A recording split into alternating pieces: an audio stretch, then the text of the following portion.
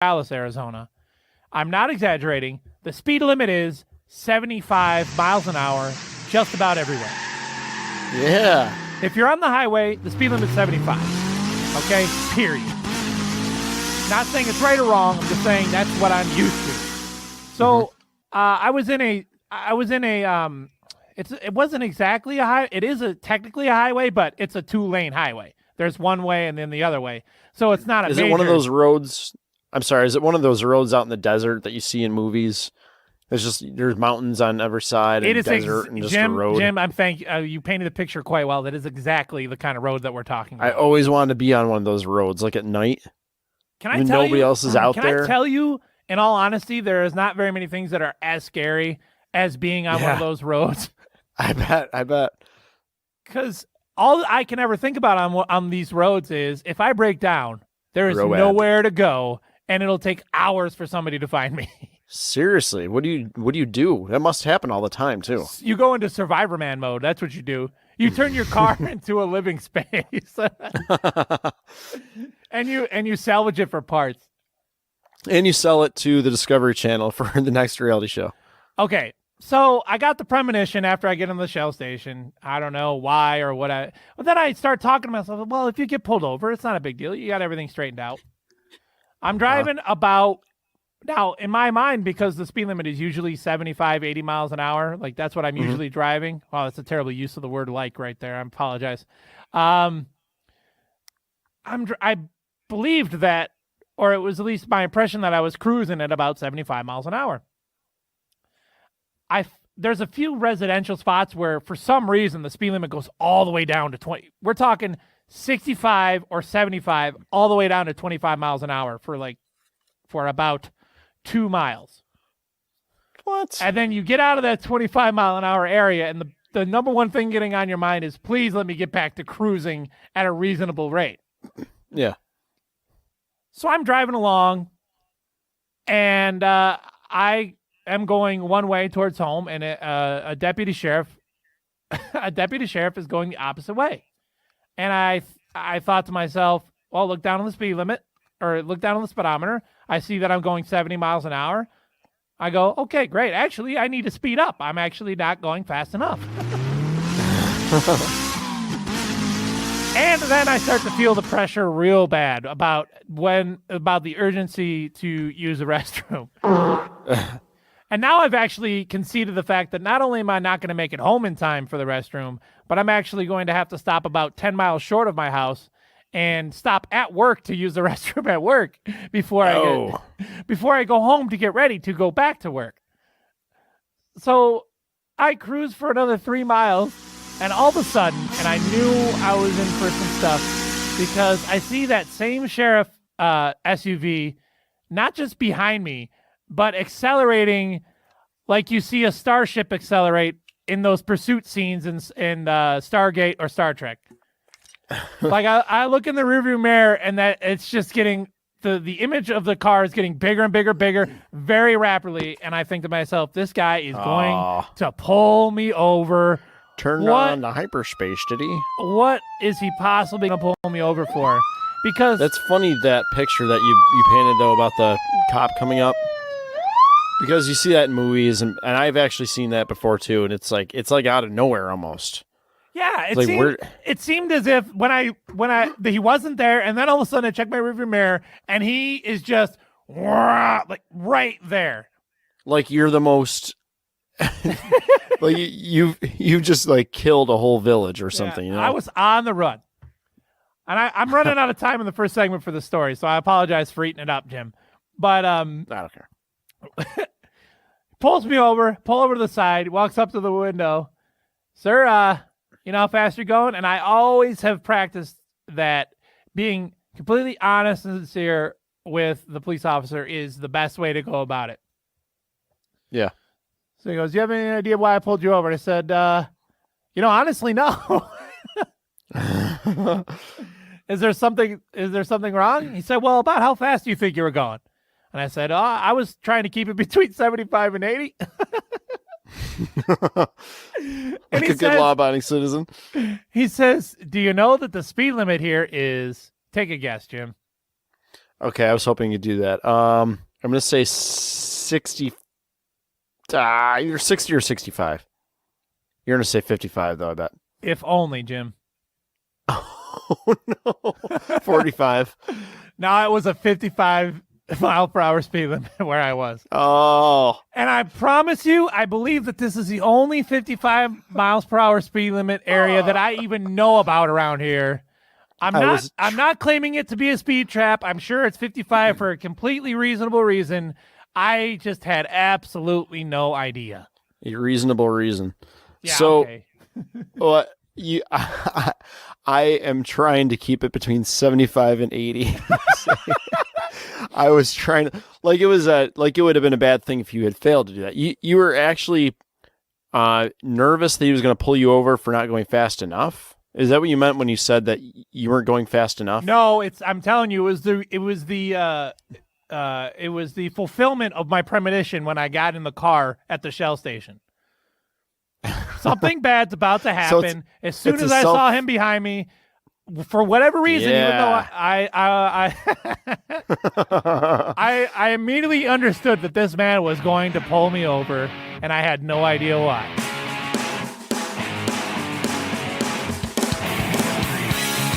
Get on the Patreon, scumbags. You're listening to Broken Link Radio. Final segment of Broken Link Radio, which means that it's time for Gabe's news and nonsense.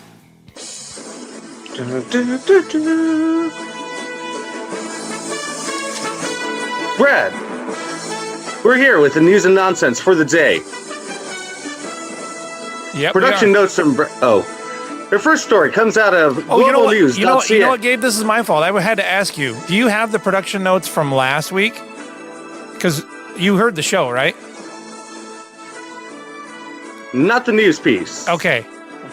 When there, and you're literally, if you have it, I swear to you, you should look it up right now, because literally on your production notes was that I gave you a heads up. I said, listen, when we get to Hot Pockets guy, be prepared for Jim and I to go back and forth a lot, because I know growing up with Jim that Hot Pockets are his favorite food.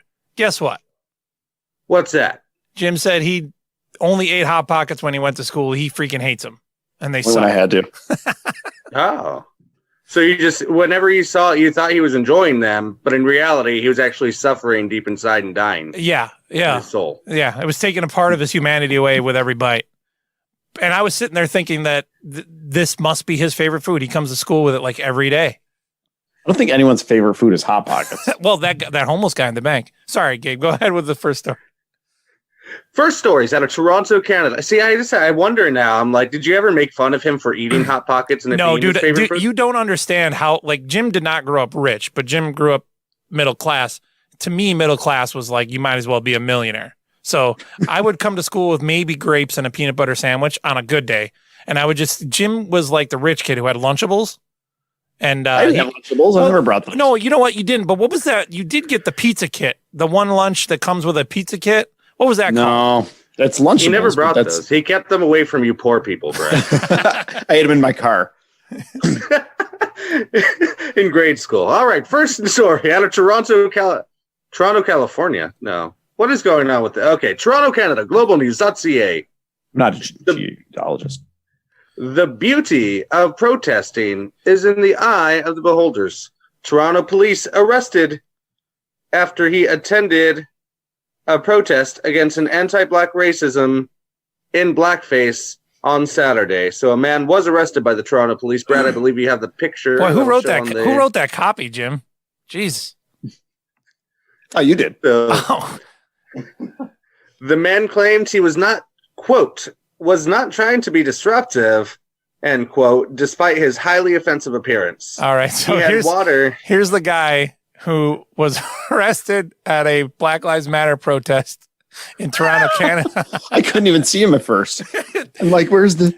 Can I tell you the God's honest truth? I had to find this on YouTube. I couldn't find a good picture of it. Just Google image searching. But He wants. well, it's Canada though. They don't technically have freedom of speech the that's same right. way that we do. So there is. Yay. They have hate speech legislation in Canada, but I don't know that it applies to private citizens. I know that it applies to broadcasting and stuff. But yeah, it was weird because, okay, so this guy went to a Black Lives Matter protest. As far as I understand it, he was coloring his face with the motive, not that he was protesting the protesters, but I guess he was coloring his face in support of the Black Lives Matter protest, much like when you go to YouTube or Google and they have like a black screen that says Black Lives Matter. Yeah. Or what have you. But he was just getting cursed out. Like I couldn't pull the audio for the video because it was just way too much to bleep. It would take me forever to edit and it would be a 27-second clip. So they're just swearing at him and they're just pointing at him going, arrest this man. Like in the, what? Yeah, exactly. So gay. So picture this. You're at a white supremacist rally. Right. There's a black dude. Right. He's in their support of you. Mm-hmm. And he's got pancake makeup on. I'd be honored, right? Exactly. I would be touched. You're like, oh, look, it's a defector. Yeah. And the other thing that's frustrating, I was thinking about this earlier today, is that, and this means different things to different people, but to me, this has always been about legislative reform and police brutality and bad officers getting away with doing bad things with impunity. That's what I see in this whole situation. But I understand there's a racial component to it, but I just get frustrated with people when they think that the only thing they're protesting and the only thing that's important here is inequality. It's a part of it, but it isn't the thing.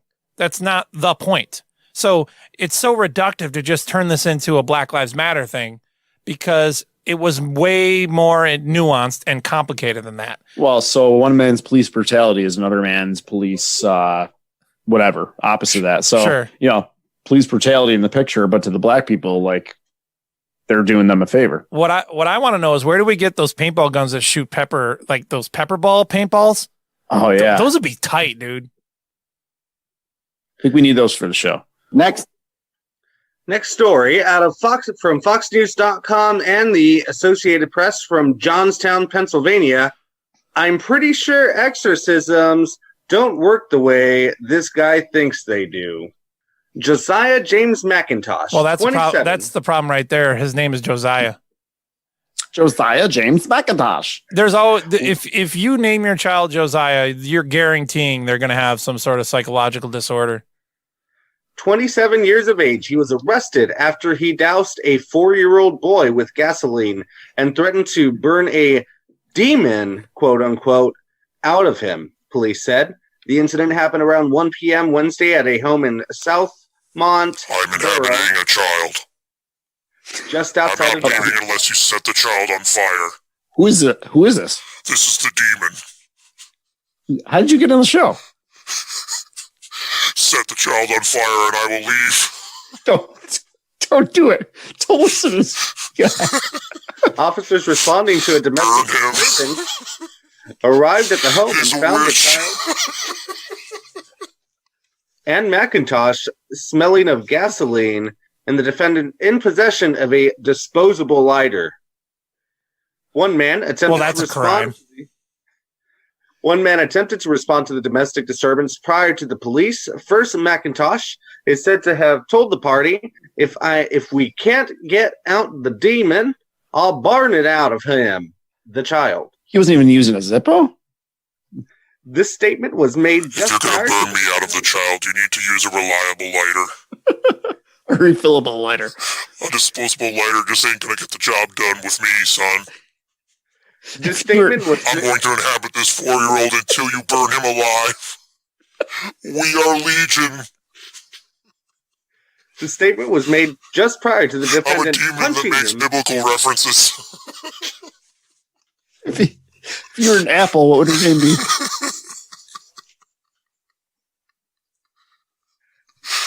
Just prior to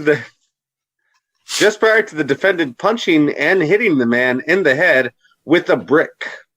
Police did not say whether or not the boy is related to McIntosh, But at the Tribune Democrat reported that the victim is McIntosh's son at press time.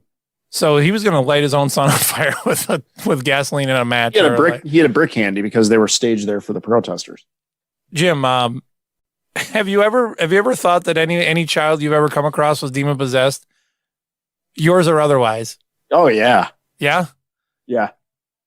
What's the worst thing you think that you've seen a demon possessed child do? In school, there's this kid Bradley Baker, and I don't know. It's just like I remember this one kid, and I want you to burn Bradley Baker alive. Oh, why didn't you tell me this 20 years ago? Unfortunately, nobody at the school has any matches or lighters. I would have done it. He used to make fun of you for eating Hot Pockets, didn't he? Science fair, Yes, Jim. he did. Jim, I want you to build a bomb for the science fair.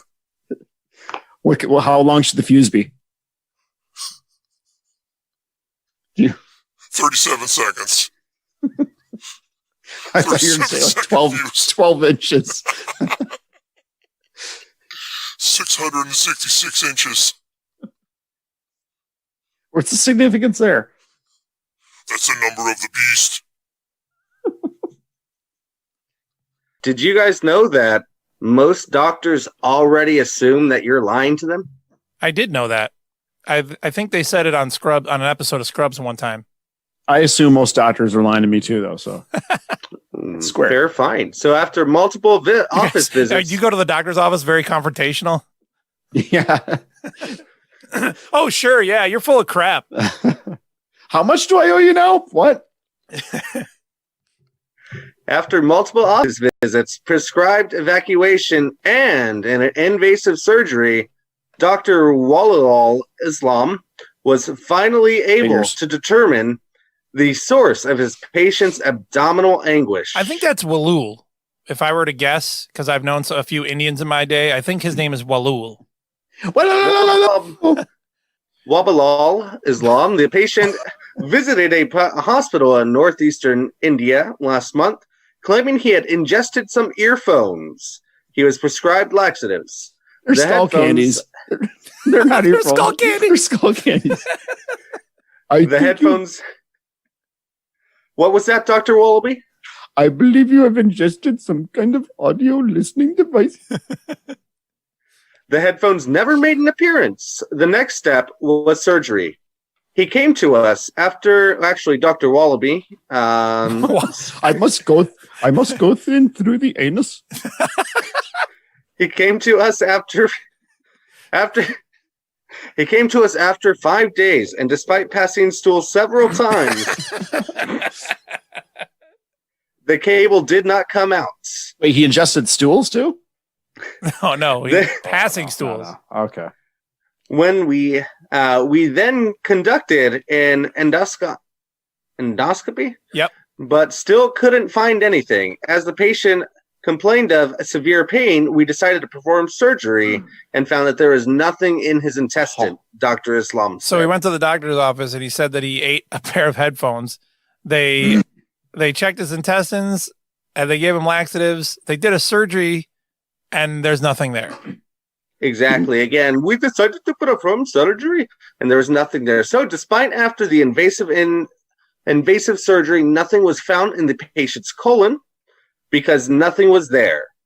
They were looking for earbuds in all the wrong places. Oh. It was then that an x-ray of the patient revealed a 2-foot-long cord in the patient's bladder. The doctor's patient had not been honest with him the entire time. There's the x-ray. It was not a pair of earbuds, and he certainly had not. Those earbuds are sitting them. directly in the middle of his pelvic floor, dude. Like, they're just... The x-ray at the hospital, those were not earbuds. The x-ray at the hospital actually revealed that the patient had inserted a USB mobile phone charger cable into his penis, which had nowhere to go but up into his bladder. Oh. If he had been honest, then it would have saved us the trouble and we could have treated him sooner, Dr. Wallaby said. So, Remember, folks, don't lie to your doctor. Have you ever heard of those kinds of people, Jim? And I'm not talking about Indians. I guess there's a thing where people like to shove objects up their urethra. Have you ever heard of this? Urethra Franklin. That's all I got, dude. Franklin. I'm very uncomfortable right now talking about it That's amazing. in more ways than one. Yeah. This is As crazy. am I, Jim, out of Australia. Gabe said that when we got to the story, he's probably going to feel sick. Matt, did you bring the story up just for like awareness? No, I brought the story up because I can't believe a guy shoved a To USB pain cord up us. his penis. It's the whole thing. Not even like part of it. Like, how did he get the whole thing in there, dude? Thing looks humongous. It's 2 feet long. Oh, I mean, like width wise. Right. That's crazy, dude. Oh, Ugh. Out of Australia from the I'm going to Associated take the Press. picture down now so that Jim can think straight. not looking at Thank it. goodness. I won't lie. I did not look once at the picture. I had my news up in front of it. I couldn't do it. There's no way. God bless you too for having the bravery to do so. Next, out of the Australian Associated Press, Griffith, Australia. Don't you hate when GPS gives you bad directions? Terrence Leroy, accused of breaking into the wrong house as he sought to fulfill another man's sex fantasy, has been found not guilty. Leroy was one of the 2 men hired to carry out a stranger's sexual fantasy of being tied up while clad in his underpants. Embarrassingly enough, Leroy and his partner went to the wrong house. A new South Wales man went on Facebook looking for somebody willing to tie him up and then rub a broom handle around his underwear, according to the Australian Associated Press. In the post, their fee being offered was $5,000 if the service was, quote, really good. What do you care? Leroy was one of the 2 men who received the address of the prospective client and had agreed to perform the service addressed to them. However, neither of the men were able to get the right address, or to get the address right. So the unwitting occupant of the wrong house was on his way to use the bathroom when he heard a noise. Is this a hot case of wrong place, wrong time, or what? When this gentleman turned on the nightlight in his room, he saw 2 men carrying machetes standing next to his bed. Jim, if 2 men were standing over your bed with machetes, how dead would they be? Like, I happen to know that those 2 men would have never made it out alive if they pulled this one on your house. Yeah, I was just about to say I would have shot him dead. They would have been done, dude. Erica. I would have been in a little bit of a different place because my self-defense is a knife. So I like my combat knife versus 2 men with machetes. I don't like my chances if they show up. I'm just imagining being the guys you wake up and you turn on a light and there's 2 men standing over your bed with machetes. What the hell? I would have screamed. What? Dude. my sense of like surprise, like my I scare easily. I startle easily. Yeah. See, by the way, to both of you, for self-defense, this is exactly why I choose to go with grenades and landmines. So Leroy and his colleague realized the error Hold on. started... Do you have your house set up like that one mission in Modern Warfare 2 where you have to defend the laptop for like 3 minutes? You have to set up all the mines around the perimeter and throw grenades at groups of terrorists? No, his house is set up like Gary Busey's bus in Black Sheep. You have to watch out. There's tripwires everywhere. Leroy and his colleagues realized the error and started to leave. According to court documents, one of them said, "Sorry, mate." The other shook the victim's hand and said, "No, you were in the wrong house, mate." Crikey. Crikey, we're in the wrong house, mate. They then drove to the correct Get him in the address while chair and we'll rub his underwear. Dude, with a broom handle. What is... They then drove to the correct address while the man they left behind contacted the police. Eventually, the police made contact with Leroy and charged him with entering a home intending to intimidate while armed with an offensive weapon. Good thing it was just a home they entered. Yeah, right.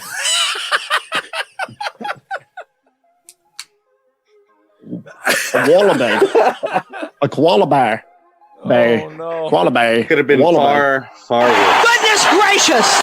Well, that's 2 stories in a row that I just want to go soak my head in acid. Take a shower.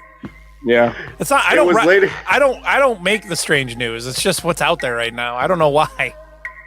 It was later ruled in the court that the prosecution had not provided Leroy intended, or had not proved that Leroy intended to intimidate. Talk about getting off. Am I right, guys? Brad, that's the news and nonsense for today. All right, thank you, Gabe. Jim, I don't even know what to say about the news this week. I don't know what to say about the show this week. It's been a long ride. Yeah, Bumpy all right. ride. We'll check everybody and see you later, scumbags.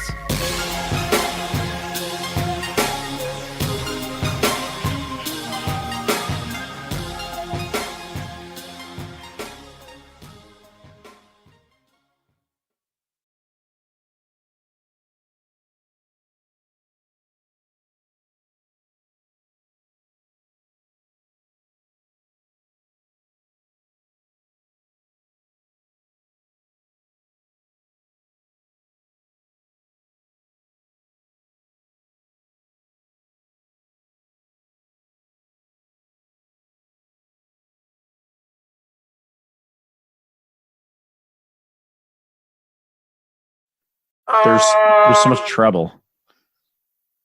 So, well, I don't want to spoil any of my punchlines. But, All right. Well, it's kind of hard to I know. map out what you're saying. that's what I'm trying to figure out. So, I mean, it's not bad. It's okay, but right. Does that sound like a mess, or did you hear what I said?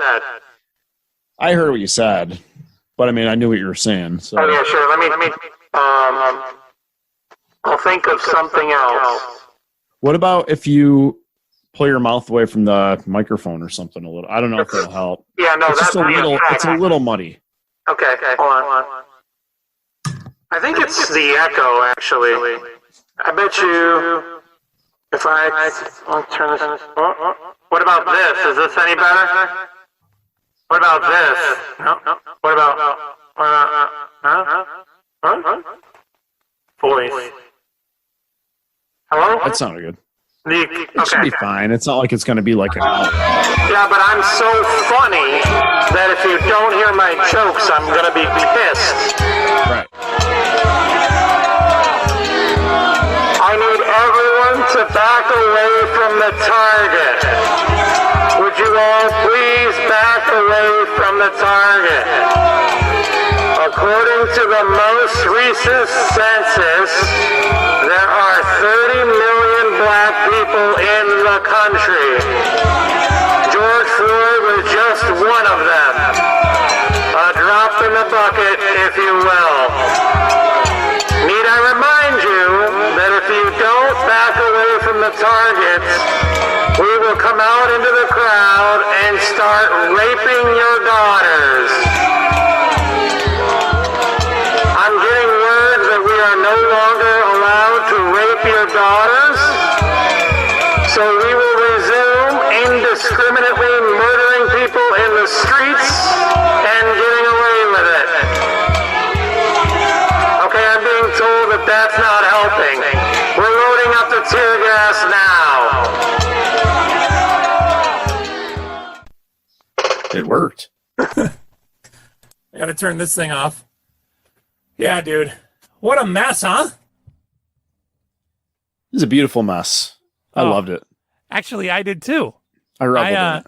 I am getting a kick out of it, and it's funny because there's lots of different takes and approaches, and you and I sort of argued back and forth a little bit off the air, but I just get a kick out of both sides of it. It's like, oh well, can you believe they're running us over with cars? And it's like, well, yeah, you're standing in the streets, right? That's what happens. And, you know, if you're out there protesting and you're not ready to get run over by a car, then you're not really a protester, dude. You don't believe in it that much. Really, where's your determination is what I'm saying. Yeah, dedicate yourself to the cause. Exactly. The old-fashioned way, like the redcoats. I saw this one video of this old lady that got shot in the face with pepper spray. By the way, pepper spray does not harm you. It just Right. sucks. It wears off, man. It's not cruel to shoot somebody with pepper spray because they're in an unruly mob. So here in Rochester, there's like this unruly mob in downtown Rochester. They're setting cars on fire. They're tipping them over and stuff. By the way, I don't have a problem with that. Go right ahead. I appreciate it. However, when you do that thing, you can't then turn around and go, oh, these effing pigs are shooting us in the face with pepper spray. Right. Of course they are. Yeah, what do you expect? That's how riots go.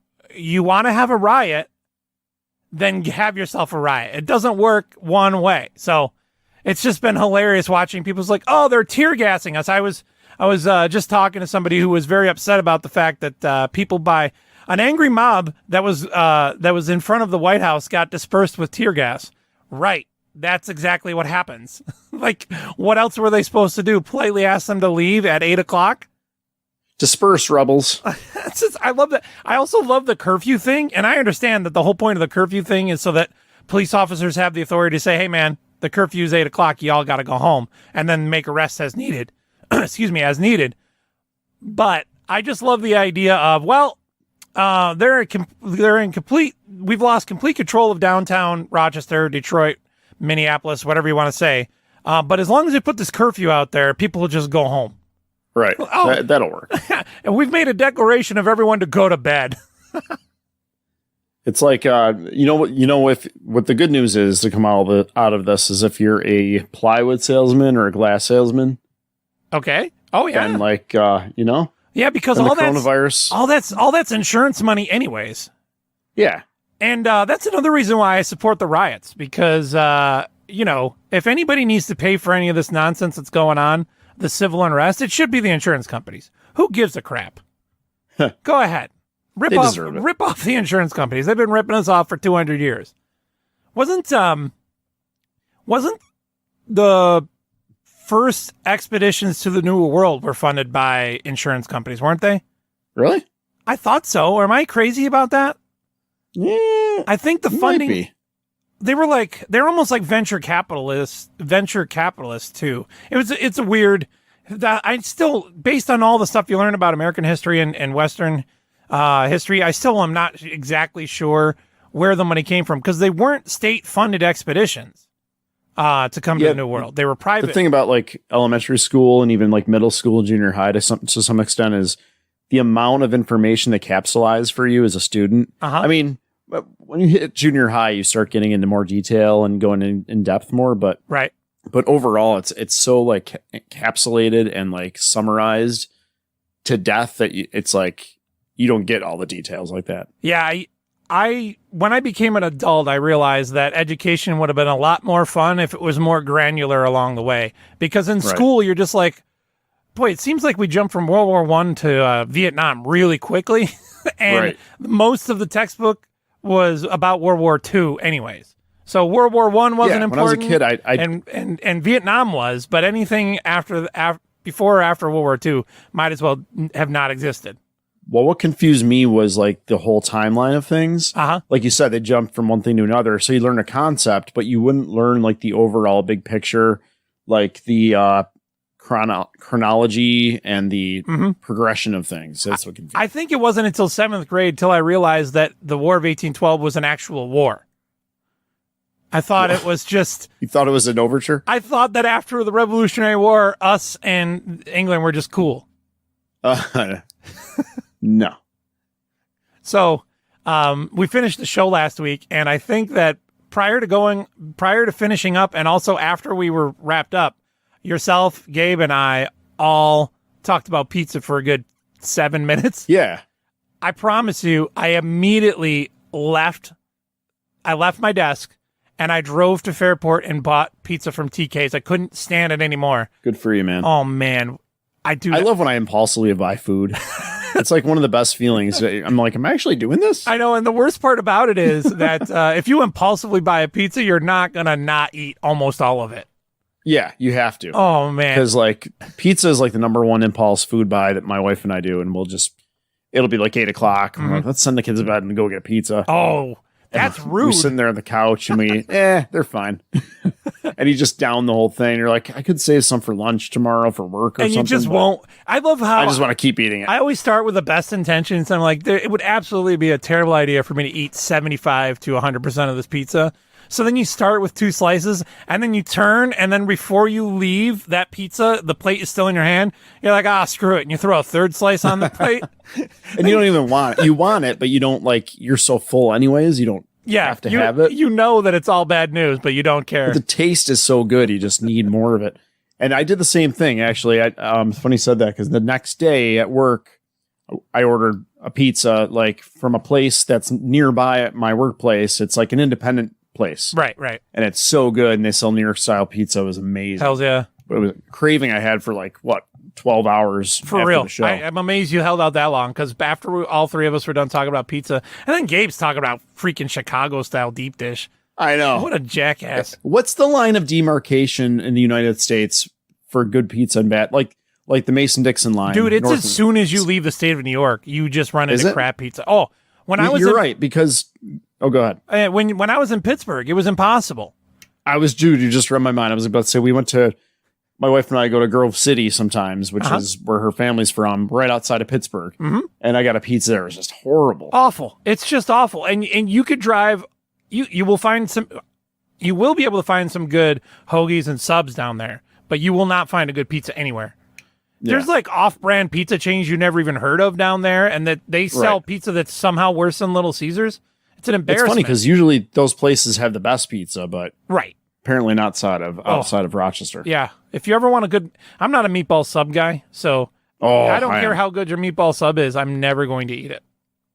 So it's funny because I was watching a new show. It's not a new show. Oh, is it Meatball Subs Kings? Shut up. It's like an American Gladiators knockoff. The Rock hosts it, which... Oh, I think, I've seen a few commercials. What it is. Is that the one that's on USA, or is that somewhere else? I don't know. I was watching it on Hulu. Okay. So they had one of the competitors of the show, that the episode was, the mascot for the Tennessee Titans? Yeah, the guy with he looks like a Roman soldier, right? Yes. Okay. Yes. So they had him on Spartan. Competing. Really, probably more like a Spartan. I don't know. The dude is like a solid piece, like a mountain. Right. And he said that he eats 20 calories a day. 20,000. Yeah, 20,000 I was going to say 20 calories. His heart stopped 3 years ago. 20,000 calories a day. They showed a dude a stack of pizza boxes. And so I was doing the math, and I was trying to figure out how much food in general. That's 10 times the amount of food you should normally eat on a decent day. But I mean, as long as you're working it out, it's fine. But it's just insane. They say that, but it's still not good for you. Right. I think a lot of people, regardless of how hard you work out, 10,000 calories and X amount of grams of fat per day is still going directly to your heart. That's crazy. We had a guy in wrestling school who was on a 10,000 calorie per day diet. Wrestling. And he was just always exasperated. He was always out of breath, and he was always panting, which, I mean, I would be too. If I have gas, I have a hard time getting up a flight of stairs. It's just I feel so bloated and winded, And then, 10,000 calories. Well, it's got to depend on your build, on your metabolism, and on how much weight you're trying to gain, but also your regimen, your exercise regimen too, how much you're burning it off, how much is going to metabolism and this and that. Did you ever see that? One time? It was in the late 90s, early 2000s, where the baseball player reached out and hit one of the racing mascots with a baseball bat and effed him up really good. I was just watching a mascot fight the other day on YouTube. Because you assume that the person inside those mascot suits is some sort of dweeb, and you assume that those suits provide a lot more protection than they may actually do. Yeah, so this guy, a Major League Baseball player, hauled off and whacked this guy with a baseball bat and just ruined him, dude. With a baseball bat. So there's, right now, as we're recording this, LA's having a very large demonstration, and there's it's relatively peaceful, but they've got a couple hours before they start breaking windows again. Dude, again? How many nights is that LA's been at? Well, this one's big. They're marching through the streets and stuff. It's big. Then Houston's got a big thing going on. But we'll do our best to do the show anyways. You want to do anything else to wrap up the cold open, Jim? We can't really end on a big laugh because the United States is on fire. Previously on Broken Link Radio. I did manage to get a buffalo chicken wrap freshly made from Tops Friendly Markets last week, Jim. You went back and tried the same place. I just needed to see that it would happen. Were the same people there? No. I am absolutely 100% right, Gabe. Midgets have normal-sized genitals. How? How did you confirm this? You've learned this. Where'd you find it, Brad? Where'd you find it? On I found it on the bootleg YouTube. I found it on Daily Motion. Oh, well, so, is it absolutely wrong? God, I'm going to sound so racist right now. I'm like, it's... Well, you can edit a lot of that out. I know. Right? I'm just irritated because it's going to take you a while. I spent 35 minutes setting up a soundboard to make this game work. Correct. No idea. So does that mean when he said that he survived cancer that you don't believe him? I believe that he has no idea how he survived cancer. Oh my gosh. Broken Link Radio. The following program is intended for mature audiences. Atomic batteries to power. Turbines to speed. Ready to move out.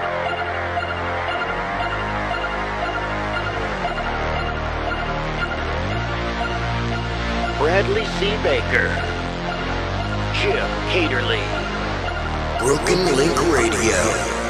10, 9, 8, 7, 6, 5, 4, 3, 2, 1. Our enemies are innovative and resourceful, and so are we. They never stop thinking about new ways to harm our country and our people, and neither do we. This is the best we can do, folks. This is what we have to offer. It's what our system produces. Garbage in, garbage out. We're here because you're looking for the best of the best of the best. Sir! Trailer trash, dark clothes wearing, too soon sex doing, 4-letter wording, hoodlum Oreo eater. And we've done deep research on this. They still have their butts wiped for them. I have taken drugs before, and I had a real good time. Don't talk to me, all right? Knock it off! Thank you! Government is not the solution to our problem. Government is the problem. That broadcast school has really paid off. You fool! You must unlearn what you have learned.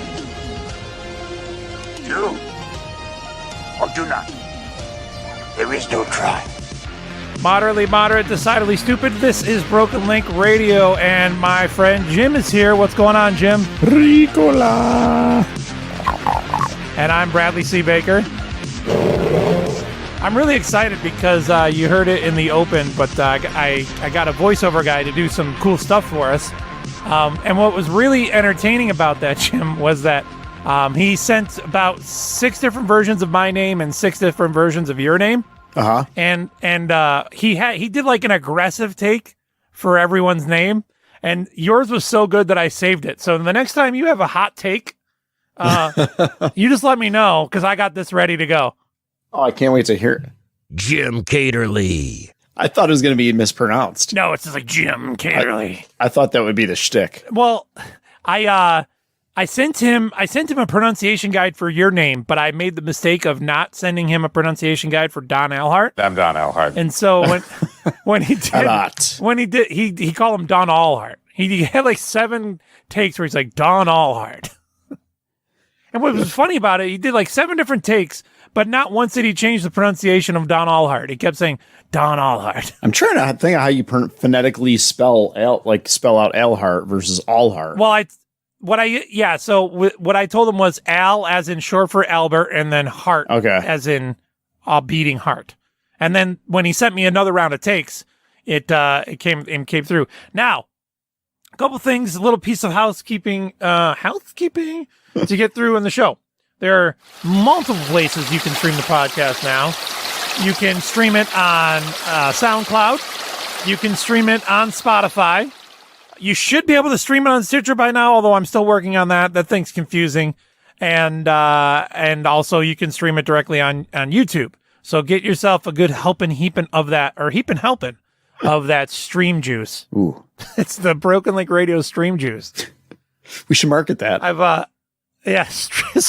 Like that's what our app should be called. If we get an app, we'll call it the Broken Link Radio stream. Like the stuff on Fortnite. Oh, you don't play Fortnite. What do you mean the stuff? There's on Fortnite? an armor pickup that refills your armor, your shield, and it's called Slurp. I think it's called Slurp Juice. Wow. It looks like Kool-Aid. It looks amazing. Oh, okay. All right. I can get with that. I don't like the in Doom Eternal, they really bastardized it with the armor and the health because they have a soul sphere in the game. Like they made a 3D model of the soul sphere. It's a blue orb with a big face on it, right? Looks kind of goofy in 2020, but the soul sphere in Doom Eternal doesn't give you 100 health. It gives you full health and full armor. Oh, okay. Which is a mega sphere, not a soul sphere, right? Yeah. It's just heresy is what it is. Especially in a game like that where you need it. Well, you need what? You need the extra 200 health or extra 100 health. You need this. You need a pure soul sphere in the Eternal. Well, so yeah, I understand what you're saying. It's more complicated than that because you can get more than 100 armor and health. So you start with like 75 or 100 or whatever, and then you incrementally upgrade. So what the soul sphere does in Doom Eternal is no matter what your attributes are, it just maxes them all out simultaneously. But yes, you're right. That's different than what a megasphere was supposed to accomplish. And it's not what a soul sphere is, and it's certainly no slurp juice. So what slurp juice gives you extra armor, or what is slurp juice? Now I need to know about slurp juice. Well, you've got a separate life status bar, a health status bar, and then you got a shield status bar, right? And that's basically an extra life status bar. So so what happens when you take damage? Your shield takes the damage first, and then you go from 100 health down when you take damage. Yeah, it's like extra hit points. Yeah, that's the way Doom Eternal and Doom 2016 do it too. So what percentage of our listening audience have we alienated so far? All of it. That's all right, though. We can talk about soul spheres and megaspheres. We should talk about our demographics. What exactly are our demographics? So, I mean, my grandma listens. Does she play Doom? Your son listens. So we're there we go. We're doing so far we're doing good. And then I beg just everyone else in my immediate vicinity, and that's about the demographic. Anybody that hears me beg, pretty much. Also, I was unable to, and I'll have to play some taps. I think that BrokenLinkRadio.com is dead, Jim. I don't think that it's coming back to life. He's dead, Jim. What do you mean? I thought it was brand new. What do you mean? It's not brand new. I think that BrokenLinkRadio.com, the domain is dead. Meaning, that's what I'm saying. I thought you just bought the domain. The Chinese squatters have BrokenLinkRadio.com, and as far as I'm aware, they are unwilling to relinquish it back to the United States or me. Well, you didn't tell me that. Right, but Gabe and I were talking. Like we used one of those business words. We were talking offline the other day, and we noticed that a lot of the branding and tagging, etc., of Broken Link Radio is all one word. So I've moved the website to brokenlinkradio1word.com. So then you say, well, Brad, is it with a one or do you spell out the one?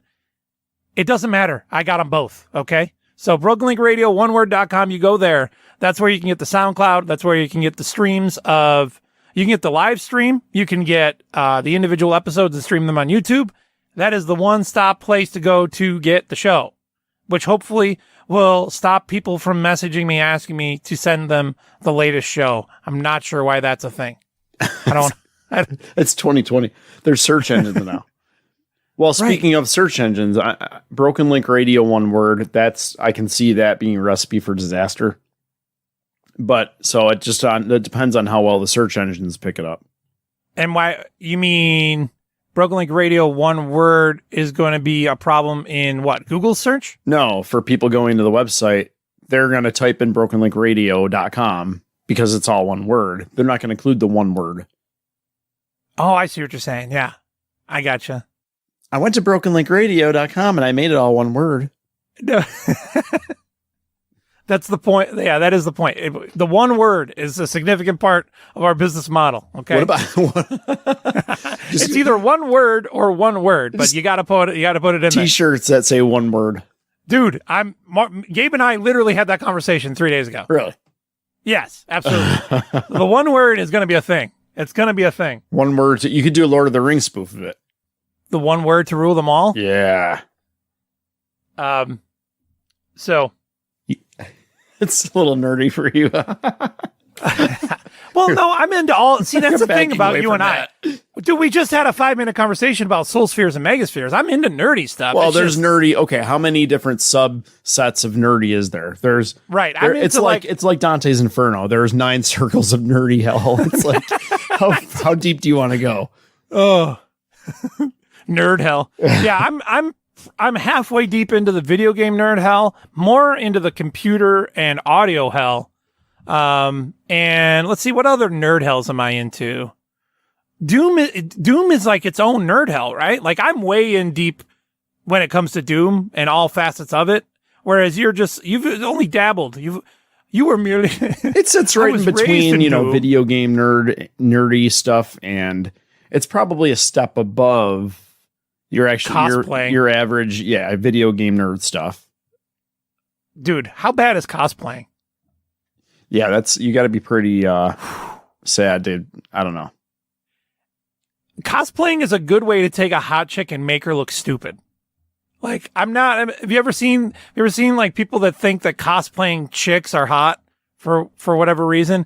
And you're like, no, that was a hot girl. And now she has pink hair. It's a Halloween costume. Yeah. I mean, it's like, it would take a lot of photo editing to make it look not goofy. You look ridiculous. And Jim, you and I have a favorite person who constantly makes himself look ridiculous. You know who I'm speaking of? I do not. Joe Biden is very good at making himself look ridiculous. Okay, so we're going to put aside the fact that most likely Joe Biden is a child and we certainly know that he's been accused of raping people multiple times. But he also is so oblivious. He's one of those people that's so oblivious about what comes out of his mouth, probably because there's a disconnect between his brain and his actual tongue. As we've talked about before, he's senile. He's senile. Right, he's losing it. So what amazes me about Joe Biden, what amazes me about Joe Biden is, if you were anyone other than Joe Biden, I would bet the farm on you beating Donald Trump in this year's election.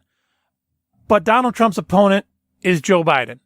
So I don't even think that they're going to pull this one out, dude. I don't even think that they're going to make it. We talked about this a couple weeks ago, I think. Like, what are they going to do at this point? The only thing I can think of is finding a viable running mate and doing the old switcheroo.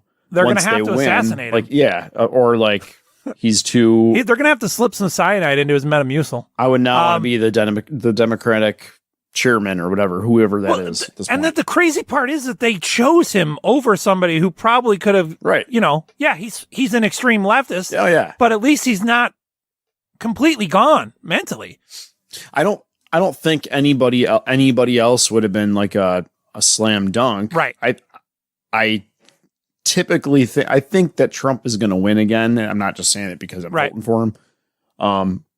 But I mean, that's my opinion, but I think there are plenty of people that could have given him a much better run for his money. I think that anybody other than Biden would have been good for them. But Joe Biden wants to tell us how black people think. So he was a guest on a Sirius XM radio show with a gentleman by the name of Charlemagne the God, which is Charlemagne the God. Terrible name. I don't know how people like this ever get anywhere in life. However, he had some things to say about his presidential candidacy this year. No, I've been critical of you. I have a few things I want to talk to you about. I know you have. Yeah. You don't know me. No, I don't. That's why I want to get to know you today. I want to talk to you about mostly black stuff. I get overwhelming support from the black leadership, young and old. Every poll shows me way ahead. So Joe Biden is way ahead with black people in his mind. Right. Well, being Democrat. Yeah, it's almost like a default. Like there's a It's large inherent, black voting block, and all you have to do is not lose it if you're a Democrat. Right. So then he goes on. And black people saved your political life in the primaries this year. They have things they want from you, and one of them is a black woman running mate. What do you say to them? What I say to them is that I'm not acknowledging anybody who is being considered, but I guarantee you there are multiple black women being considered. So I have a question for you. It's racist, man. It's racist, and I'm probably stealing your thunder, but No, go ahead. It's such a discriminatory thing to say. Yeah. It's crazy. Yeah. Go ahead. So my running mate must be a black woman. It's just like, what? Right. Dude, how about you pick your running mate to be successor, because you're probably going to drop dead if you were to win the election.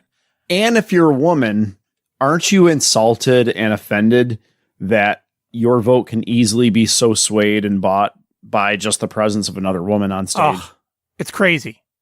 But we know that's the case because Hillary, how many women said they're voting for her because she's a woman? That was one of the weird things about the 2016 election was a lot of people pledged that they were going to vote for Hillary, but they didn't.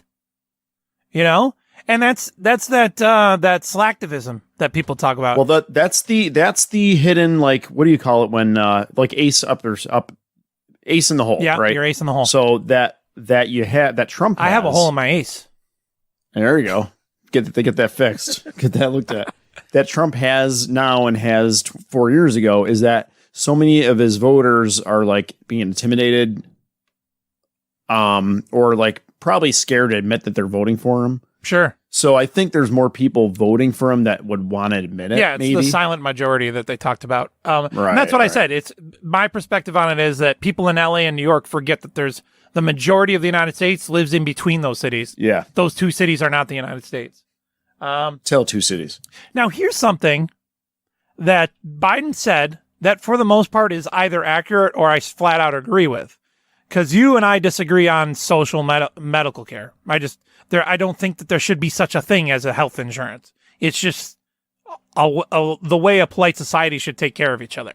However, that being said, regardless of my perspective, he's going to say some things here that are accurate.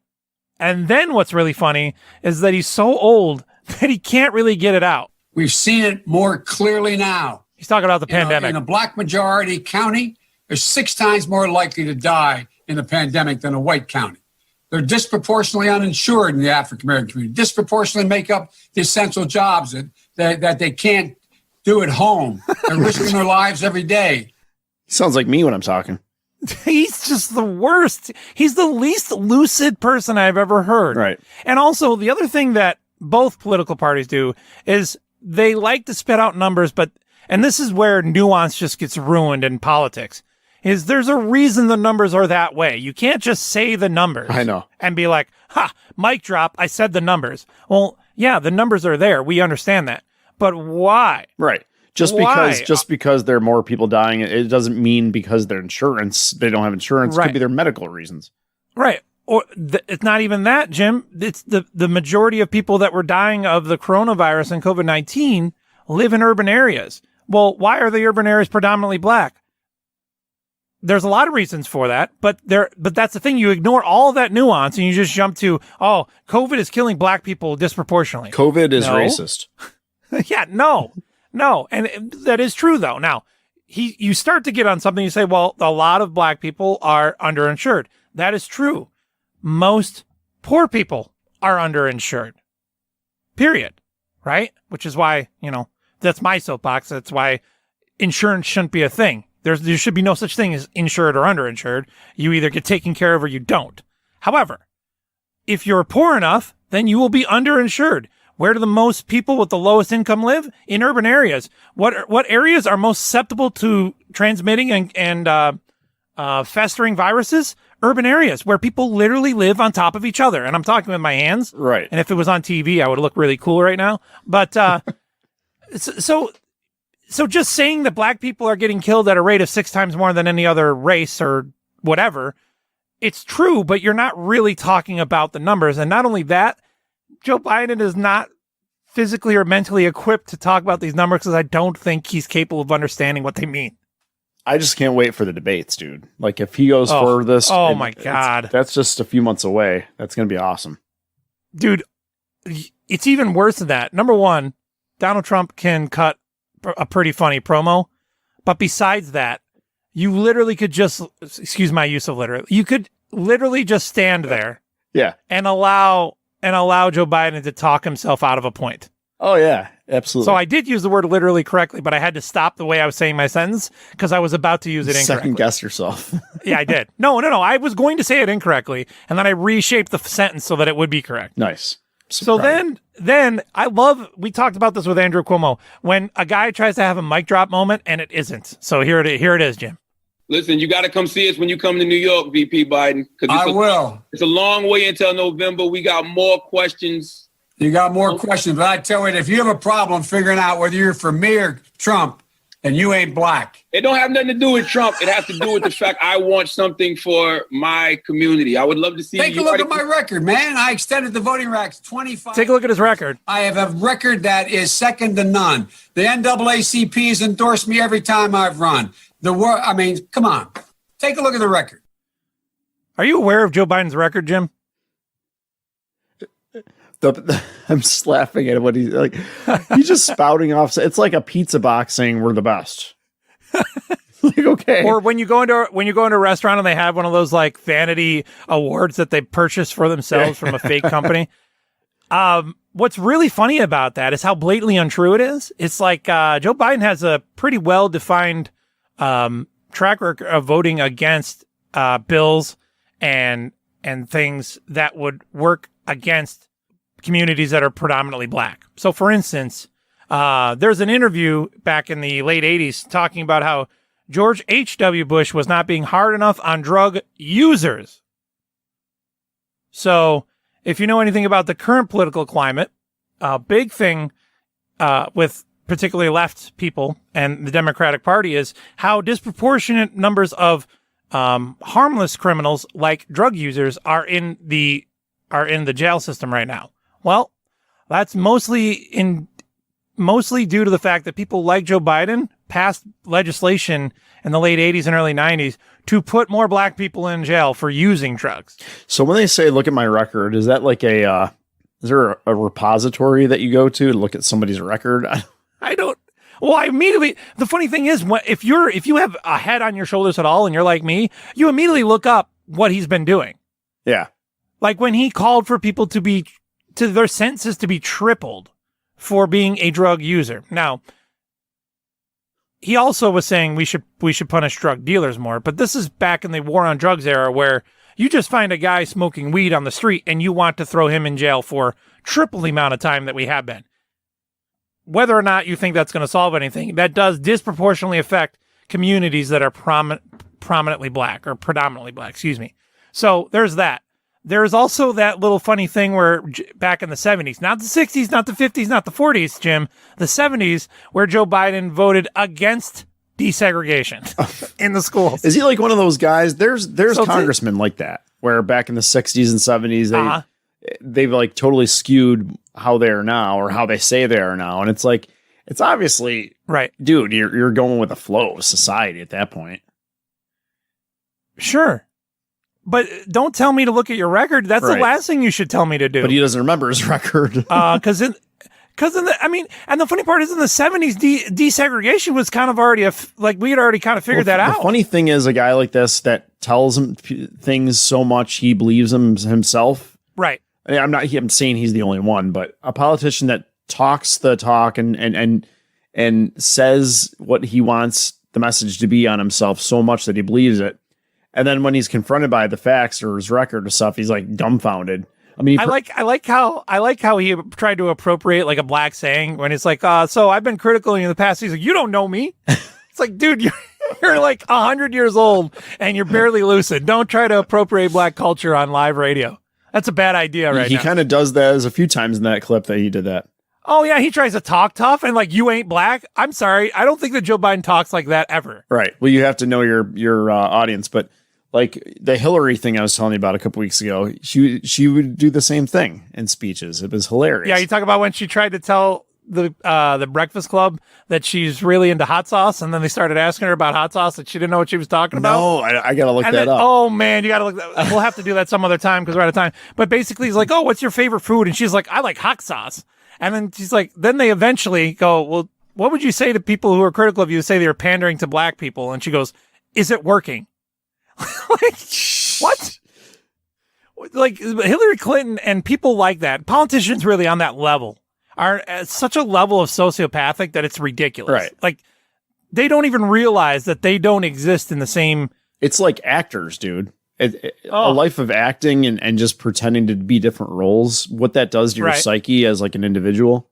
So we've this show has been turned upside down twice now. The United States is on fire. Gabe's not here, so now I'm going to have to do the news, which means that you're going to have to listen to somebody read the news even worse than Gabe does. But I don't remember what's coming up for segment 2, but we're going to give it a shot. Okay, Jim? Okay, Brad.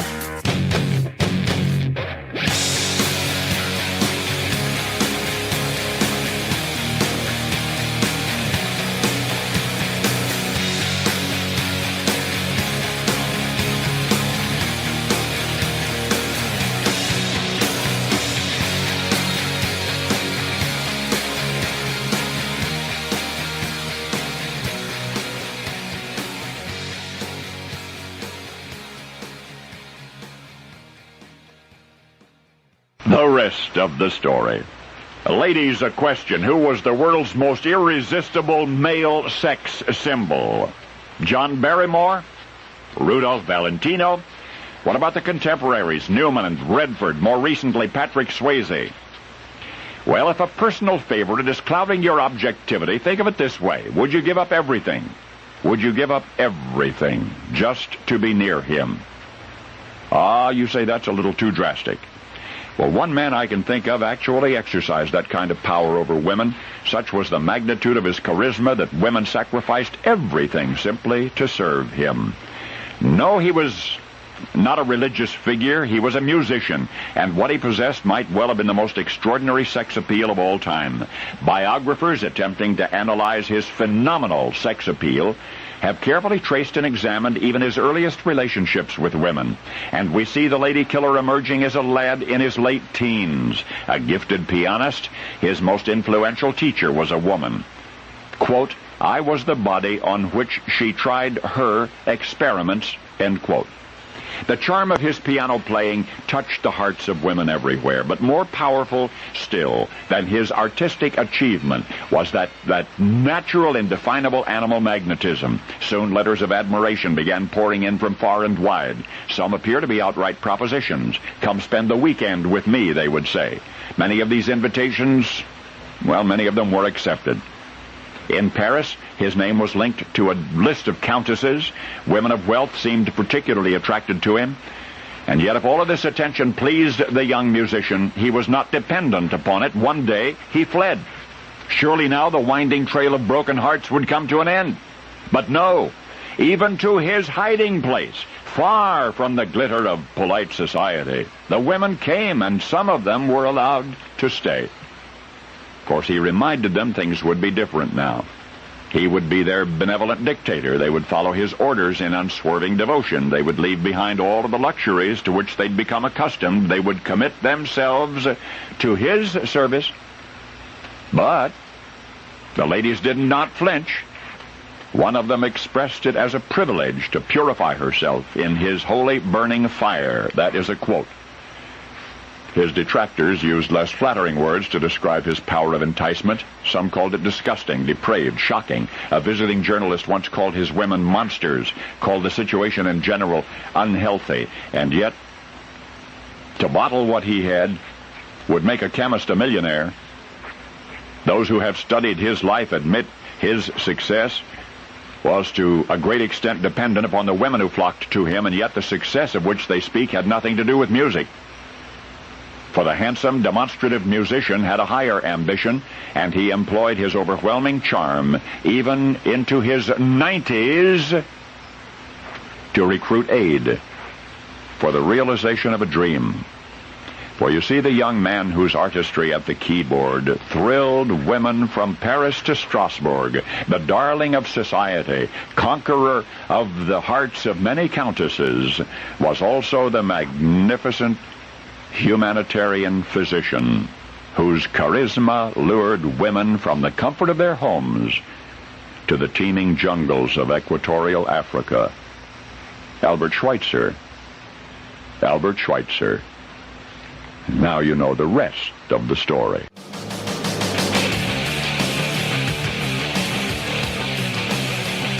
We're still not sure why they do this. You're listening to Broken Link Radio. I did find out what we're doing. And that is, I have discovered, Jim, that occasionally I like Joe Rogan. I enjoy his podcast sometimes. But I do not enjoy Joe Rogan or listen to Joe Rogan and his podcast nearly as much as YouTube thinks that I does. Have you ever had this problem? Thinks that I does? What? It thinks that I do? Wait, I don't remember what I said. I'm sorry. No, that it thinks that it... Wait, now I'm confused. That it thinks that I do. Right. Yeah. So YouTube's suggesting Joe Rogan videos to you. It doesn't just suggest Joe Rogan. So I will listen to many different things. I like to throw on a podcast when I go to sleep. My one phone is a piece of crap, and it doesn't run podcast ops. I cannot. Now I sound like Joe Biden. Okay. It doesn't run podcast apps very well without really draining the battery or without really making the phone run like crap. So it's much easier on my phone to just listen to a podcast by loading it up on YouTube. So YouTube doesn't just say Brad listens to this podcast a lot. What YouTube will do is Brad listens to podcasts. Everyone else who listens to podcasts always listens to Joe Rogan. So Brad's next video that he want to watch is probably going to be the Joe Rogan Experience. And that is almost never true, Jim. It's almost never true that I want to hear a random episode of Joe Rogan. You know what I'm saying? But it's like suggesting stuff that's might be up your... So there's no, I don't think there's anything on YouTube that you can say yes or no. Right. And when you say no, it's automatically gone. That's exactly where I was going with that. I'm glad you said So what that. you Go have ahead. to do, what you have to do is accept alternate suggestions to kind of like edge out the Joe Rogan suggestion. Right. So the problem is that I listen to or I watch videos that because another part of the algorithm to determine what to suggest to you is based on what other users do. So yeah, that's going to be weighted because there's such a high volume of other users, right? So people who have my profile, meaning people who watch and listen to the same things that I do on YouTube, all listen. There's none of them that don't listen to Joe Rogan, basically. I am one in a gazillion that only occasionally listens to Joe Rogan. I don't live on his I don't care what Joe Rogan thinks about anything, really. I think he's a funny comedian. I appreciate that he has a successful podcast. And every once in a while, he'll have a guest that I want to listen to more than I want to listen to Joe Rogan. But YouTube thinks that because everyone else is retarded and they love Joe Rogan and listen to everything he says as if it's gospel, that I do too. And I'm just irritated by it now. You're just angry about this. I'm just pissed, man. I wish I had a hot take button for me. I only have one for you. Jim Katerle. My angry take is not nearly as aggressive as yours. I was going over some of that with someone and go, which take sounds best to you, etc. And we get to that one where he goes, Jim Katerle. And we're like, why is that one so angry? So do you experience this on YouTube at all, or are you not a big YouTube person? Oh, I'm on YouTube like almost every night. Sure. So I've got my subscriptions that I watch and stuff, and then I don't know, maybe who knows, 33% of like what I am exposed to on YouTube, I end up going with, and that's kind of like not how I learn about new things or find out about new things, but YouTube suggestions definitely play a big part, right, in what I've come to subscribe to and watch regularly. So I think it's good, but I don't know. I just ignore the stuff I'm not interested in. It's not a big deal, dude. I think that's a slight discrepancy between your personality and mine, because when I go on there, yes, it is true I see some suggestions that occasionally I will explore, but most of the time I'm just staring at my phone going, why is this a suggestion? I am not amongst these people. So that's the crux of it right there. It's not just that it's a suggestion, an empty suggestion. It's loaded. Like there's more stuff behind this. Yeah, I so feel like it's telling more... me something about me that I don't like. Why? So the conspiracy thing? I had a little bit of a run where so I was working on some programming stuff that involved manipulating weapons in a video game and stuff. And so I would actually look up the weapons that I was trying to emulate within the video game. And so for a little while, I came across these guys that did like cool shooting videos where they just test different firearms for whatever reason, or they go, hey, I found a beer can launcher. You could really make it into a grenade launcher. Those kinds of videos. That was all kind of cool stuff, you know? And so for a little while, my YouTube suggestion list was mostly just firearms, right? Like I was some sort of crazy gun person. Firearms. But I'm not that person either. However, that stuff entertained me a lot more than... Dude. And I mean, every time I watch any video, the very next autoplayed video is a Joe Rogan podcast. That's what I'm saying. Okay. It's not just a suggestion. It's like, oh, you watched a video on the history of Super Mario Brothers 3? Here's Joe Rogan Experience with Duncan Trussell. I hate Duncan Trussell. Just click on it, man. Just click on it and make it happy. No, it autoplays. That's what I'm saying. Oh. The suggestions tend to be better than the autoplay. So turn autoplay off. Right, but... Right. It's still there. Thus defeating the purpose of the autoplay. Like I want the autoplay to play content that I'm interested in so that I don't have to keep opening up my phone or whatever. You know what I'm saying? So Google, there's got to be a way to turn off like certain suggestions or like turn them down, right? If there is, I don't see it. And that was exactly where I was going with that. I don't know. Joe Rogan? For real. Did you hear that he signed a $100 million deal with Spotify? No, I didn't. So Joe Rogan signed I just whacked the microphone so loud, dude. Jim has a bad habit of destroy. I bought him a boom arm so that he would never have to touch. Boom arm. Boom. Boom. Boom. I bought him a boom arm so that he would never have to touch the microphone ever again the rest of his life, and he still bangs the thing. I'm probably hitting the thing more than I ever have. So Joe Rogan signed a $100 million contract with Spotify. So here's the light at the end of the tunnel. If I could just hang out until 2021, I believe, all of Joe Rogan is going to disappear from YouTube. I think. I hope. Because, again, I wouldn't mind searching it out every once in a while. Because he had, it was about a year ago now, he had John Carmack on. Of course I had to hear that. Carmack? Then he had Carmack. And then he had... That's where I bought my last car. He had Hugo Martin, the creative director for Doom 2016 and Doom. He had those guys. Had to watch that. Right. And here's why I don't like Joe Rogan. He's got the creative director for Doom Eternal and Doom 2016 on the show. He spent most of the time trying to talk about VR and whether or not it's going to take over the video game industry. The guy's like, I don't work in VR. I make Doom games. Like, I don't know what you're talking about. That was like an hour, right?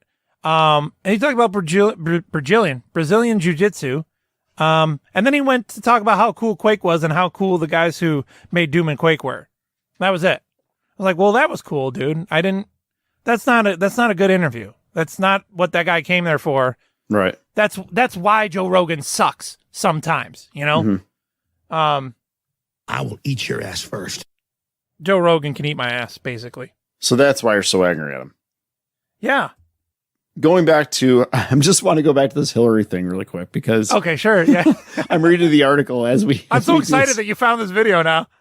I didn't find the video yet, but I'm reading this article. And I've read like 3 different articles, or skimmed them since the last segment. Sure. And they're all like, not even really addressing the point of like her insincerity. Right. And just like they're just like springboarding off the whole subject and going into this whole health benefits of hot sauce. It's like they're ignoring it on purpose. Yeah, they're like talking about how great hot sauce is for you and stuff. And Clinton is right to like hot sauce. Blah blah blah. It does this for you. It's like they're totally ignoring the point. Clinton is right to like. So I spent all that time bashing YouTube, but I just recently discovered that you could at any moment go in your YouTube history and then go back to watching a video you were watching recently, which is amazing because if you're using your phone and you're like me and you fumble fingers at all, you accidentally click on videos and then you're like, oh crap, now I'll never know how I came across that. And I'm so stupid that I just figured this out like yesterday. You've never used your YouTube history? Oh, I use it all the time for the last 3 days. Dude, I live on my YouTube history. Do you build up build up a bunch of videos that you want to go back to, just like all your open tabs? And I know I'm retarded for that because there's a save for later, save for watch later feature, but I don't use that. I click on it quick, and then I close it, and then like later on the night when I have time, I go to my history and I start watching. Oh no, I don't see it. I know that the stupid Hillary Clinton. Oh, where is it? I know that the stupid Hillary Clinton video should be on here somewhere. But it's just like funny how all the articles I've read so far have just totally glossed over the fact that she's what's that word? Insincere, we'll say that. Just disingenuous. Disingenuous, thank you. I'm retarded. Not even address the fact that she's pandering. Oh, let's talk about the hot sauce benefits to your health. Oh, here it is. Hillary Clinton hot sauce. Okay. Hillary Clinton hot sauce. So this Breakfast Club is also another like a hip hop station on Sirius XM. It's a breakfast. It's a radio show targeted towards a black demographic. You know what's funny about that's the guy that you were talking about, that Charlemagne dude. Yeah, it's a different, but this is with his co-host and stuff. Yeah, Charlemagne, the god, THA. Now we are going to watch this video. No more questions? They said no, she has to go. What's something that you always carry with you? Hot sauce. She always has hot sauce in her purse. Really? Really? Are you getting information right now? Hot sauce. Hot sauce in my bag, swag? I don't think she knows what hot sauce is. Yes. Now listen, I just want you She's to like, know. hot sauce. That's the correct answer. Pandering to black people. Okay. Is it working? She laughs at her own joke and everyone's like, what an asshole. She's terrible. She's like, okay, I'm pandering. Is it working? Right. Like, she doesn't understand that that's not the correct response. She's not a human, dude. Hillary Clinton could make you believe in the lizard people conspiracy theory. Oh, absolutely. Because that bitch is not human, bro. Was this a live interview or was it a phone interview or something? Am I not sharing it? Oh, you might have been. I don't have. Oh, you're not watching it? Okay, that's fine. She was sitting there in front of those 3 black people going, is it working? Yes, I'm pandering. Is it working? Silly black people? I'm curious because I want to know if like they should challenge her. Like, hey, let me see it. Oh, or what kind? Get your purse out, bitch. Yeah, let me see what kind. At least ask her what kind it is. Yeah. Well, no, that's the thing is like when she kept saying hot sauce, she had nothing behind it. She just knew that was supposed to be the right answer. All right. Because I carry hot sauce. I carry watermelon. Fried chicken? Is that still the okay answer? Orange I love that chicken from Popeyes. Popeyes. She looks like she's still learning how to be human every day. Absolutely. Like, there's so many lessons that you're supposed to learn when you're strange. 2.5. Oh, she is just the most hateable person of all time. Yeah. Next to probably Hitler. Although Hitler had some charm, they say. I was watching He had a pet alligator. The whole thing about how Hitler just convinced the whole country to be Nazis is really fascinating to me. And so I was watching a documentary that was talking about how and what Hitler did and the character traits that he or really skills and his character traits that allowed him to sort of swoon people over his way. It's really funny because he was really never good at anything. Right. Other than convincing people that they should do what he says, which is just odd. It's a weird skill to have, but it absolutely is a skill because the Nazis, right? How to win friends and influence people. Yeah, right. But it's scary because it's like you could talk someone into anything. Yeah, a large part of the documentary was talking about how nurses were the ones who were really carrying out a lot of the deaths in the death camps. Nurses. So nurses. So playoffs. So at a certain point, his realm of influence, his sway of influence, got to the point where he was convincing nurses that the best thing they could do to care for people would be to kill them. Like, that's so ass backwards. Well, yeah, we could, yeah. Playoffs? It makes me want to go into something else, but we're not going to. So what's next on the? What's next? So feedback. I'm really excited because people are actively participating in the show, which is my ultimate goal. And so we got some feedback that we got from some listeners, and we also have a couple voicemails. So I'll play the voicemails first, Jim. Let's open those. You have your letter opener up? No, you don't open a voicemail. Well, actually, you do, don't you? You don't physically open a voicemail. Here's the first one. Hi, I'm calling for whoever is in charge of the gifts offered by Broken Link Radio.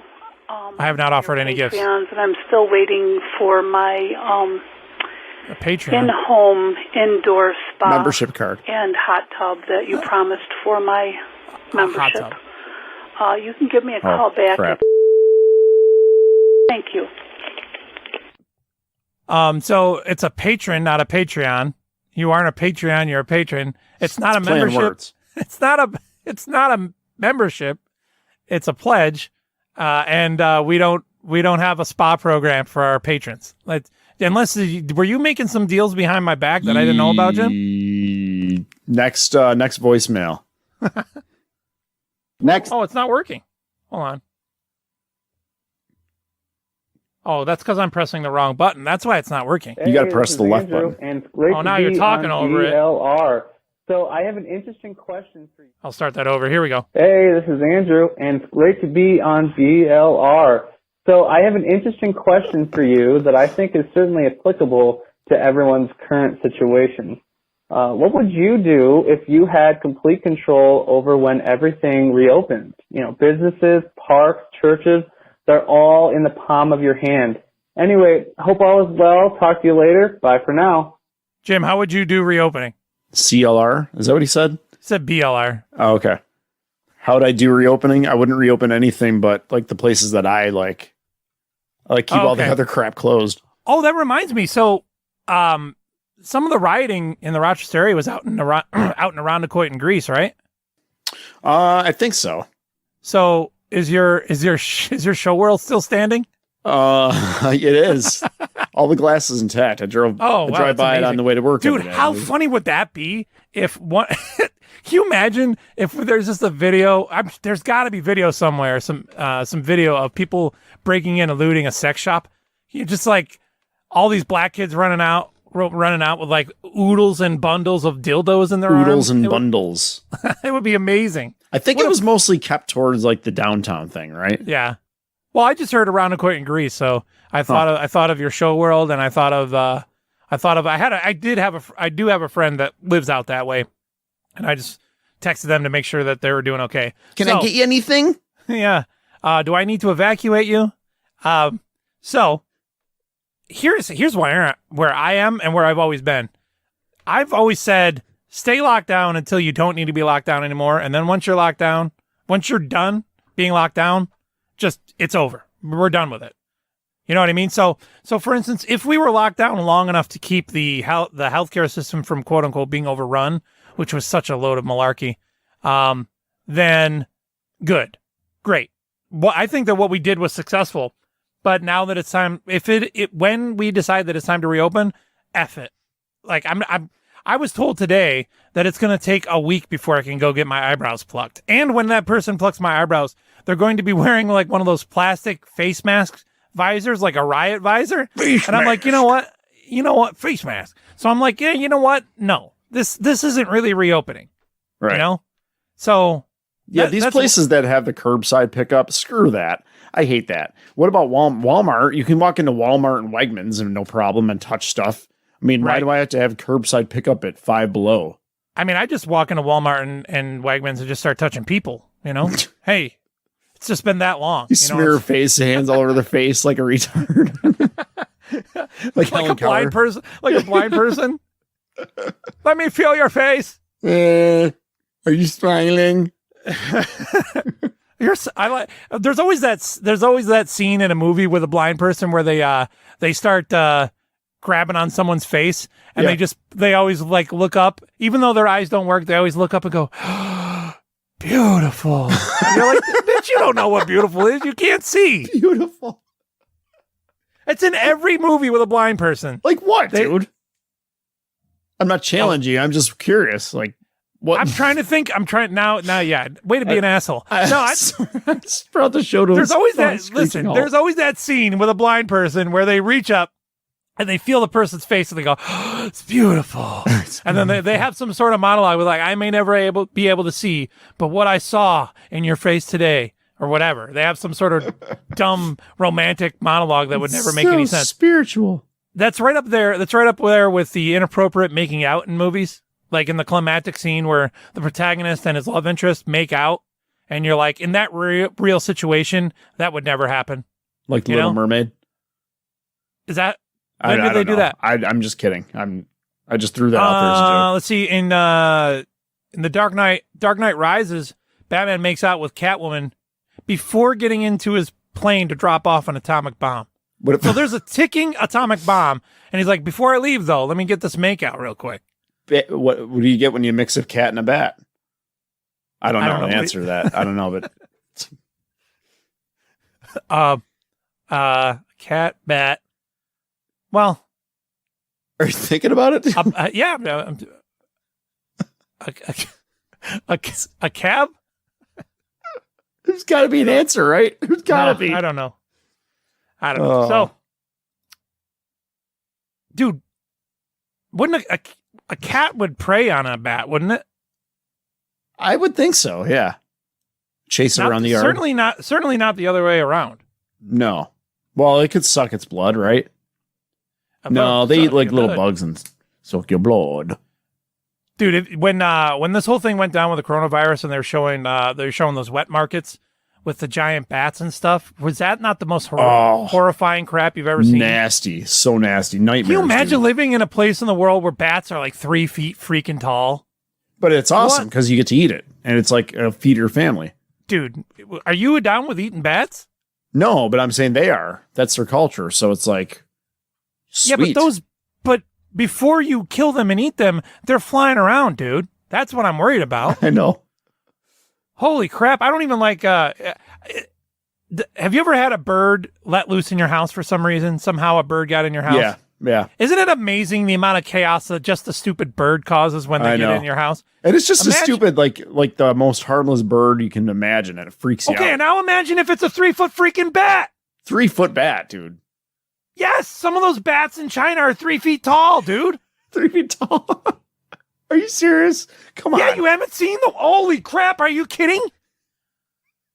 Dude, there's a video of like a bat that's like 3 feet tall. He's got a wingspan of like...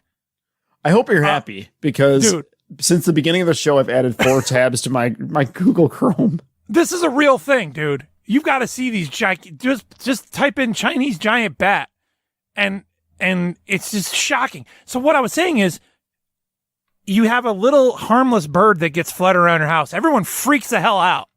Now you live in China or somewhere in what would it be? The Eastern Asia, in the jungle somewhere, and there's bats that are 3 feet tall, flapping around, dude. Flapping around. It's ridiculous. Batman. So we talked about this. That's what you get when you cross a man and a bat, though. It's a man-child bat. So I've yet to find this bat on the internet, but I just found a story about Bryan Adams, the singer from the 90s. Right. Apparently he went off on China like a couple months ago. Did you hear about this? Yeah. He went. I found this. He started freaking out about China, man. That's awesome. So, first little bit of feedback that we got, and I got this from multiple sources. Can you send me a copy of the latest show? Yes, because I want you to listen to it, but can you just go to the website? Can you just subscribe on the news feed? Can you do something? Can you do something? Is that possible, Jim? is it that hard to find the show at this point? I don't know. I've never had to do it. I don't listen to our show, dude. This one's from Cucked Taxi Driver 2 or 526. Jim, what was your favorite VHS related memory? Oh man, so many of them. Well, I think one of the good ones was when I realized you could Scotch tape over the tab, so you could record over like you could with cassette tapes. I think I figured that out on my own. I think I'm like, if you can do this with cassette tapes, oh, this thing here must be the same thing. So you throw some Scotch tape over it, and I think we talked about the SP versus EP recording options a couple weeks ago. I figured out the Scotch tape thing when I went over to my cousin's house, and pretty much all of his VHSs had been Scotch taped together so that he could record on them. Yeah. And I asked him why, and he's like, "Oh, that's what you have to do if you want to record something new on." I was like, "Oh." You could even take like movies that you buy, like VHS movies that you buy, and record over those if you wanted to. Yeah, because he just wanted to record Star Trek all the time, even if he already had it. Yeah. He wanted a better version of that same Star Trek episode. Kid was crazy. This one's from Tall Jim Neighbors. When is the domain coming back to American soil? Kind of already answered that. I just bought a new domain. So here's one from our friend Beth, Jim. You ready? Yeah. This is some constructive criticism she sent along our way. You ready? All right. You guys should just do a show where you just take random topics and riff on them and try to be funny the whole time. Like doing comedy. Why didn't we think of that? Yeah. I was like, all right, I'll take that into consideration. Apparently, you don't know if she's being brutal, right, or being honestly helpful? She doesn't know that that's exactly what we do every time. It's like whenever we do a show, it's literally 9 bullet points on a piece of paper or in a text document. I guess we're not bringing it. Yeah, for reals. Isn't it weird that we've heard from Dr. Claw about the coronavirus more recently than Dr. Fauci? Whatever happened to Dr. Fauci? I don't know. Hopefully he fell off the face of the earth, dude. I'm blaming that on Gabe. I would never call him Dr. Fauci until Gabe said it about 57 times on the show. Incorrectly every time. And that one's from Reddit at username Hitler's _third_nipple. I think he's hanging out with Kim Jong-un. I think he defected to North Korea. I disagree with your take that we couldn't find a body double for W. Bush. He looks like every American Methodist pastor I've ever met. That's from David R. That's a fair and valid point. If you told me that George W. was a Methodist preacher instead, I'd 100% believe you. Yeah, that's true. It's just it's like even his cadence sounds like one of those why is it that Methodist pastors are always so much more docile? But I tell you what. Like Methodist preachers used to be like the fire and brimstone preachers in the United States. Now they're all they're just matter of fact, direct, and they're just sort of docile. That's the best word I can think of for it. So that's the feedback for the show. Any takeaways? Any takeaways we have from any of that stuff? We'll try to get better. Yeah, we'll try to be funny. Starting in the next segment. We're gonna start doing a comedy. We're gonna start doing a comedy show, I guess. Comedy show.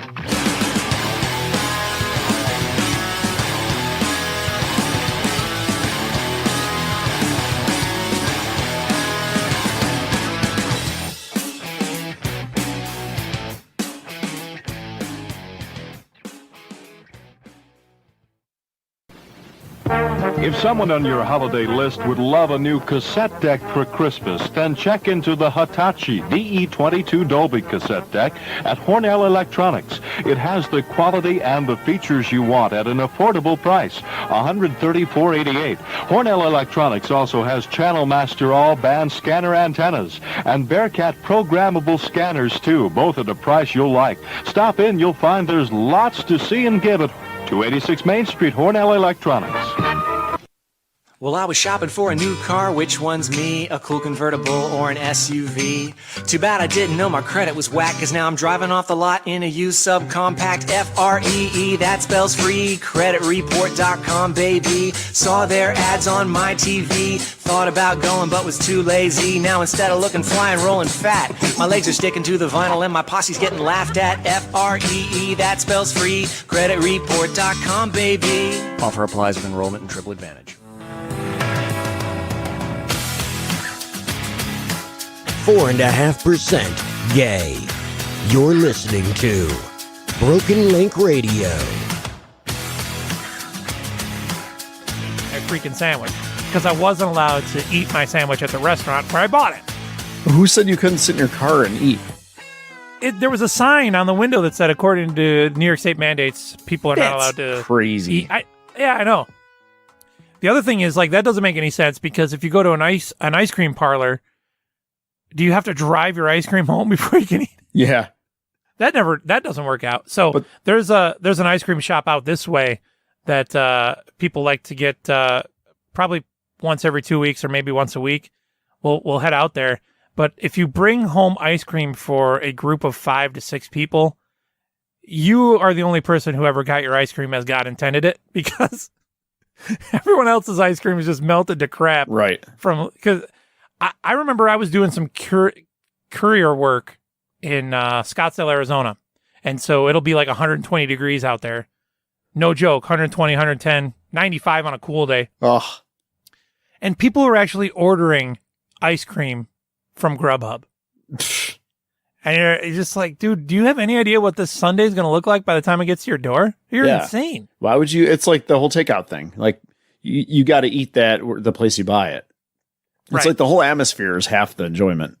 Right. And also takeout food is never as good, because there's at least a 10-minute drive before you get home. Yeah. So it's 10 minutes of your food just getting not even the temperature. I'm not a big stickler on temperature, but just like, for instance, if you have fries, 10-minute-old fries are basically trash. Right. But that's mostly because they get cold. You don't know? Well, that's not... Half of it's being cold, and then when they get cool down, they get soggy and weird. Yeah, they get like...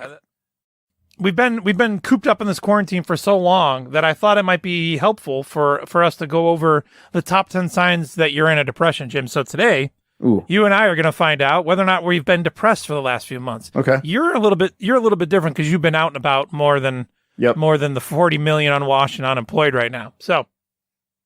So, Jim, do you have a persistent, sad, anxious, or empty mood? In general, I have been known to. Yes. Okay. I can get in that mood. Okay. Which one of the three? Sad, anxious? I've never even known you to be a sad person. No, it comes and goes sometimes. It just depends on like the I don't know. It depends on what. I can definitely see you as an apathetic person for sure. I can see you in a brooding apathy at some point. Brooding apathy. What about, so I'm absolutely anxious. I get anxious very easily. Feelings of hopelessness or pessimism? Not hopelessness. Pessimistic towards different things, maybe. Would it be doublespeak if I said that I don't consider myself pessimistic, but I absolutely am cynical? I think they're different enough. Okay, yeah, because I mean, if I were to just say that out loud to a random person, I think they might think that I'm using doublespeak. But yeah, I don't look at things pessimistically, but I always think that there's people.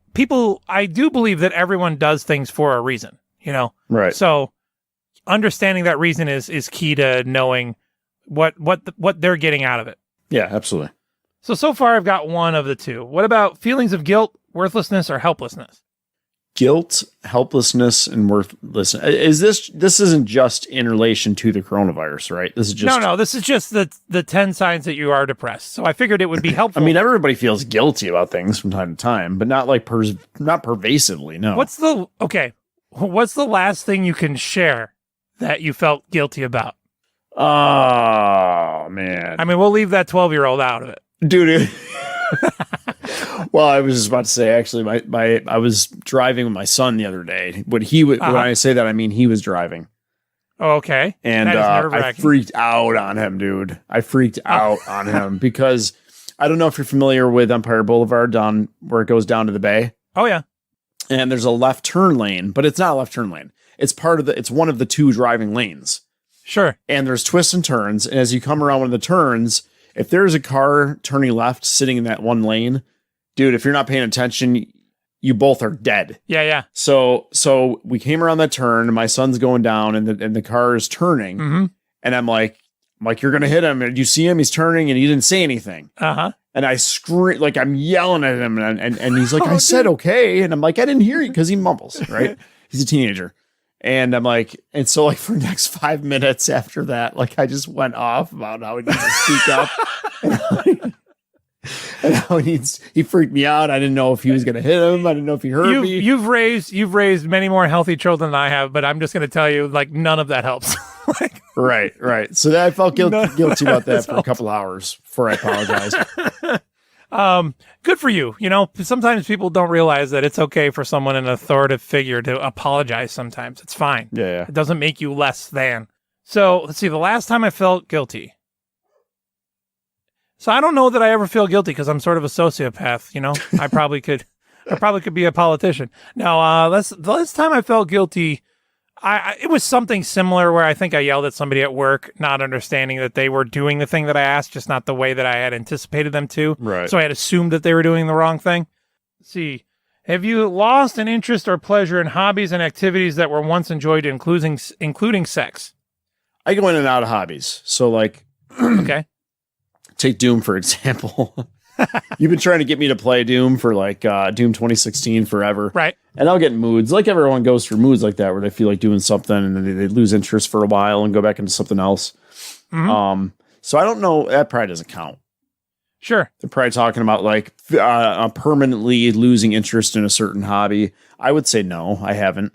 Yeah, and that I've thought that's funny too, because I remember I was at the doctor's office a few months ago, and he's like, he clinically diagnosed me as depressed, and I said, doctor, that's weird because I don't feel depressed, and this was one of my defenses was I'm always doing, you know me, Jim, I'm always doing something. I cannot do nothing. Right.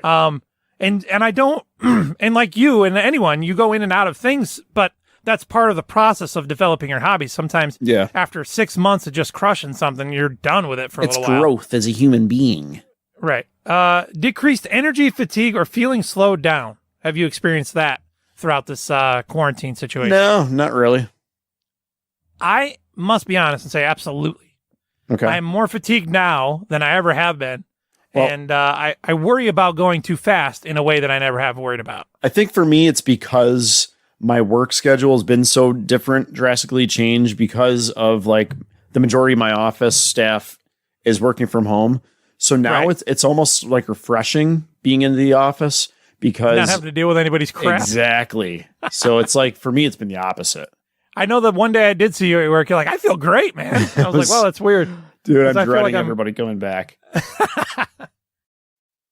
Difficulty concentrating, remembering, or making decisions. Yeah, I've got a thing where, like, for the last 5 years, where I've noticed an increasing amount of like lack of concentration, being able to focus, being able to remember things. I'm kind of worried about it, to be honest. Dude, so do you have any essential oil friends? Because they'll try to fix that for you. We have a mutual essential oil like fanatic. Yeah. And my wife kind of went in that direction for a while. Sure, how did that go? Not to the extent, not nowhere near the extent. But did she sell the crap though? Did she try to sell the crap? No. She just bought it, and I agree with a lot of it, but not like, come on, enough is enough. Well, here's the thing: the essential oil thing is like this. Number one, if you think that it helps you, then it probably is. That's cool. But also, go ahead. Just to stop you quick, I mean, there are physical things that have happened, like, whoa, that works. Like putting a certain oil on a certain, like I don't know if it was a burn, I can't remember, but it was like instantly gone where it would be there for like 2 weeks. Things like that, I'm down with. Sure. And I'm not disagreeing. What I'm saying is, even if that is physically impossible, the fact that you thought that it helped is the therapy in and of itself, right? So, so I hope you understand, I'm not discrediting. I'm saying even if it wasn't true, the fact that you thought it helped did help. You know what I'm saying? So there's that. Number two, Yeah, aromatherapy, dude. Sure. Some stuff that smells good makes you feel better and uplifts your spirits. Right. Down with that too. But those people that'll be like, let me see your kid. I'm going to rub this oil on their forehead and their cold's going to go away. No, dude, colds go away on their own. That's what a cold is. Right. Like, it doesn't. Now, if you have an essential oil that has a particularly strong scent that helps clear up your sinuses for a little bit and relieves the symptom, cool. That's fine. Don't tell me it's curing the cold. It doesn't. Right. It doesn't. I was going to agree with you on the concentration thing. I never have a problem making decisions. I don't know, or I don't remember having a problem with my memory. But the concentration thing is definitely different. Again, it goes back to feeling fatigued more so than I used to be. What about insomnia, early morning awakening, or oversleeping? Any of those three? Dude, I overslept this morning by like an unbelievable amount. So every like Tuesday, I have a 9 o'clock conference call that I host. Uh-huh. And guess what time I woke up today? I woke up at 10 minutes to 9 today. Oh no. And I never sleep that late on a weekday. It was crazy. So yeah, because the office atmosphere has been so lax lately. Sure. I have definitely been sleeping in more, but I think that's more like it's not out of control. It's just something I've allowed myself. My circadian rhythm has been completely torched. I am waking up at noon and I'm going to bed at 3, 4 o'clock in the morning. I love it. I have a full day. It's just not during day hours. Yeah. I don't know. I've never been like that. I've always been a 6 a.m. guy. 6 a.m. Not me. Whew. Let's see. Appetite and or weight loss and or overeating and weight gain. Have you gained any weight or lost any weight? And well, you know doesn't me, that just dude. cover everyone? Yeah, you know me. I haven't lost or gained weight since you've known me. You know what I mean? Same I haven't size. I haven't changed my diet at all. My wife and I were just talking about that the other Trash day. diet. How is it because like we were talking about it yesterday. We were talking about that guy, that Titans guy that eats 20,000 calories a day. She's like, if you ate that many, do you think you would gain weight or do you think it would? I forgot what she said exactly, but stimulate your metabolism to adjust. I don't know, dude. I just don't know. I eat a lot of calories a day. If your metabolism is still running like that, you might gain muscle. Well, I do that. You know that. Yeah. Pumping it up. But no, I mean, no difference in my appetite. Yeah, I appreciate that question. It's like, has your appetite changed positively or negatively? Okay. Has your weight gone up? No. Has it gone down? Yes. Okay. I think you're depressed. All right. Well, I think you just caught everyone, right? I think you just had a question that includes, like, that's a very large Venn diagram you just described right there. Yeah. Okay. What about thoughts of death or suicide or actual suicide attempts? Have you had any actual suicide attempts in the last 3 months? Every day, bro. Every day. No. So if you think about death, that means you're like, does that mean that normal people don't think about death? I think it's thinking about death in a proactive way. Okay. That's part of my anxiety disorder, right? I think I'm dying all the time. Jim, would any of these two terms describe me, restless or irritable? Describe you or me? Yeah. Me. Yeah. Possibly. Dude, I think I know why the doctor said I was depressed. Because I would see it. Number 10, yes. Number 9, yes. Number 8, yes. Number 7, yes. Number 6, yes. And it counts. Yes. Number 5, yes. Number 4, no. Number 3, no. Number 2, no. Number 1, yeah. So like, what is that? 7 out of the 10 fit me. So what percentage of that do you have to be to be depressed? I don't know. It's just there are 10 signs that you may be depressed. Oh, okay. So I thought it was important for us to take an inventory, considering we've been locked in our houses for the most part for the last 3 months. It's always important. But I did get a kick out of number 10. I was like, does restless or irritable describe me at all? says the guy who was going off on Joe Rogan 10 minutes ago. These YouTube algorithms. Oh, this. What was it? What was I texting you about? Was I texting you about the riots or something the other day? And you're like, dude, no, it was something else. No, it was. Go ahead. Do you know it? Yeah, I do. It was about observing other people getting irritated at black people because other people were upset about George Floyd's death. And I was like, that's really annoying. That's really bothering me because that's not even a connection you should be making, like that thought process. And then poor Jim, he's getting my whole rant about how stupid that is. And he's like, he just texts me back. He goes, maybe you just need to relax. And I was like, I can't do that. I don't do that well. Oh, I know what it was. It was of all the skills I have in the world, one of them is not relaxing. I'm not good at relaxing. Was that what it was? I feel like it was something else. Really? I'd have to go back and look. I'm pretty sure that's what it was, but it was something like that. All right. And I was just like, oh, yeah. So I can be irritable. I've been irritable for 35 years, Jim. You have. That makes sense because do you know of any babies that come out of the womb that aren't irritable? I just never gave it up.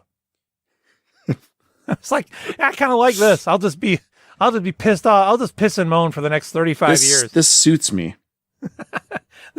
If the moan fits, you must quit. Yeah, you're right. The media, blah, blah, blah. And I said, went and found it? You need to learn to relax more, not think as much. That's all I said. Yeah, I'm terrible at that. Hopefully I can think and concentrate clearly enough to read the news in the next segment, Jim. Hopefully. This will be interesting. I haven't done the news ever.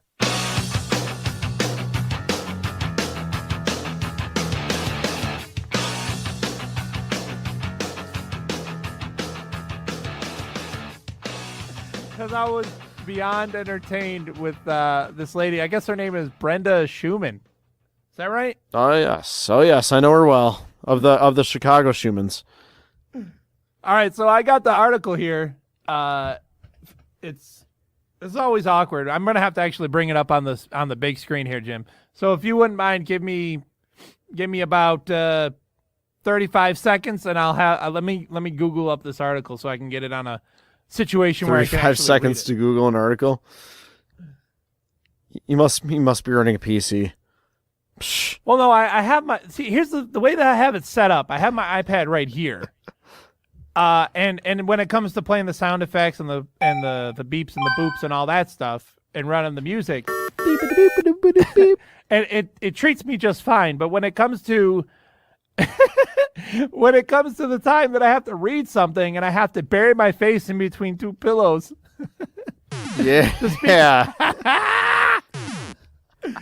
speak into the microphone, that's when I run into my issues. And incidentally, this lady is just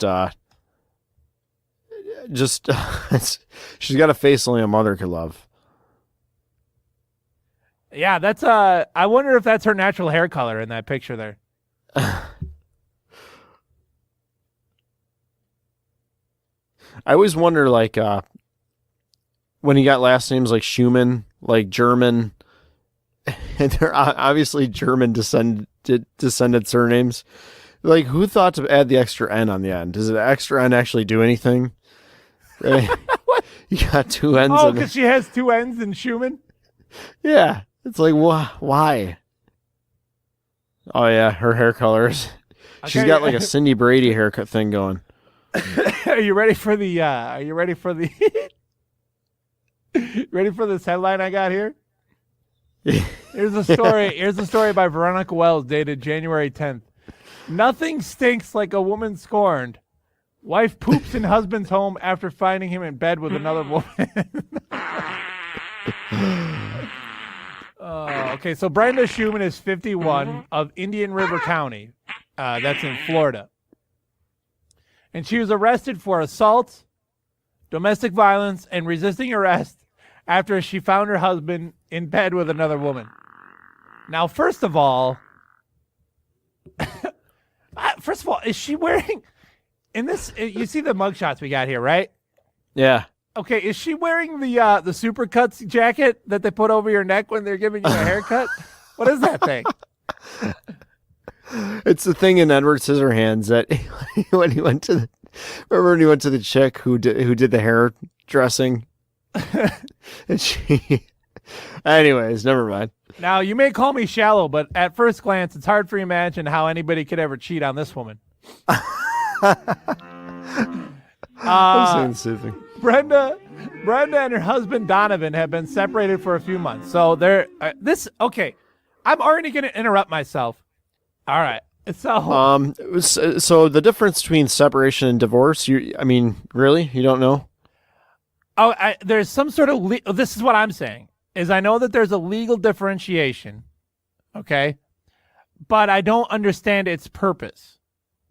Well, the purpose, I don't know if there is there is a legal differentiation. I don't think there's a legal proceeding to separation. I think just if I wanted to move out of my house one day, and live somewhere else, that's it. We're separated at that point. Well, I know that it probably, like everything else, varies state to state, but I know that there's a difference between divorced and legally separated from your spouse. I don't know. I don't know if there is a legally separate. You could be right, but I always thought separating was just that's all it was. And then once you're legally divorced, that's when you divvy everything up and legally do all that thing and discuss who gets what. But I mean, separated, you could be separated for a day. You could be separated for 2 years. Well, it costs a lot of money to get divorced. I think that people don't understand what they're telling each other when they decide that they are moving out. Where I'm going to move somewhere else and be away from you as much as possible. So what is the hook when it comes to bargaining and on reconciliation? I guess if you're set on really not making something work, then you're just basically coming home to roommate and it doesn't make a difference. Sure. He said that like Larry King. Well, my thing is, I've always said this: if you're in a relationship and you've decided, this has been my thing, and I know it's probably just my thing, but this is what makes sense to me, and I don't understand how it doesn't make sense to other people.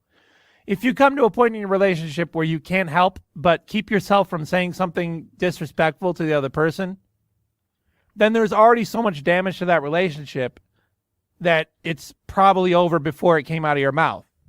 Right. But it's only a matter of time before you separate again, or you punch her in the face, or she barges into your bedroom door while you're sleeping with someone with a rifle in her hand, like Brenda Schumann did.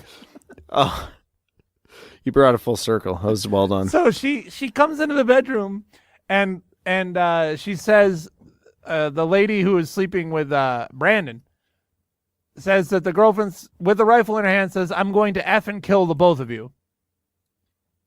Now here's the thing. I don't know how I would react because I've never been in this situation. But if you were dead set on killing somebody and they're both sleeping, it seems like you should have been able to pull that one off pretty easily. Yeah. Well, she was just from her mugshot. I mean, it looks like she's on drugs. I mean, look at her eyes. I don't know. Her eyes look pretty lively. Those are not. They don't seem to be bloodshot. They're not dilated or anything.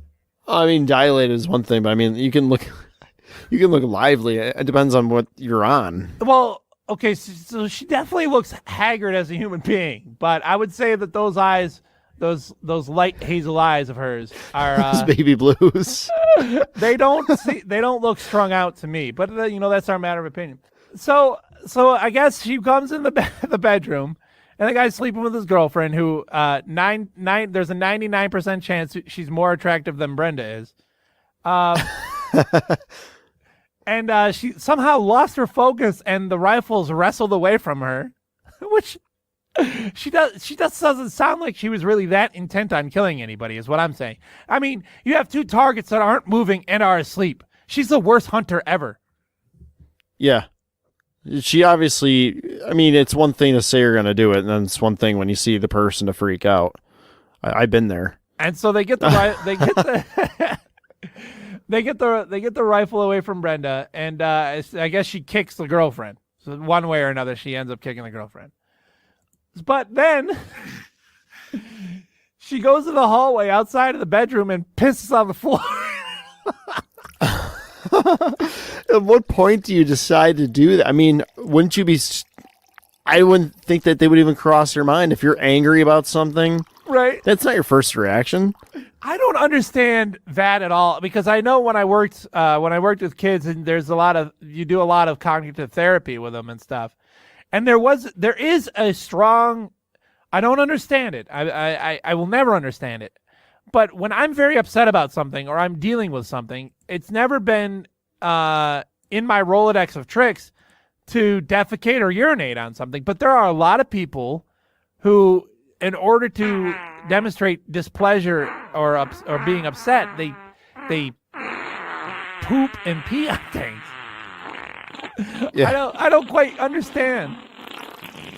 Is it maybe the physical exertion that just gives you that outlet of? I mean, it makes you feel like it's like punching something. So she's in the bedroom. They wrestle a rifle away from her. She's kicked the girlfriend. She's peed on the floor in the hallway. That's so gross. But, by the way, getting pee out of the carpet is such a pain in the ass. Is it not? I'll take your word for it. I know when I pee in my hallway, it takes me a couple weeks to get the smell out. And years of regret. So then she ends up in the kitchen somehow. And there's a lot of holes in the story, but it's a basic account of what happened. She ends up in the kitchen somehow and takes a dump.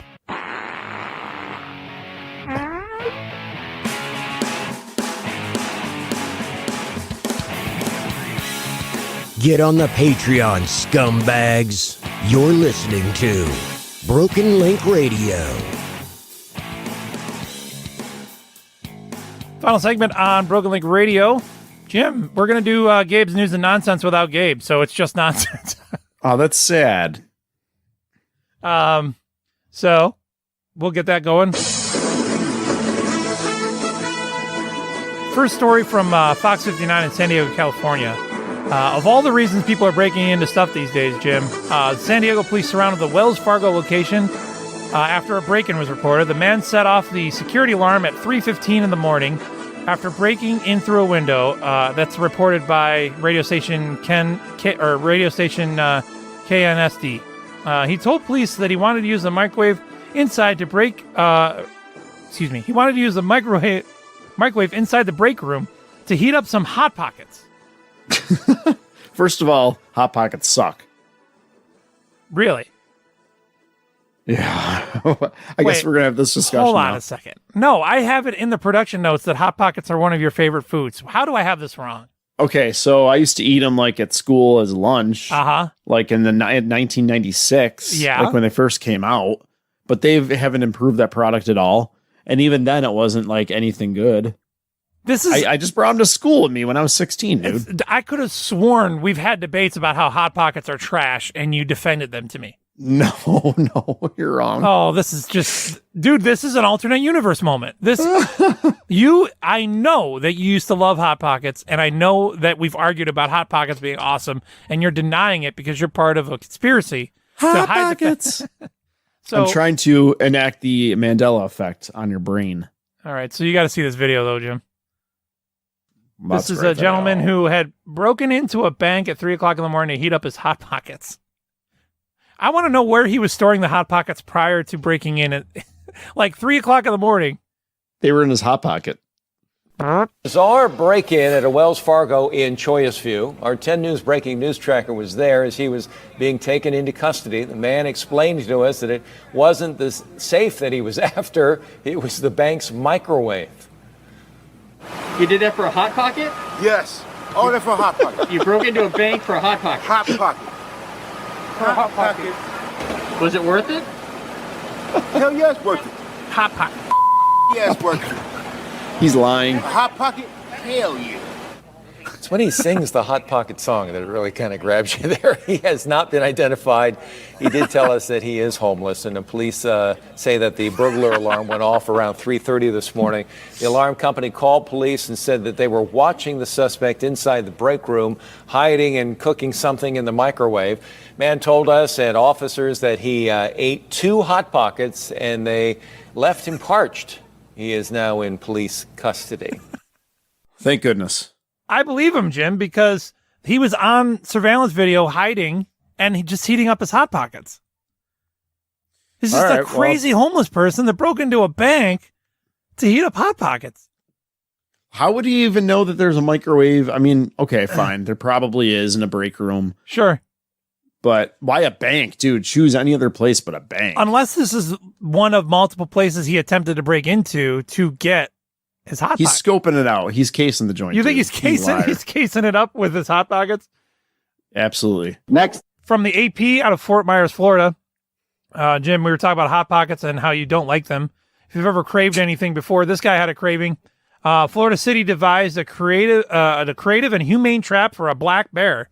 Drawing inspiration from Hanna-Barbera, the trap consisted of Krispy Kreme donuts and a blueberry pie scent. Ranger Smith was not available for comment.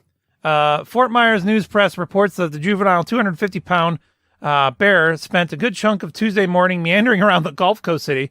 Wildlife officials say bears tend to move more in the spring in search of mates and, as always, in search of more food. Jim, I may be a heathen here, but this sounds an awful lot like a Southern Baptist bear.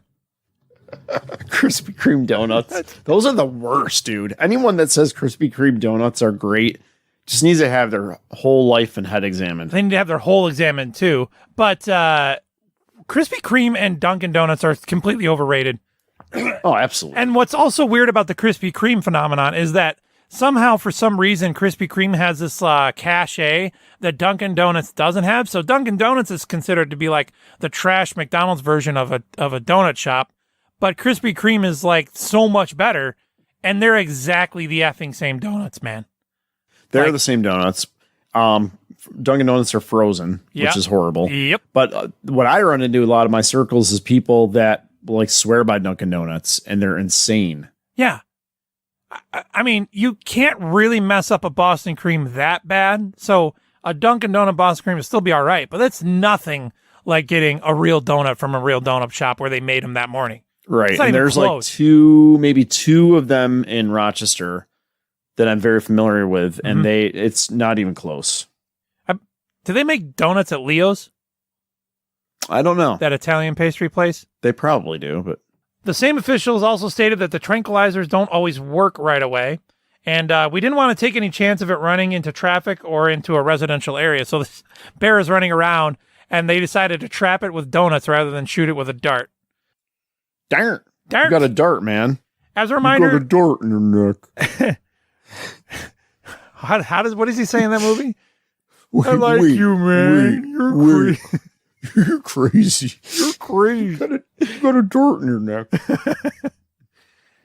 As a reminder, those who live in areas known to have populations of bears should be sure to secure their garbage cans and should not put them out the night before pickup, because it gives bears an opportunity to get into them. So yeah, I used to work for Eckerd Youth Alternatives, and a large part of my job was to camp outdoors with juvenile delinquents. And so you're like, oh, this is cool. I'll do lots of hiking. I'll work Fun outdoors. job. Yeah, I'll. What's wrong with you? I don't. Dude, it sounds fun to me. I get to hang out with these kids. Hopefully, teach them some life lessons. Usually, get sexually harassed. One of these kids watched me take a dump one time because there was nowhere for me to go. Talk about vulnerable, dude. They probably end up running away from you in your rants. Yeah, right. Well, that was funny. That was the other part of the job that was enjoyable. It's like when they all misbehave, you're not allowed to smack them around. So I would just have to sit them all down and cut promos on them for like 3 hours at a time. Just talk to them. It's enough punishment for one real. day. You have to listen to me lecture you for 3 hours.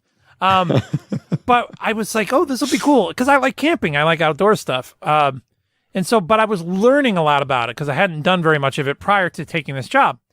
So what I didn't realize is that most of the training was about what to do in case a bear tries to eat you, what to do in case a bear shows up in your camp, how to keep bears away from your camp, and where to crap so the bears won't find you. Like, that was the majority of trainers. Like, wait a minute, I think that this is a different job than what I applied for because it's mostly bear management.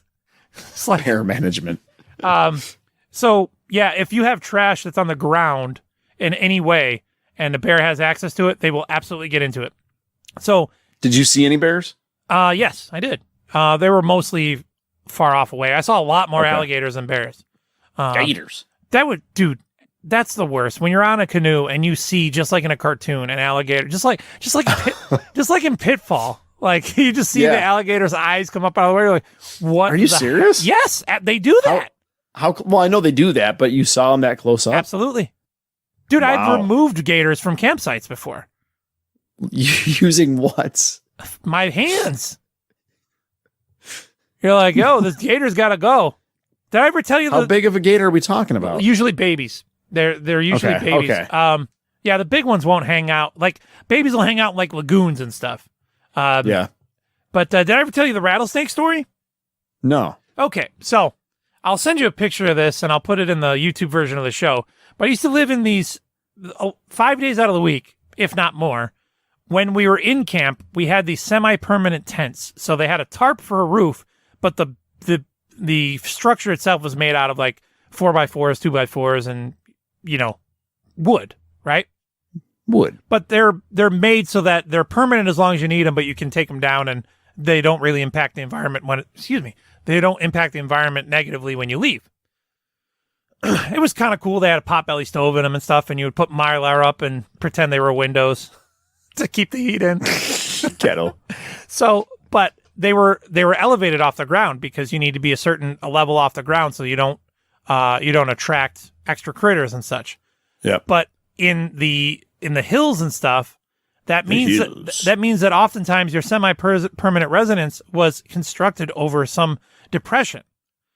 And in Alabama, Georgia, and Florida, there are diamondback rattlesnakes freaking everywhere, and there's a reason it's called a snake pit. So this was probably like the second month that I had been on the job. I go down to the campsite, the kids start freaking out. They're running, they're scattering.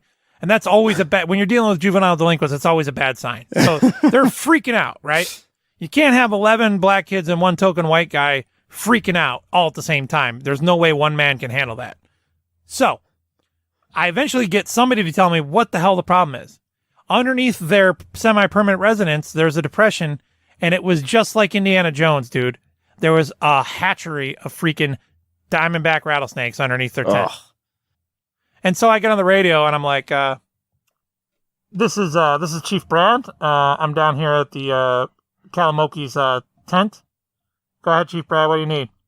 If there's a snake pit underneath the kid's tent, just call Did you say Chief Brad? Yeah, your title was Chief. Yeah. Did you dress up in a headdress? No. This is title only. You're right. So I'm just calling to see if I can get another chief down here and maybe get somebody to remove these snakes. And then the guy, his name was Chief George. He goes, Chief George. Chief Brad, this is Chief George. Yeah, Chief George. So you got snakes down on the campsite, bro? Yeah, I got snakes down on the campsite. Well, what you can do about it, Chief? I'm not sure what you mean, Chief George. You gonna leave them there? No, I'm not gonna leave them there. Might as well get to it. That was it. They're like, oh yeah, I got a bunch of rattlesnakes in your camp. You should probably get rid of those. He's like, you're on your own. Yeah, we're not yeah, doing anything dude. about it. So I had to get. When he said he called you Chief, was it in a demeaning way No, or no, as your title? And Eckerd, all the counselors are called chiefs. Hey, Chief, Yeah. because when you're called Hey, Chief. Yeah, even the master counselors. Later, when I was a master counselor, I was still called chief. I'm a master counselor. What would have been funny is if he had come on the radio and pulled out the Samuel L. Jackson bit from Snakes on a Plane. What, y'all got snakes? This is 2000. When did Snakes on a Plane come out? 08. I want to say maybe 07. Yeah, so my second month at that job, dude. That's before Snakes on a Plane came out. Yeah, y'all got some mother effing snakes in your camp. Next. CNN, we've got some bad news. The looting does not appear to be over, Jim. And I'm not just talking about LA, Washington, D.C., and Boston. Authorities in the area are reporting that a group of monkeys attacked a laboratory assistant in India and ran off with 3 coronavirus blood samples taken from patients. The lab technician was carrying 3 blood test samples. I think I just said that. Bad writing on my part. And that was at the Meerut Medical College. He was attacked by a troop of monkeys that quickly fled with the samples. One of the I call crap on this. You don't think this is a true story? 3 monkeys attacking a guy and making out with it, getting away with a troop of monkeys. Right. They collected 3 samples. Sounds like a cover up. A cover up. Yeah, somebody lost a COVID sample. You're telling me this is a cover-up? Yeah.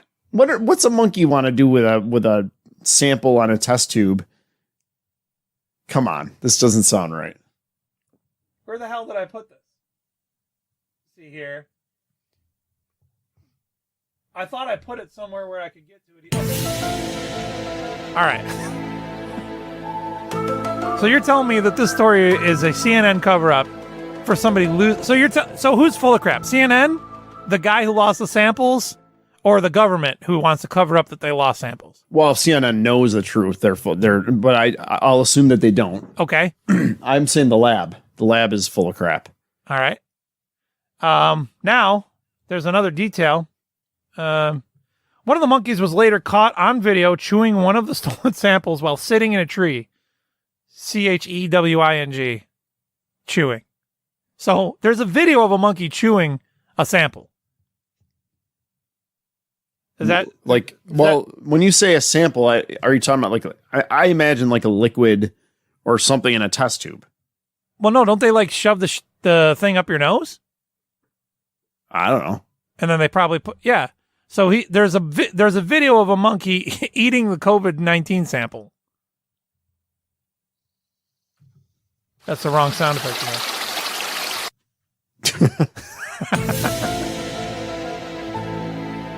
I just think that you immediately jump to the fact that this is It just sounds very suspicious. This is where's my homework? A troop of monkeys attacked me and stole it. This is a Jim Katerle hot take. Jim Katerle. Thank you. Next. All right. Last story, Jim. This is from UPI.com out of Toronto, Canada. I don't know about you, but I've been ordering a bunch of equipment and some things from Amazon.com, and it's almost like arbitrary as to when they decide you're going to get your thing. So early on, when everyone was buying toilet paper, if you ordered anything that was considered non-essential, they were just like, screw off, we'll get to you in July. And then they would adjust it forward as they would need to. But basically, they would send you an email that said, yeah, cute that you want to get a new compressor limiter gate for your podcast. That ain't happening, right? Mm-hmm. But I've been ordering things, and I just was telling you before we went on for this next segment that we got new microphones coming in. When I originally ordered those, they said that they would be here by June 12th. I got an email last night that said they would be here today. So they've been moving these delivery times all over the place. I'm sure it's a matter of prioritization and stuff. But if you're any given person in the United States and you're ordering anything, I know my brother, who he sells merchandise online through Facebook, and some of the stuff that he was getting shipped, he ordered in December. It still hasn't come, right? Holy crap. Right. So here's a guy that thought that this delivery time was a little ridiculous. A Toronto man said that he was surprised and confused when a package showed up at his house containing a product he ordered 8 years earlier. Would you believe that the tracking code was invalid too? Of all the things, Jim, the tracking code didn't even work. 120 days. 120 days they go away. Oh, is it really 120 days? Yeah. Is that something you know from your industry? I do. That's good to know. Okay, so does that mean a tracking number can be reused if it goes away? Maybe in like 100 million years when that number comes back up, because there's so many digits, you know. Okay, so the tracking number was invalid. I thought that was a funny detail that they threw into the story, and then you're telling me, oh yeah, the tracking number just disappears after 120 days. So what happens? I mean, they could probably still pull it up if you want it. You can't go on the website and pull it up, but maybe UPS still has it. I don't know. Okay. But after, you can't do it. Okay. All right. Well, I guess getting the package 8 years later is better late than never. Elliot Bernstein. So that's funny. We were talking about the Berenstain Bears last week, and here, this guy is a Berenstein with, and his name is spelled like I remember it in the old universe. Hello. Oh, like the German way, like Berenstein. Berenstein. Yeah. Well, it's Jewish. Berenstein is. Oh, okay. Yeah. But the Berenstain Bears are supposedly the Berenstain Bears, and that's BS. So Elliot Berenstein said that he was very confused when a postal worker dropped off a package from well.ca. Well, there's the problem right there. Canada. He ordered something from nada.com. It's like you already know it's shady, bro. Isn't .ca Canada? I believe so, yeah, but come on. There you go. Can't trust Canada either. I hadn't ordered anything from well.ca in a while, he told CBC Well, News. And then I remembered one time about 8 years ago, I ordered something from them. I don't remember anything from 8 years ago other than doing this podcast. The package included a tube of Brill Cream, a hairstyling product he had ordered in 2012, along with an invoice dated that year. Berenstein went on to say that I thought it was pretty funny that they just didn't throw it away or something. I wonder why now they sent it out since I know they're pretty far behind in their current packages and stuff. When I opened it, it was bright yellow, but when I Googled it, because I had never used it before, it seemed like it was supposed to be white, so I haven't touched it yet. Yeah, that was my question. Is number one, is it a new order? Is it a new shipment that they just found and got around to? Uh-huh. Or was the package from 8 years ago lost? So That's what it sounds like. So would that be... Right, so somebody came across this package and tried to right this 8-year wrong.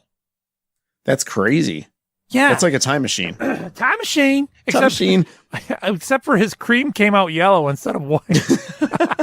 Now, here's my big question with him is why is his cream yellow instead of white? He's he's obviously got the wherewithal to remember that he placed an order 8 years ago with this company. Right. But 8 years ago when he didn't receive his order, what happened then? Exactly. And now isn't he like, oh, I forgot to complain about it 8 years ago and tell somebody that I didn't get this? Yeah, you brought up that's exactly what I was thinking. Why did he just say F it and just go, I guess I'm never going to get my Brill Cream? He must have. Dude, what does Brill Cream do? I don't know. How do you spell it? Let's see here. Not like how you think. B-R-Y-L. It's B-R-Y-L, and then it's C-R-E-E-M. That's not a typo on my part. That's the way the product is spelled. Brill Cream. Maybe it's named after somebody, or the guy's Jewish, right? So maybe it's like a straightener that'll help him with his Jew throw. Jeez. Oh no. Did you find it? What? Oh, I thought you were looking for Brill Cream so we could figure out what it was. No, I'm trying to figure out what what's the word when you word origins? Etymology. Etymology, speaking, like what it could include, you know? Okay, so it's actually a really old product. It was made in 1928. Like, what is Brill? B-R-Y-L. What is that? Okay, the cream is an emulsion of water and mineral oil stabilized with beeswax. So that's why it turned yellow, because it's 8-year-old beeswax. It's my beeswax. I bet you it was okay to use. Yeah? Just you should let him know. Just like your mother. Got him. We are over time today, Jim. I'm sorry about that. We're always over time. We're gonna have to go. We're gonna have to go now. Let's go. See you later, scumbag.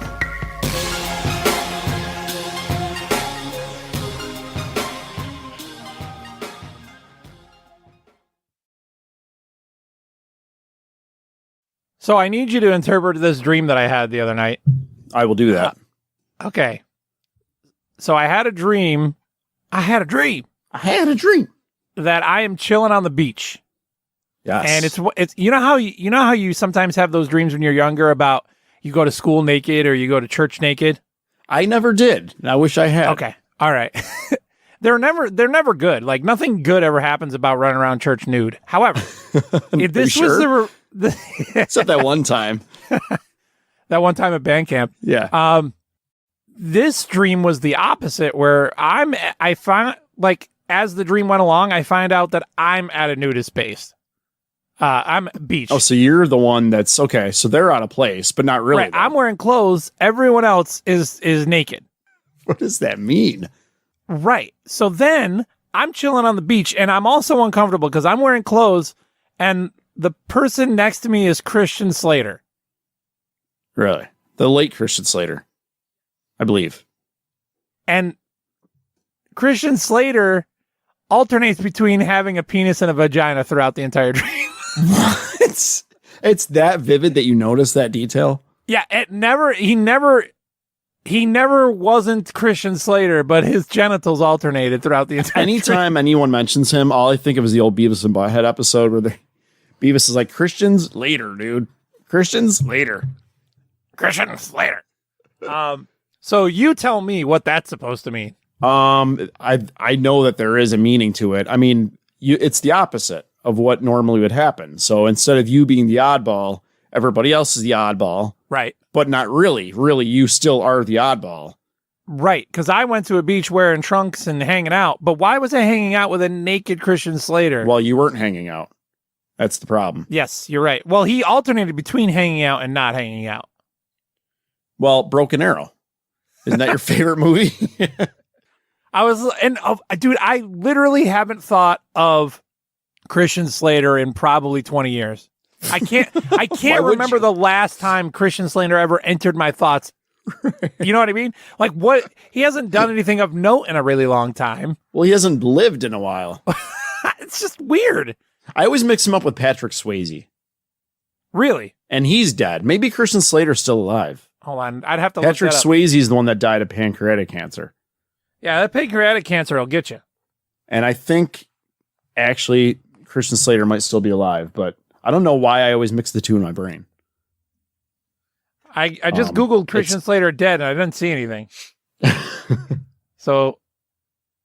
Oh, yeah. It says it's still. He was born in 1977. That's crazy. So he's still alive. Okay.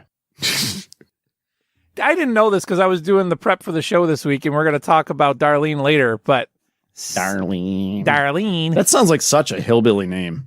But she was on that View knockoff show when it started. Did you know that? I think I remember that now that you mentioned that. The Talk? Who? Yes, I remember that. And why would you? How do you end up with her on your panel? Right. Where did that come from? Well, I think I know why. We'll get into it later, but I think I know why she was going to be on that show. You've got to have your out there person. Okay. And in this case, so Christian Slater, don't be alarmed. Christian Slater is as of yet still alive. So we're doing okay. Okay, good. No, this says Christian Slater was born in 1969. Hey, I just wanted to hear you say it. Got him. I must have seen something different on the Google page. He was nominated for some awards in as late as 2017 and 18, but I don't remember the last thing he did. Yeah, he's been out of the public eye for a while. That's an interesting talk too. Is at what point do you get out of the public eye? And there's so many different reasons people do it, but a lot of these guys are forced out because it is very political. Yeah, I think you get out of the public eye if you get blackballed or if you just stop. If you want to and you just stop answering your manager's calls, they'll eventually fire you. Didn't you get blackballed one time? Yeah, but you don't want to download that video. And then the other thing I noticed was that Kim Jong-un hasn't been around for 24 days. Oh, no. Again. Here we go again. So he took he showed up at the beginning of the month and he just disappeared again. I mean, talk about getting out of the public eye. He showed up to let us know that we were all confused and everything's fine. I'm still here. A lot of times those dictators they'll pop up a fake guy. What do you call it? Oh yeah, the stunt double. I know Saddam did that a couple months after we invaded his country. The first time I ever heard of a doppelganger troop was with Saddam Hussein, and when I was younger, because I was like 5-6 years old during Desert Storm, I was like, that's the most genius plan I've ever heard. I can't believe no one's ever thought of this before. And it turns out, what do you do? Do you get paid? I mean, I'm sure family gets like a lifetime of compensation if you die, but that's got to be a sucky job. Don't you think that American presidents are too famous to do doppelgangers? Because you can. I mean, let's face it. Everyone in Iraq, they all got that mustache, right? I don't want to say they all look the same, but they all look the same. Super Mario mustache. And then Kim Jong-un, I mean, well, come on, he's Asian, right? So, but he's a very particular Asian too. I mean, he's very overweight. Well, to be fair, we probably could have got a few not Donald Trump. We could have got a few Barack Obamas. We might have been able to have like 3 of them. What are you saying? They all look the same? No, I would never say such a thing. No. But really, I don't know if you could get away with having a copy and paste W. Certainly not an HW. A bit like there's only one Bill Clinton on the planet, thank God. Right? That is true. And Donald Trump, his body's so weird. Yep. That there's no way that he's the only person that has ever looked like that. Yep, that's Back true. in the day, he could have stood in for like Grover Cleveland if he slammed a mustache on him, but that's about it. Grover Cleveland or I think that's the Taft. first ever podcast reference of Grover It Cleveland. might be. Unless you're listening to some historical. Well, are you talking about the second or the first or the second election? Yeah, that's why I think he's on the top of my mind. He's one of the presidents who was a president, then either dropped out or got beat, and then was the president a second time, right? I think he's the only one. Yeah. Yeah. That's a weird thing. I never even really looked. I remember in school just being fascinated by, I didn't even know you could do that. I thought you got 1 or 2 terms. That's why they named a city after him. Is that true? That's the only reason. I don't know. Well, I mean, what else? What other reason? Nobody knows anything about him besides that. Nobody knows anything about Cleveland either. Cleveland. Just in general. Right. Well, that's not true. Except the Browns. The Browns are screwed because the Browns have a bunch of baseball people running their team for the last 4 years. The Browns have always been screwed. Do you know that the crazy part about the Browns is that even if you were a team and you weren't even trying, you should have accidentally made the playoffs over the last 23 years? Yeah. It's crazy. Cleveland's got to get this crap together. They never will. Dude, they never will.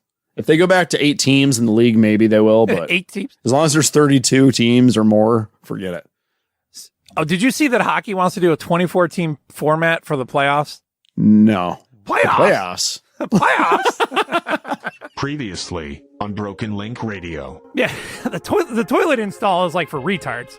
And I said, hey, you guys have a cafe there? And they're like, we sure do. And I said, okay, great. You guys have a buffalo chicken sub there, right? And they said, yep. I said, cool. I'm thinking I'm going to swing by and get a buffalo chicken wrap there. Yeah, I can't believe you stooped to the level of Tops. There's something going on in the world where they are against making buffalo chicken wraps for me. So what I ended up doing, Jim, is I ended up going over to the cheese aisle, grabbing 12-inch tortillas, buying a thing of lettuce, buying a freaking container of our pre-cooked chicken from the deli that they wouldn't give me the buffalo chicken wrap. Had to go home and make the freaking wrap. You're telling me that's the truth? That is 100% the truth. It's happened twice, and the second time the lady actually went back, yelled at them, came back to me and said, they said we're out of wraps, they just don't want to make them. Broken Link Radio. The following program is intended for mature audiences. Atomic batteries to power. Turbines to speed. Ready to move out.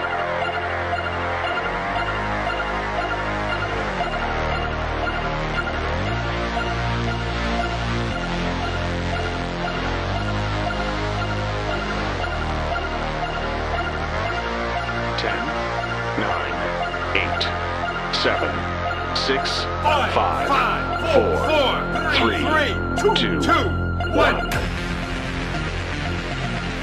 Our enemies are innovative and resourceful, and so are we. They never stop thinking about new ways to harm our country and our people, and neither do we. This is the best we can do, folks. This is what we have to offer. It's what our system produces. Garbage in, garbage out. We're here because you're looking for the best of the best of the best. Sir! Trailer trash, dark clothes wearing, too soon sex doing, 4-letter wording, hoodlum Oreo eaters. And we've done deep research on this. They still have their butts wiped for them. I have taken drugs before, and I had a real good time. Don't talk to me, all right? Knock it off! Thank you! Government is not the solution to our problem. Government is the problem. That broadcast school has really paid off. You fool! You must unlearn what you have learned. Do or do not. There is no try. Moderately moderate, decidedly stupid. This is Broken Link Radio. Jim, what's going on, man? Good afternoon, scumbags. Can't find my. Why can't I never find my sound effect? Oh, where is it? And I'm Riley C. Baker. And here's the fanfare that Jim really hates for Gabe. Gabriel the Archangel, what's up? Howdy, from the Wild Wild West. like How do you know it's what like that a sounds chorus. like? It's like a chorus hit from a Casio. It's like a fake. I was going to say like a fake clarinet from a Casio. You know what's funny is it didn't start like that. That was after I messed around with it because I wanted to get in the key of the intro song. Well, and well, then it won't stand out. You got to have it contrast. I tried 3 different versions of something new for this week, and none of them were any good. So It's 2020, man. You can find an angelic fanfare. but not one that sounds good. I'll find one. Or is So if you're not going to the website, in more ways than one. if you're not going to the website, you're a jackass. Go to brokenlinkradio.wordpress.com. That's where the YouTube links are. That's where the links are to the podcast. However it is you choose to digest the show, especially if you don't want to eat up your data, because the new episode mistakenly took 1.17 gigabytes to upload. It was crazy. Gigabytes. Subscribe to the YouTube channel. That way you don't send me messages that everyone else does about where the episodes are. And then check out the Patreon. The Patreon is I've asked people to explain this to me, and it's hard to describe it. You're not necessarily signing up for a subscription. You're saying, hey, I like what these guys are doing, and I want them to do it more at either $3, $4, or $5 a month. It's really that simple. And you can also call the number 480-269-2641. That's 480-269-2641. We certainly had a lot of fun with that last week.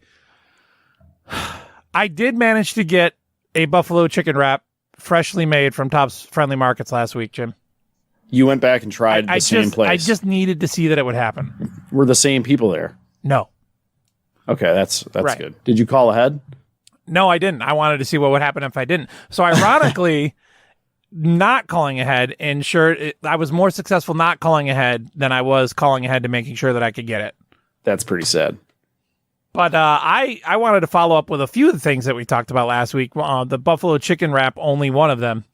We're going to learn a little bit about midgets today, Jim. Well, I know a lot about them, so Oh, you do? That's going to be a challenge for you. I am absolutely 100% right, Gabe. Midgets have normal-sized genitals. How? How did you confirm this? You've learned this. How? How did you do it? All right. So, basically what it comes down to, and I found this on crack.com, is that it was an article written by a little person, and what it comes down to is a leprechaun. The dwarfism mostly affects the skeletal system of your body's development, and that does not Say no include the soft tissue that is in your genitals. They call it a bone. They call it a boner, though. Without any bones. So what's the myth? Just to reinforce, what's the myth? Is that it's way bigger than the average, like a black No, dude? that it's not way bigger, but of course the proportions, as you talked about last week, are completely screwed up. Because if you have an average, right. even if it's an average 5.75 on the dot inch penis, American sized penis, it's going to look gigantic. Grade A. Extra large. What is that graphic I'm looking at? I just saw that too. What is that, Brad? Those are hanging sausages. That's what I thought. So, Gabe, you had asked me last week, is this the first thing that people think of when they think of little people, midgets, or dwarfs? The answer is yes, because here on crack.com, the very first point that this little person brought up when it comes to living life as a dwarf was, and the headline says, our boners are just as big as yours, and in parentheses, and look way cooler. So there you go. It is the first thing on their mind, the first thing on your mind, even though you're not admitting it. And it is true. Dwarfs and little people. Now, does that include for females? Yes. Okay. So the difficulty in sexual relations for female dwarfs / little people is not the size of their genitals and whether or not it can accommodate a normal sized penis. It is the fact that they can't find positions that are comfortable enough. Ooh.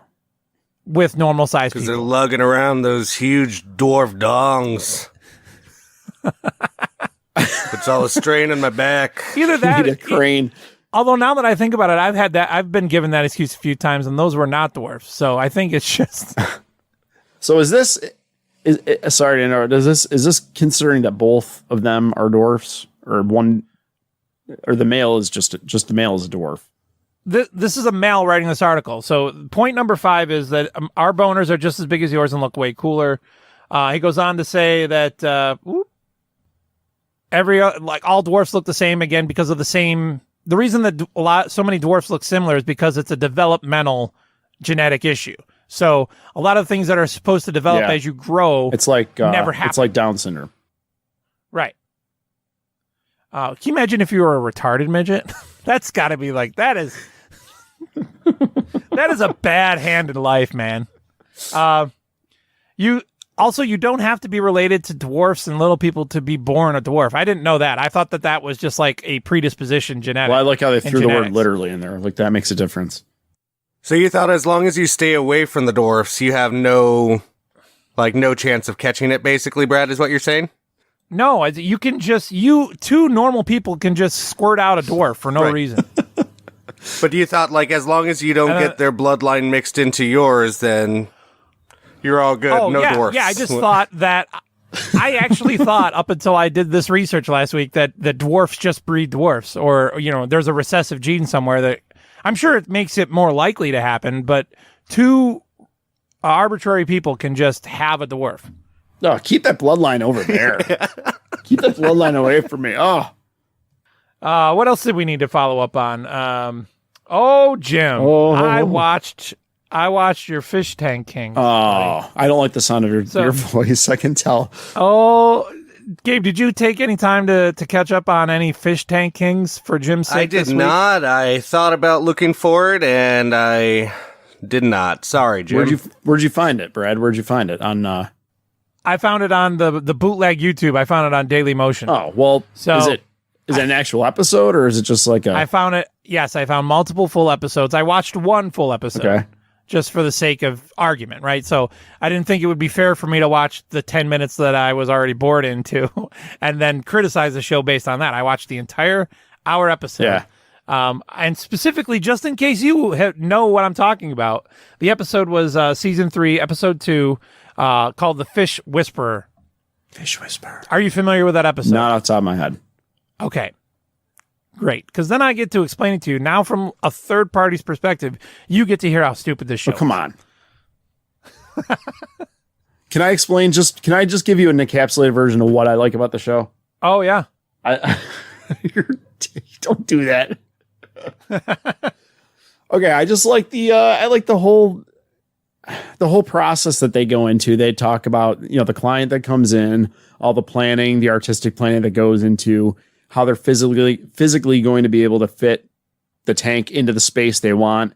They've got like a fish scientist guy that actually goes out and scouts for the right fish, for the right aquatic life, and which ones can live, which one with the other ones. They've got the guys actually building the tank, what goes into the tank, the theming of the tank for the specific client. There's so much that goes into that tank, dude. Gabe, I don't think that Jim knows what he's in for, because Gabe and I have collaborated and worked together on producing different projects before. So I'm big on the notes, Jim. So I took down some notes. All right. And then I'll go through these. These are contemporaneous notes. As I was watching the episodes, I jotted these ones down. All right. So the first thing I wrote is why are they riding horses in the desert?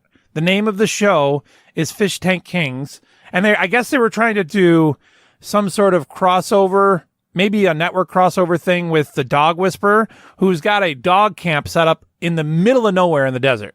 So here we are. The name of the show is Fish Tanks, and they're in a place where it's actually the least likely place to put fish, right? In the middle of the desert. So that's a challenge. Their goal is to put a pond in the desert with living fish.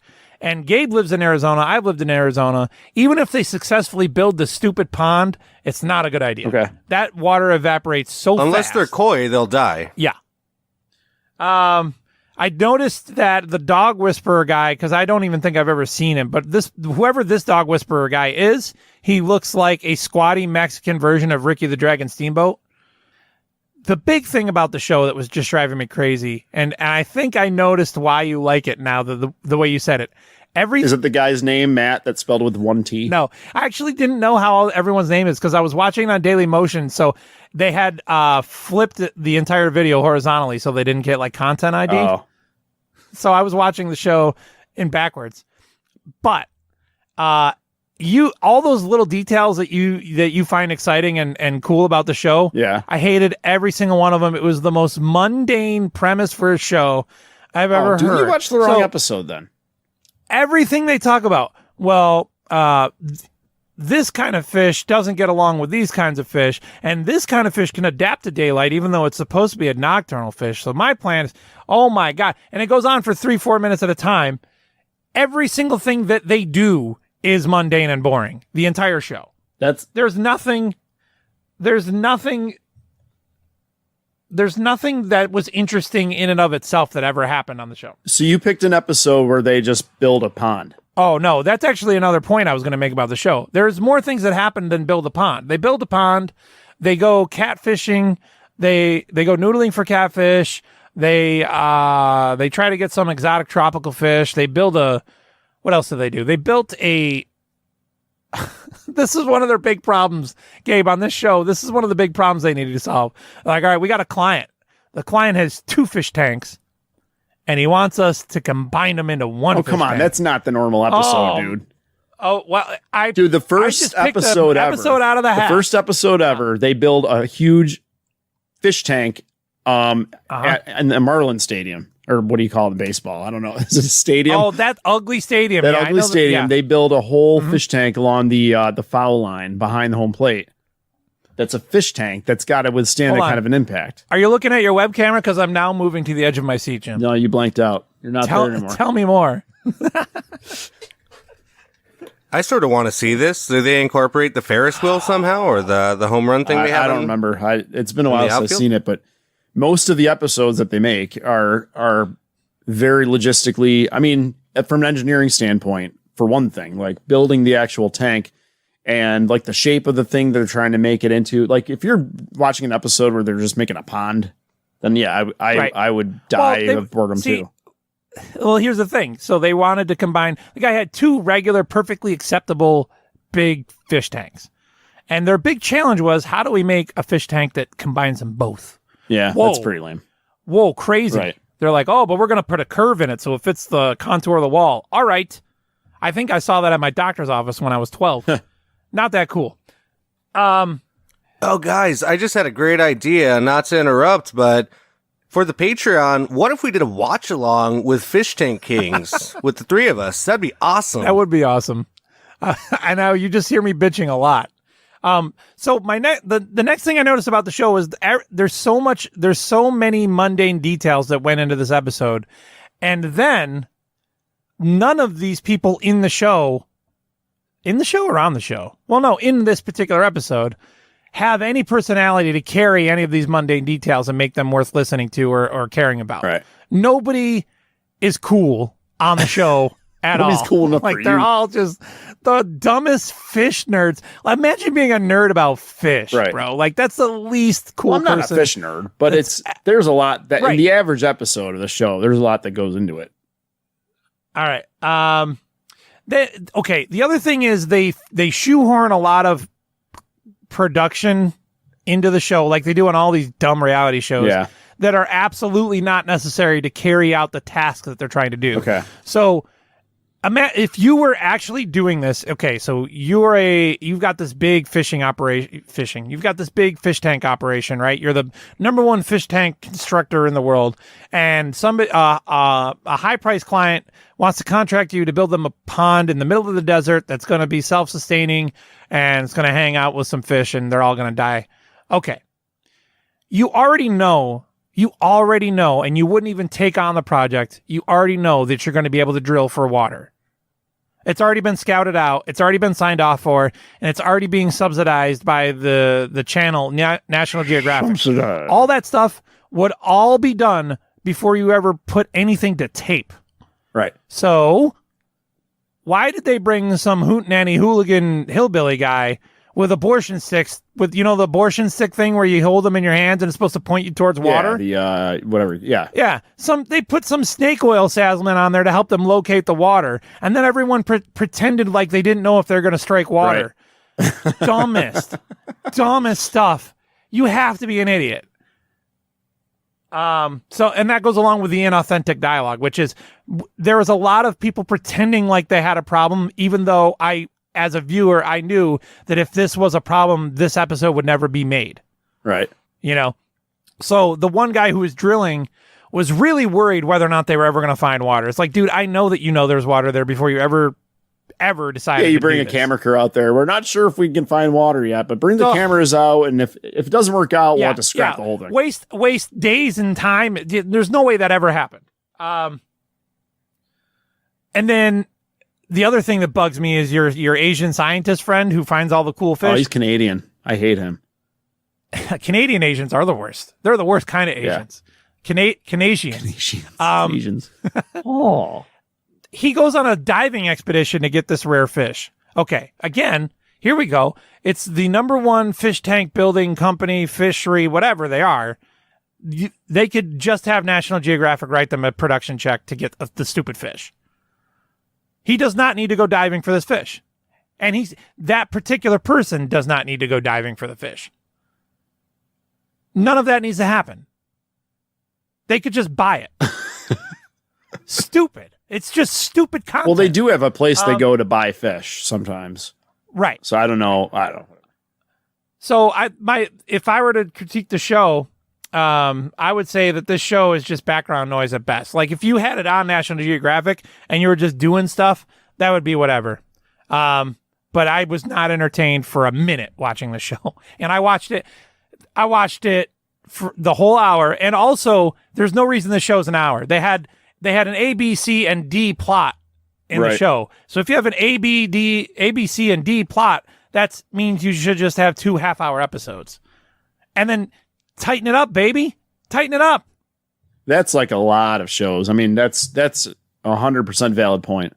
And I don't watch a lot of reality shows, but there are a few that I watch just because, I don't know, for whatever reason. And that seems to be the theme. The theme between them all is that they tighten it up and just quit the recaps all the time. Things like that. Oh, the recap. You gotta tell them what you're gonna say what you're gonna say, then tell them what you said. 50 times. Every commercial break. So you like the show. That's good. Oh, dude, I hold it personally against you that I had to watch that. You watched the wrong episode, bro.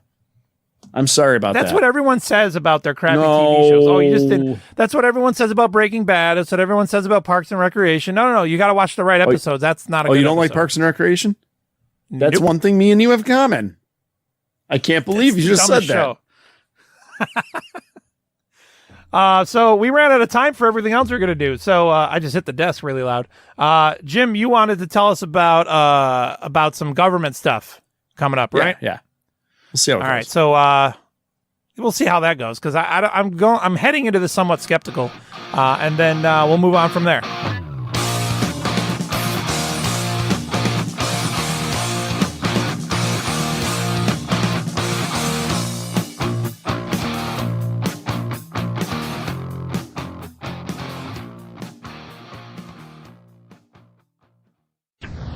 The rest of the story. Beauty and the Beast. The Third Reich will be remembered among history's most ghastly nightmares. Not only because of what happened, but because of the ideas behind the happenings. In those, Third Reich architect Adolf Hitler was hardly original. In fact, he was quite specifically inspired. He was a copycat. And he was inspired by one man in particular. Heroes Hitler was a fiery nationalist who described himself as, quote, the most German of Germans. Anti-Semitism permeated his political philosophy. His name was Friegedank. Numerous essays expressed his radical views. One entitled The Inequality of Races is regarded as a pillar of Nazi racial theory. Friegedank contended that while Aryans sprang from the gods, lesser races were descended from the apes. The latter could achieve nothing, he said, without an admixture of Aryan blood. For only the Aryan, he said, possessed the overpowering intellect which permitted him to master his own will.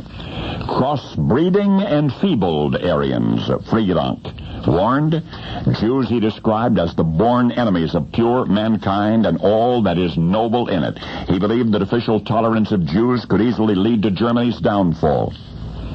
That they were allowed full citizenship was appalling to him, because Jews might soon, quote, consider themselves in every conceivable respect to be Germans. For the corruption of democracy in Germany, Friedrich blamed the Jewish press. The best Germans were fleeing to the United States, he claimed, where racial purity was being preserved. Everything Jewish repulsed Friedrich, even the sound of Jewish voices. He said Jews were incapable of clear expression or of deep feeling. And the longer he lived, the more he became obsessed with what he saw as the Jewish problem, to which he insisted there was but one solution: complete elimination of Jews from German society and culture. That's right. It was his recommendation before it was Hitler's. Complete elimination of the Jews from German society and culture. This was the man whose philosophy formed a cornerstone of the Third Reich. One must know him to understand the Nazi movement. Hitler said that. And although Friedrich died 6 years before Hitler was born, the Führer studied his writings passionately and clung to his memory tenaciously and played his music incessantly. That's right, his music. For K. Friedrich was a once-used pen name. Friedrich in German means simply free thought. You remember the political theorist who posthumously kindled Hitler's hatred for something other than hate. That was the great paradox, you see. The beauty and the beast. For the notorious polemicist whose ravings led indirectly to the Holocaust, the articulate anti-Semite who may have envisioned the Nazis' so-called final solution more than 100 years ago, Hitler's hero was the grand opera composer, Richard Wagner. And now you know the rest of the story.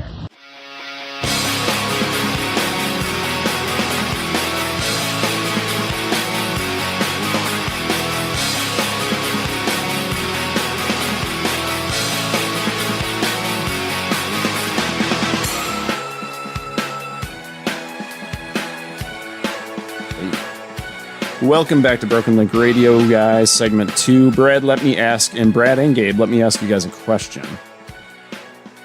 Do you guys remember a movie from the 90s starring a black, I remember a lot of movies from the 90s.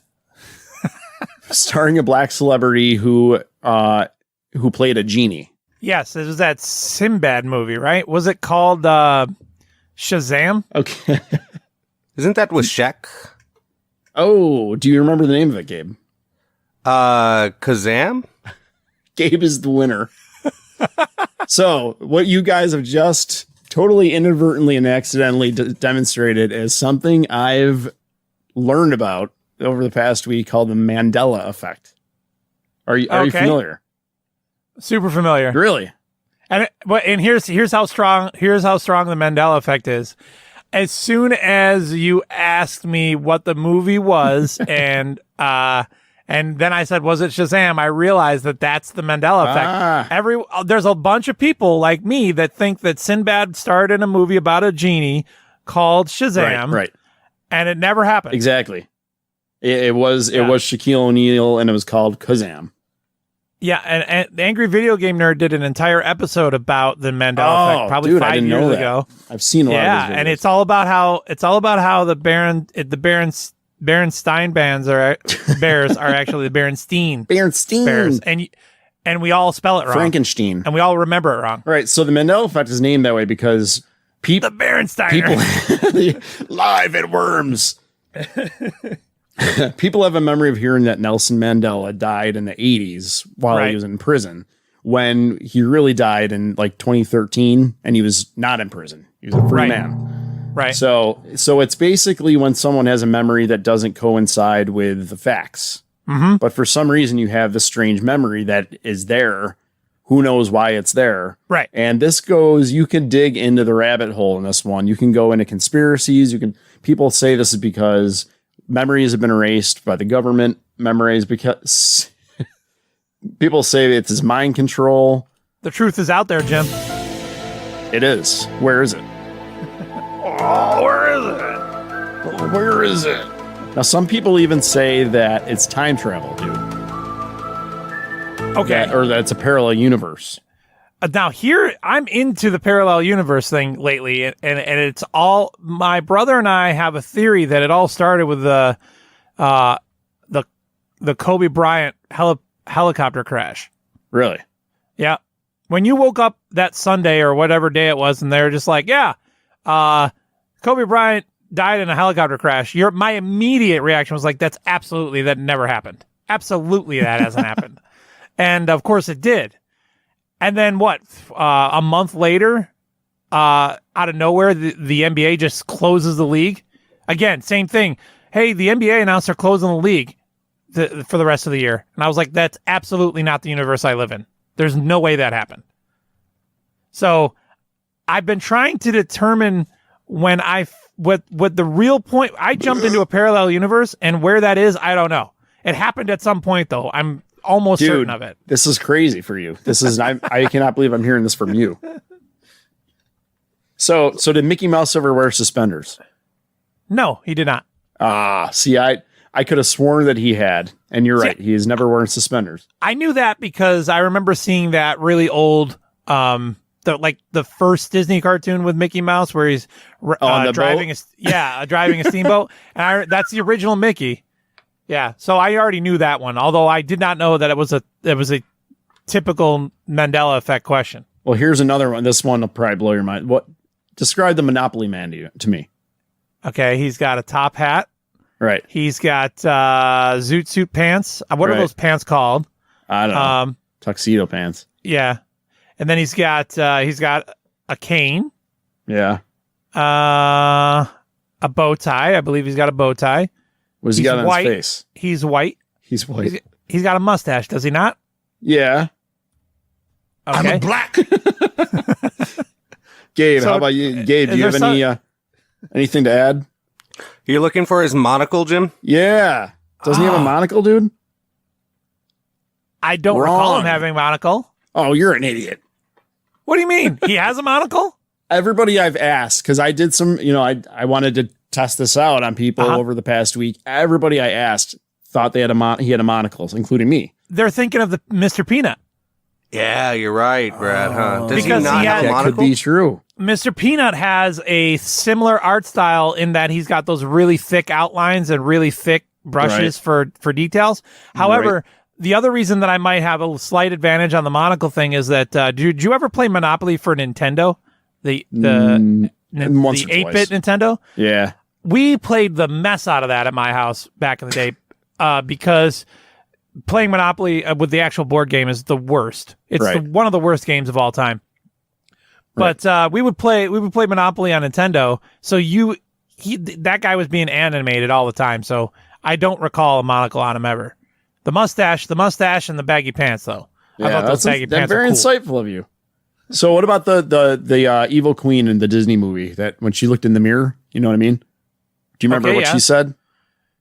I think I've heard this one before. She does not say mirror, mirror on the wall. She says magic mirror on the wall. Yeah. But everybody's heard mirror, mirror on the. So where did that memory come from?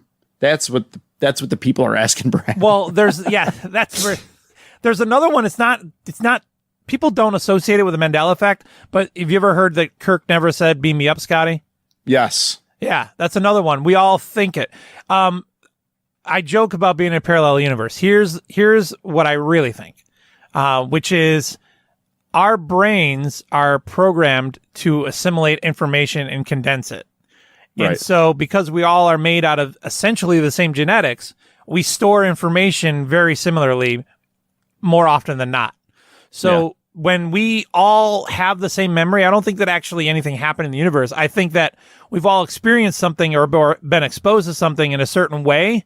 And so then we all store it in our memory a certain way. And oftentimes it's very similar. Yeah. Because our human beings recognize patterns, assimilate the information, condense it, and then put it away. Right? Otherwise, we would always be afraid of getting hit by a car when we're walking on the sidewalk. After that, after we've walked down the sidewalk and been exposed to that car, our brain literally just shuts out the fact that that car is going 50 miles an hour and can turn you into tomato paste. We don't think about it anymore. But if we traveled back in time and brought George Washington to current time and then showed him the 490, he would freak out. The 490. Because he could not comprehend like cars driving at 70 miles an hour. Right. His teeth would fall out. Or parallel universes, Brad. Right. Like I said, I'm still trying to identify if there is something to this parallel universe thing. There's a certain point, because 2020 has been such an odd year with so many odd things happening. Like, how often does a Hall of Fame basketball player who's just retired just die in a helicopter crash? Did that happen this year, or was it last year? I believe it was February of this year. Wow. It was Super Bowl Sunday. Oh, okay. That's right. That's what made it so much more odd. It was the week leading in the Super Bowl of all the times. Of course, the Chiefs go to the freaking Super Bowl finally, and he's got to die. Win. And win. That's the other thing. So here's my question about the whole thing. And I'm not a conspiracy guy for the sake of being a conspiracy guy. I try to look at both sides. Right. But so my question to these guys is, why would the government want to erase people's memories of such mundane things? You know what I mean? I don't think that there is a good answer for that. I mean, these things are, movies. Come on. Like, why? Right. What interest does the government have in taking memories like that away from your brain? Well, that's the thing is, like, isn't part of the Nelson Mandela effect the fact that we created the memories incorrectly? It could be. We didn't necessarily forget it. We created the memory incorrectly. Even the monocle thing with Monopoly Man. With Monopoly Man, a lot of people, I think, this would be my theory, I have no way to prove it, so this is just me going out there. Because of the similar art style, people associate, again, your brain is just creating packages of information and sort of storing it away as efficiently as possible and going, okay, big thick lines, monocle, cartoony character, they all have like one base color for their flesh, which is white or yellow. So flesh color. Crayola flesh. So I think that the Mandela effect, in my opinion, is more so of a memory that's created incorrectly rather than a memory that had been erased. It's the same reason you go to sleep at night and dream of Patrick Swayze or whatever his name is. Dang. See that dude? That's a Mandela effect, right? I keep mixing up. It could be, yeah. I don't know if I've never heard of anybody who gets Christian Slater and Patrick Swayze confused all that often. So you're right though. That's the counter. The big counter to this thing is it's just people forgetting stuff.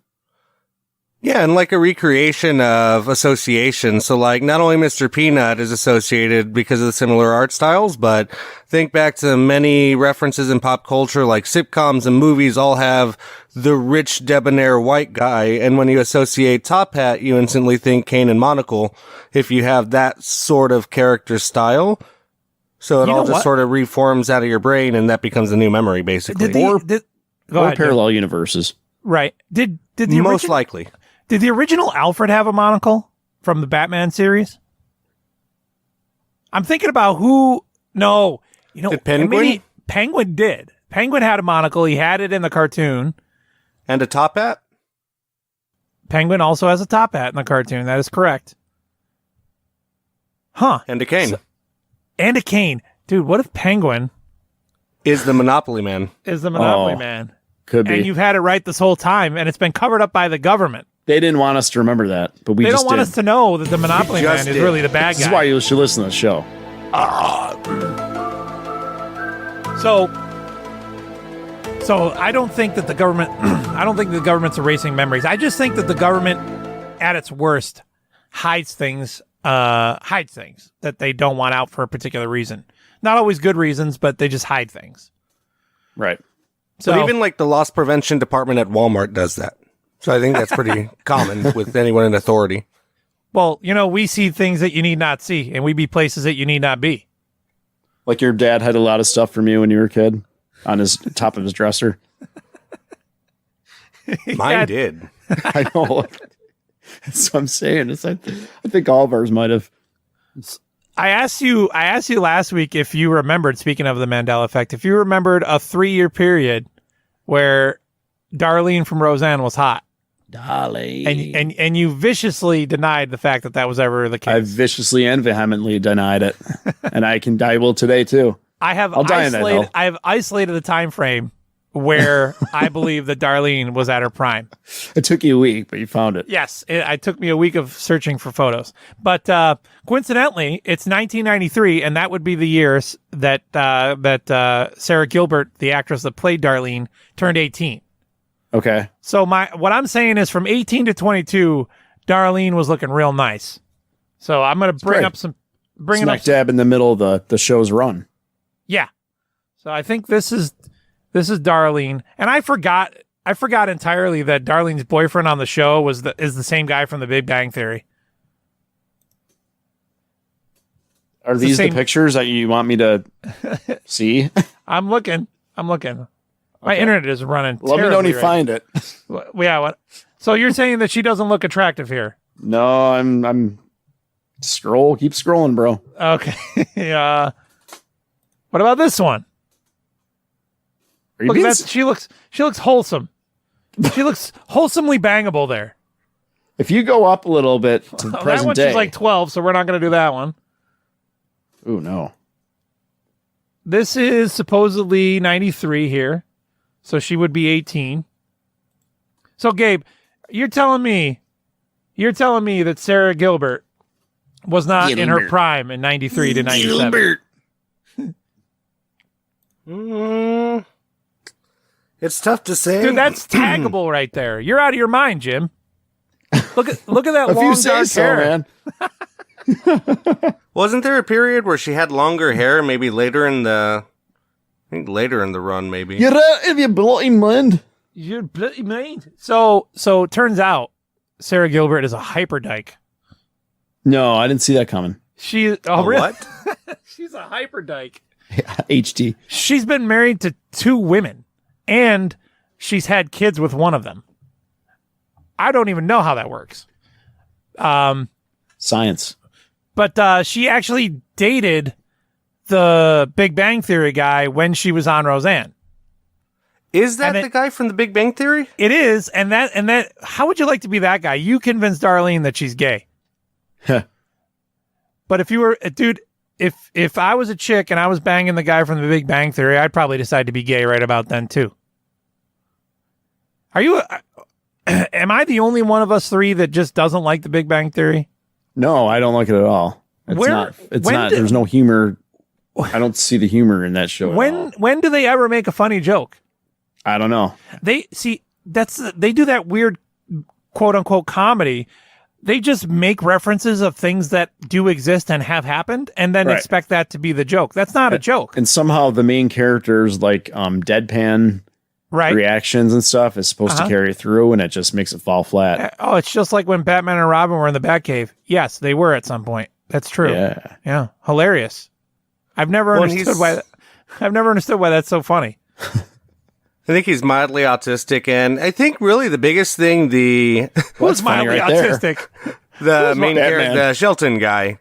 That's unspoken. That's not a part of the. I'm not saying that that's a part of the storyline, but I mean, just watch it, look at him. But I think the problem with the Big Bang Theory is I think people try to laugh with it, and really it's so anti everything our society is right now, because the way to enjoy that show really is to laugh at it as if you're a schoolyard bully laughing at a bunch of nerds. In my opinion. Gotcha. So it's really just completely making fun of them. So you're not with me on the Sarah Gilbert thing, and I can respect that, Jim. But you also questioned me as to whether or not I was into Jewish chicks. No, I didn't question that. I've known that for a while. Dude. I think you're just trying to defend yourself at this point. This has been a tough No, segment for really. I do like Jewish women. I swear. I've heard. So, if I could find it. Starting with, who's the one? I forgot who the one we were talking about like a while ago. That first, it might have been that chick that Ashley Tisdale. Yes. Years ago. Ashley Tisdale, as of right now, is no longer in the top 10. Really? It's because she's blonde. You're not into that. Well, okay. So I was doing some research, right? And we can call it research if you know what I'm talking about. So we can do this. So my number 10 Jew of all time, not named Jesus Christ of Nazareth, is Sarah J. Sarah J is a Jewish pornographic actress. And bro, she's down for anything. Look at that. She's 42 years old. That is a top 10 Jew if I ever saw one. Horse face, dude. You don't have to face, Jim. You don't have to face unless you really want to. And she would. But there's Sarah Michelle Gellar. You're telling me that she's not amazing? Julie Louis. I had a crush on her when I was a teenager. All of us did. Julie Louis-Dreyfus is hot. What? Mila Kunis.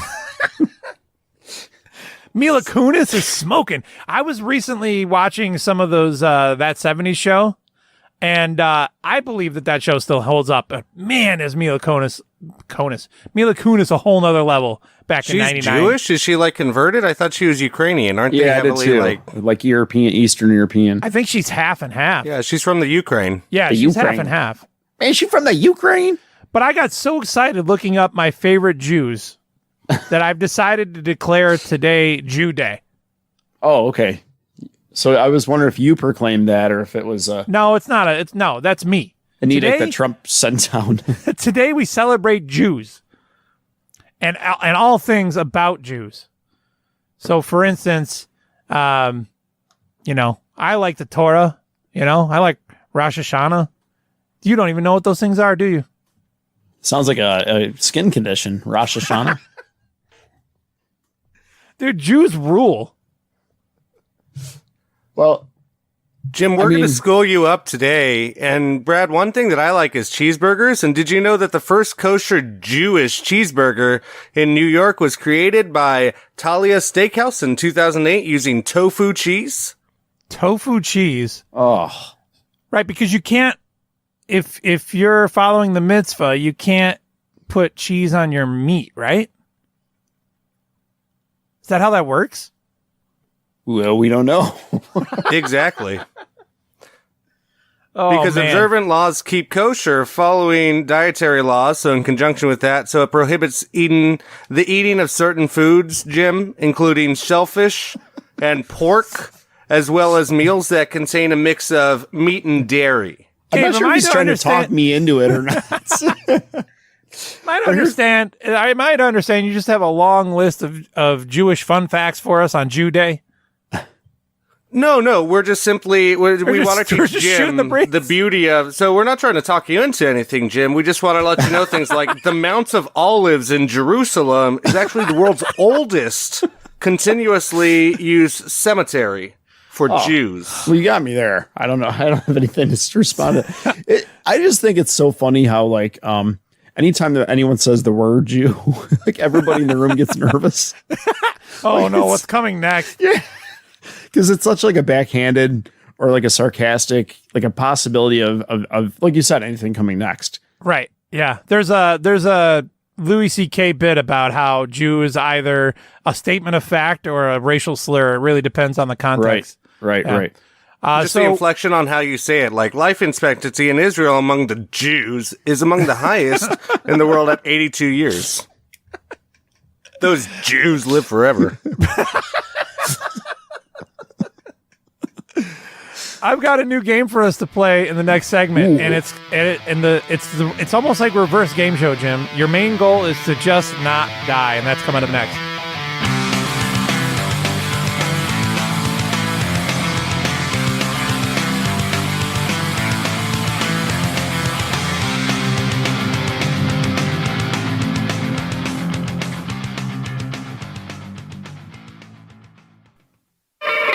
You do everything in your car, from talking to friends to watching a movie to turning tricks with a coworker. So why should you get out of your car to eat? At Up and Atom, we're from a time when America didn't worry about global warming, cholesterol, or who could vote. Drive into Up and Atom today. Up and Atom, food from when we were morally superior. Women, dieting is so hard. There are lots of delivery diets that deliver food each day, but don't stop you from cheating. Isn't it time you try something just a little different? At Vinewood Health, we not only give you the carrot, we also give you the stick. Our trained counselors spend the day with you to offer the guidance and reassurance to keep you on the right track. You're gonna eat that, you f***ing pig! You disgust me! With their firm but encouraging guidance, the true thinner you will soon emerge. Paranoid, neurotic, and the proud owner of a new food disorder. You have to associate food with pain and a beating. Food is your enemy. Defeat it! You have no self-control. Thanks to us, all you need is self-loathing. Vinewood Health, beauty inside and out, or your money back. You fat whore! Contact Vinewood Health today.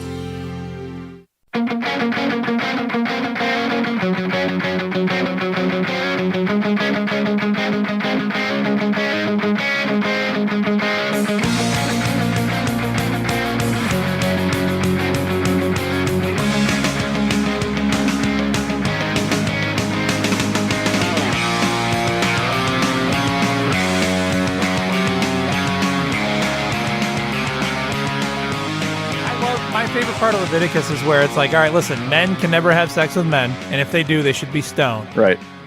Men can never have sex with animals, and if they do, they should be stoned. And then it's like, men can never have sex with somebody else's wife, or otherwise we'll stone the wife. And also, women don't have sex with animals, and then it never says that women can't have sex with women. I was like, I wonder if it was a guy that wrote the book of Leviticus. I've always... It's like, dudes having sex is disgusting. Cheryl and Rhonda over there, though. You guys are Cheryl cool. and Rhonda, those Jewish names.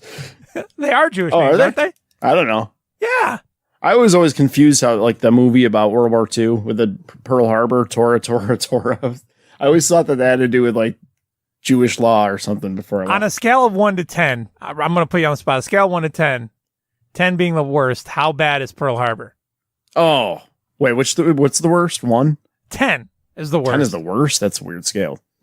I'm going to give it a 9. Because I do enjoy the soundtrack. That's about it. Uh-huh.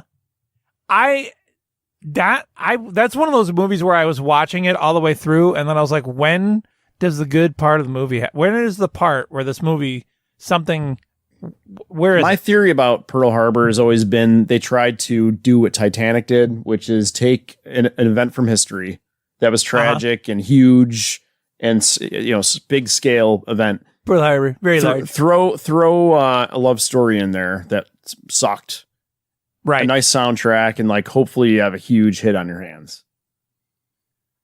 It would have been way better if they used, instead of Cuba Gooding Jr., they used Omar Gooding. That would have turned the whole movie around. Well, I mean, then they get Ben Affleck as the lead guy. Come on. You've got a thing about Ben Affleck. You're going to have a dream about Ben Affleck later where he's alternating between genitals. Hope so. Oh, you know what would have been great if they used Cuba Gooding Jr. still, but he was like he was in radio, and they just used that radio character in the movie. That would be fantastic. I'd rather they use Omar Gooding from Wild and Crazy Kids. Or Cuba Gooding from Boat Trip. Ooh, or the guy who played Carlton. Man, that Pearl Harbor was so long ago. Speaking of something else from like around that time frame, maybe just a tad bit earlier, according to the Torah, Abraham is actually the father of Judaism.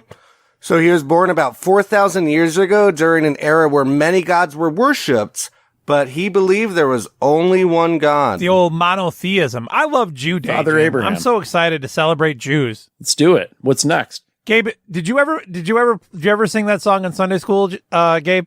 Father Abraham? I did not attend Sunday school. I won't even sing it. I think you guys call it a heathen. Is that what you refer to me as? Well, Jews call you a Gentile, and that's bad enough. Not to be confused with gentile. which is what we call the South. So I was going to play this game with you guys. I've invented a new game by ripping off another game from TV, and I've adapted Street Smarts. Oh, So dude, I used to watch this show all the time it was the 90s. I did too. I love it. I forgot about the show. Street Smarts and Make Me Oh, Laugh I are used to like love those really shows. forgotten game shows that I just freaking love. So we're going to try a version of that. And I'm going to call the game Just Don't Die. And here's how it's going to work in brief. Okay? In Not briefs. in brief, but in brief. Christian Slater. You each have 9 lives. So instead of trying to win this game, you are trying to not die first. And whoever's still surviving at the end of this game is going to be the winner. You each have 9 lives. At any point, you can challenge if you hear a question that you feel that your opponent does not know the answer to. Otherwise, you are going to be betting on your partner as to whether or not they know the answer to the question. And Gabe, you won the coin toss prior to the game. So you're going to pick your poison here. I've got 2 gentlemen. They're going to introduce themselves to you, and you tell me who you're going with, okay? Christian Slater. Alrighty, let's do it. And as we do, Jim, the Kabbalah is a mystical type of Torah study centered on spiritual enlightenment and personal growth. So take that with you, buddy.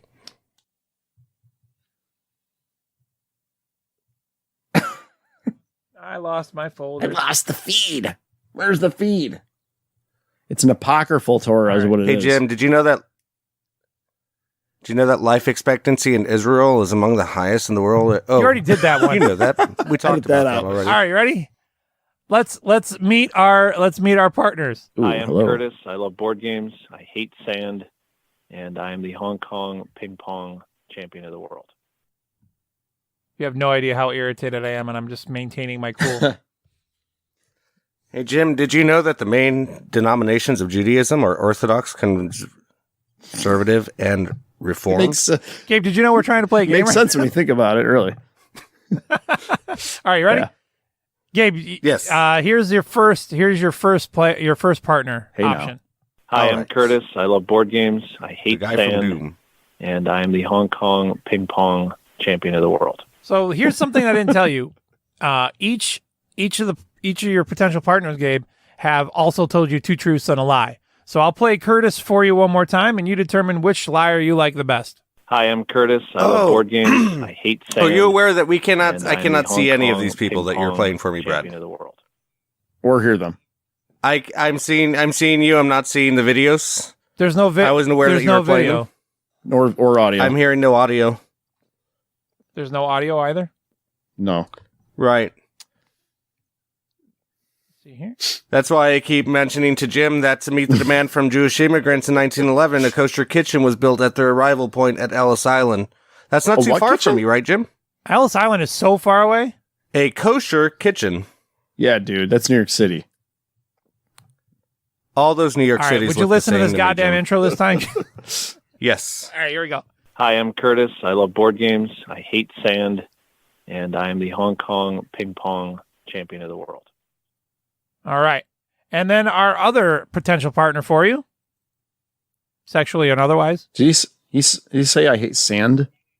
All right, my name is Matthew Bonacorso. I'm 27 years old. I absolutely love board games, and I am a cancer survivor. All right, so those are your 2 options, Gabe. Are you going with Matt or are you going with Curtis? I'm going. Oh, the second one was Matt? I thought it said Jackie. Nope, Matt. Yes, I'm going with Matt. All right, so Gabe is going with Matt, which means that, Jim, you are partnered with Okay. Curtis. All right, so our first question that we asked your partners was, what is the total number of dots on a pair of dice?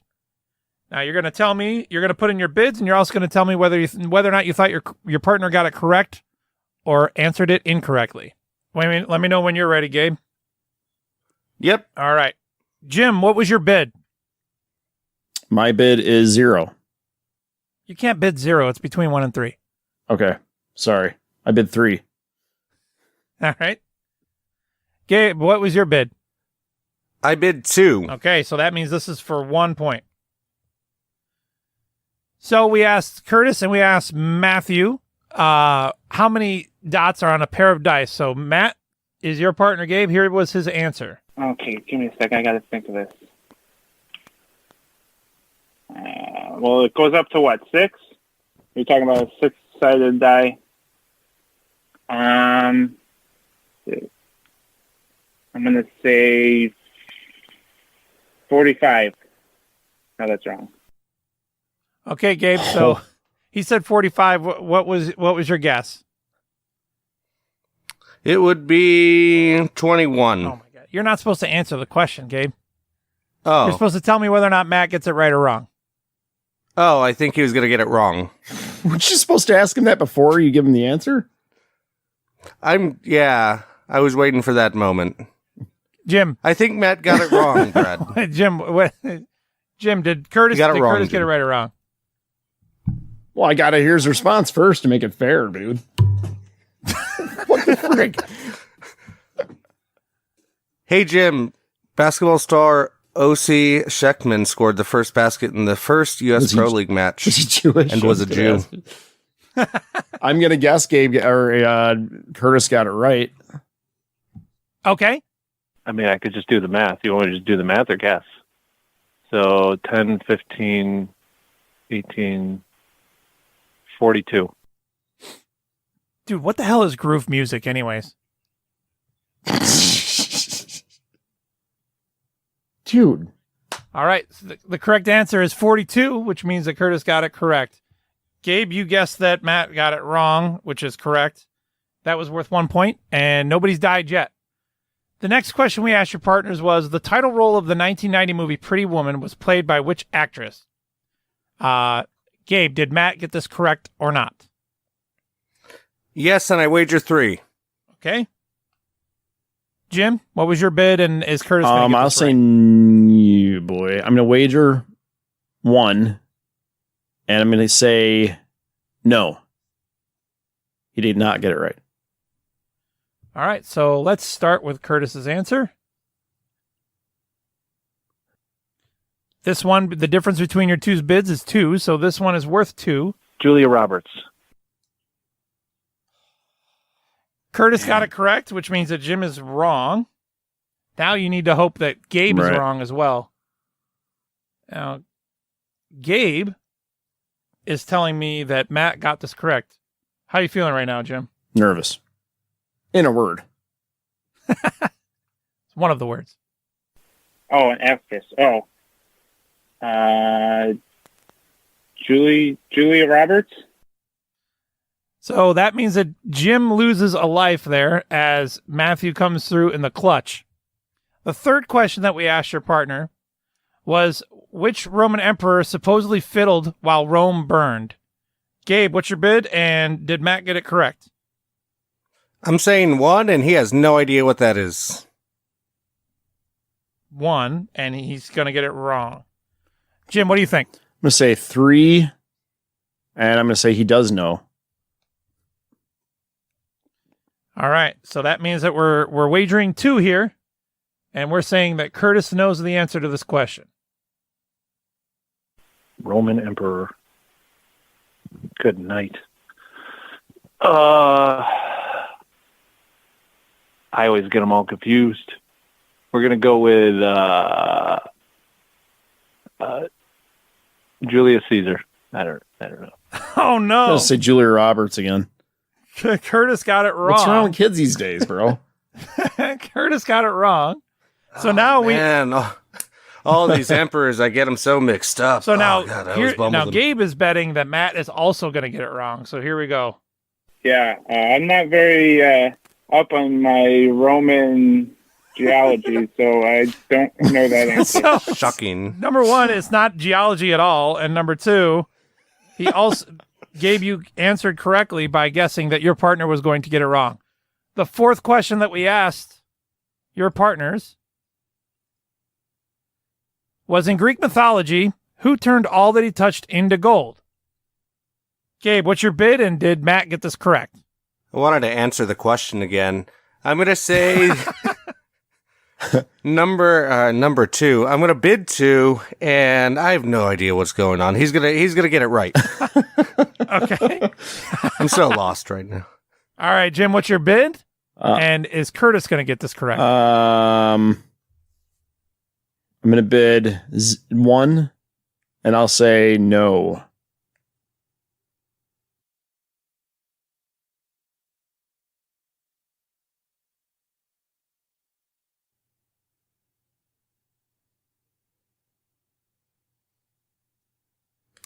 Well, he's thinking about the Roman emperors again. I'm pissed, dude. I had this all set up on the soundboard, and then the soundboard broke. I'm so irritated right now. Soundboard broke. Yes. Would you drop it? No. You broke. The Midas Touch, man. Like that's a car shop. Oh, Curtis got it right. What did he say? That's a what? He said the Midas Touch, man. It's a car shop. Oh. And then Gabe has bet that Matt was also going to get it correct.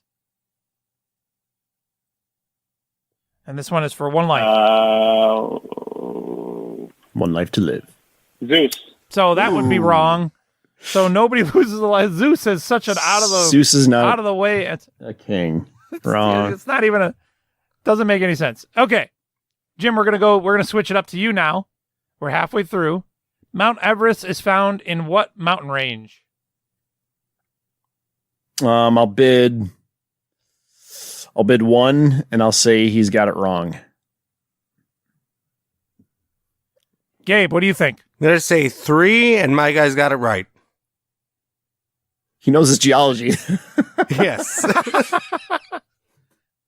All right, we'll start with Matt this time around. It's somewhere not in America. I think it's. I could choke Nepal. a horse. Is it? I think So it's in irritated. Nepal. It's pronounced nipple. Maybe the. Let's see. Is it the Himalayan? Is that how you say? So Matt got it correct. He knows his geology. Oh man, squeak And that then out. now Jim is hoping that Curtis doesn't know the answers to stay in the game. Jim, you are down 6-9 right now. Of course I am. 6-9. Yes, you. I really want to say the Colorado Rockies. Oh,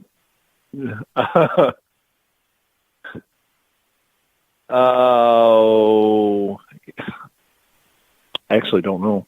Yes. I do So counts. Jim is still alive.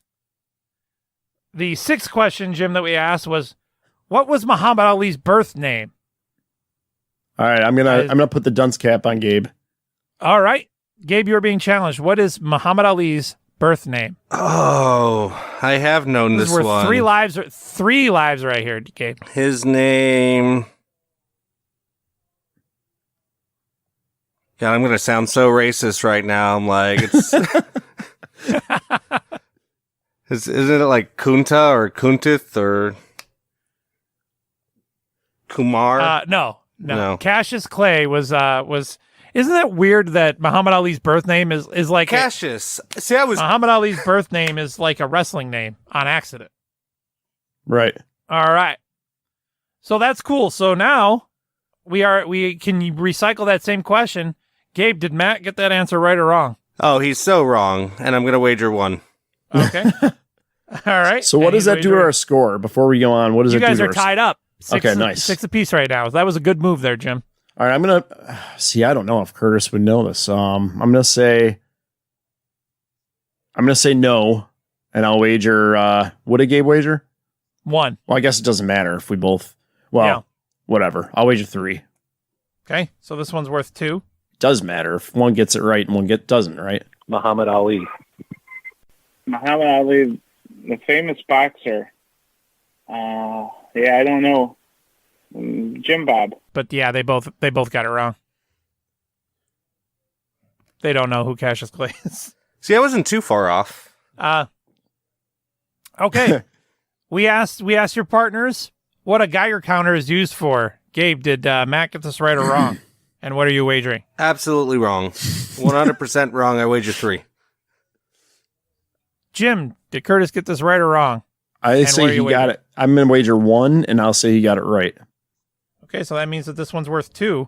Gamma radiation. Curtis knows that it's to measure radiation. So, Jim, you're doing okay so far. Now, Gabe, you said that Matt doesn't know the answer to this question, right? Correct. No idea. So does that mean when he said that he survived cancer that you don't believe him? I believe that he has no idea how he survived cancer. Oh my gosh.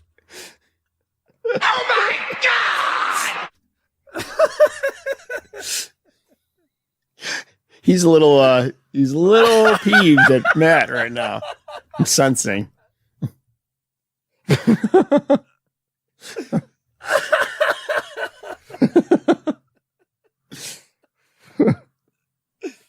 Oh, that's the worst thing I. Now sounds like a good time to let you guys know that Judith Resnick was the first Jewish astronaut in space. She died in the Challenger shuttle disaster in 1986. She sure did.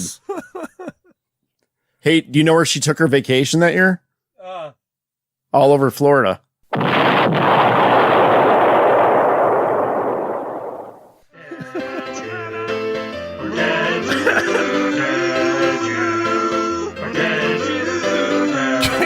Gabe just went to a dark place. All right. All right. Does Matt know this answer? Pretty sure it's used to detect radiation. Oh, Gabe, that's going to cost you 2 lives, so that puts Jim in the lead. Oh, man. All right, we asked both of your partners, spinach is high in what mineral? Jim, did Curtis get this correct or incorrect? No, incorrect. Got it wrong. And what are we wagering? I'm going to wager... I don't know. You're ahead 6-4 right now. I don't know what that means for my wager. I'll say 3. Okay. Gabe, did Matt get this correct or incorrect, and what are you wagering? I'm going to wager 2. I'm going to say he got it correct because my boy knows geology. All right.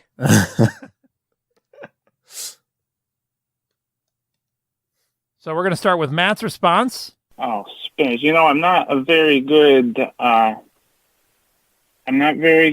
eating my vegetables, but I'm going to have to maybe say vitamin B. So vitamin B is not the correct answer. So Jim, you're going to do some damage here if Curtis also does not know the correct answer. Much like a Bobo in Double Dragon. A Bobo. Lead. That was the first thing. I think he thought it was a speed round. He immediately answered lead, which is not the correct answer. I thought I said blood. You know, he said blood. Lead, iron is the correct answer. Spinach is high in lead. That explains so many things. Spinach. All right. Now for the 9th question, it's worth 3. So the score is what? The score right now is that Gabe has 3 lives remaining and Jim, you have 6. Didn't he lose 2 there or no? He lost 1. Okay. Because he bid 2, but you bid 3, which means he only lost 1. Got it. Gotcha. All right. So the final question is that you just have to guess. The final question. You have to tell me. Did Matt? Does Matt know the answer to this question? They each have separate questions for this. Does Matt know the answer to on what mountain did Moses receive the 10 Commandments? Jim, does Curtis know the answer of who was the Hunchback of Notre Dame and what was his name? A hunchback? Is he German? The Hunchback of Notre Dame. Bach. Oh, so we can't. So wait a minute. Can I not turn? Not that really I even want to turn this one on Jim, but I feel like you would know that one, Jim. But could I have not turned this one on? You could have, yes. This question? You could have turned this on Jim. I could have. I'm going to try to turn this on Jim. Oh, boy. All right, Jim. What's the name of the Hunchback of Notre Dame?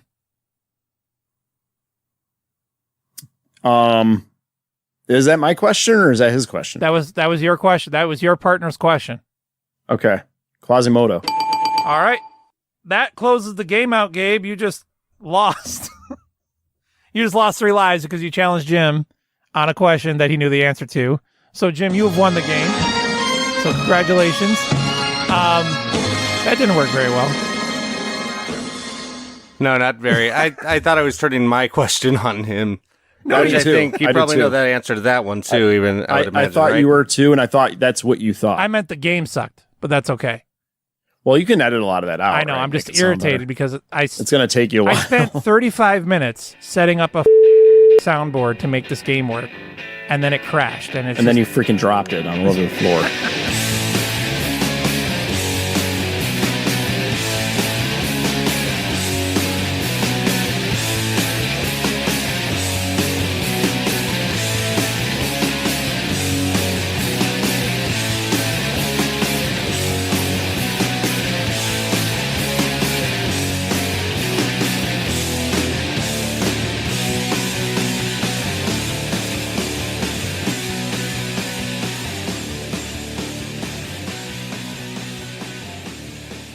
It had been so long since a whale had washed up in Lane County, nobody could remember how to get rid of one. That's sad, right?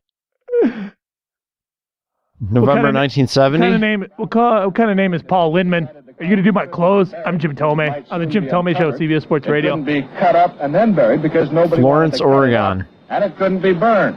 Beached So dynamite whale. It was, some 20 cases. November all half 1970. A day that will live in infamy. almost disintegrated by the blast, and the small pieces still Was this around after 42 the years ago? will be taken care of by seagulls and other scavengers. This video is not funny, okay? You know what's funny, though? Is George Especially Thornton. the pounds and pounds of TNT that they're implanting into the... You know what's funny is George Thornton of the Highway Department. Well, I'm confident that it'll work. The only thing is, we're not sure just exactly A film by Doug Brazil. explosives it'll take to disintegrate this. The dynamite was buried primarily on the leeward side of the big mammal, so as most of the remains would be blown toward the sea.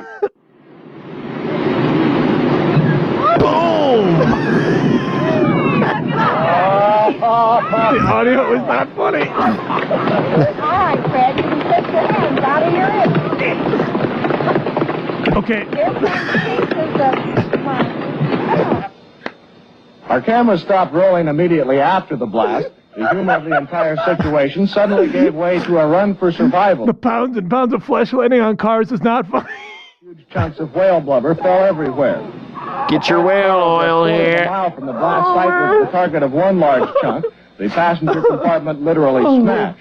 Fortunately, no human was hit as badly. That is not, again, clones, that is not Jay Moore. Covered with small particles. Please do clarify what caused that car to get smashed in. That was a giant chunk of the whale. Holy crap. That's a giant chunk of the whale that landed on a car. As darkness began to set in, the highway crews were back on the beach, Flopping it over with a remains, bulldozer. including a large piece of the carcass Love which it. never left the blast site. Awesome. It might That's be awesome. concluded that should a whale ever wash ashore in Lane County again, those in charge will not Jim only Katerle, you're on the Jim Tomei Show, Cole. Jim, good evening. What's up? Jim, is the answer... Oh, has the trivia been answered? Man. Yeah, what do you think this is? Bob Matthews Show? Broken Link Radio.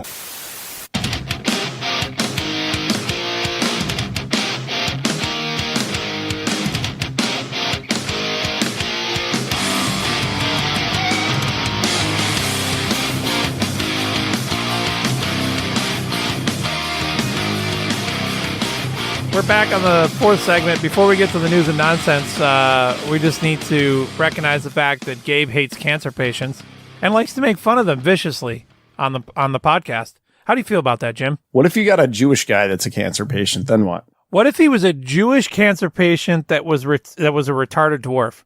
Well, we know that his genitals would be normal size, so he'd be okay. And also, that voicemail technology was developed in Israel. That's true.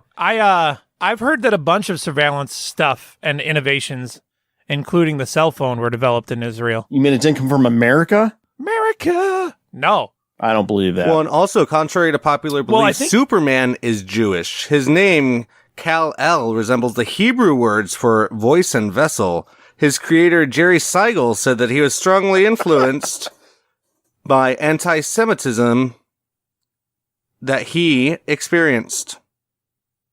How about that, Jim? There's a fan theory out there that Superman is actually a modern day portrayal of Moses. Have you ever heard that before? What? Come on. Where did this come from? Well, because he was a baby and he was sent in a basket to the earth, and then like the Earthlings are like the promised people, and he's supposed to be their leader. Yeah, and all that okay. stuff. Yeah, and he's got a Jewish name, I guess. I didn't know that. Gabe, you gonna do the news today? I am. We have your news and nonsense for today. I'd like to start off with the fun fact that coffee and cafes are so good in Israel that it's the only country where Starbucks failed trying to break into the local market. Shocking, right, Jim? That's Jim's worst nightmare, is surrounded by Jews with no Starbucks. What? Dude, I hate Starbucks. And Jews. Starbucks is the worst. Well, for all of you I was really going to say that. For all of you Jews out there, good news. And Why don't not we just that change Jim it to hates Jews you. news? So, this is your Jews news for today from the Huffington Post out of Berlin, Germany. Hitler's alleged pet alligator has just died. An alligator that Goodness gracious! An alligator that survived a bombing raid in Berlin during World War II and was rumored to have once belonged to the Nazi tyrant Adolf Hitler died at the Moscow Zoo on Friday. He was 84 freaking years old. Not only did Saturn, the name of the alligator, live through World War II, the Vietnam War, the Korean conflict, and both Gulf Wars, he also outlived the average life expectancy of an alligator, which is 50 years. That's an old alligator. You know how they say your skin when you get older gets leathery? Yeah. What if you're already an alligator? What kind of skin do you have then? Skin like seals or R. Kelly's, maybe. When Saturn was born in the United States in 1936, he was gifted to the Berlin Zoo almost immediately, the statement said. This myth was born that he allegedly was in the collection of Hitler and not in the Berlin Zoo. The Berlin Zoo. What does Hitler's alligator do all the time? What? What is that, Brad? No, I'm not saying a joke. I'm just saying, like, what do you like? What do you need I'm Hitler's alligator. I'm just gonna hang out in the pool. Yeah, I mean, like, what does he need to? It's like any of those exotic pets. In the movies, you always see him in like a cage in the corner. Yeah, like what do any of them do? Like, what does a pet chimpanzee do? Smoke cigarettes? Maybe the alligator Rip your just smokes arms cigarettes. off. That's what a pet chimpanzee. What do you call does. a collection of animals in Jerusalem? What's that, Jim? A Jew zoo.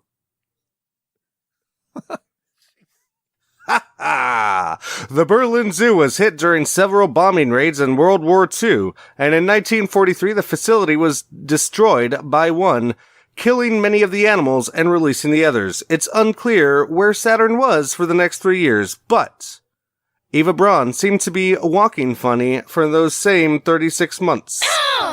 In 1946, Saturn was gifted by British forces to Berlin, in Berlin, to the Soviets, who delivered the gator to the Moscow Zoo. I'm surprised Hitler didn't take him with him when he went to Argentina.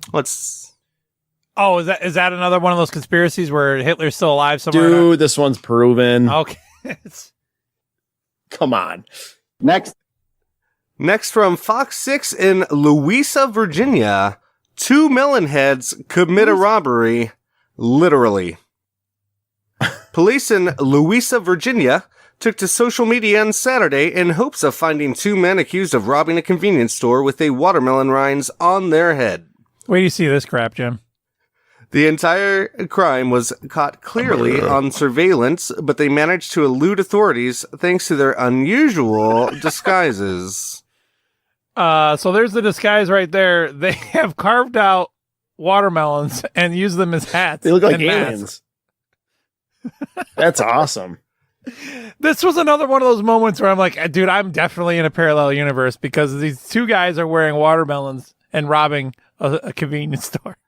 Jim, we'll have to double check to see if this has also been disclassified by the Navy, but before we do, Sunday authorities arrested 20-year-old Justin Rogers in connection with what the Post deemed the melon drama. Rogers was booked on 3 charges, according to TMZ: misdemeanor, larceny of alcohol, misdemeanor, possession of alcohol by an underage person, and felony prohibition of wearing a mask/face covering in public. That was my teacher's name. Police. Misdemeanor. I've never heard of a felony prohibition on wearing facial masks and coverings. Aren't we all supposed to be wearing facial masks and coverings? Is it illegal to wear a mask in We public? all wear masks, metaphorically speaking. That's true. I am not my true self until I've let my true self go. Stanley Ipkiss, 1994. Police are still on the lookout for a second person, according to the Pittsburgh Tribune Review. So are we all felons? Is that what you're implying right now, Brad? That's when I didn't I didn't know if Melon felons. a Melanie? Melanie Griffin. So I've never heard of a federal law that prohibits you from wearing a mask and facial covering in public. But they charge that kid with it. What do you do about Halloween? Halloweeny. Or a pandemic. Right? So confusing. But these two guys actually dressed up with watermelons on their heads, robbed a convenience store. Have you ever been to a Sheetz, Jim? Yeah. Down in like maybe the Carolina. Yeah. The kiosk, the ordering kiosk is like the best thing ever. You can actually order your food without interacting with a human being. I've never been to a Sheetz, but I've been under some. Boo! Boo! Next story from CBSNews.com out of Los Angeles, California. This just in, Elon Musk and wife are still effing crazy. Is that the name of a cologne or a man? Elon Musk. Game idea. Can I just tell you something right now? One of the cords that goes in my headphones is like touching my nipple in just such a way that it is rock solid hard. It could cut glass right now. And it's making me very uncomfortable. He wants the show to go on a long time. Keep going. That is the perfect the perfect mode to be in when you hear about Elon Musk. Isn't that weird when you have one hard nipple? That's what it sounds like. A few weeks after Elon Musk and Grimes revealed their baby's confusing name, the couple has apparently altered the unique moniker.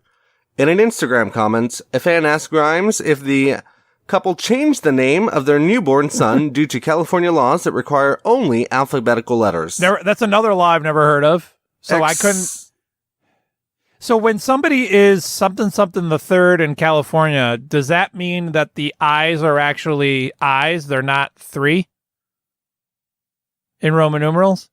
I would imagine so. Yeah, due to this. So there are some exceptions. So where, what if I just played with my nipple like this? Like, it's just really, hey baby, this has never happened to me before. This is also new. So available on the Patreon for an additional $2. Brad will play with his nipples for you. Is that even allowed? Can you put pornography on Patreon? Well, it's not pornography because you have your shirt on, right? I mean, what are you planning to do for the people there? Well, how far is this going to go? That's what I'm saying. Yeah. What isn't he planning on doing? So he can put it on his hot or not. Oh, there you go. Your fans only or only fans or so. X A&D A-XII, she replied. In my case, it would be the only fan. Get it? There's not a lot of them. She replied, revealing the slight alteration to the end of the baby's name, changing the 12 to Roman numerals. In reply to another commentator, Grimes simply wrote that Roman numerals look better. Thanks, this didn't help at all, one person replied to Grimes' explanation on Twitter. It is... So I'm confused, Gabe. What is the name of this child supposed to be anyways? I still don't even understand. Exaishi. Exaishi? Exaishi. If it was Chinese. However, neither of them are Chinese, though. Right. Exaishi. So it is still unclear how to pronounce the name or if it's even legal. That's the noise that E Honda makes when he does a palm strike. Saishi.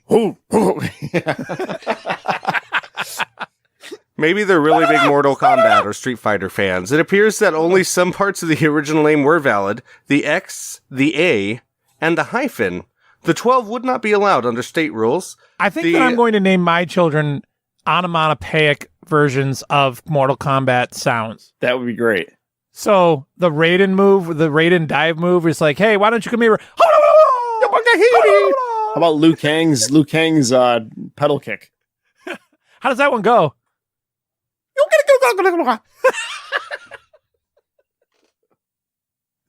It's just a whole clan of them, you know. And I'll have a girl, and her name will just be Finish Him. That'd be awesome. Friendship. You send her off to prom, and you're like, "Have a good night. Finish him." Oh God. The two-letter combination, A-E, is also not a standard character in the English alphabet. So with California state law, the exceptions for punctuation would be a hyphen, as in O'Hare, or if you had two last names, an apostrophe, as in O'Hare, and a hyphen, as in if your name was Bradley Baker Jim, then that would be suitable as well. Okay, so Jim, see here, it says that the name of this child is X. I don't even know what is that character it's an alpha and an epsilon at the same time. What is that called? I don't know what the name of it is. I've seen it. It's, I don't even know what it means. It's like, I don't know. And then how do you pronounce it? So it's X-A-E, but not really. A-dash. You find X. that in the Bible when they're talking about Judea. Uh-huh. That's the character they use. And what a character it is. So here's the thing about Elon Musk is that he's insanely rich. He smells amazing. There's a certain point where you lose so much, like nobody in their actual right mind would ever name their child this, right? So what is going on? Is he just so far off the deep end that he thinks that it's just cool to name your child a series of characters? It's the celebrity, I know more than you, I'm so smart, I'm like a different realm of intelligence than you, all people. Celebrities do this stuff all the time, right? It's such a weird psychological thing though, because Elon Musk is a smart person. So where psychologically, when does that break down in how much money? What number basically is what I'm saying. How much money do you need before you start doing really stupid things like this, despite your level of intelligence? Yeah, but then you got, sorry, go ahead, Gabe. Oh, sorry. I just said, what is the number before you lose your mind, basically? Yeah. Pretty much. And you see like B and C list celebrities trying the stuff. And I think it's like a club. It's like, it's almost like a trend or like what someone's wearing. My kid's cooler than your kid because you can't pronounce his name. See, I'm part of the, name the baby a crazy name club too. That means I'm an A-list celebrity. It's a rite of passage. Is there some sort of rhyme or reason to this name, or did they just pick characters out of a hat? I have no idea. It doesn't look like. You should Google the actual name and see if anyone's explained it. Oh yeah, huh? I could do it that way.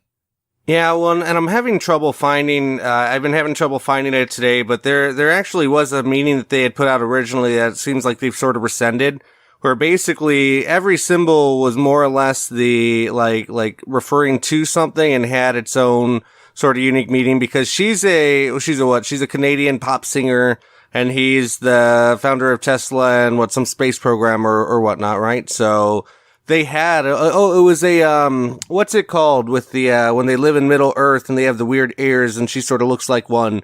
It's Elfin. Hobbit? The name's Elfin. Oh. So it's actually a reference to like some sort of elfin something or another. And then I stopped reading. Elfin chicks are hot too. Dude, if you look at his wife there. Uh-huh. Her girlfriend, I don't know if they're married, but if you Google her, she's got this goth image in this one picture. Right. But then like her normal look is completely different. It's weird. So I'm looking at some information, I guess on a Joe Rogan podcast. It's pronounced X-A12. What are they naming a star? I don't. What? But you would. How? That doesn't work. Like that's not a name. You're just gonna call the person whatever. I don't even know if this is a boy or a girl. I feel like this started with Cher, when Cher had those two kids. name? It's a boy. The weird names. And then Ash is a terrible name for a boy. So what is it? His name is going to be Ash. Well, that's Ash. a Jewish name, right? That's like Asher or something like. That's true. It is Jew Day. Well, We're he's celebrating Jewish. the Jews. I thought Elon Musk was Jewish. Is Elon Musk Jewish? I'm not sure, but I know that the words "Give me your tired, your poor, your huddled masses" on the Statue of Liberty are Jewish, and they're written by Jewish woman Emma Lazarus. Not sure about Musk, however. I'm pretty sure he's Jewish, and I'm pretty sure that's the key to unlocking this whole thing. And I think his first wife had a Jewish name too. Okay. So there's something to that. It's got to be. Says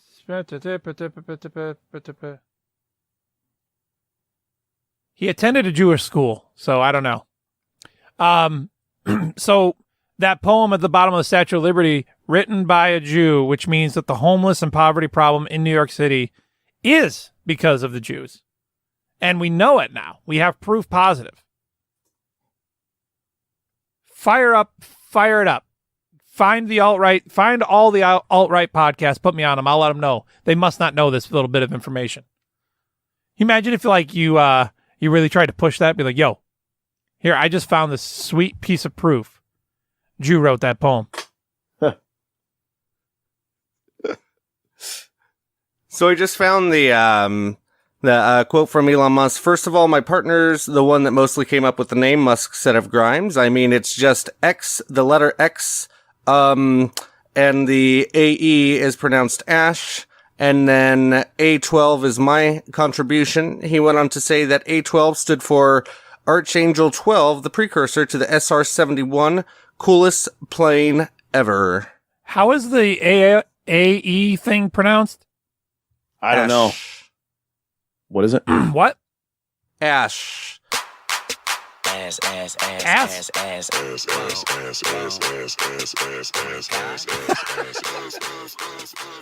Next. All right, getting on with the news and nonsense. BBC out of Topeka, Kansas. Why is the BBC reporting out of Topeka, Kansas? Topeka. Nonetheless, let's rip off DoorDash because fuck DoorDash. The owner of a pizza restaurant in the U.S. has discovered DoorDash delivery app has been selling his food cheaper than he does, while still paying him full price for orders. The owner did not wish to do business with DoorDash and had explicitly asked not to be listed on the DoorDash service. He later found out that it was part of a trial to gauge customer demand, so DoorDash could take his own customers away from him and migrate them to their app instead. A pizza, for which he charged $24, was being advertised for $16 on DoorDash, and when he secretly ordered it himself, the app paid his restaurant the full $24 while charging him $16. Well, good, dude. You don't charge people $24 for a pizza. That better be a hell of a pizza. This is justice, man. What is? Yeah, I do know that every time I order from Mark's, it's incredibly expensive, but I always have a theory, which is my theory is if you're going to order out, then you should not be considering the price to begin with. Like going out to eat or ordering out on the cheap, you might as well just don't do it. If you don't have the money to do it, don't do it. So I'll order pizza from Mark's and I'm like, all right, your bill's going to be $59.68. And you're like, I don't know how, but okay. You're like, all right. So $24 that would be expensive for a pizza. $18 is what I would expect to pay for a pretty decently priced, like large pizza. Right. But I mean, then it's like, are you throwing everything on it and getting charged like the 75 cents per topping times 8, you know? I don't know. Well, that, and I mean, in our area, we have a huge competition of pizza chains. Gabe doesn't get it. Chains, we actually have good pizza here, Gabe. I know I've been dying to have some of the pizza out here. My favorite place is a New York style pizza place, but I know it's only like Arizona's take on New York style play. Man. Now I could see getting charged $25 for a pizza or $24 for a pizza in Chicago, because when I went there for like an authentic Chicago style pizza, it was amazing and worth every penny of it. Where are you on? I forgot if we talked about this before, Jim. Where are you on the Chicago style deep dish pan pizza? I mean, I don't consider it like, I mean, I guess it's pizza technically, but I mean, it's not my go-to. It's almost like a savory cake. Yeah, it's like a dinner type thing. It's like a quiche or not a. So Mr. Roy said he had first heard about the situation in March 2019 when his friends started receiving complaints about deliveries, even though his outlets did not deliver. At that point, he discovered he had been added to DoorDash and noticed it was charging a lower price for one of his premium pizzas. So, he ordered 10 pizzas and paid $160 and had them delivered to a friend's house. The restaurant was then paid $240 for the order by DoorDash. Grubhub also adds restaurants without permission, not adhering to the restaurants say. It's such a slimy thing to do. Mm-hmm. Jim, I'm not sure if you knew that. Jim, also, do you know why Facebook is blue? Primarily. I wonder that stuff. I'm retarded, but it's like, because Zuckerberg is a Jew. We're running short on time. So the next time the restaurant prepared its friend's order by boxing up the pizza base without any toppings, maximizing the profit from mismatched prices. Zuckerberg's a Jew. It was genuinely curious if DoorDash would catch on, but they didn't, wrote Mr. Roy. DoorDash's approach is to hopefully acquire a client base away from the individual restaurants by subsidizing such losses in hopes for profits down the road when customers come to them first rather than buying food from the restaurants, making it as God and heaven intended. Defending the losses, Chief Executive Masayoshi Son reportedly compared himself to Jesus, stating, Jesus was also misunderstood. And Brad, that is your news and nonsense for today. Oh, you DoorDash. All right, Jim, with that, I think it's time to say goodbye to all these scumbags. Goodbye, scumbags.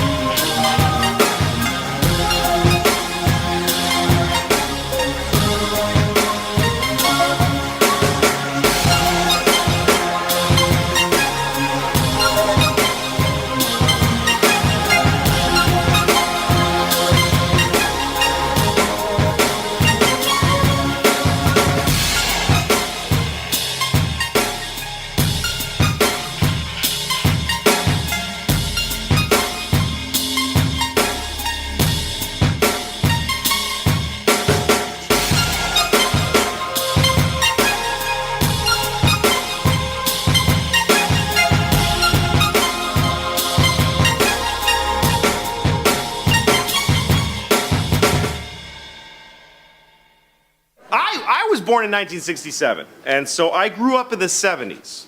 So I'm not racist. However, I do have mild racism.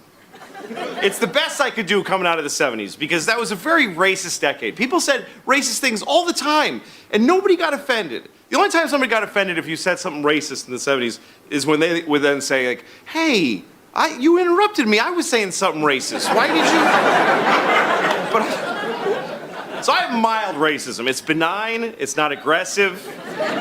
It's not even negative racism. It's mild racism. I'll give you an example. Okay, like if I go to a pizza place I've never been to before, and it's run by 4 black women, I'll go like, See, it's very mild.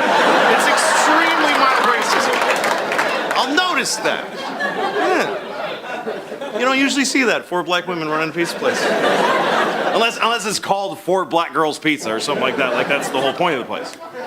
It's mild. Here's another example of mild racism. If I say I'm in a hospital and the doctor comes in to treat me and the doctor's from China or India, I'll think, well, good. Good, more of that. Why not? It's very mild racism. Here's another example. If I'm in a gas station late at night and a young man comes in wearing a hooded sweatshirt, if he's white, I'll think, oh, he's an athlete.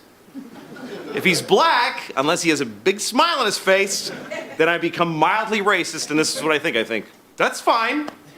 Everything's fine. Nothing's gonna happen. No, of course I'm fine. Why did I even think that for a second?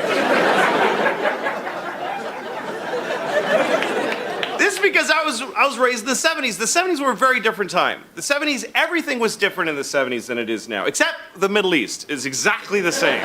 It's exactly the same as it was in the 70s. It's been the same fights, and you know what? It's boring now. That's the worst part of it. When I was a kid, we were like, ugh, but you can't go like this for like 1,000 years. After a while, when you fight, people don't care, because when you're just you just keep fighting. Everybody's like, those guys are dicks. They just fight. That's what it's like. You know, like I have 2 kids, and they fight sometimes. And when they first start fighting, I get concerned. I go in their room, I'm like, hey, what's going on? What's wrong? Why are we having some feelings? Can we listen to each other, please? Can we please just listen to each other? Okay, you go first. And then she's like,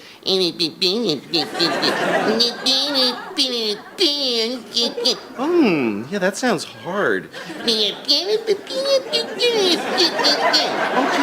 Okay, thank you. Okay, now you.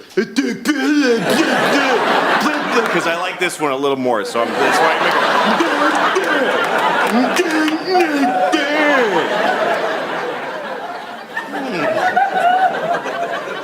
And they work it out. You help them work it out. But if they keep fighting, you stop doing that. After a while, you just go in the room and you just go, hey, just shut up. Both of you, you're both wrong. Because you won't stop fighting. You're in a family. There's other people in this family, and you're being a couple of selfish little bitches that won't fix anything. You share a room. We can't afford another room, so just deal with it. Somehow this has to do with Israel and Palestine. I don't know exactly. I don't remember how. It is because my kids are like Israel and Palestine. And I'm like America. The little one's like Palestine because she always gets screwed. She gets the worst deals. She's like, she threw a rock at my face. I'm like, you're fine. Look, you have a great life. You get to take a rock to the face once in a while. You're fine. The older one is like Israel. She comes up to me. She burnt all my dolls. I'm like, look, I can't do anything about it right now. Your sister is crazy. Please don't make me talk to her. I'll work it out, you and me, okay? We'll go out. I'll buy you a really cool missile, and you do whatever you do with it. It's totally up to you. The 70s were very different. In the 70s, there was a child molester that lived in my hometown. And it wasn't a big deal. It wasn't like, we caught a child molester. It was just like, yeah, that's the house where the child molester lives. He lives where, hey, kids, don't be stupid or you'll get molested. Just stay away from the child molester house. I know because he did something to me when I was your age. So just stay away from the child molester house. We really did. We had a town child molester. His name was Jean Baptiste. It's a true story. He liked teenage boys. That's when you would find out, because I was a teenage boy. He didn't like me. I felt a little bad. Like, no, not you. It wasn't into me. But he would drive up next to teenage boys and he'd say, hello, would you like to go to McDonald's? And you're like, no. And he's like, why you don't like McDonald's? And then you're trapped, because of course everybody liked McDonald's. It was the 70s.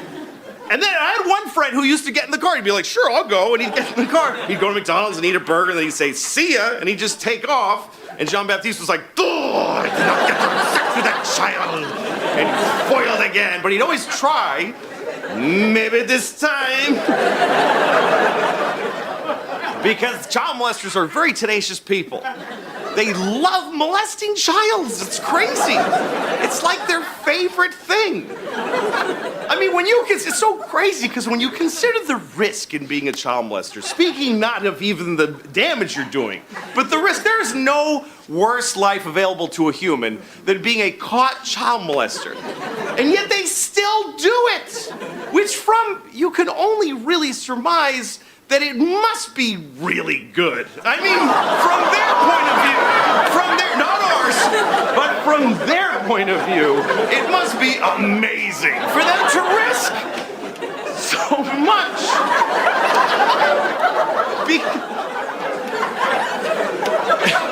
How do you think I feel? It's my last show, probably.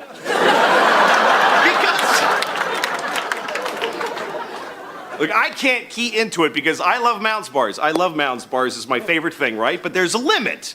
I mean, I can't even eat a Mounds bar and do something else at the same time. That's how much I love them. Like, if I'm eating a Mounds bar, I can't read the paper like, I have to just sit there with it in my mouth and go, why is this so good? I love this so much. And because they are delicious. And yet, if somebody said to me, if you eat another Mounds bar, you'll go to jail and everybody will hate you, I would stop eating them. Because they do taste delicious, but they don't taste as good as a young boy does and shouldn't. To a child molester, not to me, not to us, because we're all awesome. All right, we did it. We got through it. Italian loafers without socks? Deconstructed linen suit. Something missing? Complete the look. With a flesh-toned sleeveless t-shirt at Vice City's one-stop shop for people who dress for success. Wow, you look like everyone else. Complete the look. Old Max, we go everywhere together. Right, boy? At Pet Stuffers, we know there's nothing like a relationship between a man and his dog. Sometimes you just can't let go. Max, you didn't eat your food. That's the second week in a row! Max? When the unspeakable happens, just put your four-legged friend in the refrigerator or freezer. Then call Pet Stuffers. We'll be there within a week to pick him up, and in less than a month, he'll be back as good as new. Through an ancient Egyptian miracle process called taxidermy, you and your best friend will always be together. Yeah, that's a good dog. Pet Stuffers, when you just can't let go. And coming soon, grandparents forever. You've accidentally killed a family of 4. We all know these things happen. You need to get out of jail to beat the shit out of your old lady for getting you into this mess in the first place. But you need money for bail. That's where we come in. At Jay's Bail Bonds. We're your new friend. We're here in your time of need. But skip town on us and we'll hunt you down like the vermin you are. You may be in a lot of trouble with the law, but now you're in debt to an angry, unregulated lunatic who will be happy to take a on the Constitution to get their money back. Contact Jay's Bail Bonds today. Don't miss the next episode of Serious Cougar. Eunice goes on a bender with a pool boy and breaks her hip. If women in their 20s don't know their ass from their elbow, and women in their 50s know what they like, imagine being with an experienced, pleasure-loving octogenarian wrestling with dementia and horniness. The show that hits below the belt, just like her breasts. Serious Cougar, Wednesday nights at 9 on Weasel. All right, is it blasphemy if I state that the blood of the Lord Jesus is delicious in reference to communion or the Lord's Supper? Is that considered blasphemy, funny, or neither? What, in reference to the juice or whatever you're drinking? Yeah, the grape juice when you drink grape juice. To a Catholic, maybe. Okay, so I was reprimanded when I made that joke the other day. I made a joke and I said, and by the way, in the Bible, it says, don't eat the communion if you're hungry, because just because it tastes good, that's not why you're supposed to do communion. That's not where you're supposed to get your food from.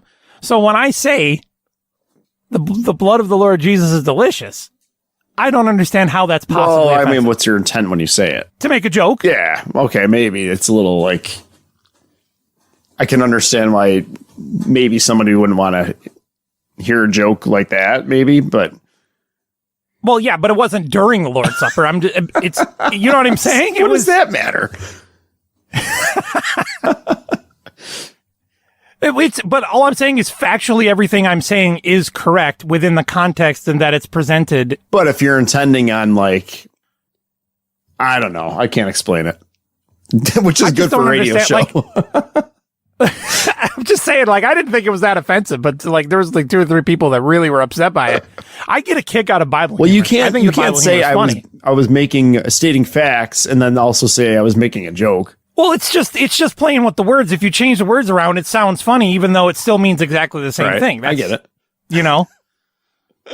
I know you so well, and we go back so far that I can picture anything. When you tell me that you say something, I can picture you saying that thing, and I can hear like the humor in it, and I can, and I can picture you saying it, and that makes me laugh. Yeah.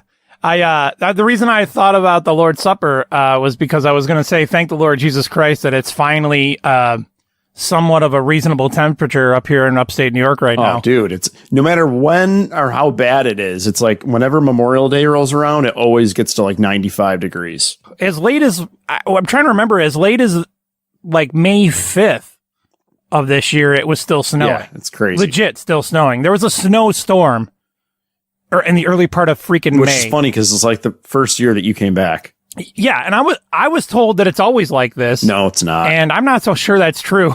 That's not true. I've been so grumpy since about February. So back in Phoenix, it goes from like 36 degrees at night and about 50 degrees during the day, pretty much throughout the winter. Some days are colder than others, obviously, but on average.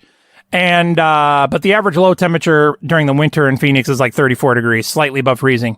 But it's weird because right when you get into the second week of February, it goes from 50 degrees to 100. Oh. No joke. Like it just goes right to 100. So I came from that climate for the last 12 years, came back here, and everyone's telling me, oh yeah, no, it's always snows in May around here. And I think that I'm being sold a bill of goods. Yeah, you are. I'm not so sure that that's true. No. I'm trying to find my soundboard for today.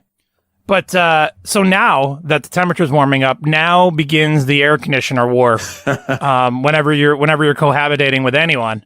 So I needed to ask you, Jim, once the temperature gets to warm, whatever your definition of warm is, and it's now time to turn on the air conditioning, what is the proper interior temperature of your house? Okay, so mine's skewed because our insulation is so jacked up and screwed up that the temperature that the thermostat says never really, you can't really go off of that. You never attain it? You can retain it, but it just, I can't explain it. You just, I'm saying that a lot already.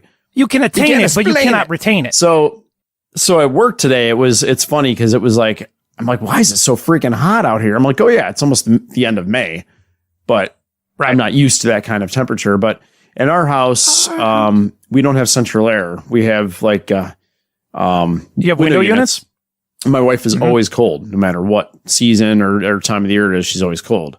Sure. So that in that regard, it's always kind of a battle of what we do.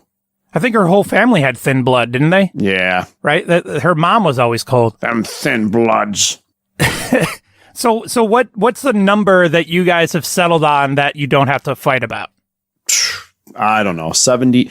Like in the middle of the winter, I'll crank it up a little bit because of our insulation. Sure. And I keep it around maybe 75 to keep it cozy. In the summer, I don't know, 68, 67. 68? I maybe that seems right. It's been so long, dude. I don't remember. That's what you're setting the thermostat at. But I'm saying, what is your target temperature? What do you want the actual temperature in the room to be? Well, are you talking about like a super hot day? Sure. Well, just in general, now that in my opinion, we have now reached the temperatures to where it's appropriate to occasionally turn on the air conditioner. In the summertime, I'm saying 68, ideally for me. 60.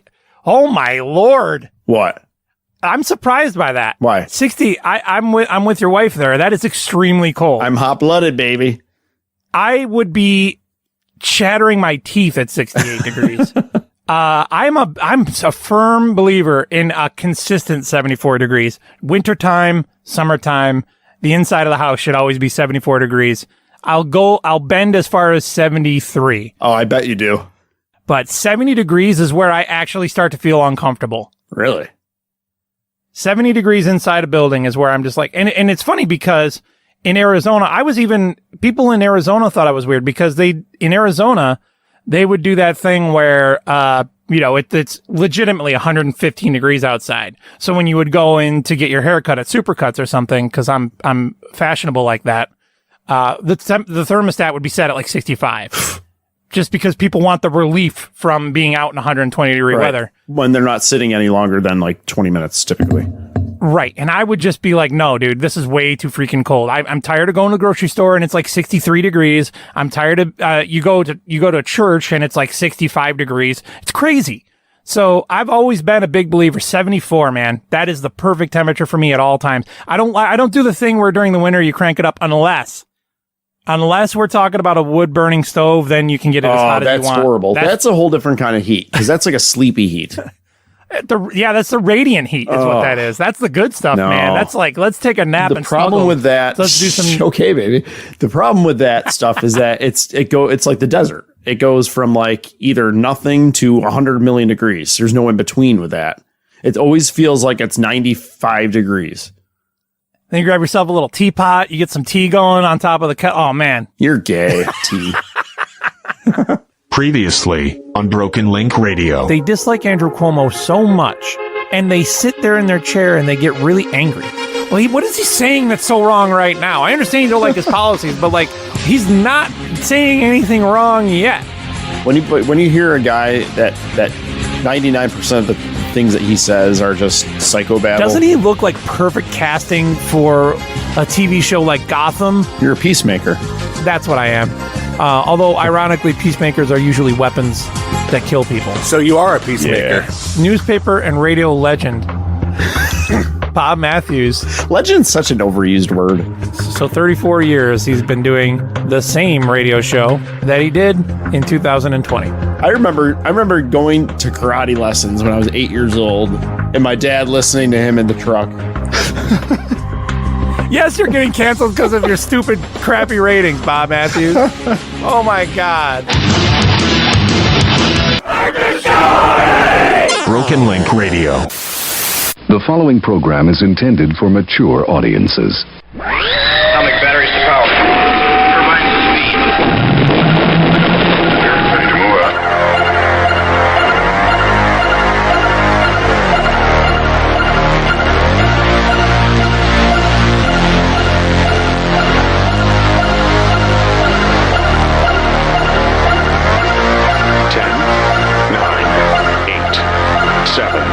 6, 5, 4, 3, 2, 1.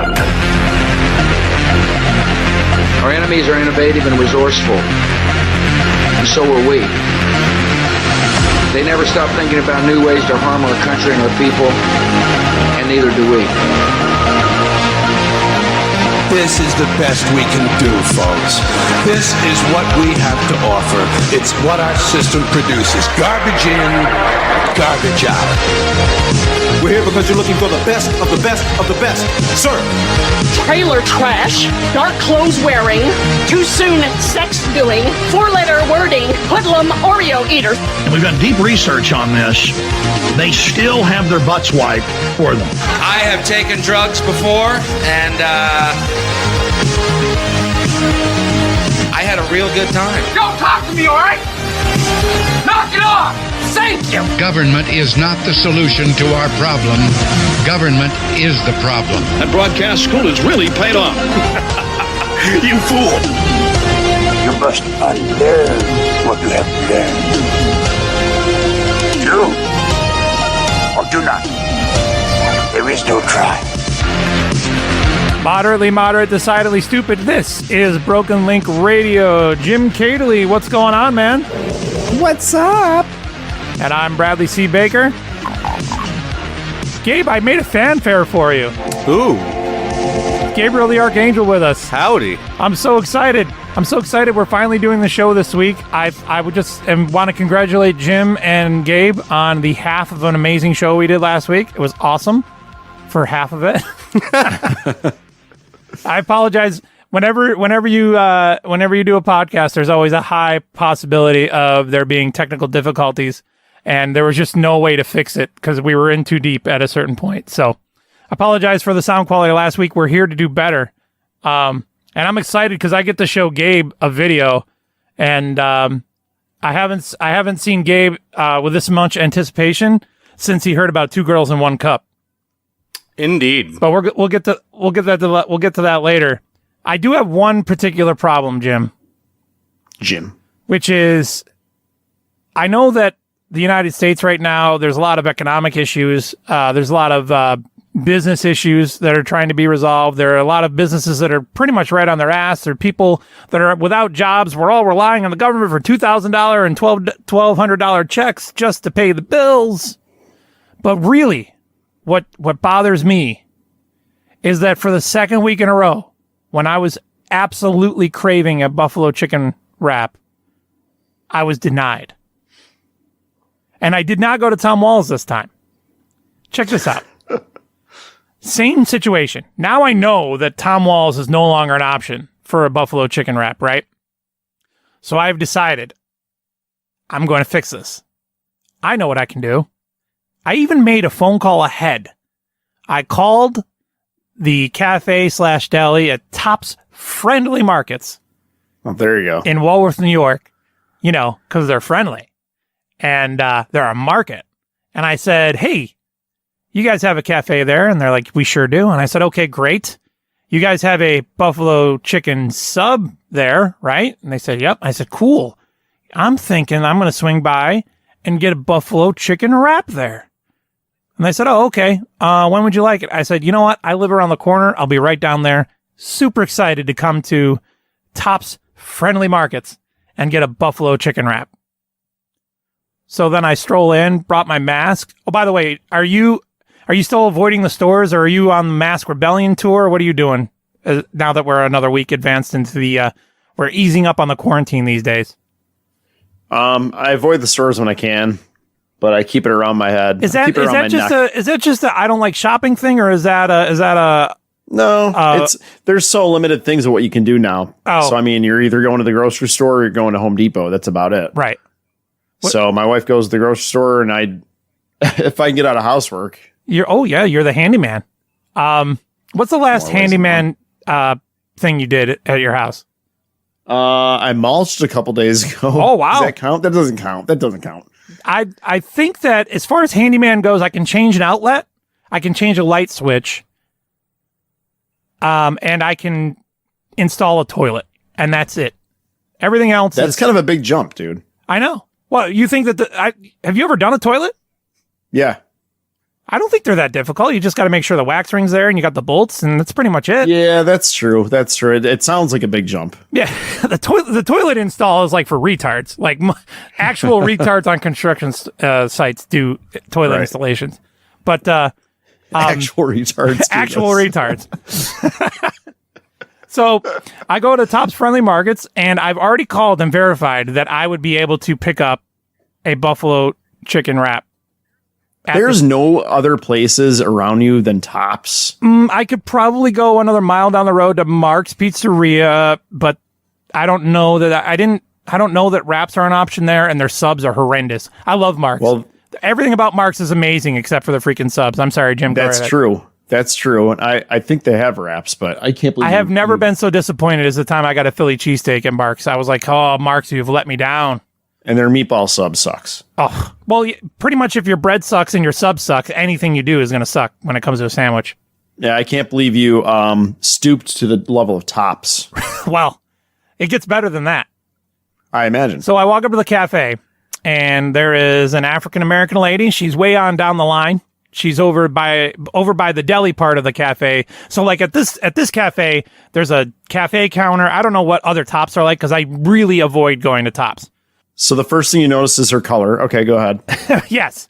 There's a black chick, and she's all the way down to the other end. She's over by where the deli meats and cheeses are. And she's handling a customer. Now, when it comes to food service and customer service, I'm actually a very patient person. I don't ever mind waiting. However, I waited and I waited and waited a pretty long time. And then thankfully, I saw a second lady who appeared to be coming from either the office or the break room or somewhere in there. Ooh, it's the lady. And washed up, and she jumps on the line over by the cafe area. She walks right past me at the cafe area and goes over to the black lady as she finishes up with the customer there.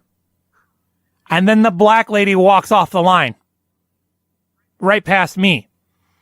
Okay. So I've waited for that lady to handle the customer this whole time. Now I'm waiting for the new person to finish that customer. Finish him. And then when she finally comes back down to me, she says, yes, how can I help you? And I said, Okay. go ahead. So the black lady might have been finishing her shift. Oh, it's better than that. Like she might have been like 5 minutes over and she's relieving her. And right. You're on the right track, Jim. So then the new lady comes down to me and said, yes, sir, how can I help you? I said, I called earlier. I see that you guys are busy. I appreciate that. I just need to get a buffalo chicken wrap and I'll be on my way. And she goes, oh, the girl that does the wraps just went on break. Was that the black lady? Yep. Okay. So they have specific jobs. Like you can't make her wrap unless her name is Chiquita. So she said, if you want to wait 30 minutes, she'll be back from break and she can make you a wrap. I did not say this, but Jim, I'm pretty sure if you've never worked in a restaurant or in food service in your life, you can figure out how to make a buffalo chicken wrap within 30 minutes if I didn't tell you anything. Right. You could. She has virtually an unlimited supply of tortillas, virtually an unlimited supply of lettuce, virtually an unlimited supply of oil, fryers, and chicken. And in 30 minutes, you're telling me she couldn't at least attempt to make a buffalo chicken wrap? So this can't be the first time they've run into this, right? Come on, think about what you're doing. One person knows how to make a wrap. That's the craziest crap I've ever heard.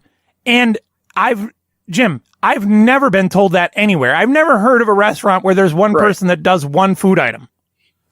Or one person who only knows how to do a specific food item. I make the fries. I run into that at Wendy's, specifically out here in Phoenix. Oddly enough, with wraps, they also had a wrap person. Is it like big science, Brad, to like make wraps? Gabe, I tried to do it on a show. You're not making that up. You're telling me that's the truth? That is 100% the truth. It's happened twice, and the second time the lady actually went back, yelled at them, came back to me and said, they said we're out of wraps, they just don't want to make them. I'm making them make them for you right now.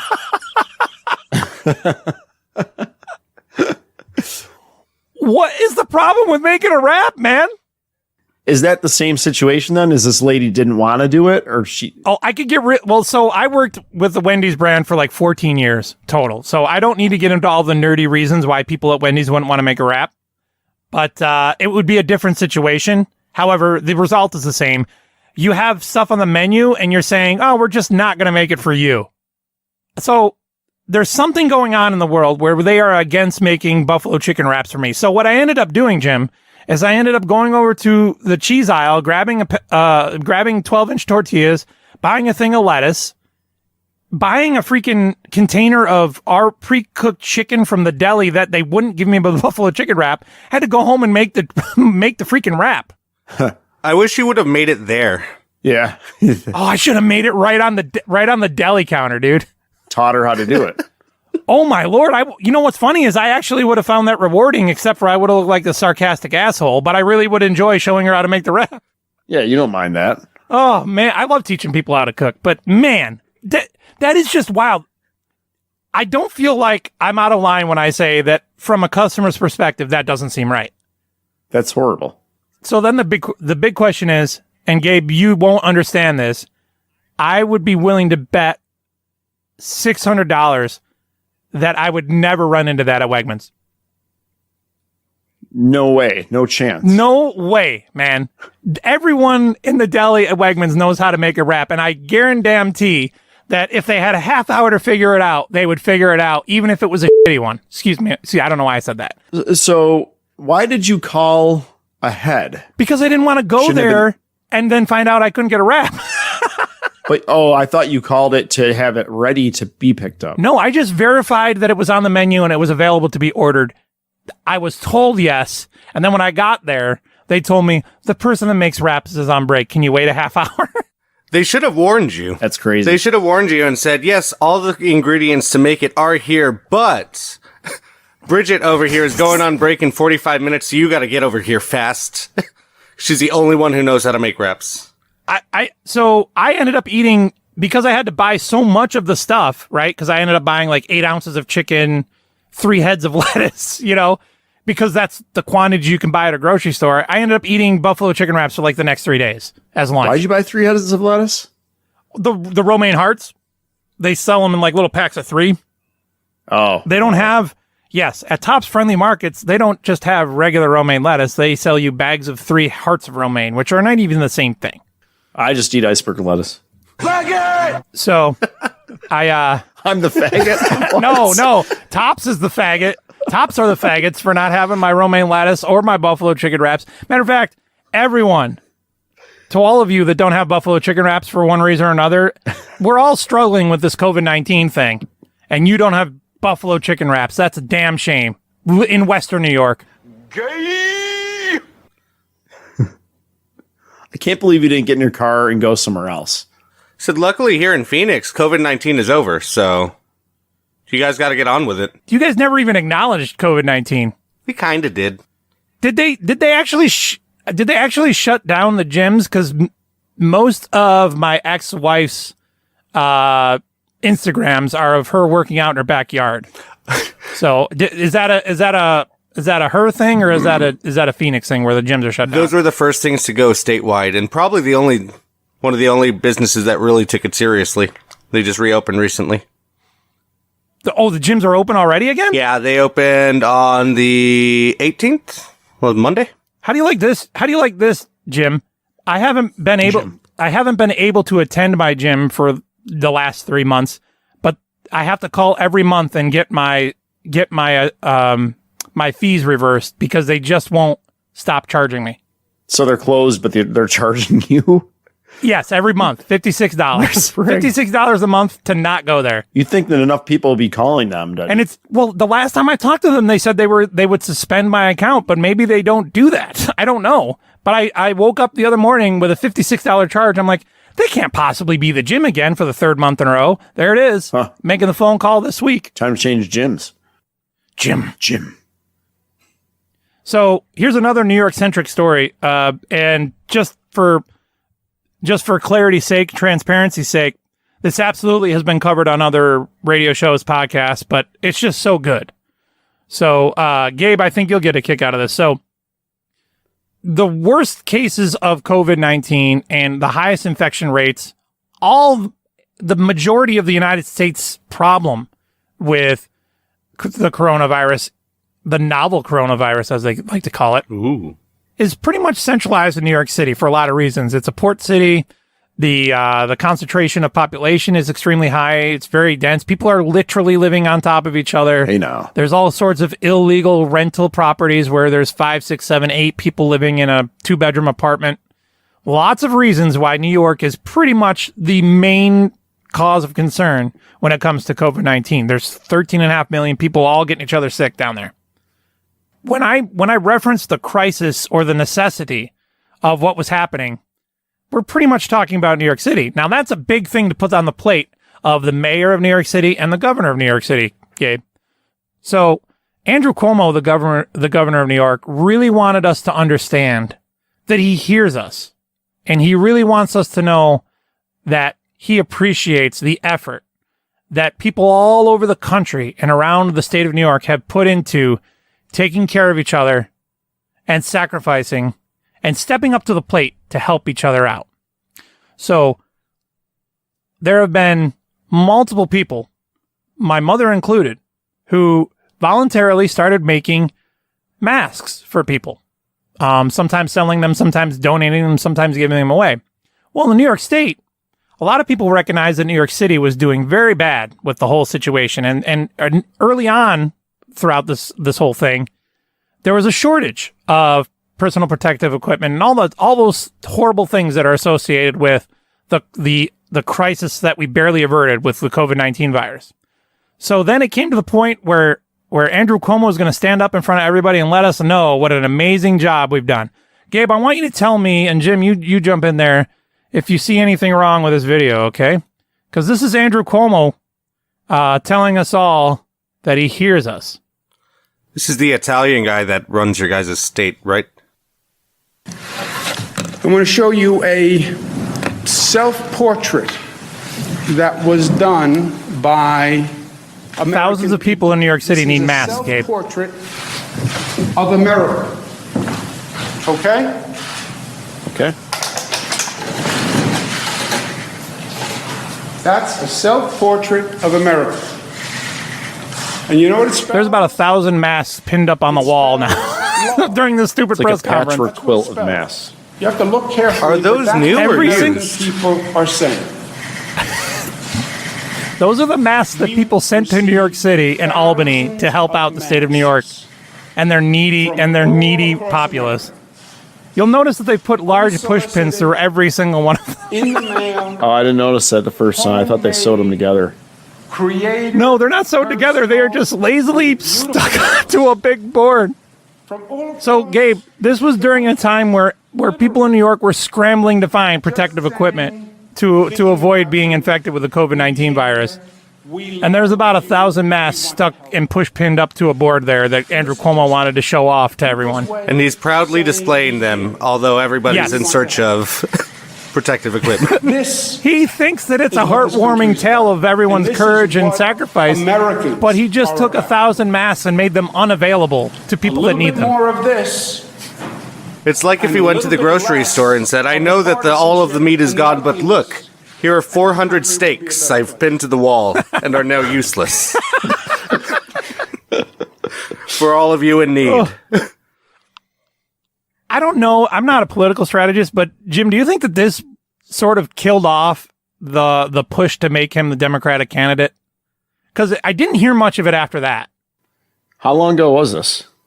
Oh, it was a couple weeks ago. Maybe a month.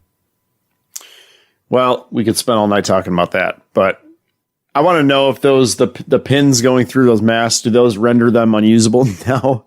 Absolutely, they do. Mm-hmm. Yeah, all those masks. It's like a 14-foot tall wall. Yeah, of just 1,000 masks that no one can ever use, that people handmade and mailed to Albany in New York City. Like here, during this press conference, Andrew Cuomo actually told a story about a child who did not give the mask to their grandfather because their grandfather said, "Listen, I'm old. Somebody else who is in more danger needs them more than I do." And then this guy pinned it to a wall. Well, wait a minute. So early on, 2 months ago, there was a shortage. Like when this video was done, was the shortage ended? That's a good question. This says roughly the beginning of May. So we weren't... Because we've had masks for a while now. Yeah. This is right around the mask time. Because remember how there was the shortage of masks, but we weren't being required to wear them yet. Yep. We were just being told to stay in the house. So this is, I believe, this occurred after they said, okay, everybody needs masks. And so then people started making masks. And then Andrew Cuomo stole 1,000 of them and hung them up on the wall. For political purposes. Oh, well, what worries that is an amazing video. What worries me even more is if he didn't steal them, he's like, what? What's the matter? They're used. They're done already. You can't use them. And there's just 1,000 COVID-infected masks all in one room with everybody in the room. Yeah, exactly. That would I'd panic. Yeah, that's a good point. Yeah, even if they were used, Jim, it wouldn't be like sanitary to use them for that purpose. Well, I just assumed they had been unused. Like they were new. My dream has been made come true, and people have actually called the phone number, and we've got those voicemails coming up on the next segment of Broken Link Radio.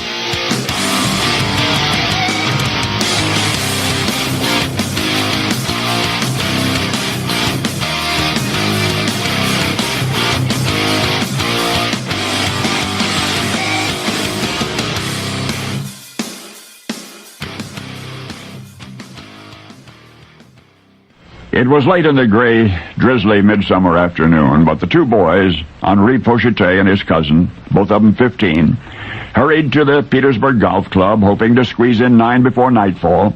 The course was crowded that day. There was no thunder, after all, and the golfers in those parts are accustomed to summer rain, but such familiarity sometimes breeds peril. The boys had completed 2 holes. They were attacking a third when lightning struck the top of a tall pine nearby. And the fireball shot down the trunk and across the damp fairway where it knocked Henri Pochetet to the ground. The teenager, dazed, struggled to his feet, squinted through blurry eyes, searching for his cousin. Near about 50 yards away he lay, struck by the same rolling charge, only closer to the smoldering pine. Henri scrambled to his side. His companion was unconscious, eyes rolled back, tongue down his throat. The lightning had disintegrated his shoes, burned the clothing from his body. He appeared to be dead. The golf clubs he'd been carrying were lying on the ground not far away, the irons actually welded together in nature's forge. Henri screamed to the indifferent trees, "Somebody help!" Well, it so happened the two doctors had been playing on an adjacent fairway, and they answered the boys' cries. And after making certain the stricken youngster was breathing, they carried him to a car. Later in the intensive care unit of the nearest hospital, Henri's cousin regained consciousness. His skin was blackish. He smelled of sulfur. His watch band was melted to his wrist. Blades of grass still clung to his body, but he was alive. Was even speaking now. The doctors had only begun to assess the injuries. One worries about the lungs first. A lightning victim may appear only a little singed on the outside while bearing second-degree burns in the lungs. But this particular young victim was comparatively fortunate. An insignificant heart murmur, a ruptured eardrum, and that was about all of the lasting damage that he had to show for his harrowing experience. But there was yet another after effect of the lightning strike, which the boy's mother was first to note. It was his personality. Whereas before the ordeal he was an impulsive, high-spirited youngster, ever afterward he was low-key, methodical, utterly imperturbable, as though the fire from heaven had changed his mind. Once upon an apparent overnight sensation, there was a professional golfer from South Africa named Retief Goosen, surprise winner of golf's prestigious 2001 United States Open. And then the surprise winner of the same event yesterday at Shinnecock.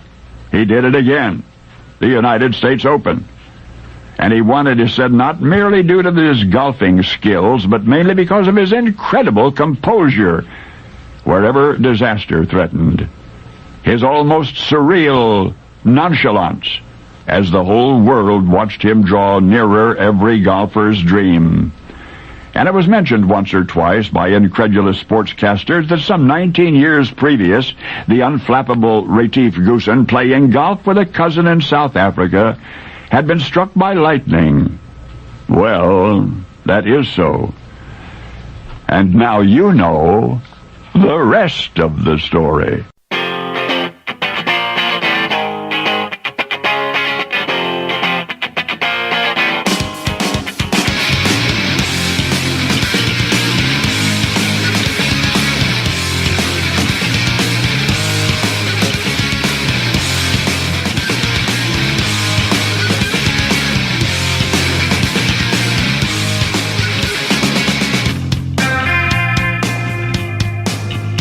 Second segment on Broken Link Radio. Jim, we got some voicemails to go through this week. Boy. And that's these are all from the number 480-269-2641. You can always call us. If you call us during the show, we'll put you on. But that never happens on podcasts, and it's really sad. But we do have a collection of voicemails that we'll be playing, hopefully responding to. I don't know how good or bad these voicemails are. We're just going to listen to them and react accordingly. Don't forget to join the Patreon. Gabe, how many patrons did you sell last week? I sold, trying to count. I have an yeah, a lot. A lot. Gabe is lying. He sold 0. I've sold 0. The Patreon is just making bank. So I got a couple voicemails, Jim. Some of them I believe are addressed to you. But I'll just get going with the first one here.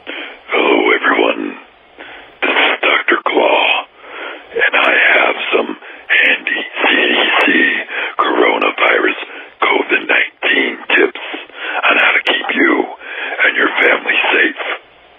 The first thing is to know how it spreads. The best way to prevent the illness is to avoid being exposed to the virus. Remember to keep your distance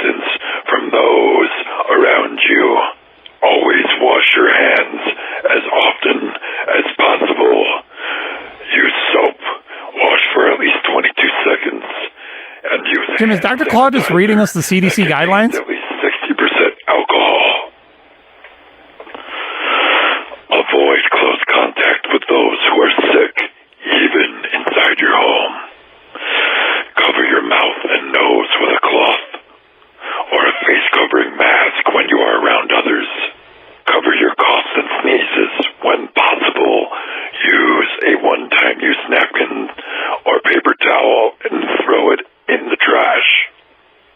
Clean and disinfect. When did Claw turn good? If there are surfaces that are dirty, clean them. This is so helpful. Then use a disinfectant on all the surfaces that are commonly used in your household. Penny, come over here and listen to what Claw's And telling you. remember, if we didn't get you dead this time, I'll get you next time.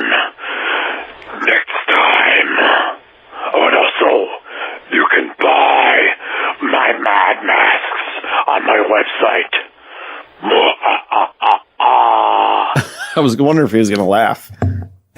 That damn Dr. Claw always comes on the show trying to sell something. He almost lost it at the end. He almost kind of regressed out of the voice. He was helpful though. He was. If I know any better, I think he cared about us. I know. Well, then it turns out to be an elaborate sales pitch for his stupid mask. So Dr. Claw on his website is selling Mad the Mad logo with that weird horned cat thing.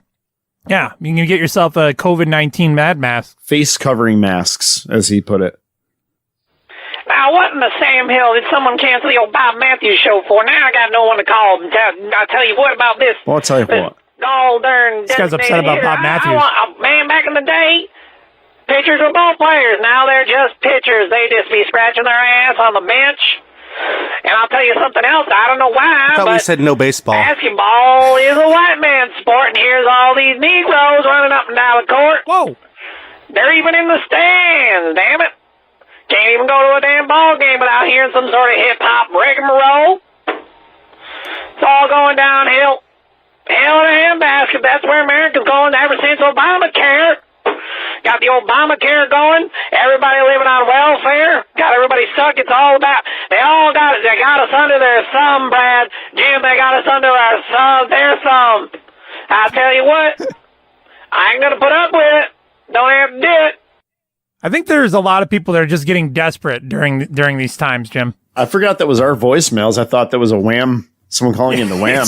It did sound like somebody that would call into WHAM. It sounded strangely familiar. He also sounded like he was very upset about Bob Matthews being done. Right. Oh, I was curious. I was hoping that they were going to replace Bob Matthews with something equally as terrible. So this last week, I jumped on Wham 1180 and was waiting. I was just hoping they hired some nobody to do a garbage show that we would be able to rip apart. But they just got Michael Savage. They already had Michael Savage. I know. They just moved him into so now it's to the point where nobody listens to Wham unless they just want to be like pumped up. It's really bad when the most sensible people on your radio station are Rush Limbaugh and Sean Hannity. Well, it's funny because they used to be such a local radio station. Like they used to have Bob Matthews, and then they had a guy at nighttime who's a local call-in guy. Yeah. And now like most of the stuff on that is like national shows. It's like they took the local thing out of it, which is what a lot of people like to listen to it for. My grandmother loves to listen to Bob Lonsberry. And Gabe, I know this doesn't mean anything to you, but Bob Lonsberry is another one of those guys who's been on radio for 100 years up here. You might know better than me, Jim, because I've never really listened to I always listen to 1280 rather than 1180. Does Bob Lonsberry at a certain point in his career, did he just decide to always do the somber voice the entire show? That's his new that's new to me. No, he doesn't do that. I used to listen to him like 20 years ago. I listened to him all the time. He's gotten so boring and bad. Like all he talks about is local stuff now, like local government stuff, like so dull. He used to get in trouble and he used to be spastic, but now he just does this. Yeah, and it's dull. And 1180 is a horrible radio station. You think Bob Matthews is bad. It's just a reflection of the whole station. Like their newscasters and stuff, they're awful. They're just horrible. They have a Twitter feed and just everything's misspelled all the time. It's oh no. It's a horrible everything. station. Everything in radio is being done on the cheap these days. Yep. Got another voicemail. Hey, Brad. This is Doug. You know, Doug from Tops. Kissel. Oh, no. Tops, aisle 2, you know. Yeah. So, calling you, Brad, just to let you know, yeah, you broke my heart, Brad. Broke my heart. I was, you know, there on my regular Tuesday shift and on aisle 2, as you know, Brad, and you walked right by. Went right to aisle 3, and Brad, Susan. You went to Susan's line. I don't know what he's talking about. Checkout line. I just want to let you know, first of all, I forgive you, Brad. I know you won't do that again. But since I got you on the line here, Brad, I just wanted to give you a few thoughts I've been running through my mind. You know, we had extra time to think about things, so sounds like John Ratzinger.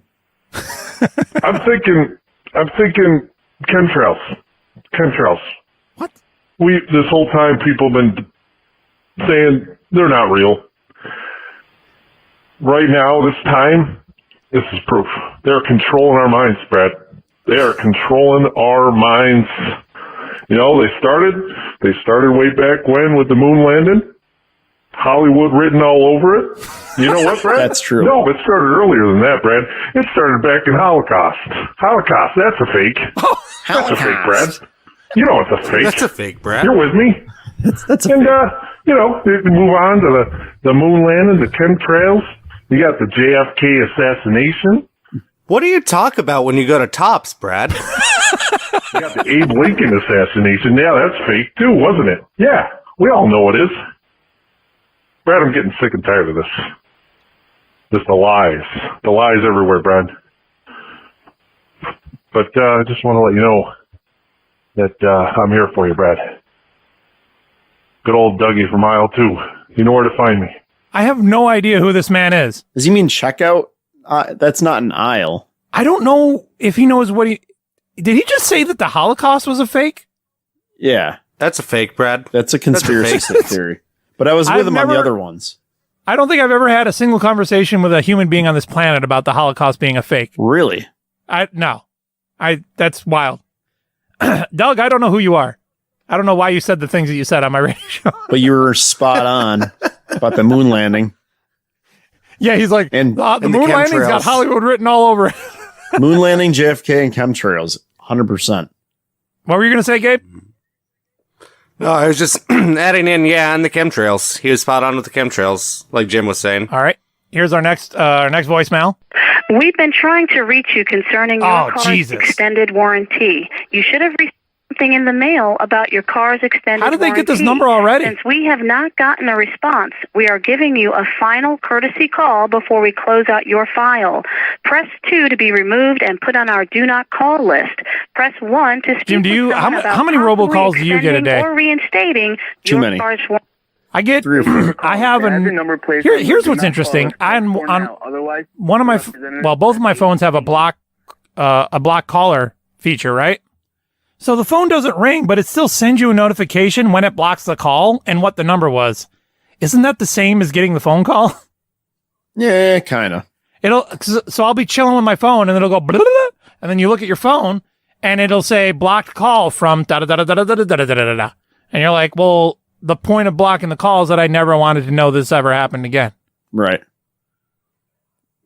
What are you familiar with the warranty scam? I don't even know what the car warranty scam is. All I know is that I get like 17 calls a week about it. Yeah, I don't know the ins and outs of it, but they'll send stuff in the mail too. Gabe, have you re-upped on your warranty with any of these companies? I have not. I was actually off air going to ask you, can you forward that over to me? Because warranty, the whole idea with warranties is they cover nothing and they cost you. Oh, dude, warranties... I'm almost insulted when people ask me, I know it's their job, but when people ask me about the warranty, I have a hard time not putting my bitch face on and looking at them and telling them, man, do I look like an idiot?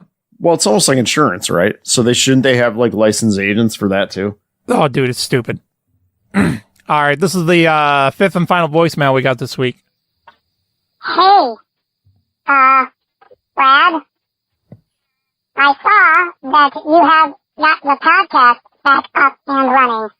And, I think that is great, man. I haven't heard from this guy in a long time. How are you doing? I hope, you and Jim are doing great. I have been Susan from listening aisle 3. to the shows, and I think they have been great, man. I think that you and Jim are great together, He sounds impaired. and that other retard More ways than you one. have on the show, well, I forget his name. So listen, I just wanted to check in with you. Who are they talking about? You know, I haven't heard from Simon or Theodore in years. I thought that was Theodore. Was just wondering if you heard anything from them. Oh, it's Alvin. He's been on the show before. Maybe let them know They all look the same. that I said hi. Racist. He doesn't sound well. Anyways, this economy, huh, man? It's really kicking my ass. Listen, I've got a problem with my landlord and my coke dealer at the same time. Is Dave working? Do you believe that? So I was just wondering how that Patreon of yours is coming, Not well. and if I could borrow a few bucks. Coke never ends, Brad. It never ends. I don't want to come off as weird, but I'll come over there right now and suck your I just need the money, man. Give me a call. I was just propositioned by Alvin the Chipmunk, Jim. I don't know how I feel about that. I'm curious about Dave. I don't know if Dave's still alive or what. Dude, Dave has. I think Dave disavowed them at some point because Alvin's been off the rails for like 15 years now. Well, Dave's had a racket going for since the 60s. I mean, Yeah. he trained 3 chipmunks to sing and wear clothes and behave in public. That's pretty good. So Gabe, you're not aware of this because you weren't involved in the previous iteration of the show, but Alvin would occasionally come onto the show, and Alvin's got, Alvin's into some vices, and it sounds like he's fallen off the wagon pretty hard, although he only mentioned cocaine, but he sounded like he was pretty slow right there. But it doesn't, it doesn't sound good when they offer sexual favors for cocaine. Can we afford to lose another high profile person this year? Have you seen any of those Facebook posts about what an awful year 2020 is already? I've heard people saying like, "Oh, isn't it enough? This now?" And I can't even think of anything that's happened this year besides like. Besides, there's the COVID-19 thing, and then people die all the time. Murder hornets. Oh yeah, the murder hornets. I'm so deathly afraid. You know that. You know what happens when a murder hornet stings you, Gabe? What's that? It hurts, and then you get over it. Jim, what are we gonna do about Alvin? I'm afraid for him. I can stop by on the way home and check in. You're gonna do a welfare check? Yeah, and knock on the door. I'll bring him some walnuts. What are you gonna do if you find Alvin in a heap with his head in the toilet? Well, it wouldn't be the first time, as you know, but I'll just do what I usually do. Luckily with a chipmunk, you can just flush him down the toilet. Well, Theodore's got his cooking show. He made it big, and Simon. Yeah, Simon and Theodore have been doing really well. It was what I was trying to get to earlier, Gabe, was that once they got big with those series of movies in the 2000s, it just that's when Alvin went completely off the rails. He was doing fine for 40 years before that. I don't know what got into him. I know that in the 80s. The 80s aged him. Yeah, the 80s aged him a lot. The 80s aged everyone. And then he had his failed Broadway career, and it was never the same since then. So, Gabe, would you please tell Jim what's going on with these UFOs? Oh. Do we have to watch? So I know we're going to have to watch the UFO videos so Jim knows what we're talking about. That's exactly what I was going to say. Let's pull them up, Brad. Now I don't have to do that. Now I can close this tab for my Google Chrome. So the crazy part about these UFOs is that they're declassified and acknowledged. This is a real thing. Declassification is isn't it like just the biggest scam or the, what's the word? I would help you out, but I'm not sure where you're going.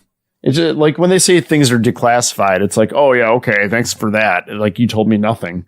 Oh, like this is the limited amount of knowledge we're allowing you to have. Yeah, it's like everything's redacted off the document. Thanks. Yeah, but that's weird though, because like this is stuff everything you just said was right. This is stuff that they said you can see. And what's why now? Like what changed? And there's a Gall Dern UFO on here, dude. What's changed? I mean, we've seen UFO videos for decades now.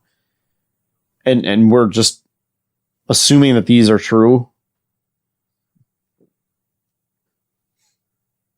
Like that's the real video, dude. Dude, we've seen real videos. That's what I'm saying.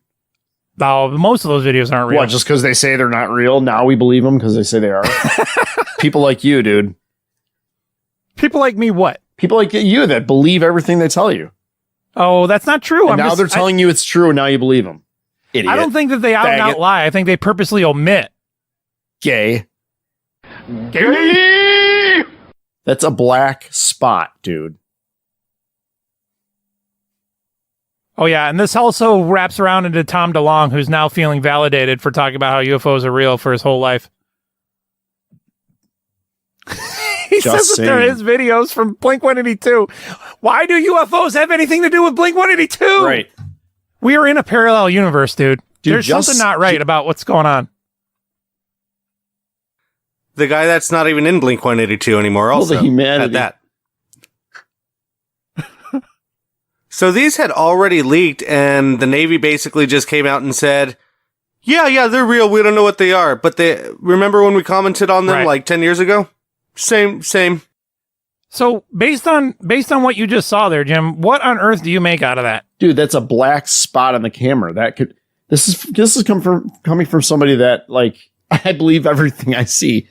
And they release a video of a black dot on the camera. Well, that's not a black dot. That's like okay, it's a white dot. But you can see how fast it's traveling, so that's, like... I actually can on this crappy video you're playing, dude. What's wrong with your Wi-Fi? What's with that guy? He's an alien. He looks like a fag. Where'd they get him? He does. All right, so what... Oh, don't even get me started on ABC World News, too. They're garbage. I got so many problems. Oh, they're garbage. I can't get them to shut up right now. That's most of the world's problem, Brad. I just want to get off of the video. That's most of the world's problem with ABC World News. Oh, I was desperately trying to avoid the video finishing because I didn't want to hear the pitch. All right. So what you're getting out of that, Jim, is that those are just black spots on the infrared scanner, and that's it. Yeah, I can't believe they're showing this and say, you know how many other detail, like fake or not fake, you know how much more detailed videos there have been over the past 40, 50 years? Well, that they've just come out and debunked and said, no, it's not true. Now they're releasing this video that's literally a black spot, and then it inverts to a white spot. Well, it also spins around, and it also travels at an extreme... So angry! What if it's like a flea or a gnat? I don't think that those scanners pick that stuff up. So where did the Blink-182 guy get this?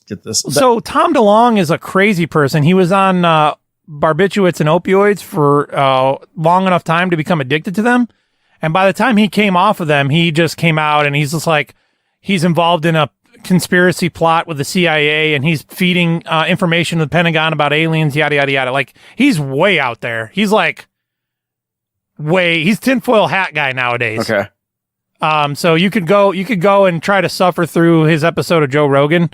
And it's also weird when somebody like Tom DeLonge, you finally get a 3-hour conversation with him and they don't want to talk about anything that has to do with the thing that they're known for. Right. It's like, if I were to talk about anything with Tom, excuse my voice. If I were to talk about anything with Tom DeLonge from Blink-182 for 3 hours, it would probably be guitar, punk music, and music in general. But he wants to talk about aliens and UFOs. And the CIA. It's like the past actors, like the guy that played Carlton on Fresh Prince, and then AC Slater from Saved by the Bell.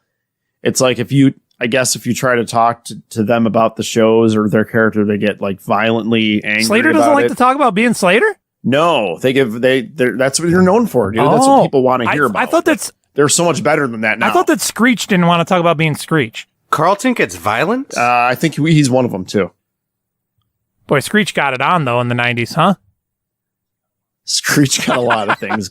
I think Screech and Alvin are friends, or at least have the same dealer. Well, they're rebooting that, and they're bringing, so it's like all's forgiven. Yeah, I'm pretty excited about that. So Jim and I were trying to develop a new bit last week, and we ended up in a little bit of argument. We'll cover how that went next.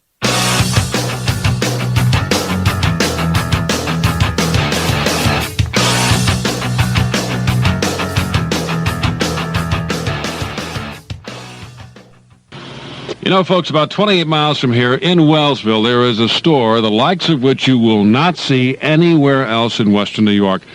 The name of the store is Carpet Town. Now, I know the people who run Carpet Town, and I know what their philosophy is. Let me pass it along to you. They believe that in order to be successful in this very competitive day and age, you've got to do three things.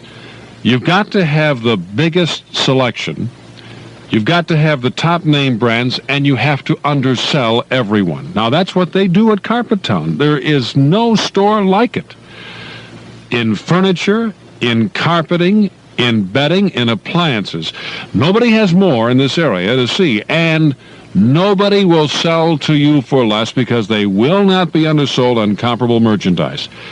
Just that simple. Besides all of that, it's really a beautiful store. So before you invest any time looking around for furniture, bedding, appliances, see Carpet Town in Wellsville, Route 417, the Bolivar Road. I promise you won't be sorry. Carpet Town in Wellsville. At Bravado, we don't just make cars, we make America. Farms, fields, football, and getting together with some old friends. It's a diner where the waitress knows your name and gives you a hand job. It's a parade down Main Street with children cheering as their parents' jobs get outsourced overseas to be done by illiterate kids. It's a slow-motion shot of your kids running happy on a beach, ignoring the dead mammals and stricken seabirds washing up from the latest oil spill. Our fires burn bright, especially when you're breaking apart furniture and burning it in a barrel to keep warm while your wife turns tricks to buy food. We know America is hurting. We're in this together, which is why we want you to tell your congressman to approve our newest bailout. Bravado. United we stand. Together we fall.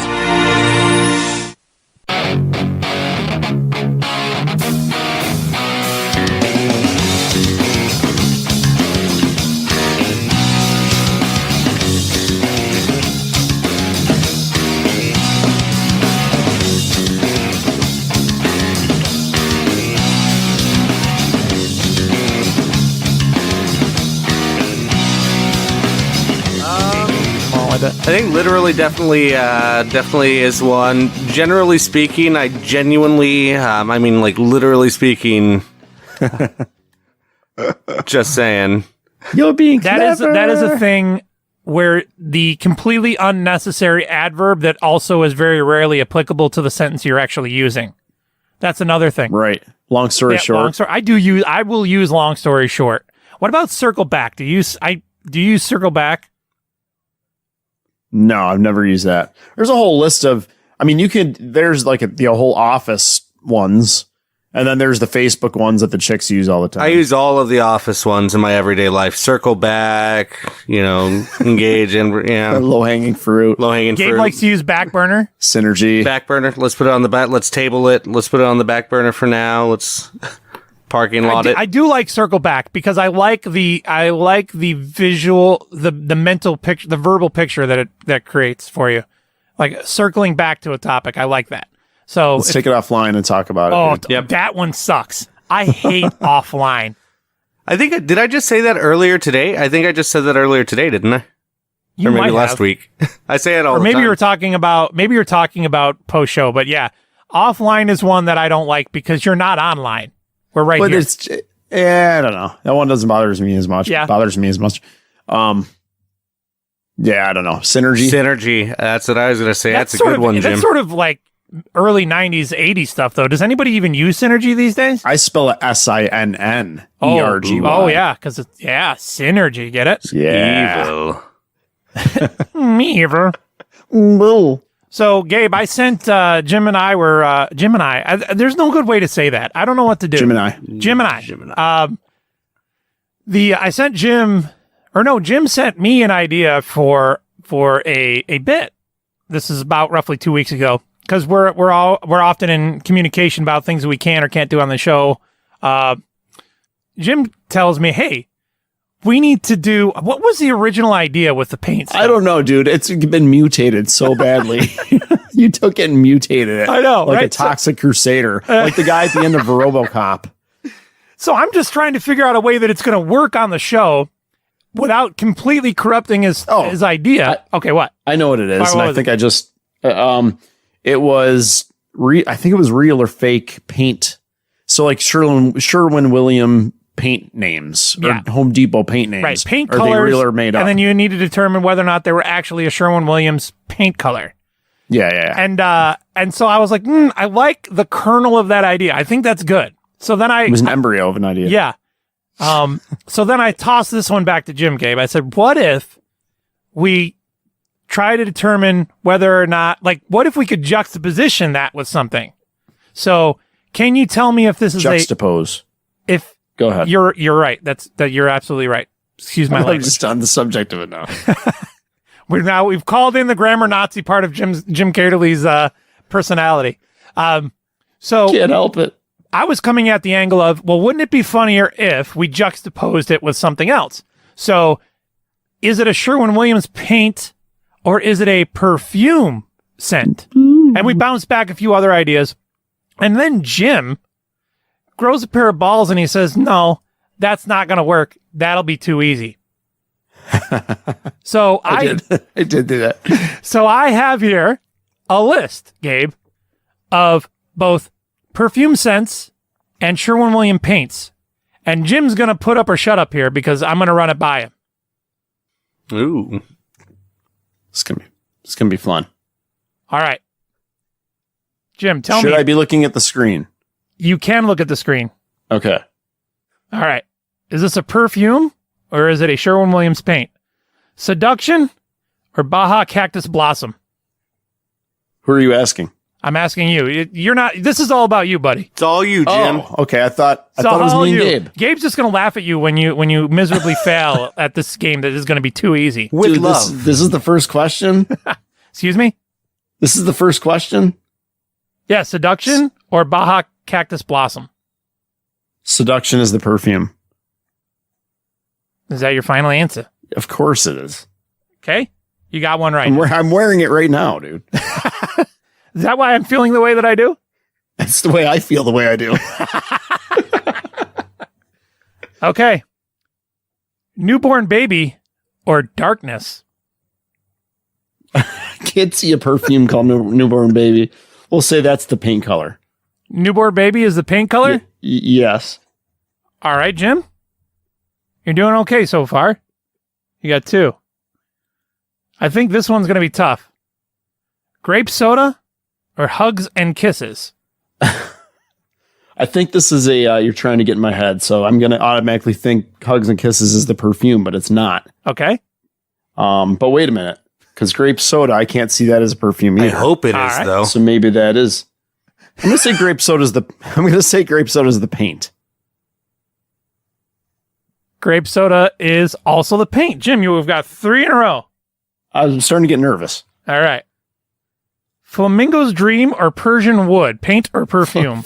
Flamingo's Wet Dream. Persian Wood. Persian Wood.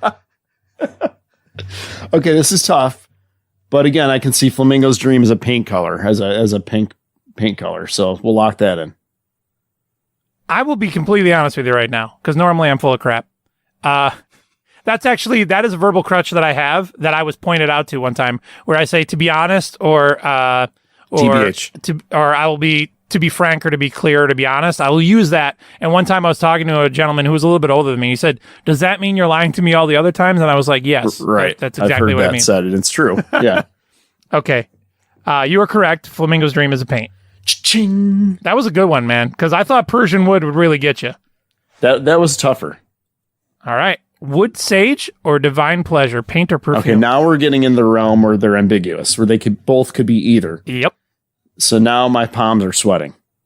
Not really, but wood sage is going to be the perfume / cologne. That is incorrect. Oh. Wood sage is a paint color, divine pleasure. Thought it was too obvious. Is a perfume. Okay. Okay, next one. Are you ready? Yeah. Paint or perfume, Song of Summer or Evening Dusk? Okay, there's another one that's Okay, Song of Summer is the I go either way. It could be 50-50. Song of Summer is the paint. That is incorrect. That's what my heart says. That is incorrect. Song of Summer is the Song of Summer is the perfume, and Evening Dusk is a Sherwin-Williams paint color. Okay. The next one is Vanilla Rose or Friendship? Friendship. Okay, so Vanilla Rose would not be an appropriate name for a paint color because vanilla is like an adjective for that particular That's an interesting way to feeling, attack that. or not feeling, but a sense. Sure. So I'm going to say Vanilla Rose is the obvious perfume. Friendship is the paint color, which means that Vanilla Rose is a perfume. I thought that the Friendship being a paint color would screw you up on that one. Yeah, adding vanilla to a name of a paint doesn't help do anything. That doesn't. All right. Nectarine Blossom or Lauren Surprise. These are real things. This is easy. Okay. Lauren Surprise is the paint color. Do you know that? Have you heard of Lauren Surprise before? No, it's just how could they? You can't make a perfume called that. Let me give you a scenario. I give my wife a perfume called Lauren Surprise, and she knows someone named Lauren. What if it's Lauren? She's not going to want to wear that. What if it's Lauren Surprise? Please tell me what her surprise is. Hey, is she Victoria's sister with her secret? So yeah, Amande Coco or Phantom Mist? Well, wait, you got to tell me if I'm right. Oh, I'm sorry. I did. Oh, I didn't hear you. Lauren Surprise is a paint color. Okay, sweet. I'm surprised. Yeah. I'm surprised you got that because I thought that I thought that was going to be ambiguous enough. Okay. Amande Coco or Phantom Mist, paint or perfume? What the freak is Amande Coco? Something I want if it's a perfume or cologne.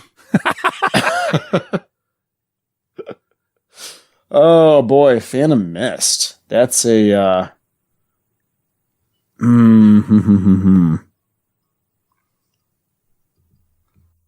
delicious. To all the Amande Coco wearers out there, I clean my plate. Let's sing our theme song. And thank my mother for the food I ate. Gabe keeps feeding me lines so that I can play that. He likes that song. I love it so much. I'm going to say the cocoa is the paint. I don't think this is true, but I'm going to go with that. That is incorrect. Amande Coco is a perfume. And Okay, now love we it. are down to Shadow or Sun and Sand. Sun and sand. That would smell good. Sun and Sand? I would wear that. I'll say that's the perfume. Sun and sand perfume. You know, Jim, you got 7 out of 10 correct. I'm honestly and sincerely surprised. I thought that I did a good job of proving my point that these had very similar titles and that you would not be able to distinguish Sherwin-Williams paints from perfume scents, but you know perfume much better than I ever expected you to. Because I noticed you don't really know the paint colors. You rule out what can't be a perfume. Well, and hopefully I've provided that logical approach to our listeners. He's a fag. You have no idea. So, Gabe, how do you feel about Jim's performance on knowing the difference between paint and perfume? As always, I am mesmerized by Jim's intellect, and especially now in the world of paint and perfume. So now, quick team meeting here. Now that Jim's ruined an entire bit, what do we do now? Next time I want to do. So your original idea for the bit is to just I come up with fake paint colors, and then you have to guess if it's a fake paint color or if it's a real one, or something like that. And you think that you'll have a harder time with that? Well, that would make sense because you knew the perfume so well. Well, I don't know. I didn't think of the perfume idea. That was your idea, so I don't know. What if instead we do like perfume and a vacation, resort sort of destination instead of paint? Okay. So I did have another idea for the perfume. I was thinking you wouldn't be able to tell the difference between perfume and personal hygiene products. And there are a few personal hygiene products that have somewhat silly names, like Summer's Essence and stuff like that. But there weren't enough. It eventually just broke down to I couldn't even get 20 different names to match up for 10. Summer's Essence sounds like a knockoff of Summer's Eve. Yeah, it is. I think it's the Top Care version or something, or the whatever you get from Amazon for butt wipes. So Gabe, if you had to guess, even though you're the news guy, if you had to guess what percentage of the country it belongs lumped in with LGBTQ plus A, whatever the hell they're called, what percentage of the population falls into that category? I would guess typically 1 in 7 Americans at the percentage of 35%, Brad. Just with the newsroom numbers. I don't know if 1 in 7 comes out to 35%. Pretty sure it doesn't. However, Gallup did a poll, Jim, and as they're wont to do, and they found out that when they surveyed Americans believe that up to 35% of the American population is gay, lesbian, transgender, blah, blah, blah, all those guys. All of them added up together comes up to 35%. If you were to guess, what would you guess? Americans, I would guess 5%. 5%? Between 5 and 10. Right. No more than 5 and 8. Okay. I was shocked to find out because it was something that sort of got stuck in my head a little bit, and I'll tell you why in a second. If you add up every gay, lesbian, transgender, pansexual, whatever, you add them all up, round them up. I don't know what you do with them once you round them up. Pansexual. Pansexual. I find everything sexy. Even pans. Hey, baby, I want to get into them pans. It comes out, the real number is 4.5% of the American population. And if I were to be as objective as possible, you build in a certain margin of error on a poll like that. So it could be as high as 7%. It could be as low as freaking 1%. If you would build in a 2 to 3% margin for error. So where does the 4% come from? Who provided that? They did a poll. Gallup, the same people that do like political polls and stuff. Gallup. Okay, Gallup. So their numbers are reporting that the reality is that 4.5% of the American population identifies as a member of that community. So you're saying... So I have a quick question, Brad, just to clarify. You're saying that Gallup did 2 polls, one asking Americans how many people they think are within the community, and then one separate poll actually getting, like, are you or are you not, basically? Exactly. Gotcha, okay. So this is why that's interesting to me. What I was thinking about is, why do people think that 35% of Americans are gay or identify as something other than cisgendered, when the reality is only 4.5%. How did we get there, Jim? Who came up with the 35% again? Was it like a big news? The same company that did the poll about how many people are in the LGBTQ plus A whatever community. They did a second poll, and they said, Jim, Laura, Frank, Norma, what percentage of Americans do you feel fall into this category? And so... people think that 35% of America is gay or otherwise, and the reality is that only 4.5% of Americans are members. So they did 2 polls. Yes. Same place did 2 polls. Correct. So wouldn't they have to do a third just to kind of like complete the average or figure out what the true baseline or whatever is? What would the third poll be about? I don't know. What was the first and second were the same polls, I assume? No, they did a poll, and they asked people, what percentage of Americans do you think? Okay, I'm sorry. I missed that part of it. That's all right. Okay, got it. So there is a 31% discrepancy on what people think. We think that there's 31% more gay people, lesbian, transgender, etc., than there actually are. How did we get so there? I would say that's the product of the media. And I mean, you can't watch a show or a movie where there's not like a token. It used to be like the joke was a token black guy. Right. Now it's like the token like queer couple or whatever. For inclusion. And in every single show. So I think it's becoming more of like a thing in everyone's mind that there's more out there. And I think a lot of people mistake like sympathy towards that group as like we're that group. Right. If that makes sense. So I don't want to get this wrong, because it's something that people get really upset about or are ready to be insulted about. But here's the deal. I have members of my immediate family that are diagnosed with gender dysphoria, and they are being treated by a doctor for that issue. Okay? So even within my family, there are people that would identify as members of this community. That being said, that doesn't mean that when a commercial comes on for whatever it is, that representation, quote unquote, actually means that 1 out of the 7 people in the commercial needs to be gay or transgender. Because 1 out of 7 is not 4.5%. Right. So it's a far cry from like ethnicity. Exactly. So because the reality is that 18 to 20% of the American population is black. And what is it, like 21% is Hispanic or otherwise. And so I don't want to get too much on a soapbox, but it just drives me crazy when I turn on the television and there has to be a gay couple or there has to be a lesbian, whatever, right? Because it's not representation if it's inaccurate or not even close. Well, it's a forced reality. So it's like self-fulfilling prophecy. So the more they do it, the more that will become, not that I mean, and to somebody listening to me, they would think that I'm suggesting that it's like all in your head. Right. So, and maybe I am. Well, it's the syndrome of what I talked about a long Power time. of suggestion. Yeah. Well, it's also the syndrome of what I talked about.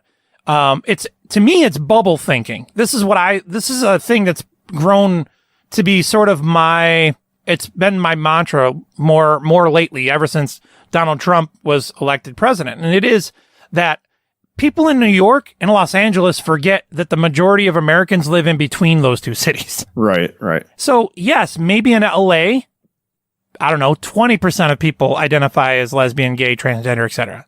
But in most of the country, there are entire communities with no gay people. Man, we don't have no fags around here. We ain't got no fags around here. That's them queers. And it doesn't mean that they're not allowed to be gay. It means that there aren't as many gay people as you think there are. Right. Statistically speaking, we know that Per you capita. are overrepresenting something. Why? Why would you do that? It's a political agenda, man. Oh. And then let me ask you a question. So Sure. if 35% of it was true, so say that result was the truth. Sure. Is that something, honest question, is that something like the average person would be expected to be pleased with? Like as a good American citizen? And if so, isn't that being happy with like the prospect of like our extinction? Like, I mean, enough people become like that, we're dead. So if 35% of us are gay, then we'll stop having offspring, is what you're saying? Yeah, and then like when we get to 90%, I mean, I know there's surrogates and stuff, you could do that, but right. Yeah, no, and that's what I don't understand. It's like clearly my thing is, this is clearly in the name of quote unquote representation, you're going way past the mark. And you're telling me that 1 in 7 men are transgender / transvestite / whatever. Specifically with this commercial, it was like it was an egregious case of overrepresentation because it was a drug that was marketed specifically for men. I think it had to do with like genital herpes or something. Ooh. And it's like there's this non-cisgender. I really wouldn't know what they identify as, if they identify as a woman or if they like dressing as a woman. I'm not really sure, right? But not 1 in 7 men that are born as males are members of the transgender community or whatever. They're not. That's not the number. So why must you put that person in the commercial? I'm not saying you can't.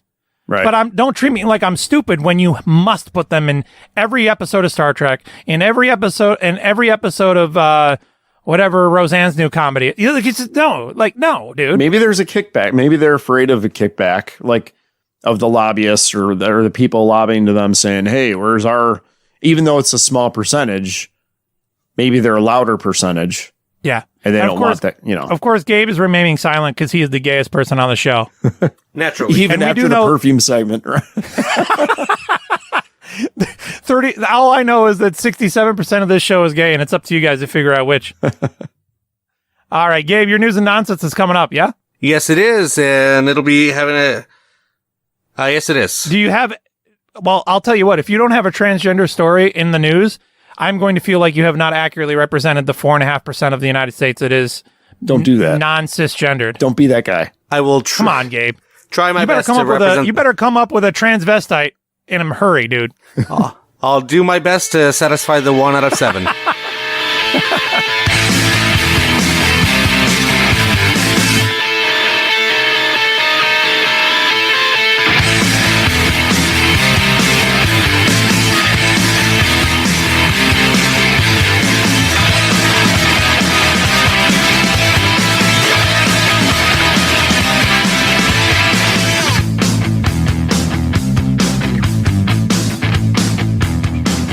Back for the final segment of Broken Link Radio. We've got Gabe's news and nonsense coming up, but I just want to take a breath, Jim, and celebrate the fact that we were 100% completely on time this week, and that makes me feel really good. And 5% gay. 4.5% gay. Mega faggot. So, Gabe, let's go ahead and hit the news. Let's get it going. Alrighty, Brad. Well, it is today's news with the R chain. It is sponsored by Amande Coco Perfume, Brad. We have the news, the first story coming out of Bogota, Colombia. Sources as the UPI, Edward Nino Hernandez of Colombia is the world's shortest man living. What do you care? Guinness World Records said Tuesday, strangely, this is not the first time he's received this award from Guinness. The world record title was awarded amid his birthday celebration after he turned 34 on Monday. Hernandez is 2 feet, 4.39 inches tall. Oh my God! What do you think this guy looks like, Jim? I think he's short. He's probably short. Sort of. So, Jim, you've battled with height your entire life. I bet he's got darker skin. Weather beaten. What's it like being a short guy? Wow, dude, I'm not 2.5 feet tall. No, you're like at least look at this picture of this guy. Whoa, he is like a stuffed animal. Dude, that guy looks. You can give him symbols. And don't you just want to put him on your dresser and tell him to stand still? For what? What would that do? I mean, it's like a knick-knack? Just be like your personal. He'd be like a doll that's alive. He's a knick-knack. I want to have him do math, like in that picture right there with the lady, where he's wearing his little hoodie doing like arithmetic and stuff. Can't do it. She wants to put him in her purse. You can tell she wants to put him in her purse and walk around the store. Oh, yeah, that's just a weird visual. That is incomprehensibly small. So let me ask you a question. If you know how they say that the size of your genitals is not affected by being a midget? Whoa. Do you think that I've never heard that. I've never heard that either, Brad. Really? Now I've been told that you have regular sized genitals when you're a midget. Why would they tell you that? Were you Brad? told this by a midget? Yes, I've heard this before by little people that have stated no, it's you still have the regular, or maybe it's dwarfs. I don't know. Now you got same me. thing. They're not the same thing. Well, come on. For all intents and purposes, they're pretty much the same. What So is do it? you Were they think- 6-inch difference? Dude, but what I'm saying is this guy is 2'3", right? Right. What if he has a regular sized penis? There's no way. Because then that's like a third of his body length.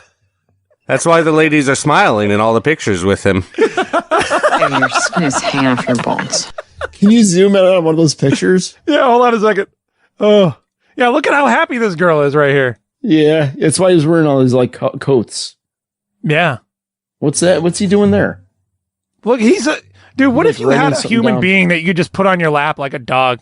I bet he can wear like dog clothes. Like for poodles.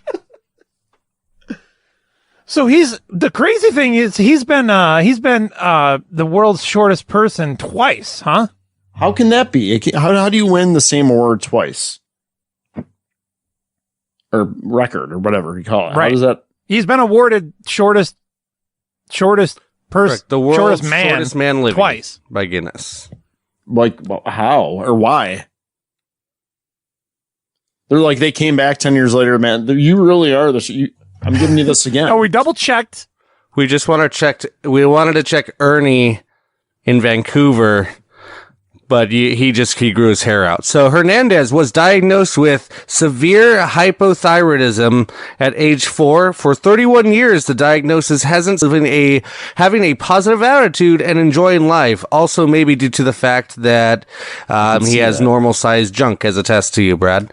But he that's what I've heard. He can sometimes be seen dancing in the streets to reggaeton, merengue, and vallenato music.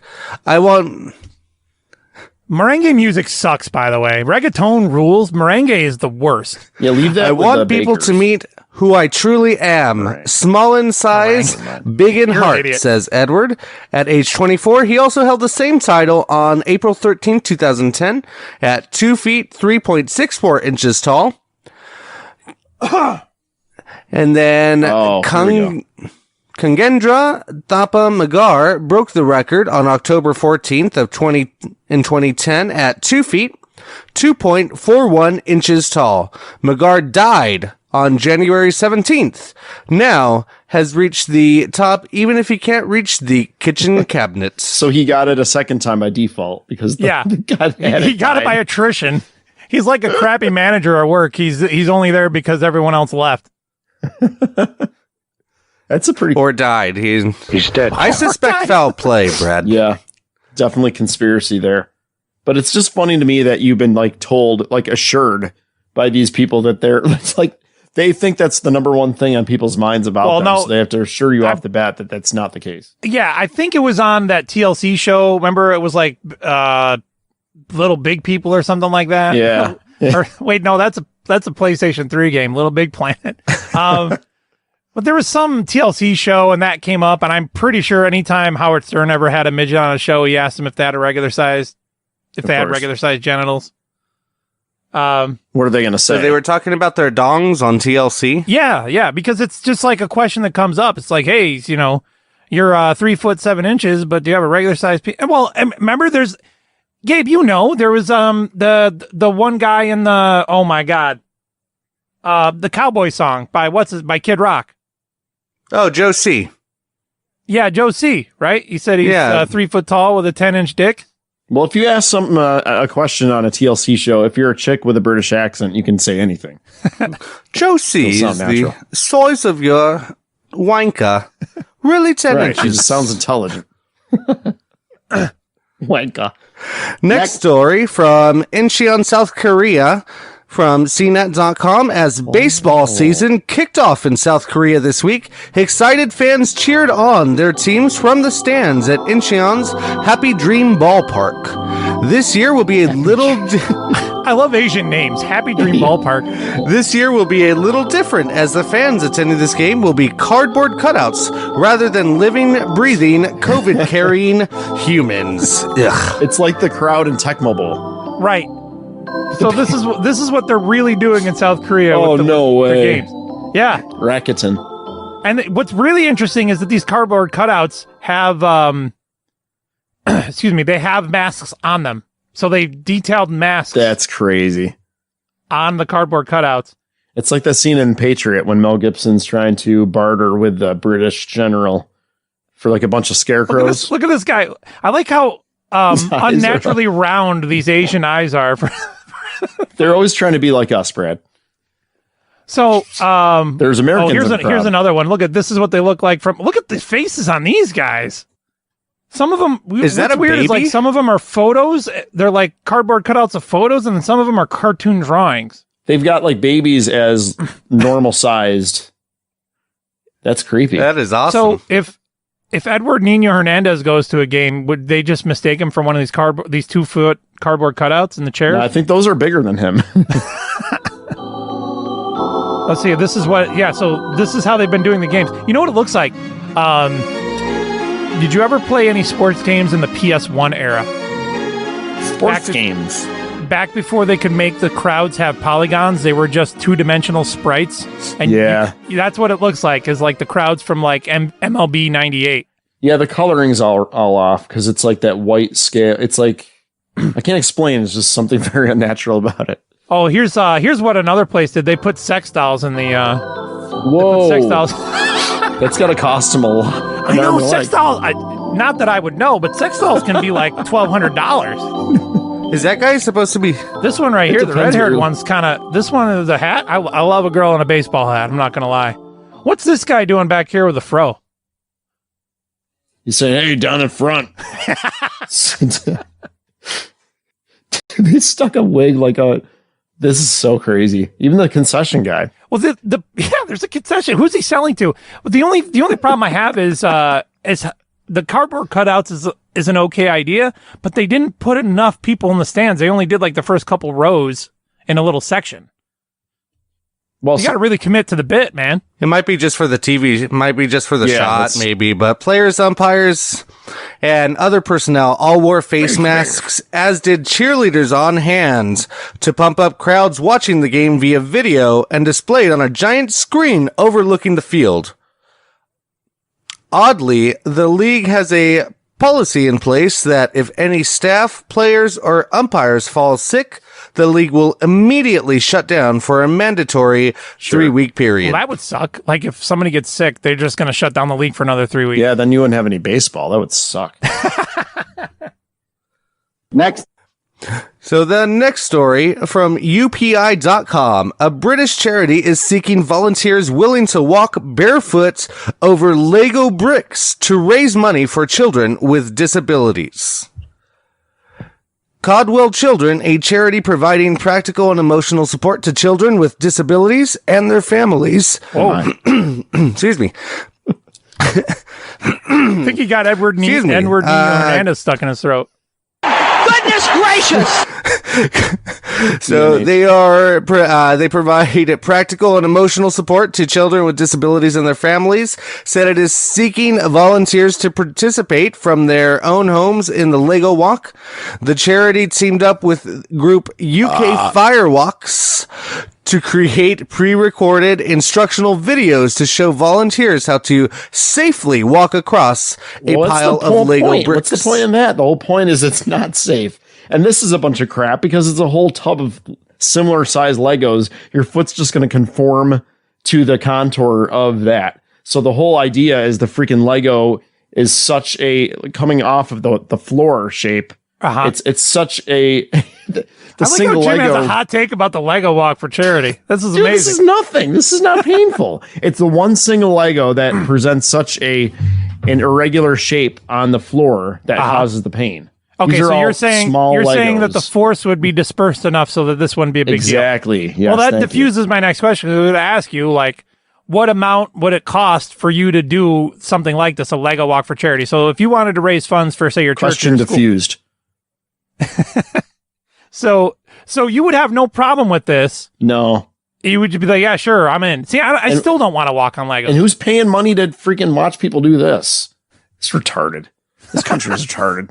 See, now, how much would you do it for, Jim? How much money would it take if it was just one layer of Legos instead of this? You're blindfolded and the Legos are intermittent, so you don't know when you're going to actually encounter one. Okay, as long as I'm not doing it, yeah, I'd pay a little bit to see that. Of all the Lego shapes and sizes, what do you think what do you feel is the most painful? I think, to me, the 2x4 is probably the one. I think that's what I was going to say. The 6. I was going to call it the 6, but yeah. What are you? This. Well, it's got 6. 2x4 is 8. No, it's 4.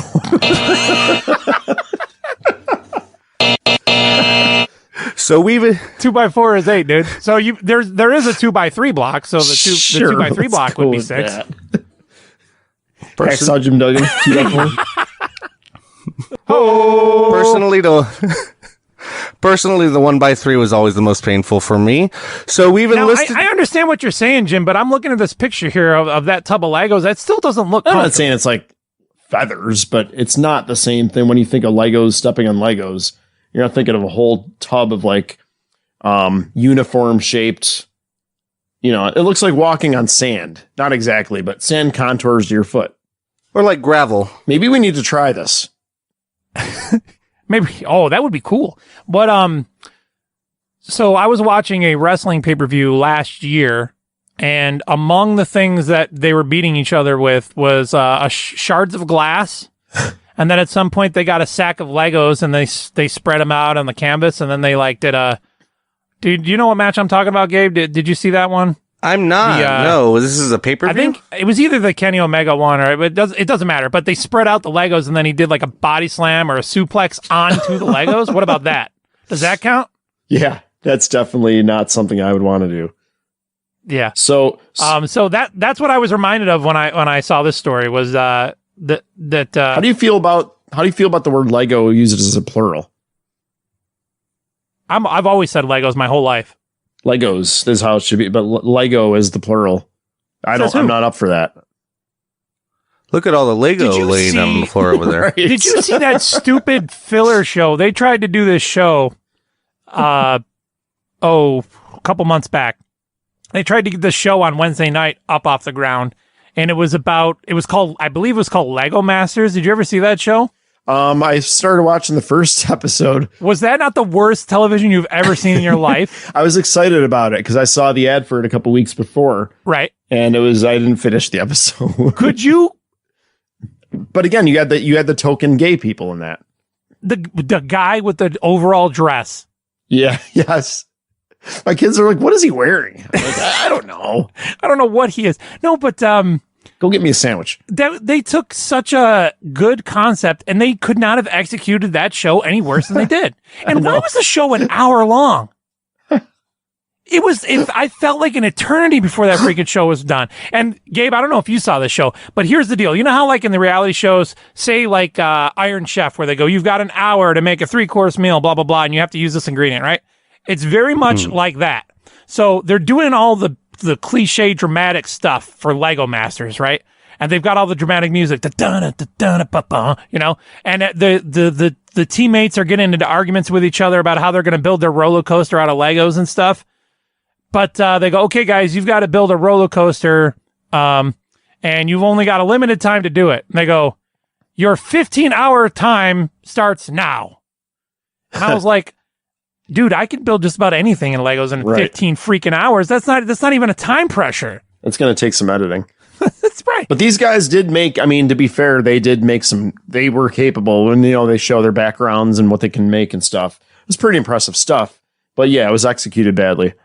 I also think that that show did some weird, they had some weird producing going on because they presented those two bimbos who might be gay, lesbians. Yeah. As like they know nothing and they have no qualifications at all. They're like, one's an art student and the other one's a piece of crap from Berkeley. And you're like, well, why are they on the show? Everyone else knows how to build with Legos. It was just a weird show. Hulu is known for a lot of those shows. Like there was one I was watching over the holidays. It was, you're going to judge me. Go ahead. I'm already fine. You know how gay I am already with the last segment, but it was a gift wrap. So they had like a gift wrap. They had like mega professional gift wrappers from around the country, and they would like give them things to gift wrap and put their own like touches on them and personalizations. That is the dumbest idea for a television show I've ever heard. It was horrible. Dude, I remember a time in American history where I thought that Cake Wars was stupid, and it got so much worse. Dude, you know what was awesome is that Fish Tank Kings. Come on.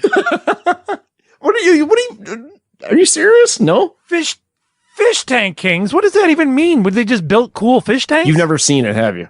No. Okay, go watch it, faggot, and then we'll talk about it next week. Faggot!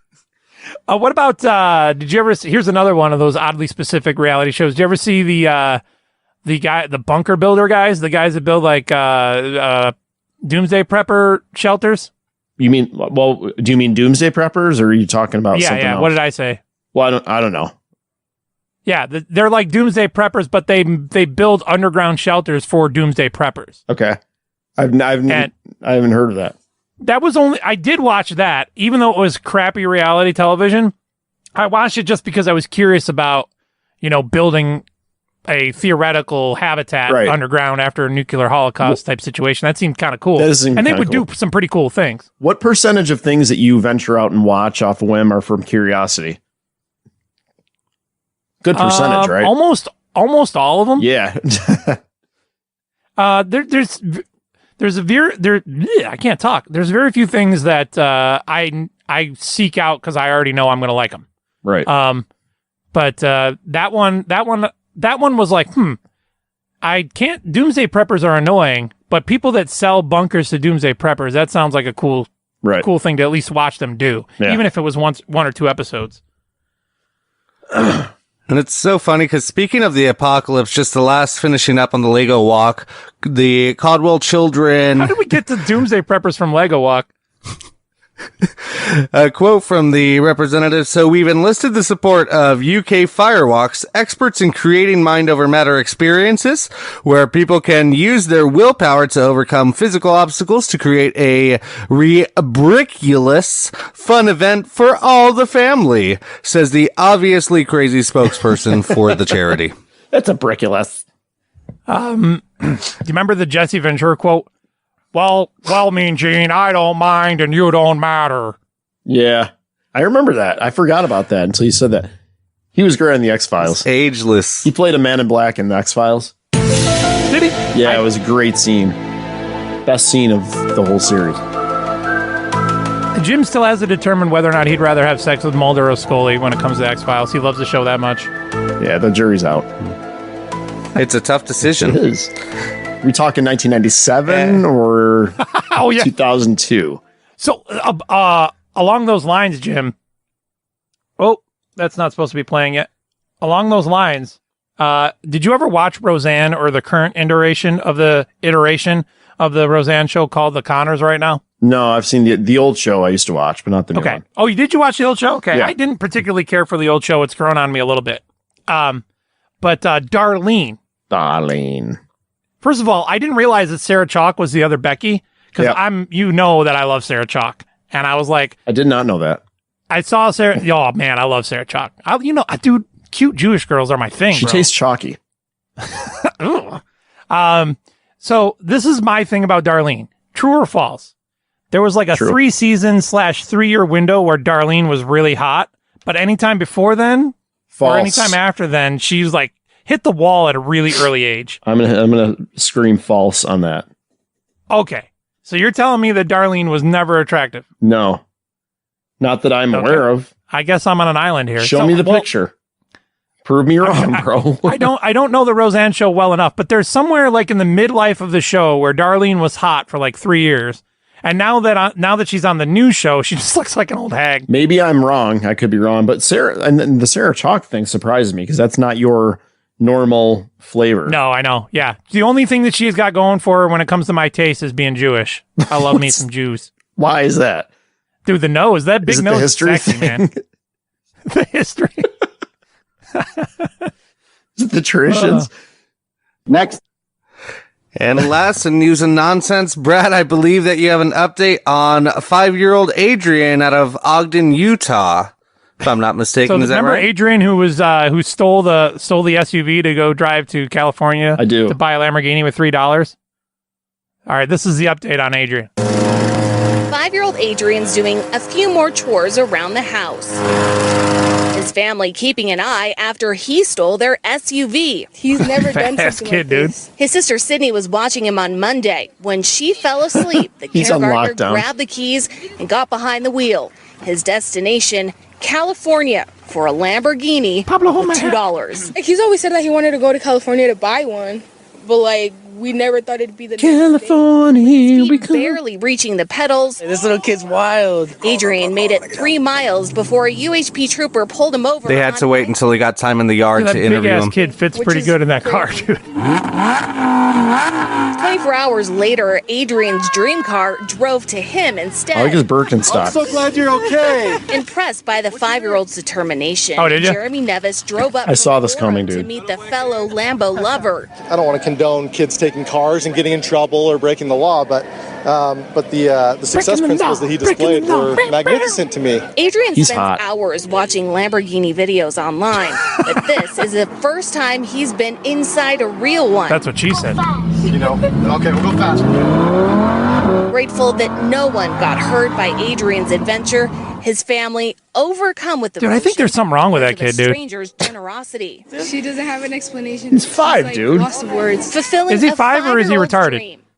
It's the same thing. He's got a weird look in his eyes, man. Better, a business in California He is to big for, I mean, not just big, but he's so like, that he can get behind the wheel of a Lamborghini and actually. he's mature big for a 5-year-old. Yeah. But I saw this comment. If you go back to the show, we did. Yeah. Like I said, what do you think Lamborghini's going to do for this? Because you know they're going to jump on there as a PR stunt. Right. This is some random dude who owns a Lamborghini. So. Oh, okay. I missed that. So let's project this story. Not that this would ever happen, but let's say that your 5-year-old child stole your car and tried to drive to California. Would you allow that person to let them ride in their Lamborghini? If my 5-year-old stole a car, would I let him ride in someone's Lamborghini? Yeah. Like as a reward, you're saying? Sure. Well, in a way, this child got rewarded for stealing the family's car. Exactly. No, I think it's no big deal. Like, I understand what you're saying, but I think it's one of those things that it's not going to happen again. Right. The reason I asked you that, well, you would hope it doesn't happen again, right? The reason I asked you that, because I'm kind of on that side of the fence too, where I was like, listen, the kid probably learned his lesson. He probably at a certain point got scared once he got pulled over by the police, right? Yeah, got scared straight. So I think that it's pretty harmless, you know, yeah, so I brought the story up to a few people because I bounced some ideas off of people prior to the shows, and they're like, "Oh, that's terrible. You can't reward a kid for stealing your car." And I was like, "Yeah, I think it's a little bit bigger than that. Like, at a certain point, the punishment is natural consequences are their punishment in and of themselves. Sometimes, you know." Yeah. It's like how much trauma do you want to give the kid after he got pulled over by the freaking police? Right. I mean, kid's 5. Come on, 5. Maybe it's because he looks so much older. Yeah. But he's 5. Come on, 5's young. Got to smack down that kid. See, I don't have a problem with him, you know, with like punishing it, but it's just some random guy. It's some random guy who just like his lower third said owns Lamborghini. It's not like a dealership or somebody like within the company. It's just some guy who saw it on the news and said, "Oh man, I'm going there. I'm going to take my Lambo." Like, I don't know. Don't get in the car with him. Well, if we were on the radio and we had 4 hours to fill, I would start a search and guarantee that this guy in 2020 is some sort of YouTuber. So I'm sure there's something in it for him, whether he owns a business or he does a YouTube channel where he gives the kid a ride on his Lamborghini. But yeah, that was my first thought too. Yeah. So I think that's a good point. I think there's that. But I thought it was kind of cool, like that to goof up at an early age of 5 years old and then sort of get it right, you know. And they said the parents were adding more chores to his workload or whatever, and then like sort of somebody to like take a kid on a ride for a Lamborghini. I thought it was pretty cute. Yeah, he's got to mow the dirt lawn. In Ogden, I think punishment enough is living in Ogden, Utah, dude. He's already been punished enough. All those Mormons. Am I right? Am I right, guys? Dude, one of these days you'll get me going on Mormons. All right, Brad, and that is your news and nonsense for the day. Thanks, Gabe. We are finishing right on time. That makes me so happy. We'll see you later, scumbags. See ya.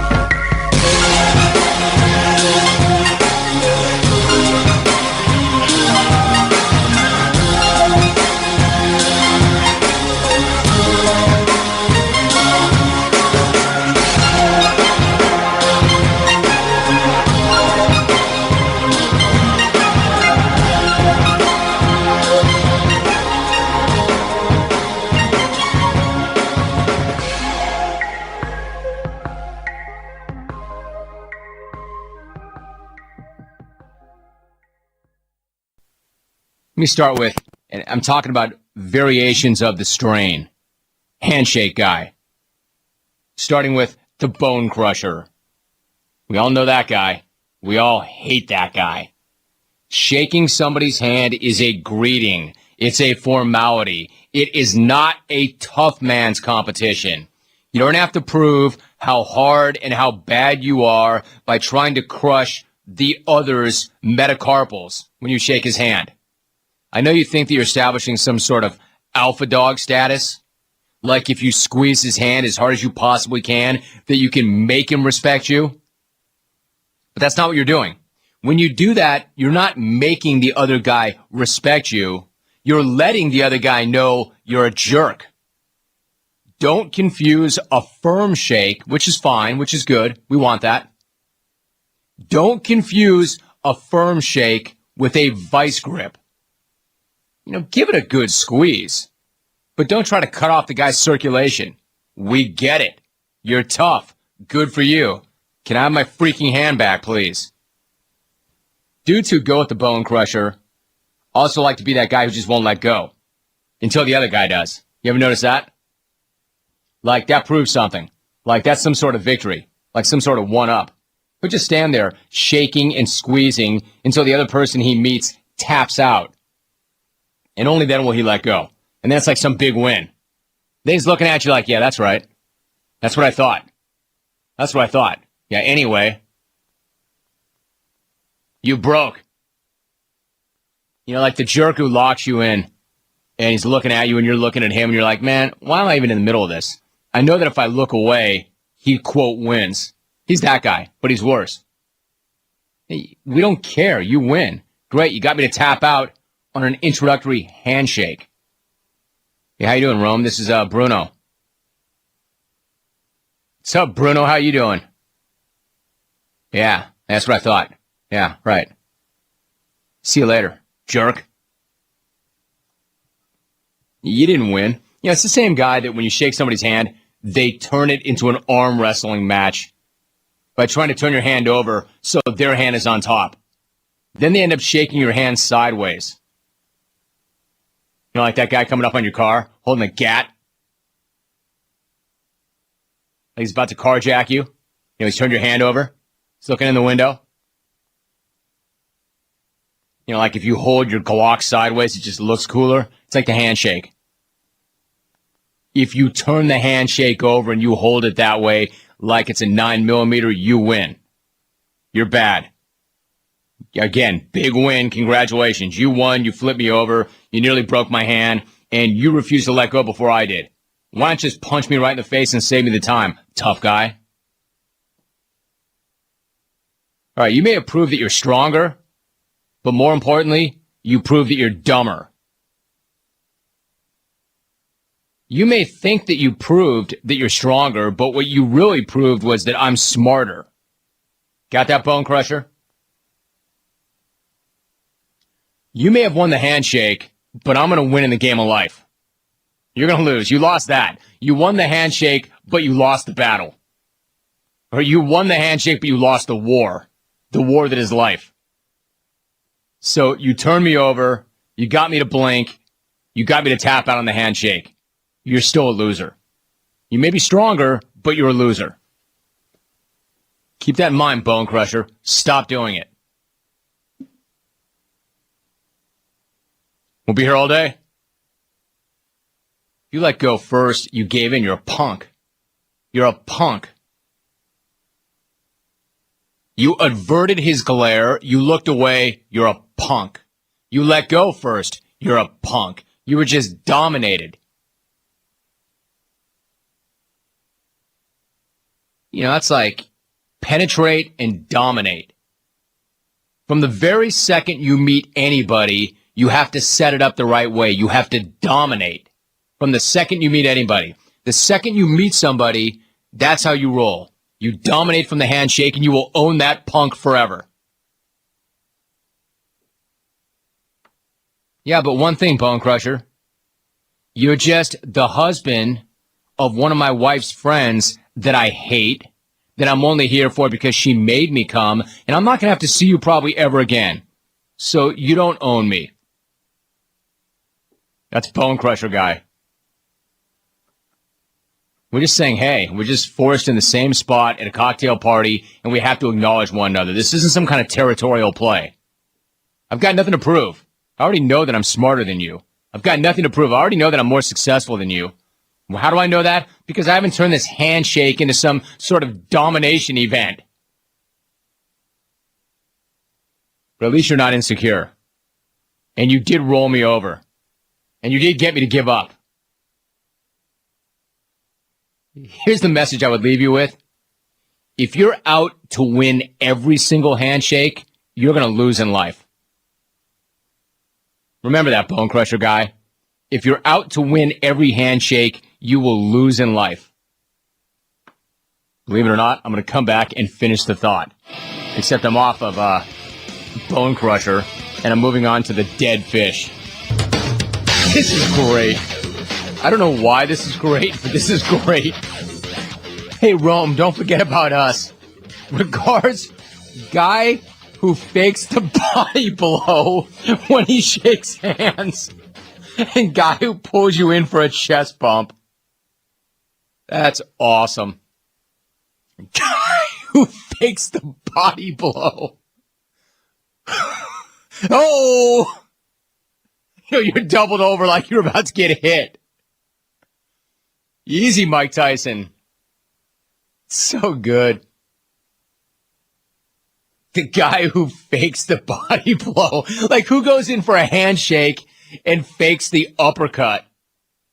It's only like on bad 80s TV shows, right? Spence in Canada got that. That's very funny. And guy who pulls you in for a chest bump. Hey, Rome, does Bone Crusher have his iPod loaded with Godsmack also? You know it. He's like Jim Guy. He gets pumped up when he's going to shake somebody's hands. Like, good to meet you. Honey, I want you to meet some of my friends from work. Let's do this thing. Honey, I want you to meet some coworkers. Hold on, babe. Let me put some Godsmack in my head. Yeah, baby. Pleasure to meet you. Excuse me, can I have my hand back? Yeah, that's what I thought. Godsmack. I own you, punk. We covered that guy. Let's move on to the next guy. The opposite of the Bone Crusher, the dead fish. This guy's pathetic. You hate him before his limp bluegill of a handshake is even finished. No faster way to surrender your dignity than by offering up a dead fish. Yeah, I mean, I understand this. If Bone Crusher thinks that he owns you and dominates you, you at least tried. Dead fish. I mean, that guy's given up his dignity in the fastest way imaginable. We've all been there. I'm not talking about you getting caught between shakes or you weren't ready or you weren't paying attention. I'm talking one-on-one. He knew what was going on. He knew what time it was. He offered up a dead fish. Like in one of those period pieces, one of those movies like in the 18th century when a woman holds out her hand looking for you to bow and kiss it. That's how they shake hands. The dead fish. The guy, he's either a total wuss or he couldn't be more disinterested in you, and that's why he offers up that carp. Either way, he's worse than the Bone Crusher. Sure, the Bone Crusher is a jerk, but at least he cares and at least he tries. Every once in a while, though, the thing sets up like a perfect storm where a Bone Crusher gets a hold of a dead fish and then just chokes him out. Because trust me, Bone Crusher is one of those guys, he's constantly measuring. And if he gets a dead fish, he doesn't respect that. He's looking to kill you.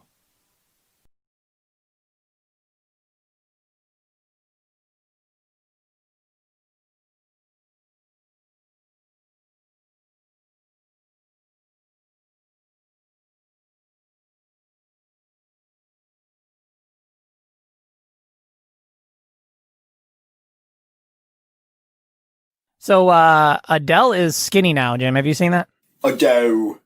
No. Isn't it odd to you that somebody who happened to be famous and fat is now skinny, and that's a problem for a segment of the population? It should be a problem because, like, what happened to make her that way? And all this I don't know. It's just a double standard. It's like going back to the list from last week. Okay. It's like, okay, maybe to make her feel good, better about herself. It was like a personal thing, but is it in response to public stuff or to try to endear her to her fans or something like that? It's like, I thought it didn't matter now. Well, what if she has the money, resources, and time as a celebrity these days to get herself in the position to be fitter and better and feeling healthier? Sure. That's fine. So I just thought it was really odd. Well, it's almost like it was like that Odell. Yeah, Odell is a OBJ. Odell. Oh man, the worst NFL giant in history, and that includes Tiki Barber. Phil Sims. It's like when you become famous and you happen to be fat people sort of claim you as theirs. So I think what's happening with her is that she's no longer theirs. It's a betrayal. When you decide, you know what, being obese is not good for me, my family, or the people that love me, I should get healthier one way or another. I think that really insults the people who've been claiming you as their fat hero for all these many years. That's scary. That's like creepy. It is creepy. Like, and a certain segment of the population claims you, like unofficially claims you as their own. Yeah. You have to somehow live up to that. Right. And that's the thing. It's like, well, maybe, and honestly, she looks a little weird skinny to me. Her face especially. Have you seen the pictures of her being skinny? No, I was not aware of here, this. take a look at this. So here's your before and your after right here. There she is. On the far right, she's being skinny. There she's in a black dress. This is the photo that sort of caused a little bit of a stir recently where she's looking a little skinnier, right? And now even in that picture, she's not... A little. Well, yeah. But even in that picture, she's not a size 0. She's a normal looking person in terms of her actual size, right? Yeah, it is drastic, but that doesn't automatically mean that it's bad. Like in most cases, if you are obese and now you're not, it's almost always a better thing. No. Right. Well, you know what it is? It's misery loves company. And now somebody's improving and somebody's doing better, and the lazy people are having a field day. Right. There was a famous person who was fat, and that meant that it was okay for you to be sitting on your couch eating your second trash plate of the week. And it's not the case anymore, right? So, right. And I also think, and this is going to be like the little pansy lefty of that part of my personality that comes out. I don't know that it's fair to see somebody like Adele, who's hopefully and potentially be in a healthier position in life, but then there's you, and you brought it up yourself, where you just sort of assume that she did something wrong or bad to get there. You know, like, oh, did she do it the right way, or what kind of drugs did she get, the lap band surgery or whatever? Right. Right. That's jealousy too. Sure. I'm not gonna lie. So she looks weird to me in the really skinny picture. But then there's this one picture on the right-hand side where she's a little bigger, and she kind of looks nice right there. Oh, yeah. Absolutely. But what's weird is that her face doesn't look as pretty as it did when she was a fat bitch, which is that is a weird thing that can happen sometimes. Are you sure it's not the... I don't know. Just because it looks different? Well, yeah, this middle picture here, she's just sort of in the, outdoors. The lighting's different. See, that looks like a different person. Yeah, it doesn't. The face doesn't look even the same, right? I just thought that was weird. Yeah, not the one in the middle. The one on the right. But it's just odd that to me it was just odd that it was a big problem with fat people that Adele. And the other thing is, I was actually going to say this part too, which is, it's weird when anybody sort of starts telling other people what they should do with their body. And I know that sounds really. Generation Z of me. But what I mean by that is when some girls who honestly are too skinny, they start eating more or they start working out a little bit more, right? Right. And then people who, because they're a public figure, people will start commenting about how they're getting quote unquote fat or whatever. Right. And that's not fair either, right? I just think that's weird that other people sort of want to maintain or hold on to some sort of power over someone else's physical appearance. It's weird. Well, it's not fair, but it's a given. Like, it comes with the territory. And I think a lot of celebrities have a hard time with that because I don't know why, but because they should know, but it's a hard thing to swallow. And it's and we can agree that she's not looking as sexy as Tom Hanks or Brad Pitt. Tom Hanks, yes. So also I just wanted to briefly mention the 24-hour 7 stream is back up on YouTube. Are you excited? It sounds something like that. Did you even know that it went down, other than the fact that I told you last week that it went down? No. Okay, so I got an email from YouTube last week. It said, "Hey, your premiere." So I set up the stream so that the new episode would premiere at the right time of day on Monday last week. And so then I got an email about 6 hours into that live stream that's supposed to run for 24 hours that YouTube had taken it down. And we got flagged for inappropriate content. Right. And then we talked about how all the content that was on the stream came from YouTube to begin with. So that's weird. So then I petitioned to YouTube and I filled out their stupid form that said, this should not have been taken down. That's weird. Expecting, another email to say, oh, you're right. We put the stream back up and here's why. Mm-hmm. That did not happen, Jim. So now the stream is up and I don't have any idea, A, what was the problem to begin with, or B, what I did right to make it go back up. Well, you could have notified them. They could have just fixed it, not replied to you. It seemed so arbitrary. So it's just one of those things. But I'm glad, and everyone should check it out, that the YouTube stream is back up. What are we going to do about the fact that Gabe is still not here? He marches to his own I feel like drum. there should be some sort of punishment. I don't hear anything, Brad. Gabe's mic is not on. Previously on Broken Link Radio. Jim, do you have any idea what's going on with Kim Jong-un right now? Everything's cool. Oh, all good. He was hiding from coronavirus. As an intelligence officer, if you can't tell if somebody's dead or alive, that's pretty rough. That's a big miss. That's pretty big. So he's going to get anti-aircraft artillery, but it's based on like a group of like a Jewish guy or like a Jewish group of, I don't know if they're spies or what. It was a tab that I created and like a little elf guy. Right, but then he also said to go to 30330, and I still am not sure which number is correct because he said a lot of combinations of 3s and 0s that I'm not sure which is right. He's sending a code. It's a false flag. And I left some out, but there's a bunch of times where he kept getting Cory Booker confused with other black people. Like, if I met you for the first time, I don't know that I would comment about your wife's appearance. Dude, I can't follow what you're saying, and my brain is like, I think I have a Joe Biden brain. Broken Link Radio.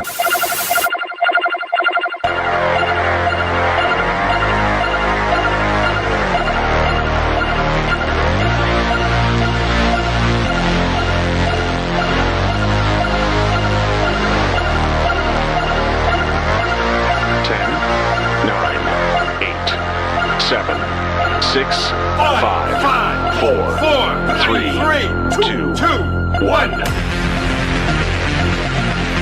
Our enemies are innovative and resourceful, and so are we. They never stop thinking about new ways to harm our country and our people, and neither do we. This is the best we can do, folks. This is what we have to offer. It's what our system produces. Garbage in, garbage out. We're here because you're looking for the best of the best of the best, sir. And we've done deep research on this. They still have their butts wiped for them. I have taken drugs before, and I had a real good time. Trailer trash, dark clothes wearing, too soon sex doing, 4-letter wording, hoodlum Oreo eaters. Don't talk to me, all right? Knock it off! Thank you! That broadcast school has really paid off. You fool! You must unlearn what you have learned. Do or do not. There is no try.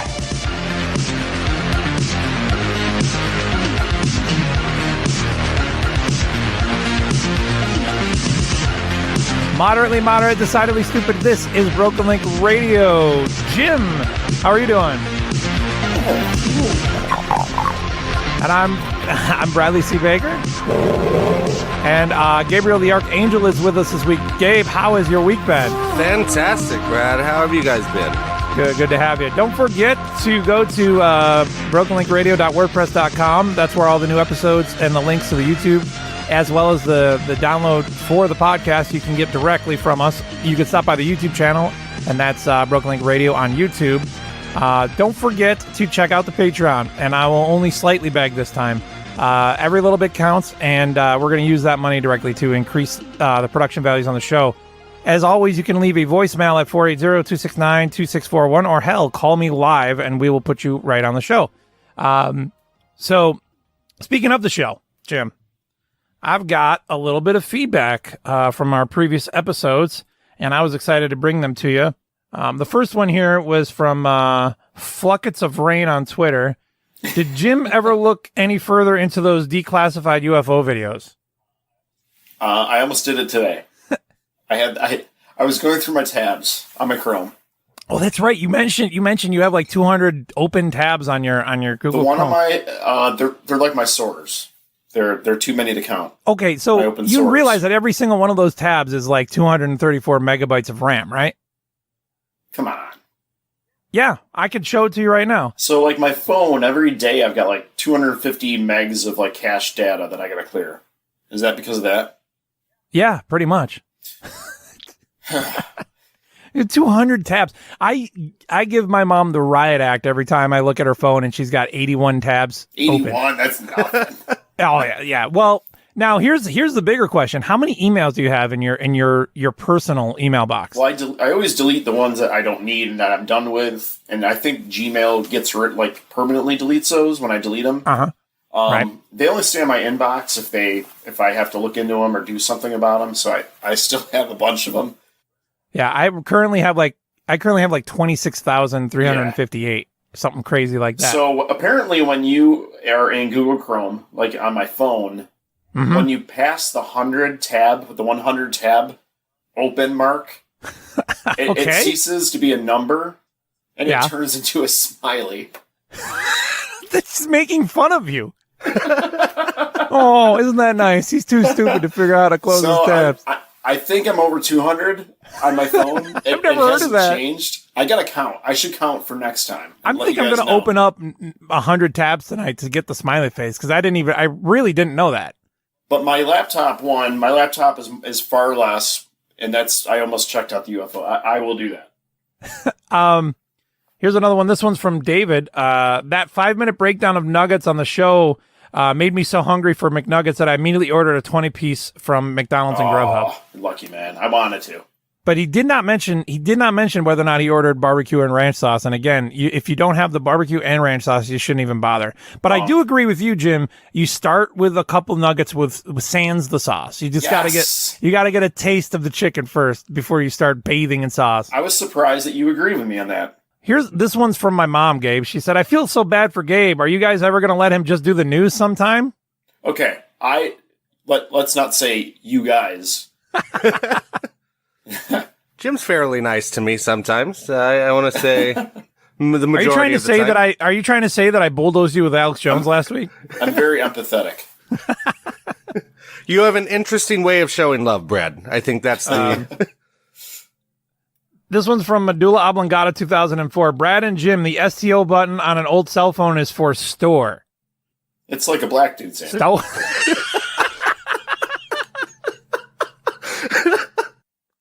Hey, what am I gonna do that mess? Man, that button for stow, man. Okay, now here's what's funny about that. Okay, the STO button means the stow button means store, but what do you do with store? I don't remember ever using a store button. I think you never used a phone like that. Well, my dad had one for a while when he was a tow truck driver, so I've used it, but only to dial stuff. It's probably to store. It's probably like memory dials, right? Like a recall or a redial? Okay, so so like you put in the phone number and then press store. And you would probably have like 9 preset memory dials. Oh, like a speed dial. Oh, there speed you go. dial. Yeah. Speed dial. Yeah. This one right here is from COVID 2019. The disease, like the disease, had listened to our show. I'm not sure if it's the disease, but it's their screen name. Virus was emailing you. It's mutated a little. They said, "You're right, Brad. We never want to hear about baseball on the show ever again." Yes, thank you. Again, I understand that not everyone likes baseball. I don't understand why people that don't like baseball hate it. COVID-19, I love you. This is from one of our patrons, Gabe. They said, "Great show, guys. Keep it up." As always, that's helpful feedback. Ba-boom. And then my friend Beth said this to my face. Do you seriously want $3 a month for this thing? So I just thought that was hilarious. I even my best friends for like 30 years still are like, I don't know, dude. Yeah, that's right. You're not going to see the game we're going to play. Even though you can see it, you still don't know. Jim's looking at my prep sheet right now. I can see him. I saw the title and I averted my eyes. So Brad, I had a question real quick. Yeah, what's up? What's up, Gabe?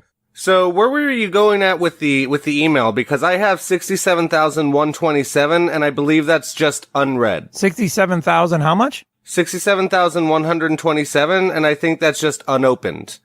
Is that bad? Okay, so last week, Jim, you and I talked about feeling unlucky in life. I will tell you. Yeah. That I also happen to be somewhat what's the word? When you have like those compulsive behaviors because you think it'll increase your chances of luck, even though it makes no sense. Superstitions. I'm somewhat superstitious sometimes. So, and I don't even know if this is only true in my head or if it's true in real life, but I feel like when I actually sit down and clear out my email and become diligent about clearing out my email, something good in my life happens very shortly after that, if not that day. Well, it's therapeutic to do it. Right. So I almost feel like subconsciously I've been storing up all these emails so that sometime in the near future when I do clear it out, I'm going to have like a life-changing event of good fortune. Or saving your luck up. Yeah. I don't think that it actually works that way, but it's at least that's the way I feel like it happens. And so, yeah, I don't have anywhere. You're about three times the size there, Gabe. I'm going to own a small island one day once I finally clean this out. Yeah, using that rationale, Gabe's going to become a millionaire once he cleans out his inbox. Especially if he responds to one of those emails from the Nigerian princes. They're my cousins, I think. That's what they say. So, Jim, have you heard what's been going on in Mississippi with Brett Favre? No, I have not. Okay, so Mississippi is one of the poorest states in the country. I heard it's burning. And they've got a little bit of a scandal. Ooh, scandal. There's been about $98 million funneled into the basically welfare programs. So nonprofit programs that are designed to collect money and then subsidize all sorts of things like food for needy families, food stamps, all that kind of stuff, right? So a lot of $98 million of government assistance in Mississippi. $94 million of that $98 million was allocated to the $1 Million Man, Ted DiBiase, his family, and Brett Favre. What? Allocated by who? $1 Million Man's son, Brett, who was like the secretary. Oh, no. He became like the secretary of...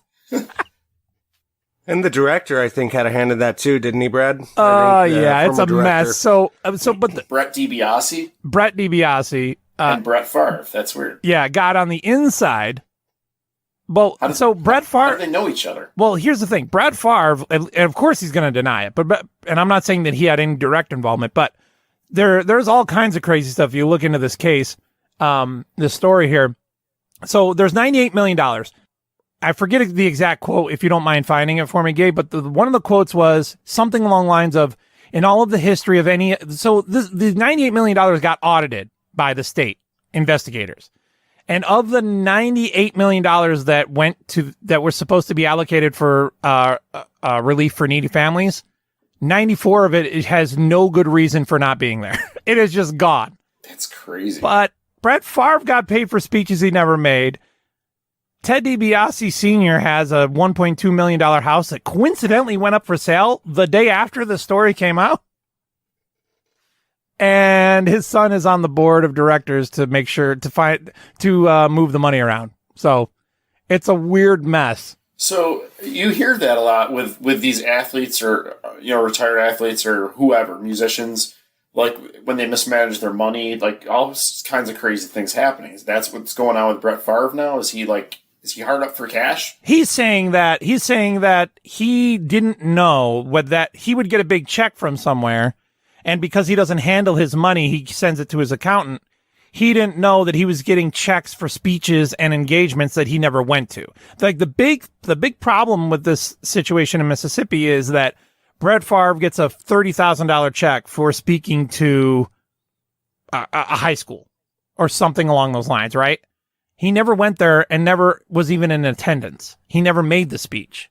So somebody on the inside is funneling Brett Favre money through his organization, and then he ends up with a big check for work he never did. Yeah, sorry, Jim. I was going to say, essentially, that'd be like if any of us three, if we just got a random check for $7.97, to him, it's a drop in the bucket. He doesn't even notice it, I would imagine, right? Right. But his accountant just gets a check for $30,000, rubber stamps it, and then puts it in the bank and says, oh, yeah, he got paid for it. Because how would his accountant know whether or not he went to such and such a high school and spoke to this group of kids on, Friday the 12th?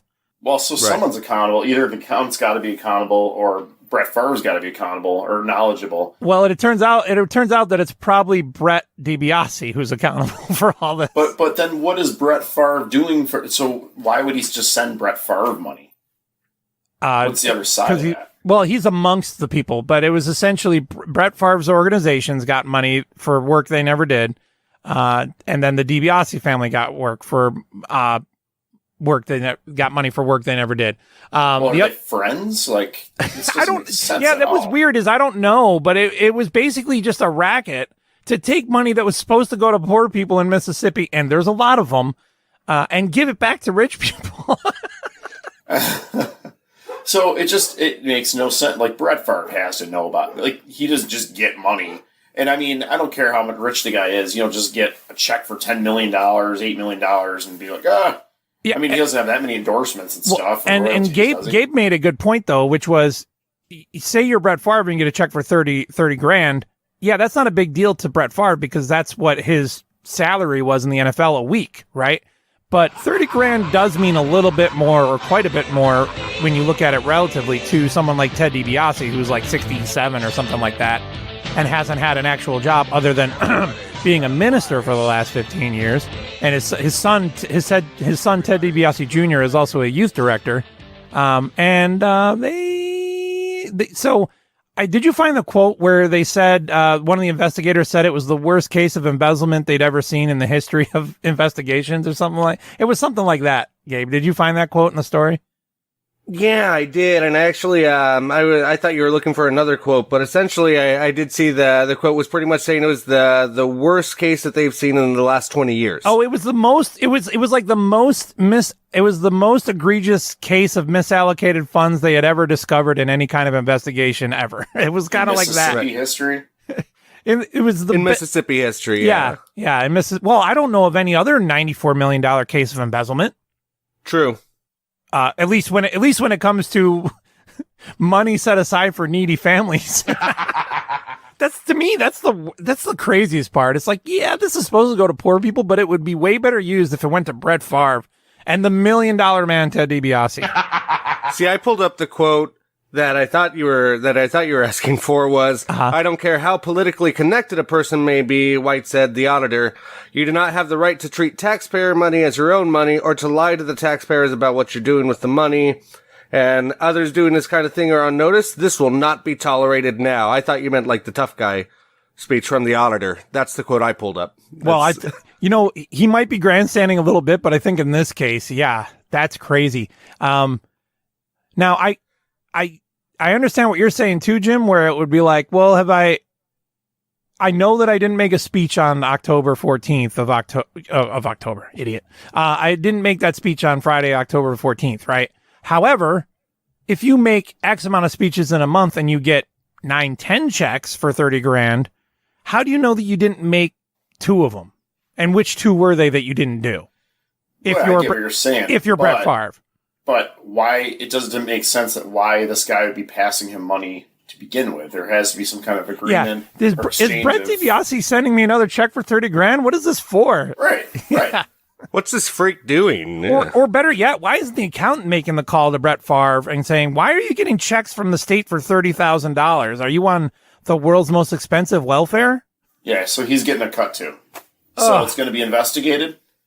Well, as of right now, none of the S that hit the fan is landed on Brett Favre. But what's weird is Brett DiBiase, Ted DiBiase's son, is in trouble. And the very next day after this story, Ted DiBiase's $1.2 million house in Mississippi went up for sale. Well, and I do love also, Brad, the where Brett DiBiase, he actually, one of the chunks of money was he was being paid for speaking engagements as well for teaching classes on drug awareness. But at that time, he didn't make them because he was actually staying at a drug rehab facility to treat opiate addiction. So he was paying himself to make speeches about drug addiction while in rehab and never went to those speeches. Correct. But yes. cashing the check too. Exactly. And it's almost like... And this drug addict is part of the government in Mississippi. I feel like the common link is these are all the most powerful people in Mississippi. The $1 Million Man, his son, Brett Favre, and a few other people. Well, that's when you know got a price. That's when you know your state is... Well, and that's the funny thing about how on the noses is for those who don't know, $1 Million Man Ted DiBiase would come out in a character who would pick on poor people for not having enough money, and then he would bribe them to do embarrassing things for money because of how poor they were, and he's been involved in an embezzlement scam that bought him a $1.2 million mansion in Mississippi with poor people's money. I used to have his I don't want to say Oh, the Wrestle Buddy. The Wrestle They're Buddies, called Wrestle Buddies. Yeah, I might still have it. No, I'm just kidding. I had a Jose Canseco Wrestle Buddy. And that's weird because he wasn't a wrestler. I know. It was like the same company, but they made basically the same product, but they had sports figures too. My younger brother had a Joe Montana Wrestle Buddy. That's pretty neat. And so when I was a little kid, I was tag team champions with Jose Canseco for a little while. Typically, you were feuding with Joe Montana. We were feuding with my brother and Joe Montana. Yeah, it was a long engagement. It was a long summer. Yeah, the future pastor and Joe Montana. I'll tell you what, putting together a steel cage match in your living room is a lot more difficult than it sounds. I broke a beam in my bed, like doing a pile driver, like when I was like 11 or 12. I think we've all broken parts of our house or furniture or whatever doing something stupid if you ever watched wrestling when you were a kid. Well, it was that arcade game was the bomb. And it was the WrestleFest? Well, yeah, I think so. And the graphics were amazing. You just like the pile drivers like went up to the ceiling. Right. Yeah, well that, and then there's also the spinning pile driver that Zangief does in right. Street Fighter. What were you going to say, Gabe? I broke a couch one time when I was 7 doing the Lambo leap. Oh, I thought you were going to say you broke a couch last week after you got done with dinner. All right, coming up in the second segment, we need to talk about what's going on in California. This was an easy show to prep for. It seems to be writing itself. We'll be right back.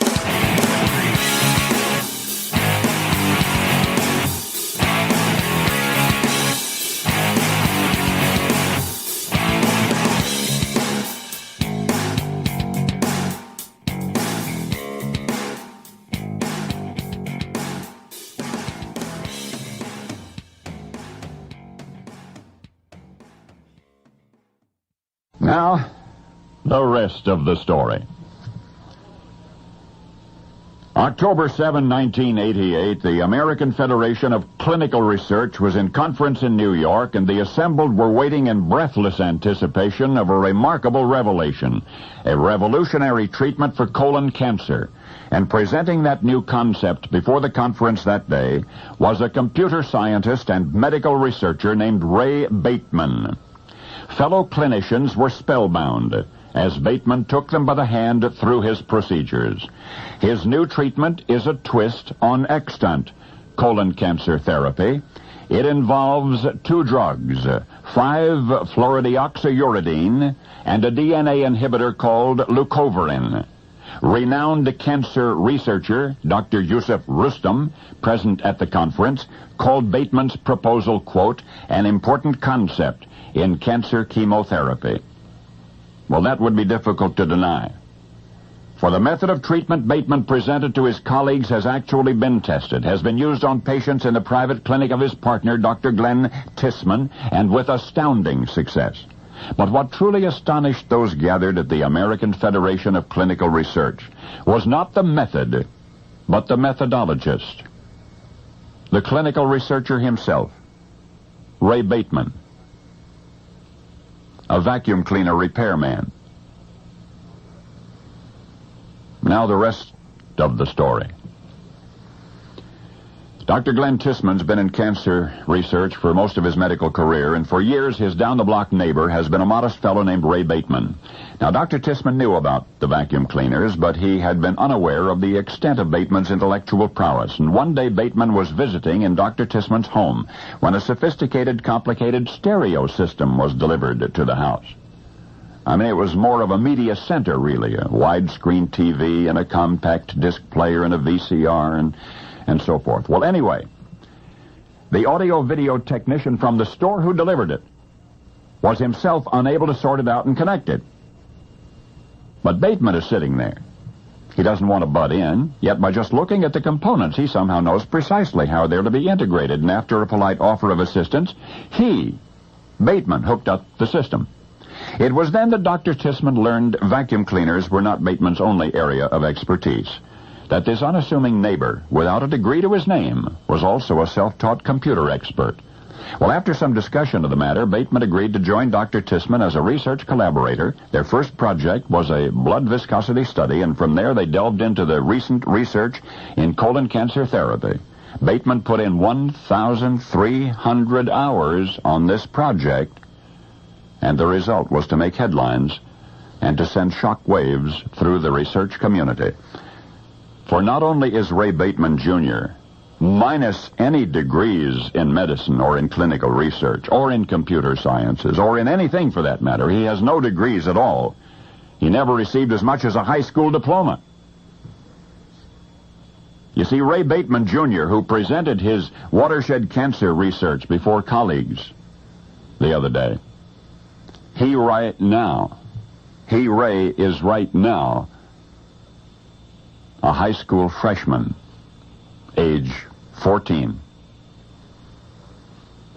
In fact, he started repairing vacuum cleaners for his family consistently and utterly successfully at the age of 3. And now you know the rest of the story.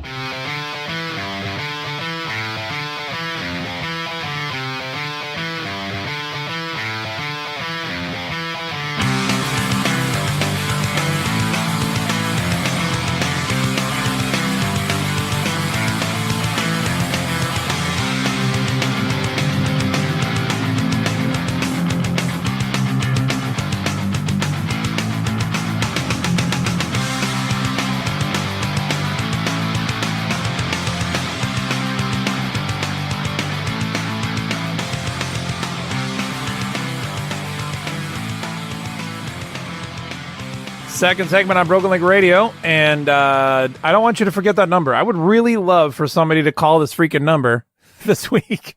So that's It's so easy to remember. 480-269-2641. That's 480-269-2641. Jim, this sounds like your kind of story. Have you seen what is up in California with civil disobedience? Because I think we need to We're experiencing it here in New York enough. But. Yeah.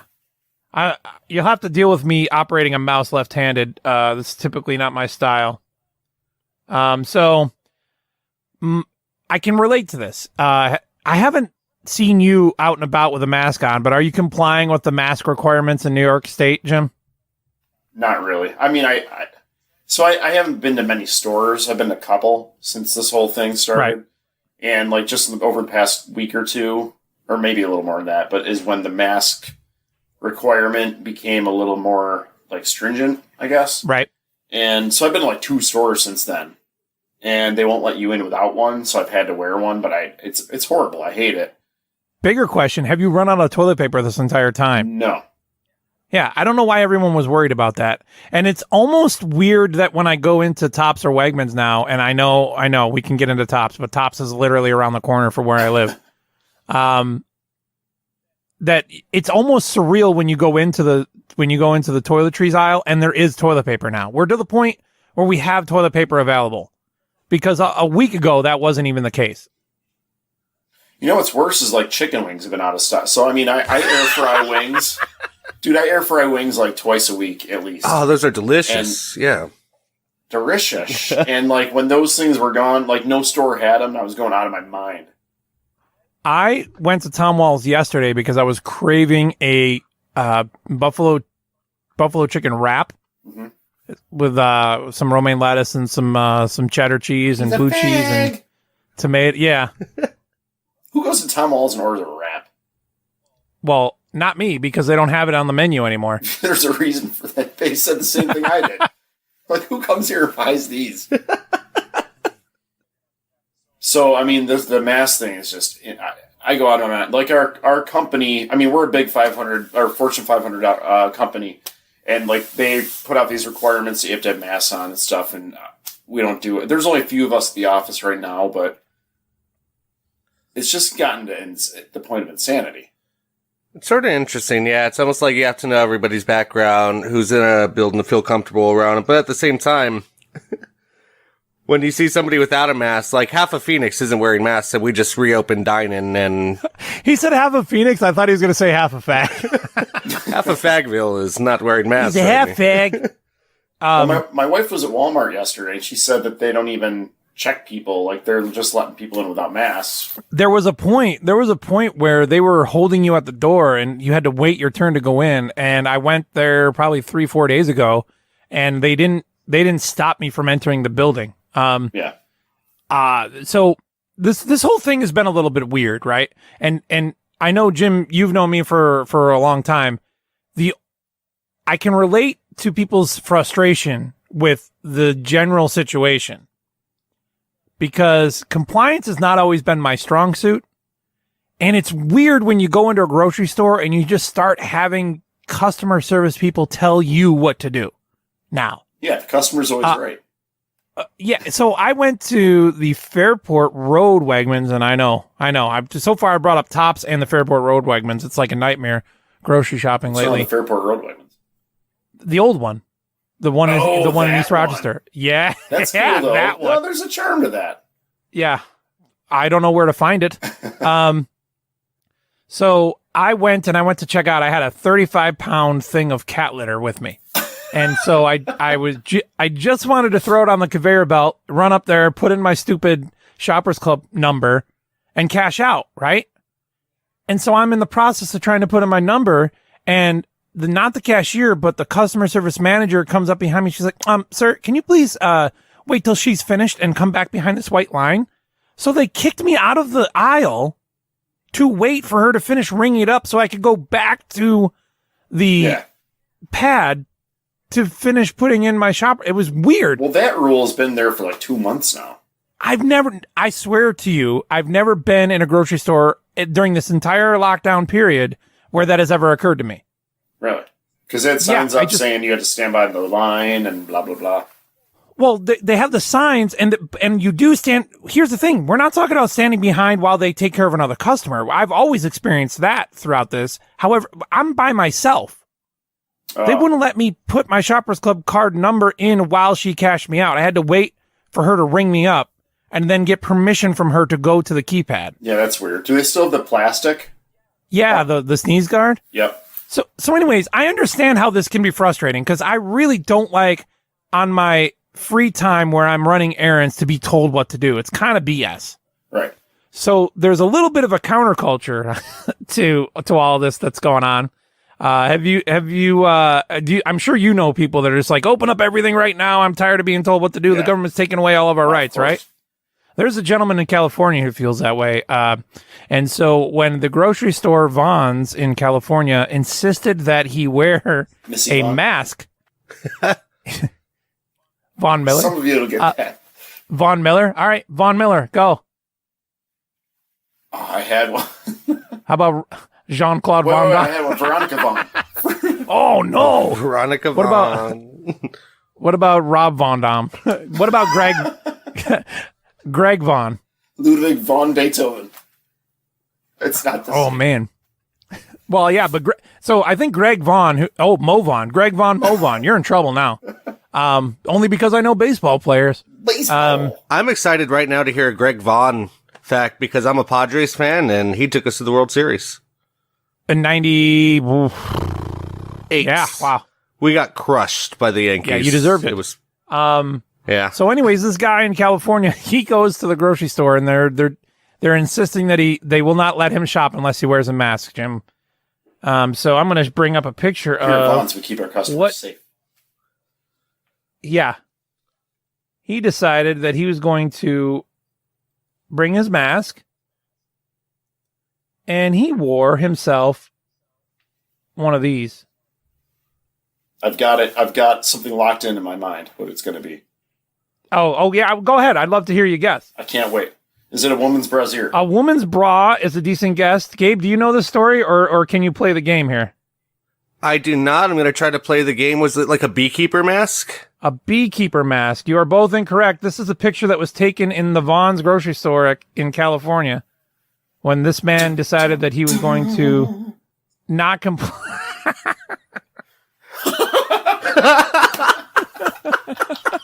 It's the best. This guy's the best. He went to the grocery store wearing a KKK hood. I gotta make one of those.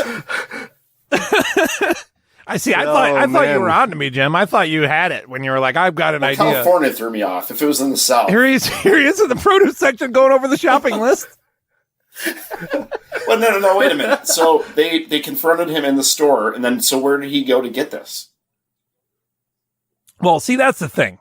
If this was just civil disobedience, and it would be, I could absolutely see myself doing something like this, right? I'm not saying that I would. I'm saying that I could see myself doing. You know, when you really want to make somebody feel it, that you comply, but then you give them something they don't expect in your compliance, right?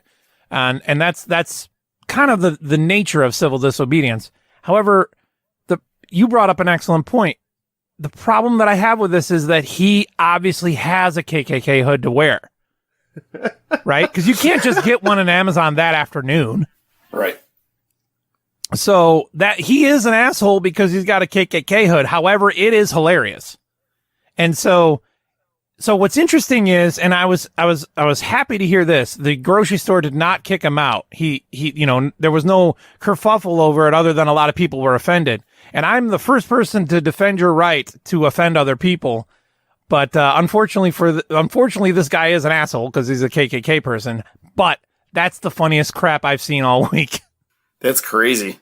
That guy standing there reading his real shopping list with a KKK hood on.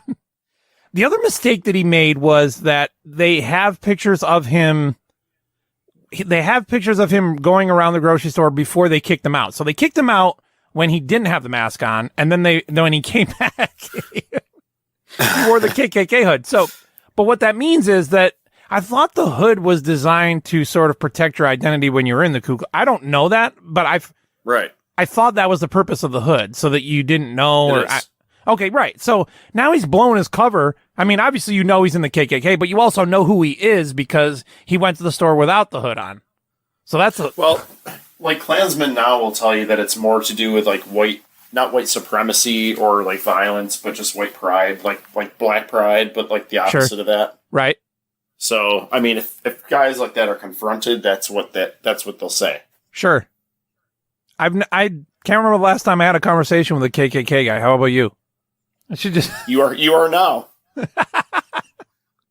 Yeah, I thought that was the coolest thing I'd seen all week, except for the guy is a KKK guy, so that's unfortunate. KKK. There wasn't the one thing I noticed about the story. There weren't a whole lot of people that were demanding any sort of legal or litigation. Like there weren't a lot of people that are like throw this man in jail or whatever. There were some people on social media that were saying, "Oh, this is really sad," and it's kind of a frustrating thing to know that there's still these people out here, and I can get with that. But I was happy to see that in California, it wasn't like the knee-jerk reaction of like, throw this person in jail, because there are some times when people express freedom of speech legitimately, like in this case, and they get sort of trumped up charges on inciting riots or being disruptive, right? So that was nice that didn't happen. What However, part of California was this? It was in It was in San Diego County, and that's probably why you didn't see it, because that's where I come from, and it's more. Gabe comes from like a you long said, line of KKK members. We have so many KKK members out there, we don't even care. We just say, "Hey, man, hey, man, at least you're sanitary." Hey, man, that's not cool, bro. Come on, man, leave it at home, bro. So that was cool. You were telling me last week, Jim, and we didn't get to it on the show for some reason or another, but you had been looking into Bitcoin a little while ago, and you wanted to tell me all about it. Yeah, well, I mean, so it's kind of weird. I don't know how much you know about Bitcoin, but almost nothing. I don't. Yeah, me too. I don't know much about it. Like a mutual friend of ours that kind of introduced me to it a couple months back, and he tried to get me into it. And he was telling me how much money he made on this investment into Bitcoin. It kind of blew my mind. Right. So he gave me some stuff to look up, and I never ended up looking it up because I'm lazy. And then he say that he made a trade that was worth 30 grand or something, or he made 30 grand in a day or something. Yeah, I remember he mentioned something like that. I'm pretty sure he said he made like over 30 grand on whatever money he put in. Sure. I mean, there's probably a few thousand that he put in. And then he just reinvested what he made into more of it, which is crazy. But just cryptocurrency in general, like, just blows my mind. I've always had a hard time wrapping my head around the concept because long-standing rule of economics is that that currency itself, which is different than money and different than exchanged value, currency itself is only worth anything if people are willing to exchange it for value. So I'm always go back to that original transaction where it's like, how do you talk someone into taking, I'd like to order a Domino's pizza. Okay, that'll be $25. And you're like, what about a Bitcoin? Hey, ever heard of Bitcoin? I think that was the first thing that Bitcoin was used to purchase. It was a pizza. It was a pizza. But I mean, it's like, so it's if enough people get together and say this has value and we are willing to trade this, you know, I mean, think of gold. I mean, somebody should write a book about Bitcoin and it goes from pizza to child porn, how to purchase everything on the internet. So who decided that gold was worth something? I mean, obviously people thousands of years ago or whatever, enough people thought it was like shiny enough. Well, I know that there's a theory about gold that says we like diamonds and gold because they're shiny and we're just stupid. Which, I mean, when you think about it, is stupid. Well, and then also with gold, not necessarily diamonds, gold has a certain level of intuitive scarcity to it, right? Meaning we somehow understand that gold is somewhat of a rare metal and thus we attribute value to it. Diamonds are a whole nother situation. We don't need to get into that. Well, diamonds are a girl's best friend. Here you got Bitcoin or any cryptocurrency.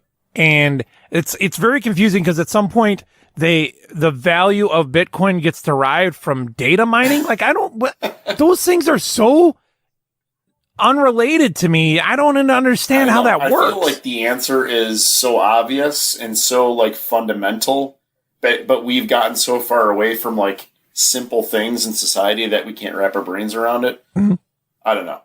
Yeah, I feel like it. So I've read that has something. Okay, I know, and I'm going to sound like the biggest idiot in the world, but I know that cryptocurrency somehow derives its value from being able to have a digital wallet ledger that is always running, so it can always be traced back to the transaction history. And I don't understand why a transaction history by itself gives some sort of level of value to anything. Yeah, it makes no sense. It's weird. It's weird. You know what I can wrap my head around though, Jim? Pelts. So you may have missed the boat. You may have missed the boat on the Bitcoin surge in 2016 and 17. But I'm telling you right now, with everything hitting the fan like it has in the last recent months, pelts are coming back, baby. Like Alex Van Pelt's?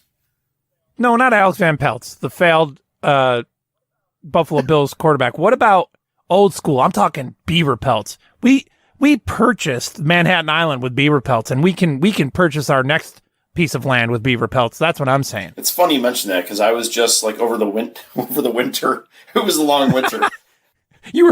Were you skinning over the winter, trapping and skinning over the winter? No, I was looking into wolf pelts on the internet. I wanted to see how much they went Wolf for. pelts? You can buy like an entire wolf pelt, like with a head and the paws and everything, for like $500. So here's the thing: if you can convince some schmuck to sell you a pizza for a Bitcoin. By the way, the guy who sold that pizza for 1 Bitcoin back in whenever is a gazillionaire now. Or he didn't hang on to it. I don't know, but he would be. If you can talk a guy into taking a Bitcoin for a pizza, we can talk somebody into taking a pelt for a pizza. And then pizza. You know the paperclip game where you like trade up and up and up. What if we just start with pelts, man?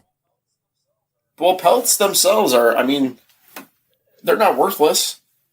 Right, Gabe. What is a beaver pelt or a wolf pelt worth these days? So most beaver is averaging around $10 to $14 regardless of where they are produced. So about $10 to $14 or $10 to $14 or 0.0016 Bitcoin. Wow.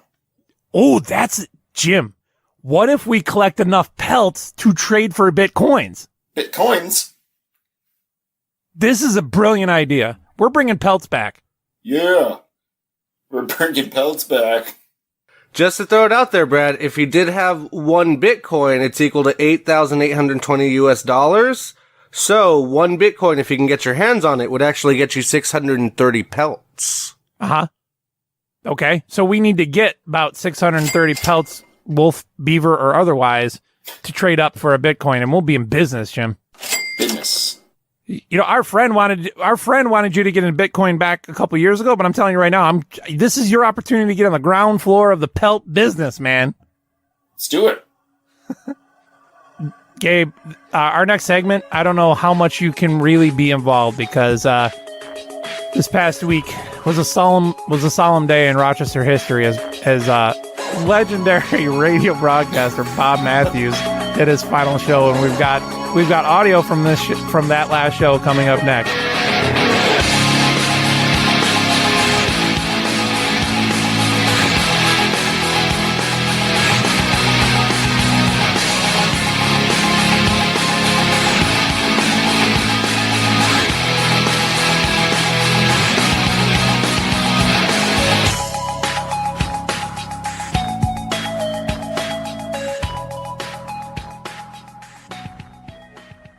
You want to up your running game? Run like a caveman!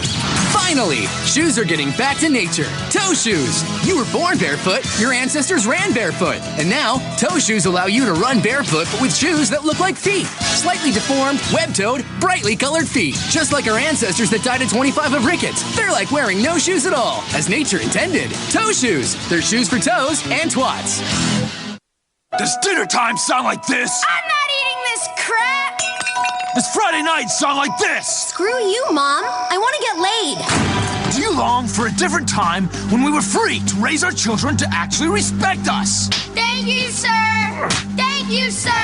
Hitting kids works wonders. Hi, I'm Alan McLean, child behavioral psychologist and former U.S. Marine. With my easy system, I'll turn your disruptive, unruly kids around fast. Let's face it, kids are rotten little When I served our country, I learned a lot about changing behavior and winning people over. Offer candy, then a butt of the gun to the face! Buy my book, Hitting Kids Works Wonders, today!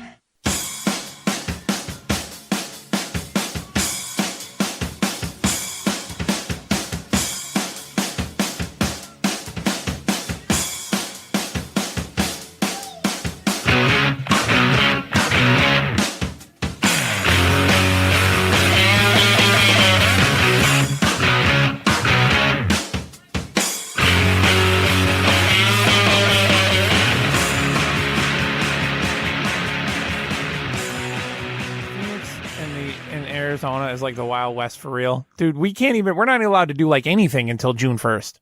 Ducey hates bars, though. Bars won't be open for like 40 years, I think. Everything else should be fine, though. Yeah. It's like Chernobyl. It's like a radio fallout or a radioactive fallout zone. It's weird because I gotta tell you about how my mom reacts. So you probably heard his name in the news a little bit, Gabe. Andrew Cuomo is the governor of New York. Yeah. And every single day he gets on TV and he freaking talks about what's going on, right? And it covers a lot of mundane stuff. And so he's a Democrat guy, and I have a lot of people in my family who are not just right, but very far right. But what's really funny is they dislike Andrew Cuomo so much that he can say very sensible, normal things, and they sit there in their chair and they get really angry. He'll be like, and I don't do a very good Italian accent, Jim, so I'm sorry, but he'll be like, guys, we need to be very careful. We need to wake up every morning, brush our teeth, and then people in my family will sit there with that son of a bitch. Maybe you put your pants one leg on a time. Oh God, what an asshole! And you're like, well, what is he saying that's so wrong right now? I understand you don't like his policies, but like, he's not saying anything wrong yet. You know, when you hear a dude that's as psychotic as Cuomo, I mean, even if you're left, I mean, I've heard plenty of leftist people agree with me on that. When you hear a guy that 99% of the things that he says are just psychobabble. Doesn't he look like for like he looks like a perfect politician for a TV show like Gotham or in the Batman universe? Like, he should be some character in Batman because he looks exactly like the mob controlled politician, you know? But you're just so used to hearing crap come out of his mouth that makes no sense. Sure. That it's like you just can't stand the sound of his voice. Yeah, I understand that, but it's funny because he's so reminiscent of a TV villain that it's almost comfortable when he's on television to me. Does that make sense? Comfortable? Yeah, like he just makes me feel like I'm watching a TV show. Like he's just the bad guy of the week, you know? That's how it does feel like the last 2 months. Like you've been into TV. It really does, though. It feels like you're in a TV show. With all the crap that's been happening. So at the beginning of the show, I sort of jokingly refer to being moderately moderate, but I am a very down the middle kind of person. I oftentimes talk about how I'm just liberal enough to piss off my right wing friends, and I'm just libertarian enough to piss off all of my socialist friends or left wing friends or whatever. So I can sit there and watch an Andrew Cuomo disagree with many things he has to say and not hate him as a human being, you know, or not disagree with him when he says something normal and lucid because he's just a person, you know. You're a peacemaker. That's what I am. Although ironically, peacemakers are usually weapons that kill people. So you are a peacemaker. Yeah. I've been thinking about if and when it would be the right time to get a firearm, and besides just getting a nice sidearm to be for like use, it would be kind of cool to have one of those old school like Western revolvers that are absolutely that would be cool. They weigh like 50 pounds. Yeah, they like pull your pants down as you're they walking weigh around. way more than they look. And I've shot sidearms a few times, but as a kid I shot shotguns and rifles all the time at your father-in-law's house. So here in Rochester, it was a sad day as newspaper and radio legend Bob Matthews. Legend's such an overused word. It's like epic. Institution, if you will. I will. He's been doing a newspaper column and/or a radio show in the Rochester market since 1986. So 34 years he's been doing the same radio show that he did in 2020. He covered all the things that were pertaining to Rochester sports. So Bob Matthews covered the careers of guys like Curt Schilling, Jamie Moyer, and yes, I'm talking about baseball. He covered the careers of, just guys that played on the Red Wings AAA baseball team. But one of the big passions in Bob Matthews' life was treating Rochester, which is a AAA minor league city, like it's a major league city that has major league teams. And so I have a couple clips of his last broadcast, and I thought I'd play them for you, Jim, because, you grew up here just like I did. So this is Bob Matthews' final show. Okay.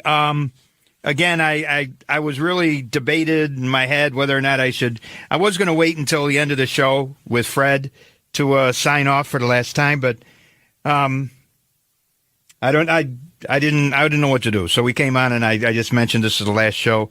About 8,200 shows. Man, that's a lot of shows. And I would say maybe maybe 500 of them sucked. I think the other ones are okay. But I appreciate, I can't read all these texts because, that's just what I didn't want to do. But I appreciate the thoughts. And we'll take text, of course, and phone calls the rest of the show. One thing I want to clear up, a couple people have asked, am I getting replaced or asked to leave because of declining ratings?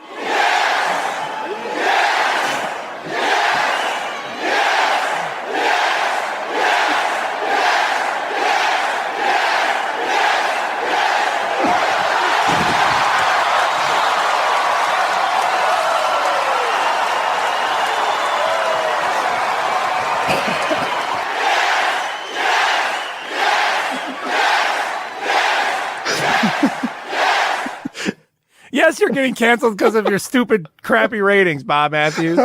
Oh my God, Jim, did you catch any of the show, or did I have to sit through this 2 hours? No, of I would torture? never sat through a show. I remember you texting me that night saying that you were going to listen. Oh man, I remember going to karate lessons when I was 8 years old, and my dad listening to him in the truck.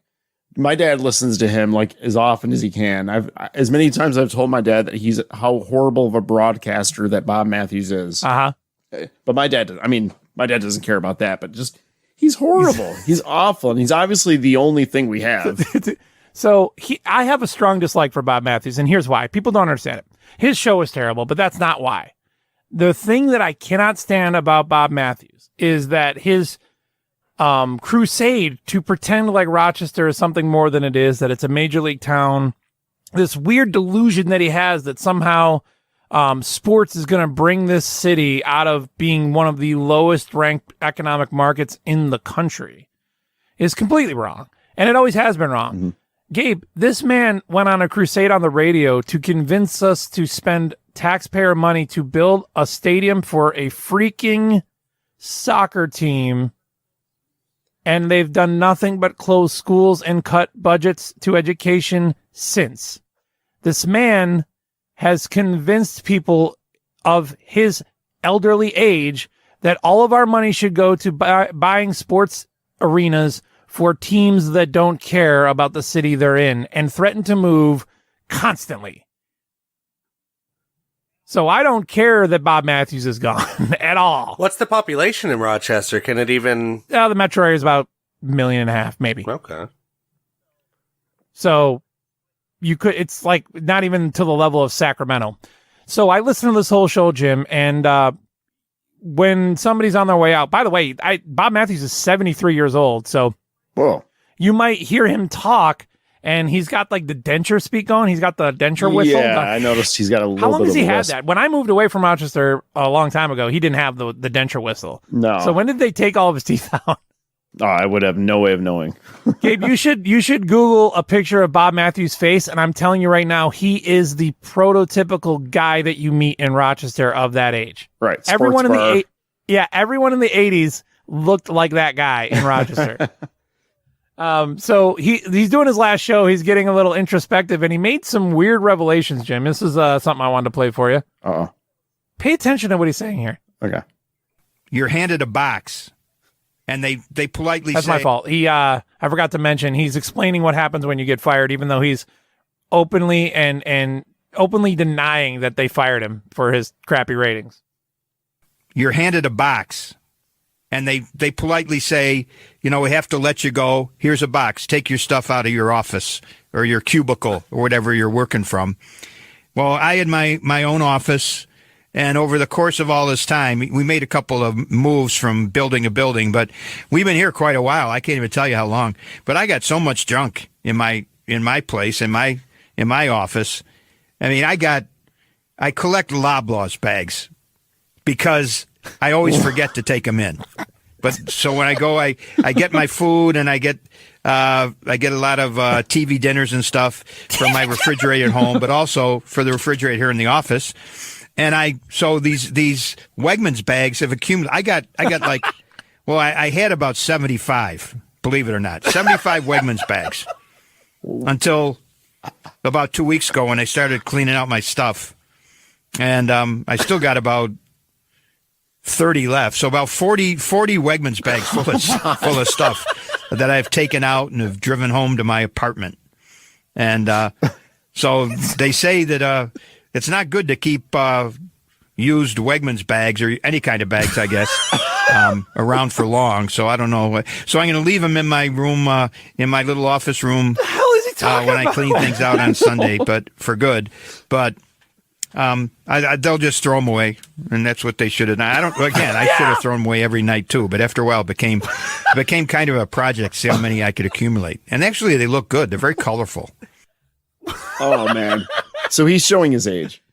Dude, he's got 75 bags of junk in his office, and he doesn't know why he got fired. He's got a Wegmans bag for every year of his life. So the Gabe, Wegmans is like your fries. Wegmans is essentially fries, right? So he's talking about plastic grocery bags filled with junk. He's got 75 of them just chilling in his office.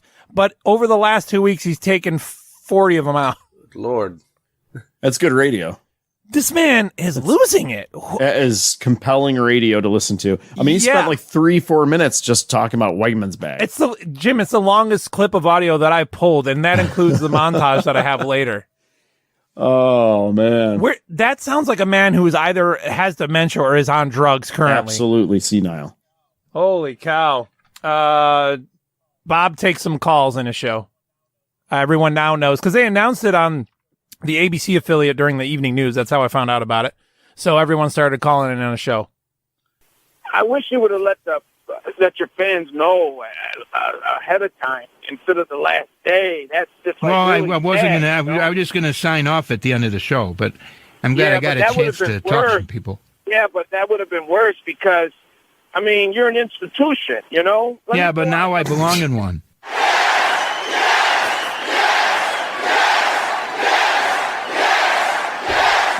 Yeah. At a certain point, he belongs in one. See, he says he's an institution just because he's been on the radio for so long. It doesn't mean he's any good. Yeah. So then Bob starts to get own a little bit of this behavior of hoarding and having a terrible radio show. Also, I didn't pull any of the audio because it's sort of meandering, but when somebody's trying to hide the truth, they tend to over-explain their lie. Right. Which is, he says over and over and over again that nobody wants to cancel him because of his terrible ratings. However, the radio business is on a downturn, and there's no sports to talk about, so people aren't listening to the radio, which is, I don't know, bad ratings, right? Nobody's listening to the radio means that nobody's listening to your show, even though you say you didn't get fired for bad ratings. Then he also puts out this nugget of this little nugget for everyone. It was time, and I think some people just felt a little bit uncomfortable that I was around, and I don't blame them. It's a little uncomfortable to have you around at 73 years old and talking about your hoarding situation in your office that you know about. You can tell how conflicted he is. It's like an old dude trying to follow what he's told to do, right? But his rebellious side keeps breaking through. Right. So he's like, well, Bob, we're going to do the thing where we ask you to resign, but then we'll say that it was on amicable terms, and we won't say anything bad about you, and we'll give you a reference, and it's that speech, right? It's where you get fired without being fired. And then he just breaks down for the rest of the show, Jim, and takes callers and cries the rest of the 2 hours. And he actually breaks down and cries. Oh, dude, you can tell he's heading that way, but he's not yet. Here we go. Here's 3 minutes of Bob Matthews crying on the radio. Have you ever cried at work? No. I've cried at work before. It happens to everybody, which is why it's so funny when it happens to someone else. He's a fag. Hello, Bob. How you doing? I'm making it through, Steve. Thank you, sir. We have Tommy. Go ahead, Tommy Kress. Hey, hi, Bob. How you doing, my friend? Okay. I've done better, Tommy, but we both wish you the best of your soul, and I'll be thinking of you often. Thank you again for all you did. Oh, thank you, Tom. For me and my career. Thank you, sir. He's a fag. Thank you very much, sir. We'll be back. News time. Sports, regardless. Well, you made me feel kind of special, too, so thank you. Well, thanks, Linda. You guys are okay. You're all right. You're the best. You're the best sports couple I know. He's having a hard time, Jim. Hello, Dan. Hey, Bob, how's it going? I'm making it through. It's tough. It's kind of tough, Dan. Oh, no. Not an easy show. Yeah. Not easy at all, man. I'm trying to wrap up work and my computer's sitting here crying, and I had to call in. So, your last show was tough, right? Your last show was tough. Admit it. Your last show was tough. Dan, what a 1-2 punch, Soccer Sam and you. I was going good till you two guys chipped in, but but thank you. Okay, Yeah, I can't get to Dan's. Now he can't run the board anymore. Okay, thank you, Pam. Thank you, Mr. Bell. This is getting tough now. I was doing good for a long time. See, I went to Rhinos games. Some people thought I never went to soccer games. I went to Rhinos games. You've choked me up tonight, Bob. We'll miss you for sure. The Red Wings most of all. I can't believe it. I've been with you since 1986.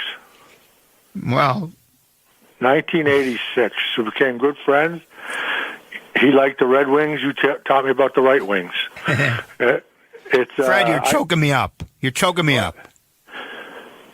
Well, Fred, thanks for having the time to drop in. And again, it's been a great pleasure working with you all these years. And well, how are you guys doing, Frank? We're doing great. I hate to see you. Well, thanks, Frank. Thanks for being a great boss and a greater friend. Okay. Well, hey, Bob. Same to you. And I didn't take any chance with you. I tell you, you were fantastic. Good luck to you, Bob, and stay healthy. Oh no. Okay. Thanks, Frank. Bob, I just want to take this last second to say thank you for everything. It's been an honor and a privilege working with you, and I wish you the best of luck. I know you're gonna do great things. Well, Pam, what's he gonna do? That's great. Likewise. Night, folks.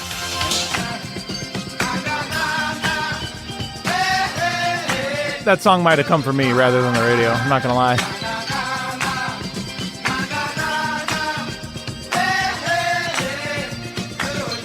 I want to wish you the best of luck in your next steps. Your next step is a old folks home, bro. Like, you're going to camp over. She knows he's going to do great things like clean out his office. Yeah. Oh, my God. Yeah, I like how he also said he's not even going to offer it. He's like, I'll just leave him there. They'll throw him out. I should have done it to begin with. It's like, yeah, dude. Why do you have 45 bags full of junk in your office? I mean, to be fair, 34 years doing the same thing. Yeah, it's a long time, and might get sentimental, emotional, but yeah, it would be different if he was any good. Can you imagine how bad that microwave and that office must have stunk? Not only with all that garbage, but with all those freaking. TV dinners have their own distinct smell, and it's never a good one. Yeah, there's a dude at work every single day he makes Stouffer's macaroni and cheese. Well, we've run into a point in my life that I think I would never come to, Jim, which is that you and I have done a 20-minute segment about Bob Matthews, and that's about as much as I can handle. God, what is with my voice? Gabe's News and Nonsense coming up next.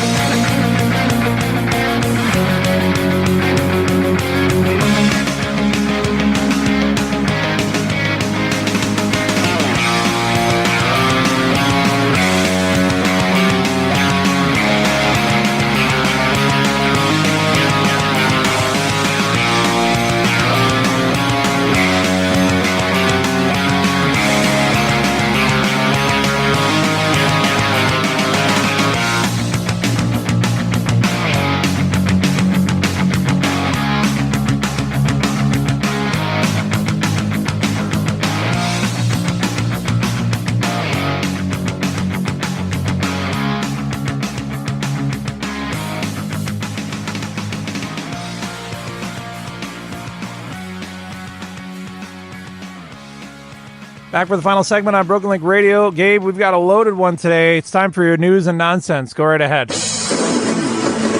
All right, Brad, this is your news and nonsense for today. We're going to go ahead and start off in Lumberton, New Jersey from the Philly Voice. A Lumberton, New Jersey woman who survived the 1918 Spanish flu has died from coronavirus complications, Burlington County health officials announced on Wednesday.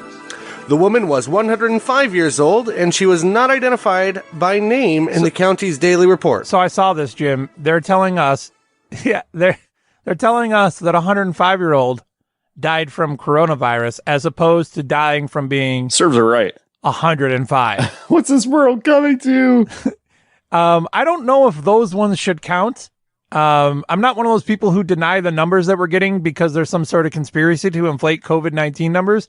But when you're 105, does it really matter how you died? You died from being 105. No.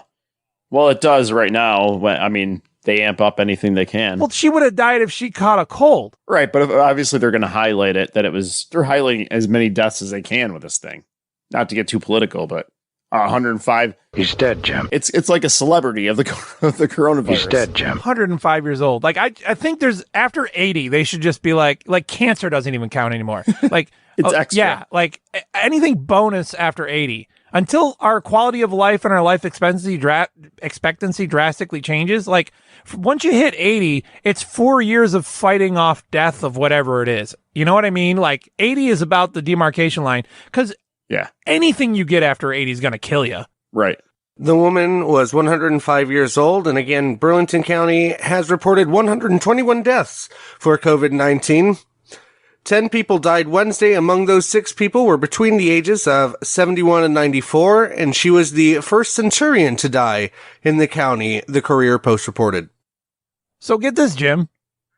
I just thought about this right now, but do you know that most deaths are people that are between the ages of 70 and 94? I have heard. I think you just die from being over 70. It's such a coincidence. Well, isn't that weird? It turns out that the older you get, the more likely you are to die of just about anything. Meanwhile, a 101-year-old man named Mr. P has been released from the hospital after recovering from COVID-19. Mr. P was admitted last week to a hospital in northeast Italy after he tested positive for the coronavirus. Goodness gracious! Mr. P was born in 1919, the same period the Spanish flu pandemic was killing off around 30 to 50 million people around the world. What do you care? He was born a year after World War I was over, and when he was in his 20s, World War II began. He survived World War II, and now he's the oldest patient in Italy to recover from COVID-19. Of all the dramatic things I've ever seen! On Thursday, he was released from confinement. His survival is remarkable, especially since men are already at higher risk than women, with the high rates of fatality for older people infected with the coronavirus. According to Italy's National Institute of Health, almost 86% of deaths in Italy were patients who are over 70 years old. No kidding. Again, people that are over 70 are probably going to die. Me, this is the Italian Institute of Health, and we can't figure out why all these old people are dying. Huh? I'm going to make you on a virus. You can't refuse. So, is that the initial of his last name, or is that his last name? I don't know. Sort of like Master P the rapper. Is that like Reservoir Dogs, where like they just have names? Mr. Brown. You're Mr. White. Very mysterious. You're Mr. P. Next story out of New York, New York from CNN.com. Around 1,000 or 18% of Wendy's 5,500 U.S. restaurants are not serving any hamburgers or other meat-based items.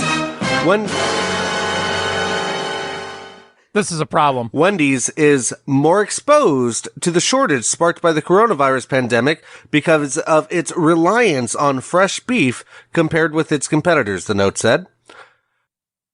If you go to Wendy's and you ask them for a triple cheeseburger and they're at one of those 1,000 stores that don't have meat, you know what they say, Jim? What do they say, Brad? Can't do it. The company said its delivery schedule remains unchanged, but supply has been tight because of beef suppliers across North America facing production challenges during the pandemic. Hey, Brad. Yeah, what's up? Can I have a hamburger, please? Can't do it. Many meat suppliers have temporarily closed their facility. You know what, Jim? What? I'm really hankering for some Wendy's, but they don't have any meat, so I will eat your ass. Can you give me some chili con carne? What do you care?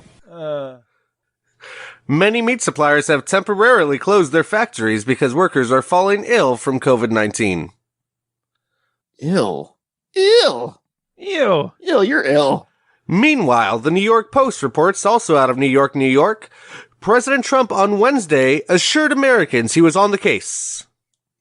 We've got it all under control. There's no meat at Wendy's. This is a problem. I like how Donald Trump, this is a big priority for Donald Trump. He's like, you know what? There's 20% of the Wendy's in the country don't have meat. And he's like, all right, everybody clear the room. We got to figure this out. This is a problem. Hold on now. A great American institution.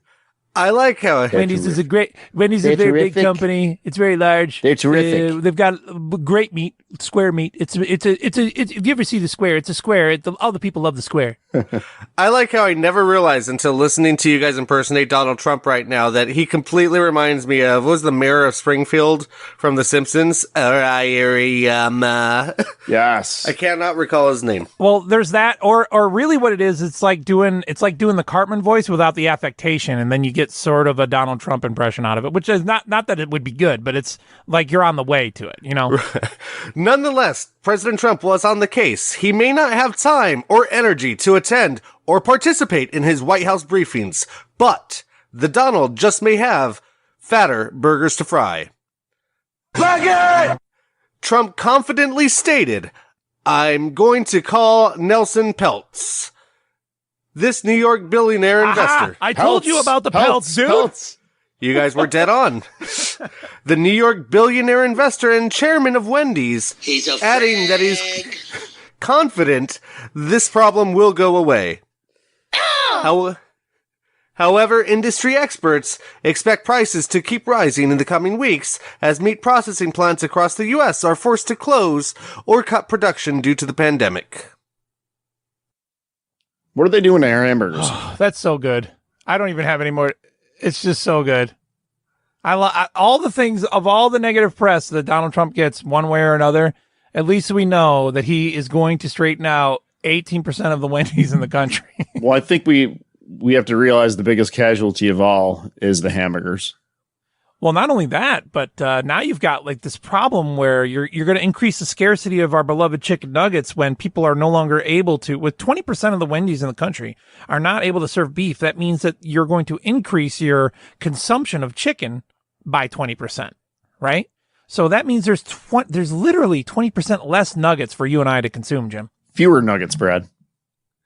Oh, is that the correct word? You know what? I don't like Wendy's nuggets. Okay.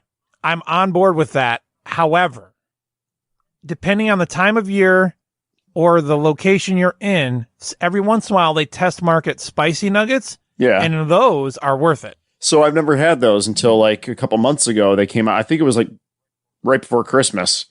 So we are talking about nuggets again. I picked some up and I'm like, this is what everybody's going crazy for spicy nuggets at Wendy's. They just tasted like microwave nuggets to me. I would eat them. Like, I don't dislike them, but... Well, they're certainly better than the regular nuggets at Wendy's, for sure. Okay. It tasted very frozen. Well, yeah, nuggets are frozen. Well, no, but like in every restaurant. I know, but the McNugget doesn't have a frozen taste. No, yeah. Okay, I see. Yeah, like came directly from the freezer taste. Yeah. I know what you're talking about. Yeah, I'm with you. Next. Glad we could have this talk. Next story out of the militarytimes.com and the Associated Associated like the fact Press. that I have a button just to tell Gabe to move on. I like it. I like it a lot. Love it. Out of Washington, D.C., Defense Secretary Mark Esper was quick to deny U.S. involvement in the bizarre attempt at overthrowing Venezuelan President Nicolas Maduro that failed on Monday. Maduro. Esper. The raid resulted in the arrests of 2 U.S. citizens and roughly a dozen Venezuelans by local authorities. The Americans were later identified as 2 former Army Green Berets by Silver Corps USA was purportedly behind the incursion. What do you care? Dude, does Green Beret just sound like so gay to you? Yeah, I never liked the Green Beret. I know they could break me in half a second, but just a Green Beret. Oh, look at you. You're so tough with your cute little hat. Yeah, Yeah, the regular army uniform is way more badass than the Green Beret uniform. So I love this. There's 2 ex-military officers from the United States in a coup that is organized by a third party that is owned by also an ex-military Green Beret. Like, it's almost like Ted DiBiase and Brett Favre. Right, but we had but I just want to let all of you know we had nothing to do with it. I want to make it very clear, the United States had nothing to do with this. This thing happened all the time in like the 70s and 80s. Brett Favre was a Green Beret, wasn't he? Sorry, Gabe, I didn't mean to interrupt you, but I just love when we come out. It's funny because like if you're working for Osama bin Laden, you're like the first one to raise your hand and be like, "Oh, that was us. That was us." But if you work for the United States, it's like it absolutely was not us. And if you think about it, it's really like doing the same thing because it's just saying the negative of the other one. It's like, that coup that we had going has failed. Oh, well, that wasn't us. I don't know what you guys are talking about. Why would you take credit for the failures? The wins, yeah. Failures weren't us. Wasn't Brett Favre a Green Beret? So anyway, of the Army Green Berets, private contractor and CEO of Silvercorp USA said Jordan Gordu used his company's Twitter account to announce the raid on Sunday, tagging President Donald Trump's own Twitter account in the process.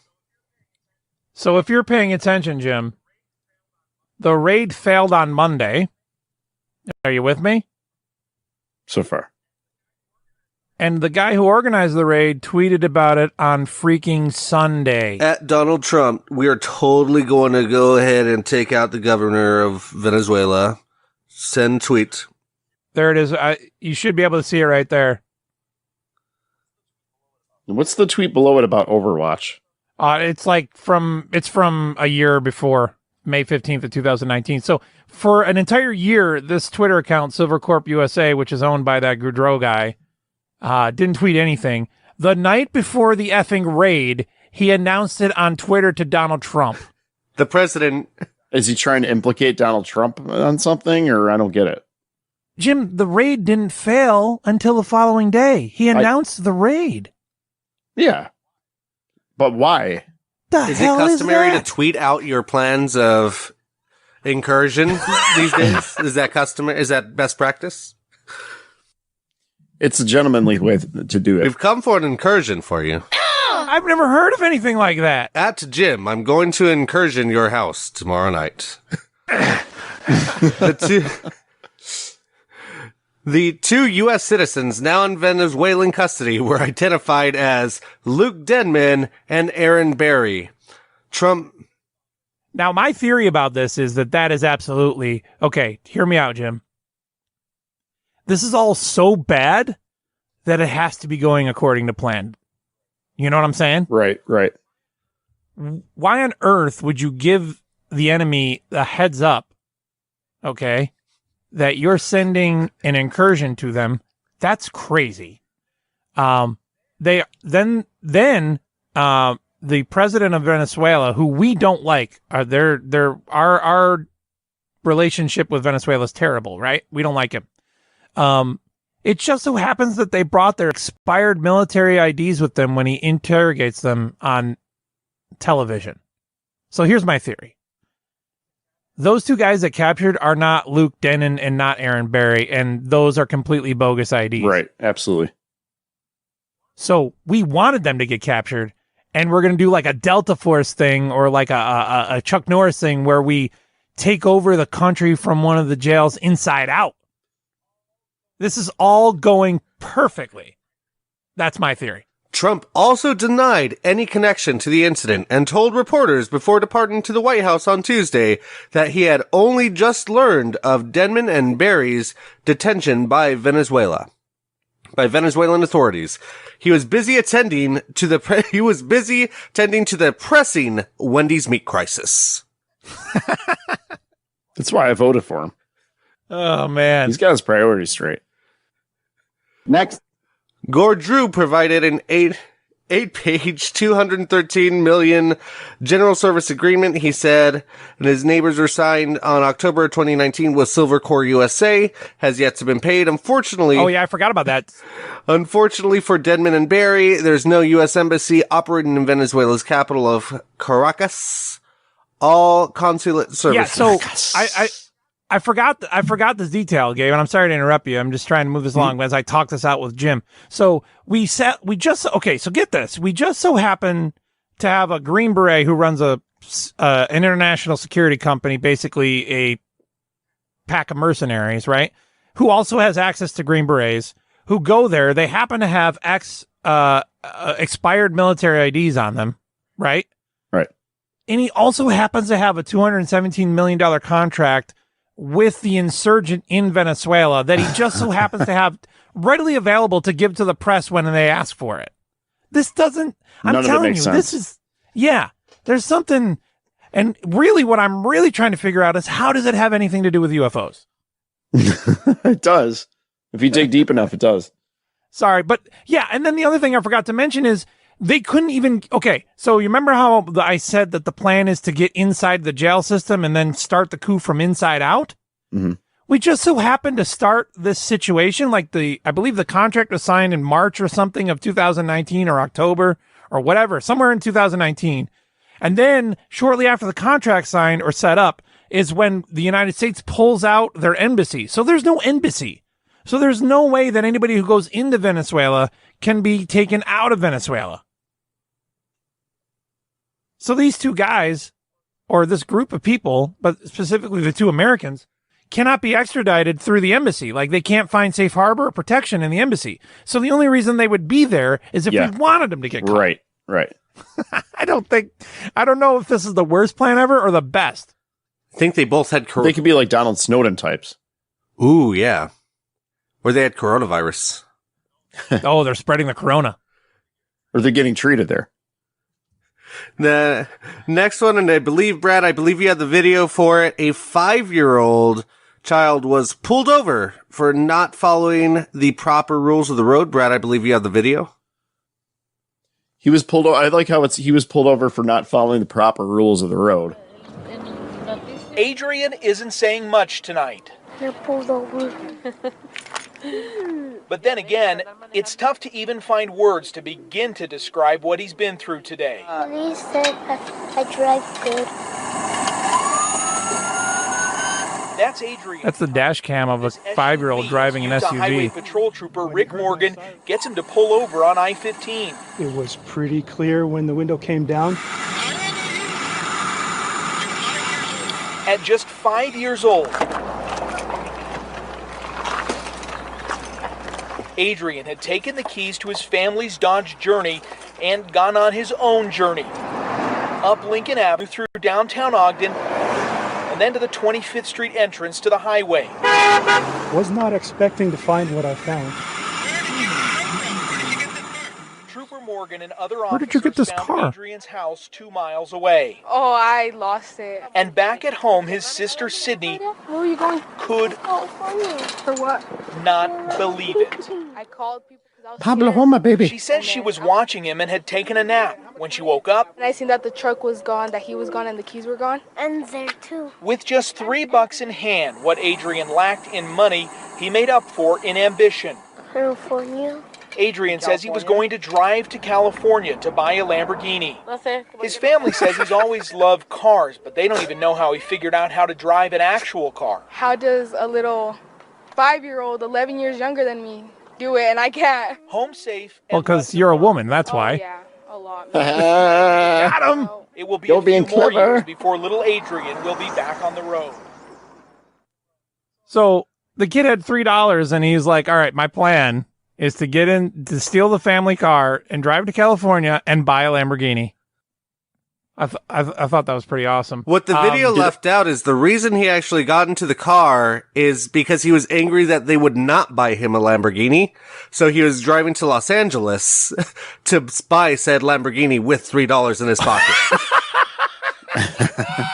That was a spite carjacking. Oh, I never heard that. So they were like, no, we can't buy you a Lamborghini. He's like, well, screw it. He waits till she falls asleep, gets in the car. He's like, all right, I got $3. and we're going to make this happen. These some bitches that aren't going to get me a Lamborghini. I'll show them. Screw Salt How far Lake. did he get? Almost. he got onto the highway before he got pulled over.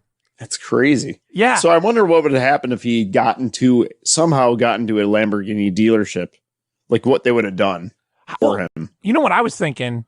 There's two things that I'm thinking. Number one, I'll give you a choice here because we're running out of time. Either one, what's the worst thing that's happened when you've taken a nap that your kids have done? Or two, what's the greatest accomplishment you've ever had as a 5-year-old? Meaning, what's your greatest accomplishment as a 5-year-old, Jim? My greatest accomplishment, I have no idea. I can't even tell you. I think by the time I was 5, I had learned how to operate the VCR. That's about it. This kid, did you see him get in the car? He knows how to drive that freaking car, at least to some extent. Yeah, makes me wonder if they let him drive it. Dude, there's no way somebody let him drive it. Like, where do they live? I wasn't quite sure where they lived. Like, what around them? Are they in the middle sort of nowhere? They live out in the suburbs? boondocks out in the boondocks of like the desert area of Utah. So yeah, there's plenty of places to mess around, right? And let your kid drive. Well, that's a big kid too. He fits in that car pretty good. Yeah, right. So he's asked his parents, and they're like, yeah. Brad, that's your news and nonsense for today. Thanks, Gabe. We'll see you scumbags later. Jim, say goodbye. Goodbye, scumbags.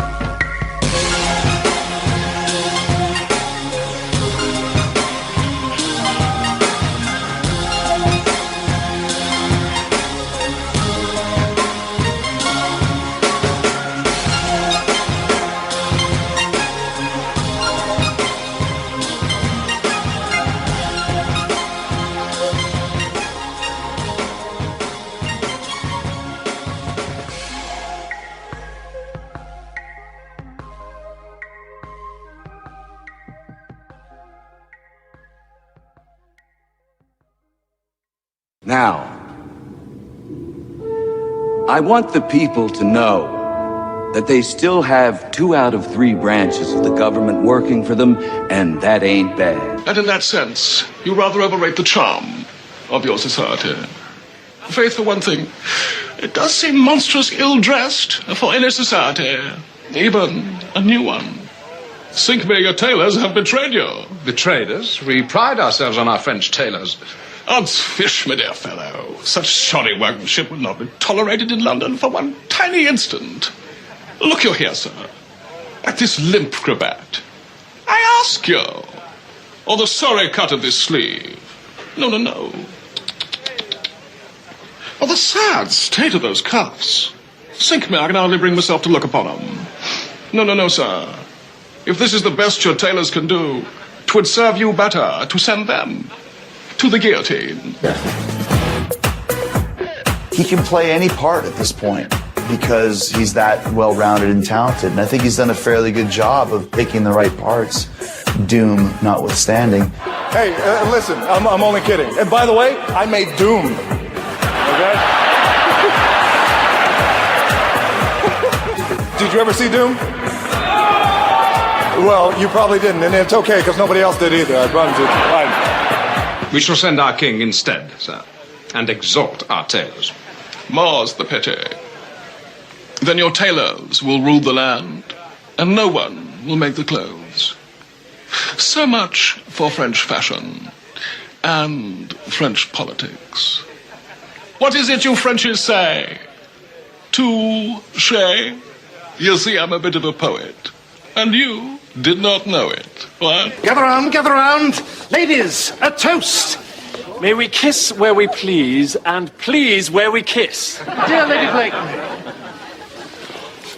Sir, my most abject and humble apologies. I've completely drowned your cravat. How can I possibly make amends for such clumsiness? It's of no consequence. It's only a cravat. Only a cravat? Oh, my dear sir. A cravat is the apotheosis of all neckwear. A cravat distinguishes a man of refinement from the merely ordinary. It sneers at the severity of the stock. It is the only item of dress that expresses true individuality.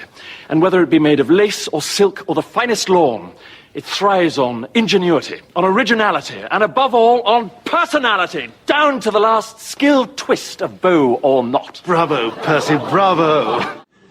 You get out the camera and you start taking pictures of Johnny acting like a female, and then you upload it to YouTube and everybody laughs about it, and next thing you know, this dude, this kid is acting out childhood fantasies that should have been squashed. Dads, the second you see your son dropping the limp wrist, you walk over there and crack that wrist. Man up. Give him a good punch. Okay? You're not going to act like that. You were made by God to be a male, and you're going to be a male. And when your daughter starts acting too butch, you rein her in.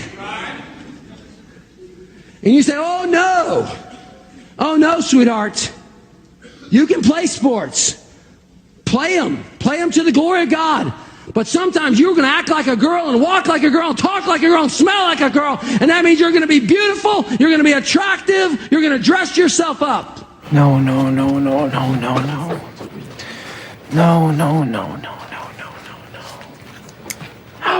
Okay, fine.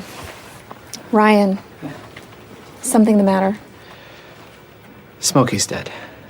Smokey the bear? Smokey Robinson. Pam, he died like an hour ago. I guess I'm the first to know. Wow, that's terrible. I really liked him. Oh, you liked him? That's nice.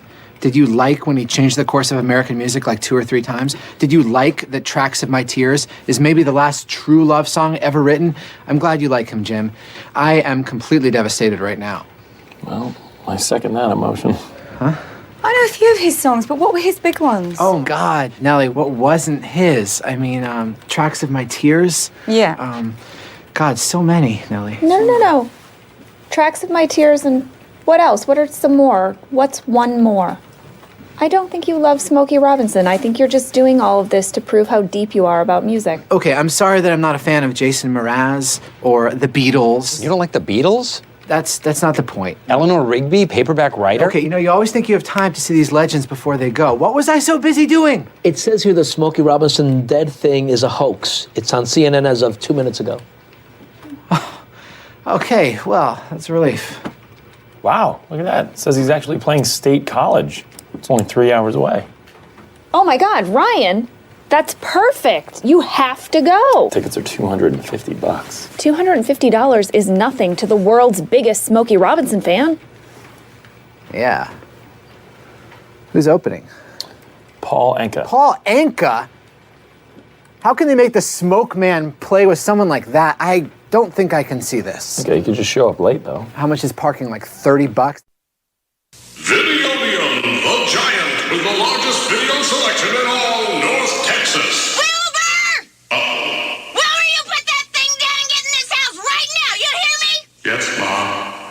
Videodium, the store with the world's largest video selection in all North Texas, presents... Great armadillo, honey. I'll have another. Jim never wanted a second armadillo before I went to Videodian. Hi, friends. It's your old pal, the Dead Ranger. And while the supply lasts, you can stop in and pick up the armadillo recipe of the week.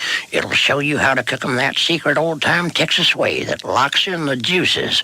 It'll show you how many parts you thought weren't edible actually are if you close your eyes. Yep, Videodian, home of Atari, Bally, and television, and the new Commodore computer, is also your armadillo recipe headquarters. From something as complicated as armadillo on a half shell to something as down home as good old armadillo on a stick. With our recipes, you can serve your family armadillo every night. Videodium, 311 West Woodard in Denison, right above the Minuteman missile silo. In times like these, it's important to remember the good things. Sure, the economy may be a little rough, and we may be shuttering schools, hospitals, and libraries to pay union pensions. But San Andreas is still the place where dreams are made. This is where counterculture began and then morphed into a nanny state. A place that preaches environmental stewardship, but has a terrible public transit system and the worst air in the world. Experience more of San Andreas, the suburban sprawl, no sense of community, and no building more than 30 years old, where fluffy children's theme park animals are both our heritage and our culture. San Andreas leads the country in removing pristine first-growth forest to build generic strip malls and tract mansions. San Andreas, we won't be broken hypocrites forever. Brought to you by the San Andreas Tourism Board. At Fly US, your business is important to us. That's why we treat you like shit. We know you have a choice when choosing an airline: awful, dreadful, or terrible. And we promise you, we're striving to be awful. Fly US. Sit back, relax, and shut up.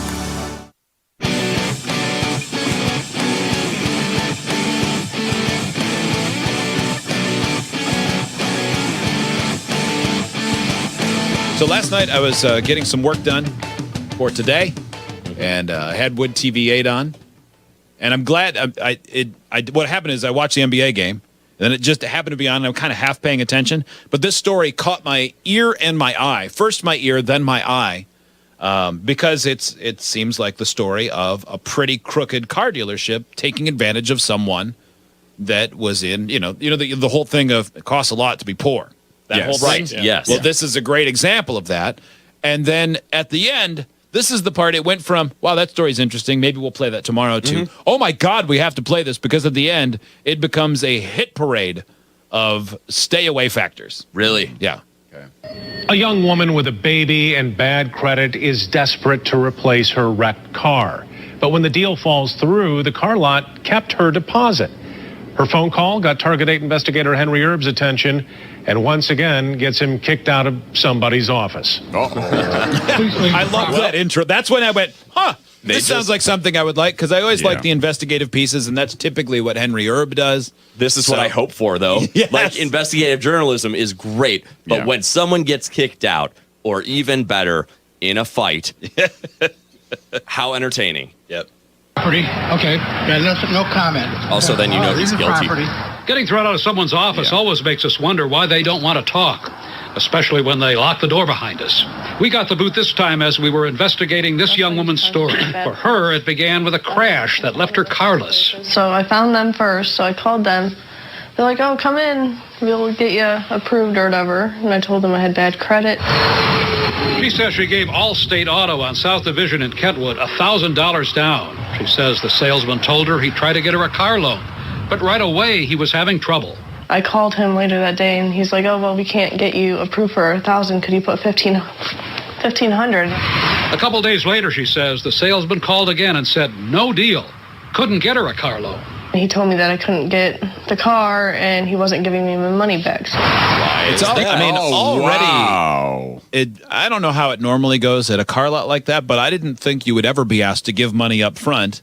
That's the whole point. No, sometimes you might put down a down payment on something just to put your name first in line. If there's a specific car that you actually want. Yes. Exactly. Like, you find one online or something. It's in Wisconsin, and you go, hey, look, all right, I'm going to give you my credit information. Money. Yeah. But then even if that falls through, they just go, all right, well, whatever. You're just trying to secure it for a little while. Yeah. You're holding it, basically. But in this case, they could easily find out credit information without having a down payment. All they have to do is call creditors and go, okay, if this person puts down $1,500, will that satisfy the requirement? Right. But especially the fact that it won't. They called back and said, we can't do it. Can you give us $500 more? Hey, everyone, we're a scam. Wow. But we don't have any proof of that. It's just a gut feeling. Let Henry Erb do the hard lifting. Yeah. Dealer was keeping her deposit. So that's when I got the Kentwood police up there, and he tried talking them into giving my money back. According to this police report, the guy who runs the place told the officer that the dealership tried numerous financial institutions but were having a difficult time getting Summer a car loan. He told the officer that the deposit is to allow the company to attempt to acquire financing and not refundable. Wow, that is dirty. That It is. really is. I'm sure they carefully explain that, though, when they take the money. I'm sure they're very careful to explicitly say out loud, you don't get this money back if we can't get you a loan. I'm Also, sure it's that's- not buried in the middle of a contract. And for $1,500, I mean, if you've got that bad a credit and everything else, you can get, you're not going to get a stunning automobile, but you can get something halfway reliable for $1,500. Better than just nothing. Yeah. For your time. Yeah, that's disgusting. And that's what brought us to Allstate Auto. We wanted to find out why the car dealer thinks it's right to keep the customers' down payments. Hi, Mr. Anderson. Yes, sir. Henry Erb from Wood TV. How you doing? Would you please leave the property? Well, we'd like to ask you about why you won't return this young woman's down payment. Please leave the property. Okay. Got nothing, no comment. Okay, all right. Leave the property. The day after Alan Anderson kicked us out of his office, he called. He politely apologized and he answered some questions. He told us what he told Summer and the Kedwood police officer, that they spent a lot of time trying to get her a car loan and that she'd signed a contract which said that they could keep her deposit. You didn't spend $1,500 worth of time trying to find a car loan. Yeah, unless you're an astronaut or something. Yeah, something that's Really? ludicrous. You know. But also, I mean, you have banks you work with. Right. Yeah. All the that is tons such of cars. And right. Never has anyone said you're going to have to pay us for the time we spend. Yeah, that's not how it works. No, getting you a that's loan. just part of the given in the job that they do. Yeah.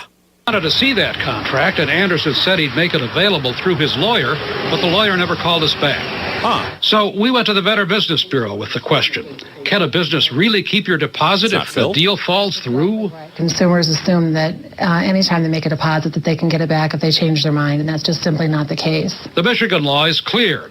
If you agree to buy something and then you back out of the deal, the seller can keep at least some of the deposit to cover any losses. But you didn't back out. I didn't back out. They backed out for me. The Better Business Bureau says it's a different story when the car dealer fails to get the customer a loan. It would depend on who was to get the financing. If the dealer was supposed to get the financing and they couldn't, the customer didn't back out, that would be the business's responsibility. And in that case, so they couldn't perform what they said they could do. Right. And then they stole the money. Yeah. Should refund the deposit. They'll look something like this. And consumer lawyer Mike Nelson, who sues a lot of car dealers, says If they don't deliver the car, they have no right to keep the down payment. he says Okay, consumers so are Better subject- Business Bureau and a lawyer who deals in that, they both seem pretty clear. This place ripped her off. Spot off and have to which sue. begs the question, how many times have they done this? And also, that's coming. Well, I'm a little shocked that the police didn't just handle it. If this is not, but they're not legal. lawyers.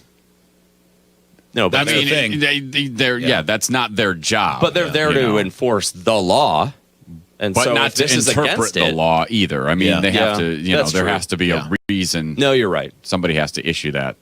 to get their money back.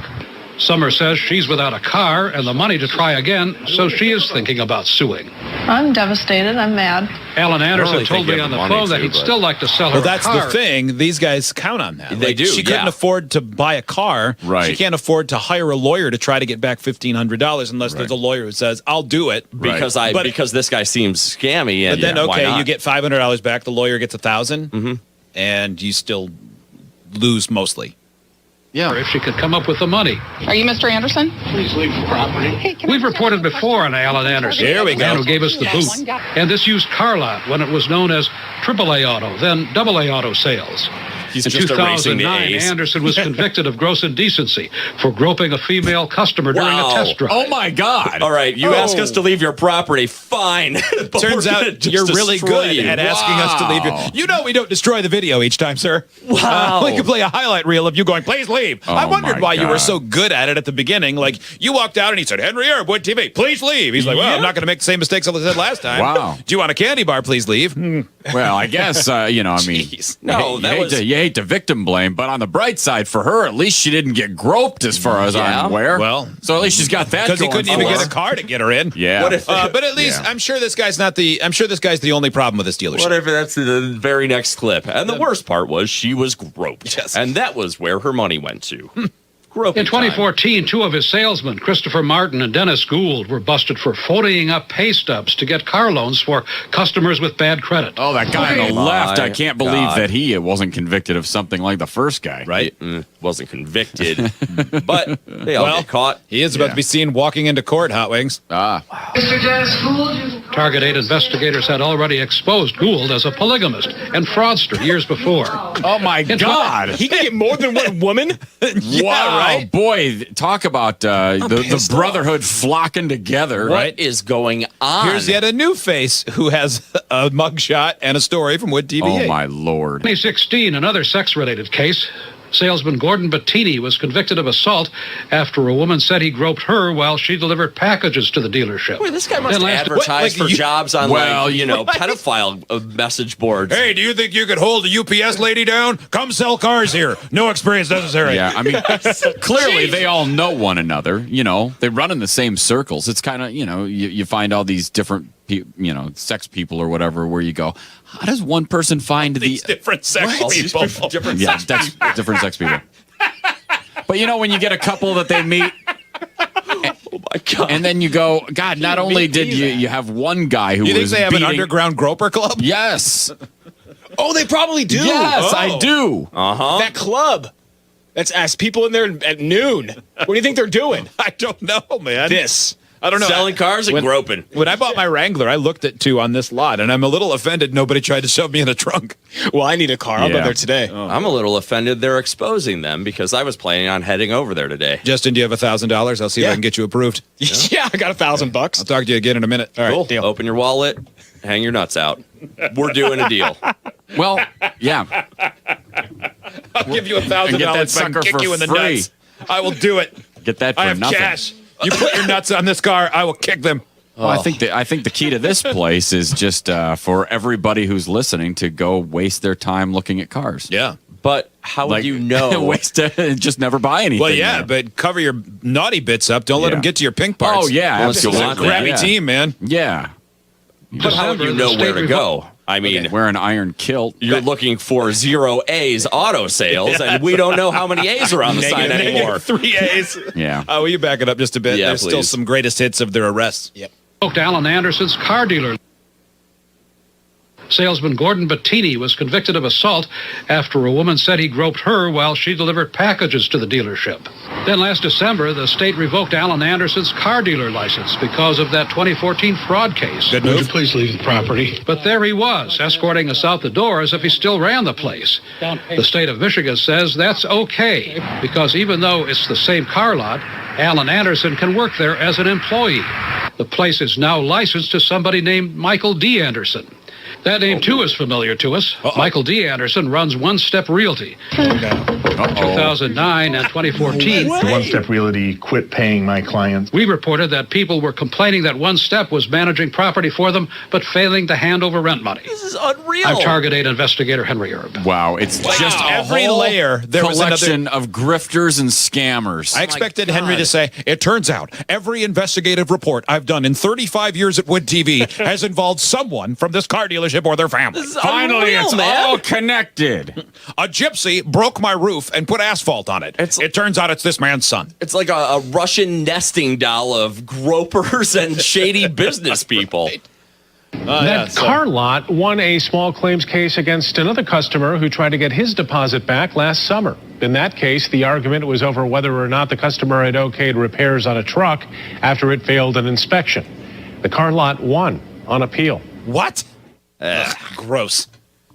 Boy, is that something else. Can you believe that? Wow. So that was a great story. Good luck with that place. Stay away. It won't matter because 1%, maybe 0.5% of the people in this town will see this story or hear about it. They'll still get people going. Yeah, probably, but still. Well, look at how many times they've been busted for doing something wrong. Right. Yeah. And yet they're still in business. I mean, they've all been convicted of things and they're in business. They had their license revoked and they're in business. That is so crazy. And it's legal because now it's in his grifter son's name or whoever. Although maybe now something happens because it is public, so someone who can do something about it does something about it.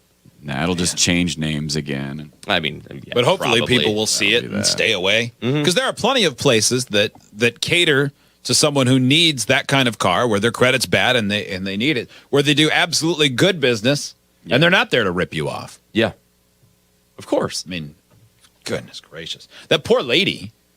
Oh, I know. Your hands are tied. That's such a bummer. What are you gonna do? You got ripped off. Now sue.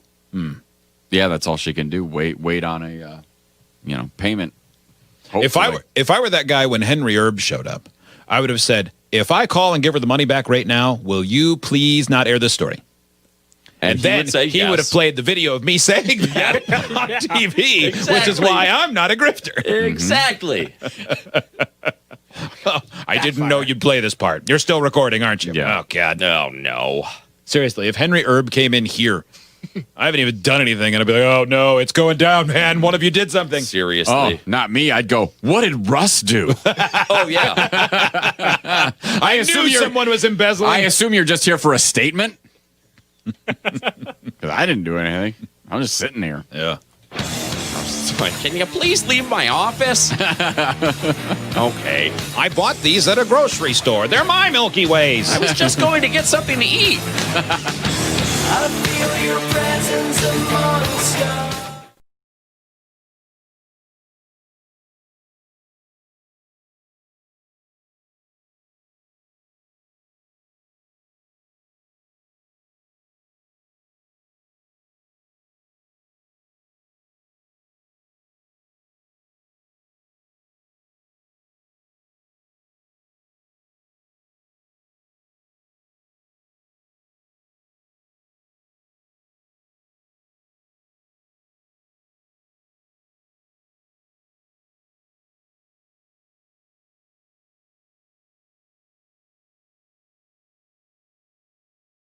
Jim, do you have any idea what's going on with Kim Jong-un right now?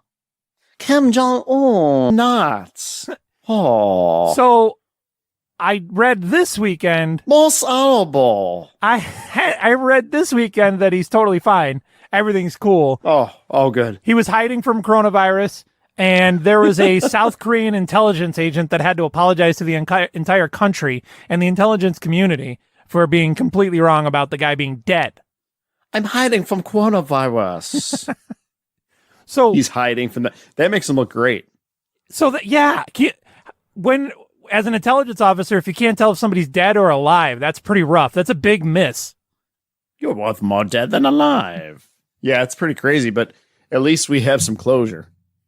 Yeah, I think that at least to me, when that all came out, at least I now know how we had it so confused. The guy who's in charge of giving us intelligence for North Korea was completely wrong somehow. That's pretty bad. So he's going to get the anti-aircraft artillery. He's going to get something. That's what they use as the punishment. Don't you just get, when you're an intelligence agent and you're just way wrong, don't you just get killed secretly or something? He's dead, champ. Or openly. Yeah. I love when Israel just blatantly assassinates people for us. That's one of my favorite things about world politics and espionage. It's like every once in a while we'll just commission Israel to chase a guy down on a motorcycle and plant a plastic bomb in their car and drive away. Yeah, the great thing about them is they have no qualms about doing that. They do not care. And that's the great thing about us is we like having them do it for us. That's why Israel exists. Have you seen Munich? Have you seen that movie? I it's love an older that movie freaking now, movie. I love it too. I love Munich. I love a lot of movies that are like that. You and I think we disagree on the Bourne Identity movies. I love the Bourne Identity movies, but Munich's cool because it's based on a true story. Right. There's a couple other ones that are really good. What was the? There's another hijacker / espionage movie that's based on a true story. I can't remember what it's called, but that one's freaking awesome too. And I always prefer the more reality-based ones to the James Bond movies. Those don't really do much for me. Well, there's a new series, I guess, on Prime that came out, The Hunters. Uh-huh. Which is along those lines. I haven't seen it, but the ads make it look kind of kind of out there. Right. But it's based on a group of a Jewish guy or a Jewish group of, I don't know if they're spies or what, but they're hunting down ex-Nazis. I don't know if we're allowed to talk about Jews anymore, Jim. Why is that? I was so excited. I got all the stuff together, and I won't go into it because as I've reviewed some of the old content for our Patreon and try to repost it, when I was younger, I didn't know how to talk about the show without sounding like a complete idiot and not understanding that most people don't care. However, this week, putting the show together was misery, right? So I finally got the video up. I finally got the live stream up. Everything's going good. I woke up the next morning. The live stream had been taken down by YouTube. And at this point, I'm still not exactly sure why. I'm wondering if it's dead Jews or dead Jews that got us taken down. It could have been anything. Right. Well, here's what's funny about that. The live stream has nothing but the episodes on a loop and similar content to that on a loop, right? All regular radio stuff from the 90s and 2000s and stuff, including the commercials. So and today. And here's the other thing that I don't know if YouTube knows. Most of the sound effects you hear on the show, I get from YouTube. So in the video, in the stream that got taken down, contains absolutely no material that I didn't get from YouTube. Right. Including our own stuff. So like when our third episode is on a loop, it's still the third episode that hasn't been taken down. Does that make sense? But it's not just YouTube stuff that's in the show. Right, but all the stuff that's in the show, I've recorded from YouTube.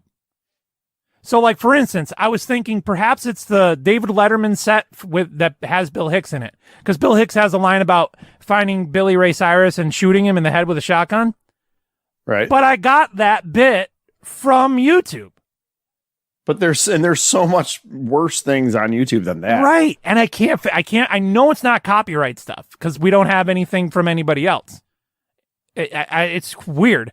So as far as the stream goes, I'm going to try to fix that this week. I've got an email out to Google and YouTube right now. I have no idea what the problem is. That's weird. So, yeah, but I'm thinking it might be Dead Jew or Dead Jew. That might be. And that was a great show. That was a great game. You know what? All of our shows are great. But the thing that I'm wondering though is if it's Dead Jew or Dead Jew, what the episode that has Dead Jew or Dead Jew in it hasn't been taken down. See what I'm saying? Yeah. It's so very confusing. So it starts me thinking about a lot of things because you hear a lot of like these Gen Z / millennials on that think that YouTube is supposed to be a career that they're entitled to. And they complain a lot about how quote unquote YouTube takes money out of their pocket with takedowns and stuff.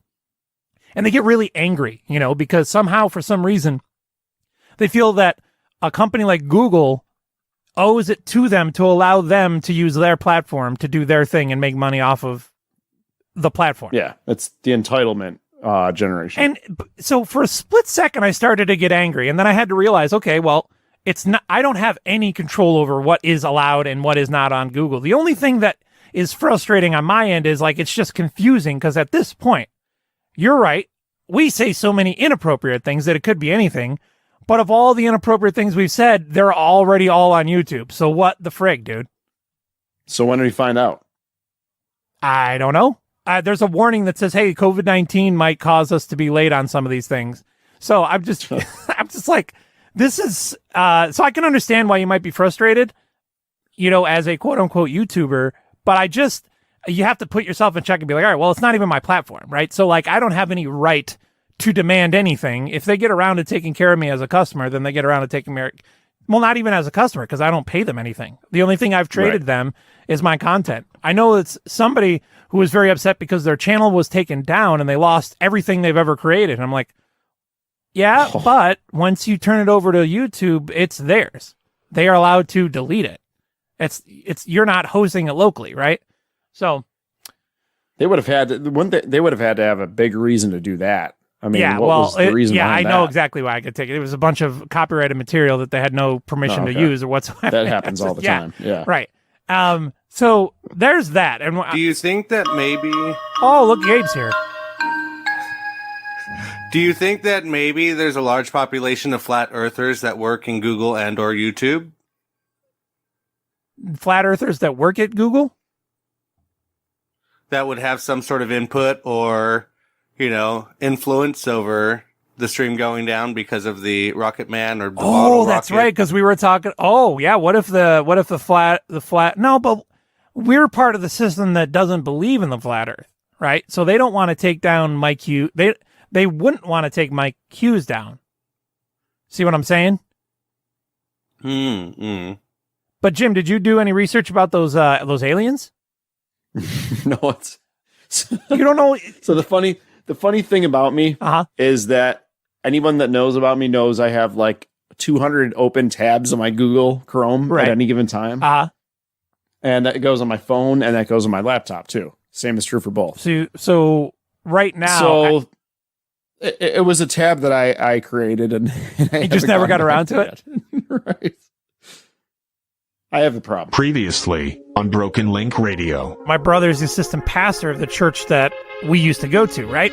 And for a lot of reasons, I don't know how he does it. I really don't. And he does a religious podcast for his church. People believe Furbies were spying on them.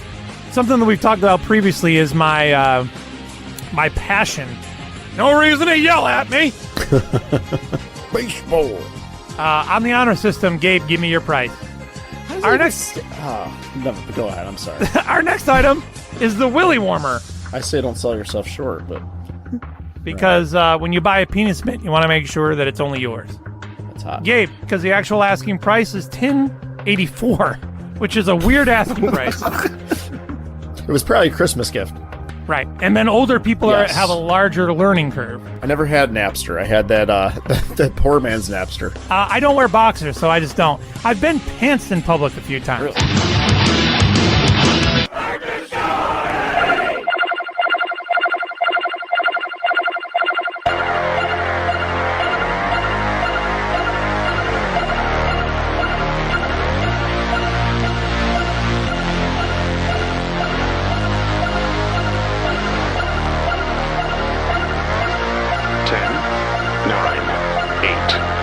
Seven, 6, 5, 4, 3, 2, 1.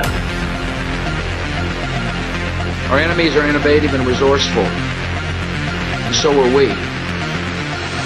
They never stop thinking about new ways to harm our country and our people, and neither do we. This is the best we can do, folks. This is what we have to offer. It's what our system produces. Garbage in, garbage out. Hello? You play to win the game. That's magic every show. We're here because you're looking for the best of the best of the best. Sir! Bring a large one. I have taken drugs before, and I had a real good time. Don't talk to me, all right? Knock it off! And we've done deep research on this. They still have their butts wiped for them. Thank you! That broadcast school has really paid off. You fool!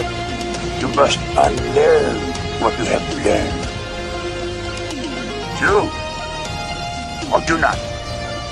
There is no try.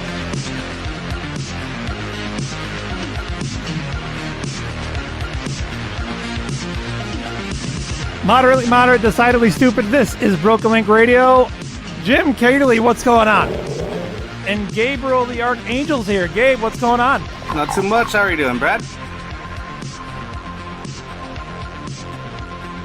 We now know that Kim Jong-un is alive and well. I'm pretty sure that Joe Biden, I'm certain that he's still alive, but I'm not so sure that he's well. Can we trade them?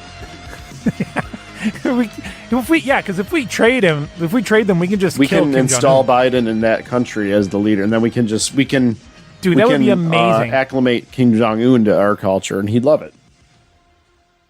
So you know me, I'm active. It'd be fun, like wife swap. An episode of Wife Swap with Joe Biden and Kim Jong-un would be amazing. So I am pretty aggressively apolitical when it comes to this show. Most of the and asexual. Yeah, and asexual, that's true. But I feel bad if you are a Democratic, if you're a Democrat and if someone like Donald Trump is president and you're a Democrat, whether a Democratic civilian or a Democratic politician, it's got to be driving you crazy. It's got to be driving you crazy because I can't even think of, I'm being serious. I'm trying to remember, or it's certainly not in my lifetime. I can't remember a president that was as left as Donald Trump is right. Does that make sense?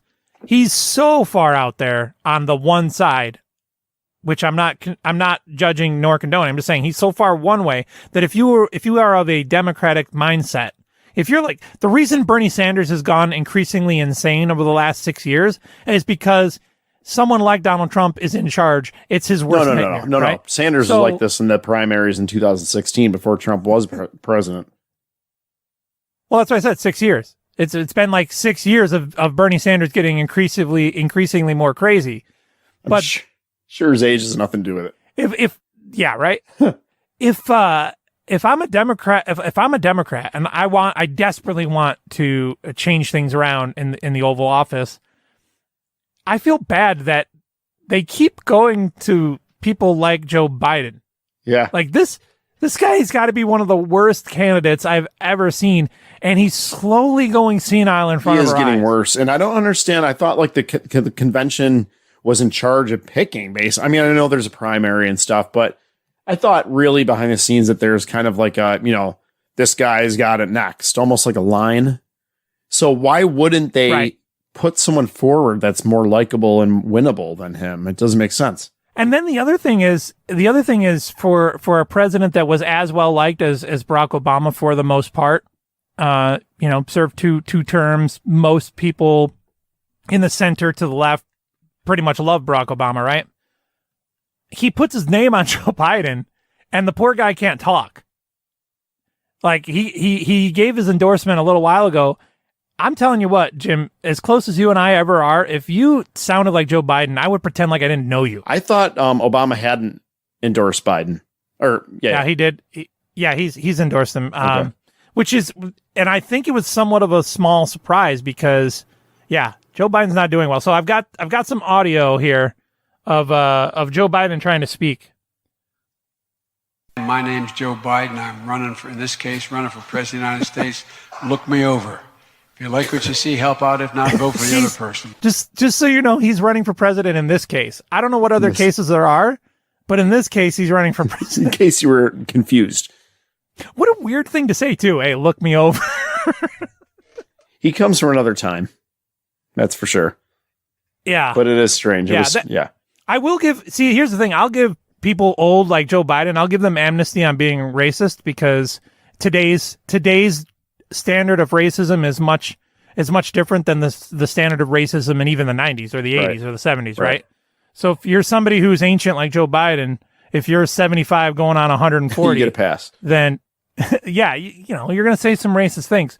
But I'm not sure that anybody has ever really said as a candidate, hey, check me out. Look me over. Take a peruse. Imagine Bill Clinton, hey, baby, take a look at it. Vote for me. I like your tie. Would you just look at it? I like your tie. Vote for me, Hillary. So, but then he said hop on. Yeah, take a look and hop on. He also has a tendency to ramble. This guy is moving to just foment hate. Well, folks, eliminate one tax loophole out of $1.6 trillion worth. $1.4 trillion worth. Out of $1.4 billion, $1.4 billion. It's hard so to even say I noticed so this much. getting together some of this audio is you remember George W. And how charming he was when he would flub? Yep. Joe Biden is like the antithesis of that, where it's not he can't speak, but it's not funny. It's like he's sick. Yeah, what's the difference there? What you're right, and where does that difference come into play? Is it because Biden's like kind of a taller, like more grandfatherly, more serious guy, and Bush was just like kind of a little like a little elf guy? He's kind of turning into Mr. Burns from The Simpsons. Like if you look at the way he kind of lurches around, he's just about to get the finger going. I think it's just because he's so old and creepy looking but also George W. wasn't the youngest president ever, but he wasn't like an old fart by the time he even ran, right? So he had that going for him, but he had his crooked smile that he would throw around, and I think that allowed people to forgive him. But also I think that George W. Bush was genuinely likable in a lot of ways. So people accepted that he was a Southern guy with this kind of like a little bit of a he lacked the diction, if you will, that somebody like Bill Clinton or even Ronald Reagan had. Mm-hmm. But Joe Biden just is crazy. So I love this one is a little bit more lighthearted and a little funnier. Have you ever heard Joe Biden try to tell you what to do with his campaign and the phone numbers and the text numbers and his website? No. So here's the thing. You know it about as well as he does. Go to Joe 30330 and help me in this fight. If you want to be part of this campaign, pick up your phones. Pick up your phone now. Send a text to the word United to the number 30330 30330 or 303330 or BLR. Isn't this your grandfather? Not yours specifically, but isn't a generic grandfather going solely crazy in his old age? Yeah, and you can't, like, when he's out there talking, what are they going to do? Like, stop him and correct him? 30330. He said to text United, right? But then he also said to go to 30330, and I still am not sure which number is correct because he said a lot of combinations of threes and zeros that I'm not sure which is right. He's sending a code. It's a false flag. It's false flag operation. It's the it's the man. He's activating Manchurian candidates. With did you ever play Black Ops? Call of Duty Black Ops? Oh yeah. Let's see what else. In general, he's just a mess. That's teetering on a recession. To say that LGBTQT people have no civil rights. And immediately change the law in the state of Delaware protecting transgender people. Cut in half the number of uninsured of the Asian American Pacific Islander community. Cut in half. But President Trump and the demagogues around the world, but if Donald Trump is reelected, so people are figuring out. So a lot of, like, I don't know what any of that a lot means. of W-esque things, right? That he said. Right, but it would be funny or charming if W did it. But also, I think that, like, W would get words switched around. Like, for instance, in the show Open, there's a funny thing where he had a play on words and he had it backwards, right? Yeah.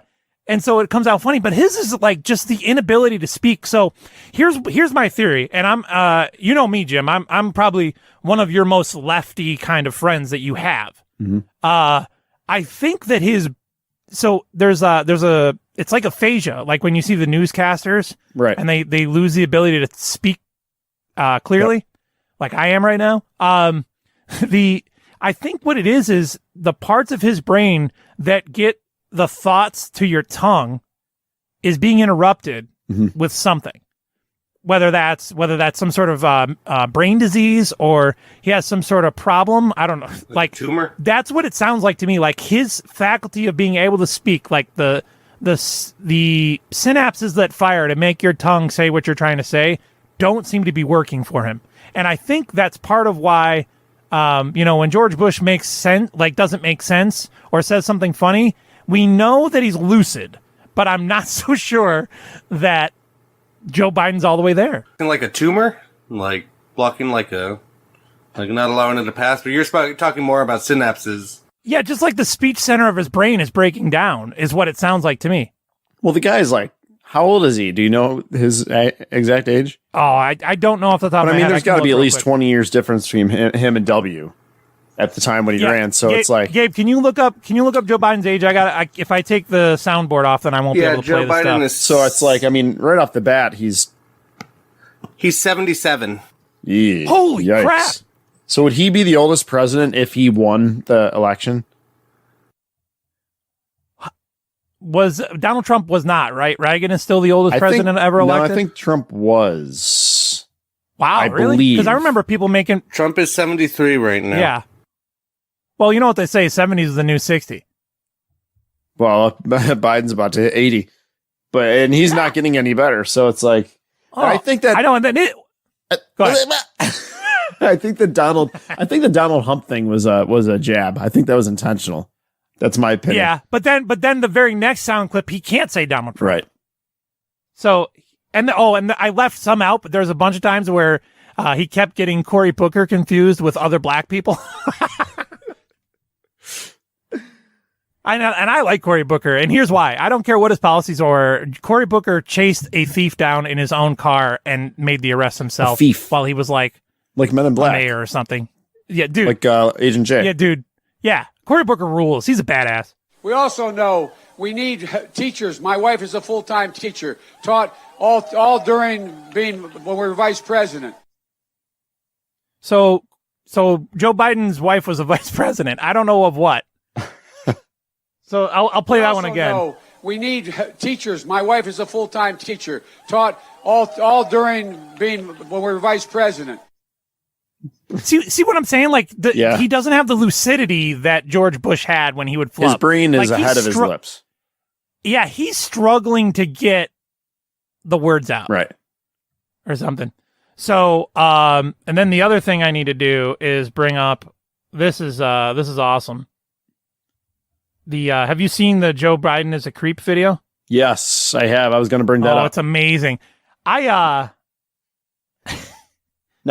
I don't think that it's as sinister as it's made out to be. I mean, he's an old guy. Sure. He's 80 years old almost. And it's like, it's how old guys are a lot of times when they've got a sentimental side.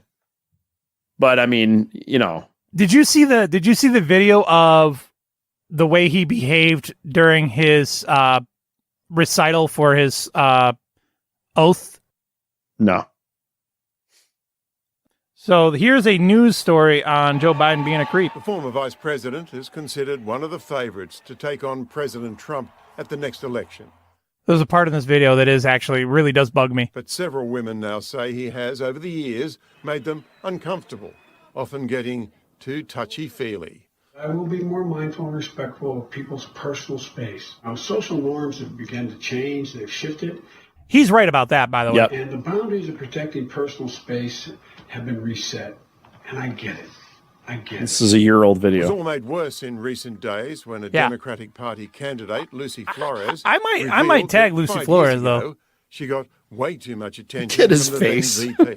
Very unexpectedly and out of nowhere, I feel Joe Biden put his hands on my shoulders, get up very close to me from behind, lean in. See, that's weird. Yeah. Smell my hair, and then plant a slow kiss on the top of my head.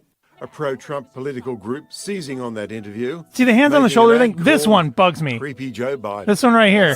Who holds a kid like that, dude?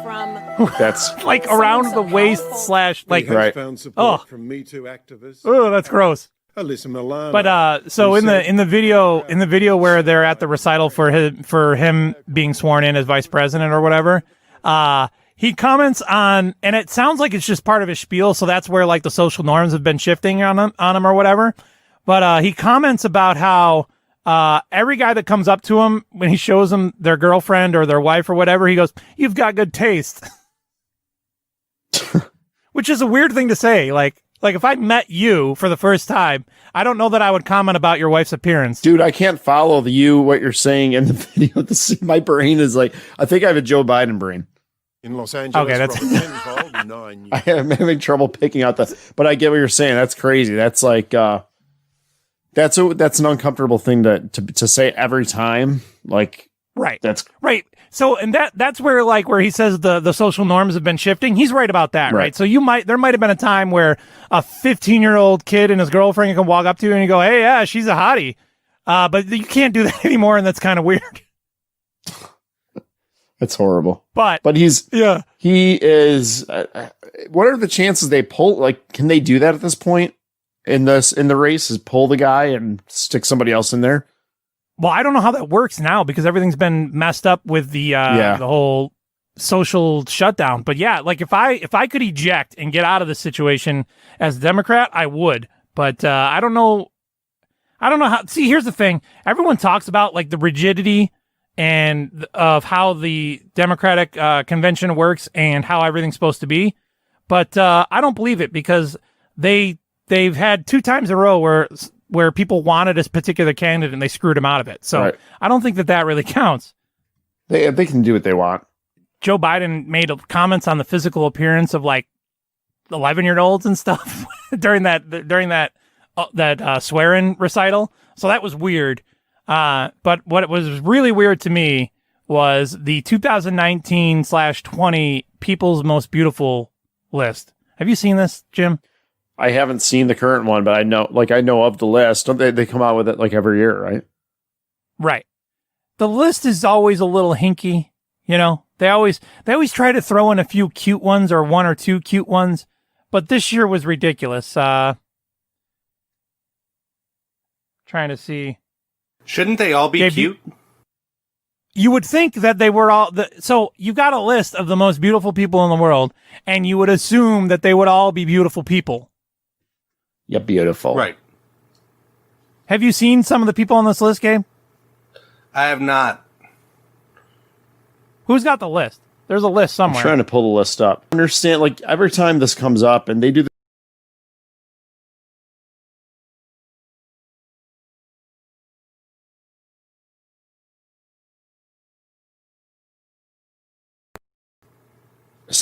sexiest man alive, People Magazine, sexiest man alive voted. Wasn't Tom Hanks the sexiest man alive one it's year? like I don't know who is there a voting for a quorum of Who determines that Tom frickin' Hanks is the sexiest man alive? do they have like a group of people they You would argue that? he would Oh, in a heartbeat. You can't even touch Brad Pitt, bro. That's ridiculous. Don't be ridiculous, Gabe. I mean Sandra Oh. Gabe, are you familiar with Sandra Oh? Oh. I am not. I don't know. What is Jim? What is Sandra Oh's ranking on that list? I believe it is 6. So she's the 6th most beautiful person in the world. Are these like beautiful personalities, beautiful faces, Dude, I don't know. beautiful bodies, I beautiful can't make hair? sense of this. Like, isn't that Oh, subjective? isn't that the girl from Yeah. the medical show? Yeah. Grey's Anatomy? Yeah. Yeah. She's Oh, no way, yeah, dude. she's not beautiful. And it's like they had to have a minority Dude, I on the know list. porn stars that are prettier than this chick. Or I don't know them. I know of porn stars. Well, actually, I know a porn star, and she's prettier than this chick. And then let's not call her a porn star. She's done porn. I'm gonna say, what exactly determines a star? What's the measure?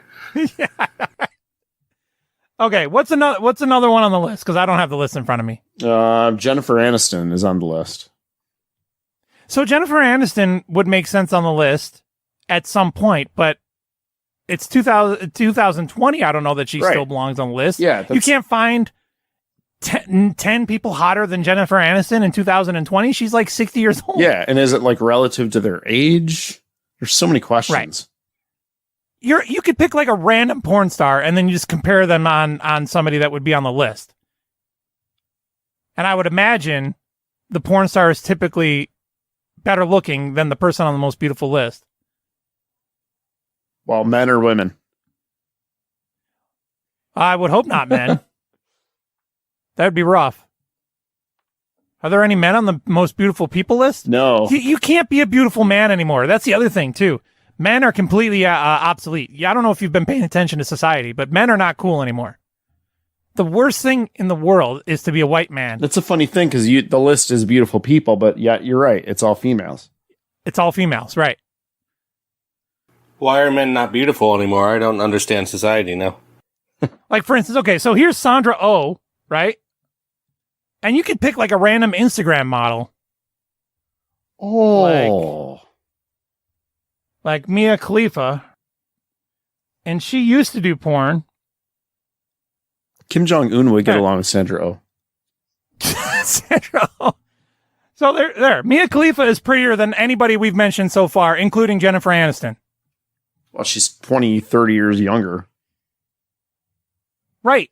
That's why they do the list every year, Jim. This doesn't make sense. Julia Roberts, come on. Julia Roberts. Dude, is this a current give list? Me a yes. Give me a random porn star. And Selma I bet you Blair. she's prettier than Julia Roberts. Oh, you said porn star. Why? What did you say? Selma Blair.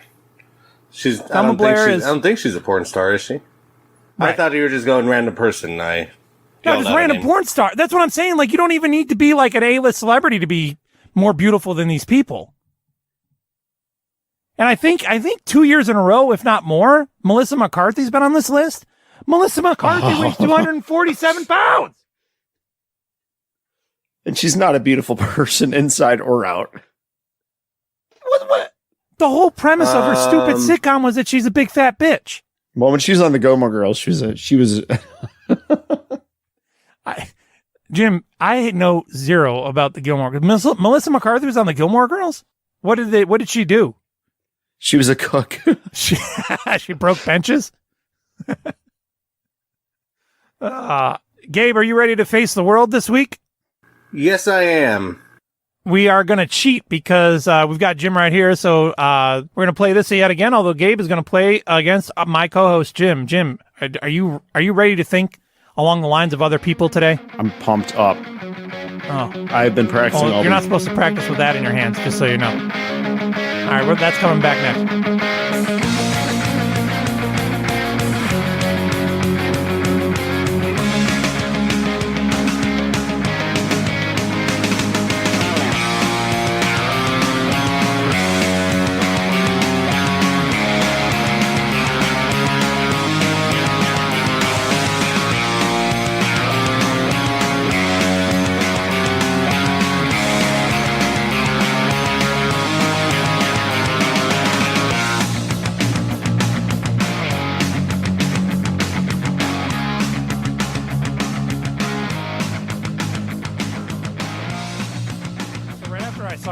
Today, Jim, I had a 20-piece nugget.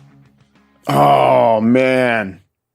Oh, we were just talking about going out to get something to eat with barbecue and ranch. Oh, because you got to dip them both. You can't. It's never a question of ranch or barbecue. It's how do I do both as best I've never possible. had ranch on chicken McNuggets, and that's nasty. No, ranch on chicken nuggets. Nasty. Ranch on chicken nuggets is ranch on chicken nuggets is nasty. Unless you mix it with barbecue sauce. Here's what I do. I eat about half of them plain because they taste so good. And then I start dipping them in barbecue sauce. And once they go with barbecue sauce, you can't go back. You can't go back to the plain after that. You know what you know why I like the barbecue sauce on your chicken nuggets? Sugar. Give me sugar. In water. So, More. But More. Sometimes, do you ever notice that when you burp up your 20-piece nugget, it's inconsistent as to whether it's good or bad. So you might get heartburn from the chicken nuggets, in which case it's very bad when you burp it up. Or if you don't have heartburn from it, you get more chicken nuggets. I get heartburn. I don't get heartburn except when I eat those things. Maybe it's because there's so many of them, but it's not. I wouldn't describe it as heartburn. I would describe it as like an intense pressure in my solar plexus region. I think that's called cardiac arrest. It could be. Jim, are you okay? Jim, can you respond to me? Whoa, no. I need help. I need more nuggets. Do you have a 30-piece? You can get I know you can get a 40-piece for like what? For like $10 or something. I don't know. No. Yeah. You know that like the most economic way to buy chicken nuggets at McDonald's is a 20-piece. You shouldn't even F with the 10 or the 6 or the whatever. The 20s I think are $10. Yeah, 20 should be the standard portion size for everything. Yeah. It's like I'll have 20 McDoubles and we'll figure it out later. I'm looking for your sound effect, Gabe. All right, so we're gonna play Gabe versus the World again. It's a game I invented because I like Family Feud and I wanted to rip it off. But because we don't have a caller this week, Jim is going to be representing the world and Gabe will be representing Gabe. I consider you guys my family. Aw, that's sweet. Gabe, are you up for the challenge this time? I am. All right, here we go. Although, in a world, in a city where anything can happen, in a town driven by competition that's powered by violence, all that stands between a city and a disaster is a man, a reluctant soldier, an ex-con, the perfect enemy. They found him near a plane crash. Now they're about to collide. One bullet at a time. They can't change course, but he doesn't have a choice. His loyalty is to a child, fighting for everything he holds dear. For freedom, for family, for keeps. The passion is real. All right, so the way the game works, just for those of us who are new to it, I'm going to be asking 5 questions, one each individually to Gabe and Jim respectively. When I'm done reading the answer, each each participant has the opportunity to score points based on some of the top answers given from a survey of 100 people. These are all basically taken from Family Feud, the board game. So I will read off a question like name something adults take lessons in, and then Gabe will have an opportunity to answer that and try to score points. The person with the most points at the end of the game will be declared the winner. The wiener. And Gabe, you are defending your honor against the world. Now, Jim, before we get started, the last couple times we've played a game with Gabe, he's kind of schooled you. Yeah, it helped when you gave him those extra points. You know, it's been 2 weeks and you're still bitter about it. I have not forgotten about that. All right. He sold tortillas on the street corner. The mob wanted in. So, who has I'm a little bit worried because I don't have a chicken sandwich. Yeah, I'm worried when you have a chicken sandwich.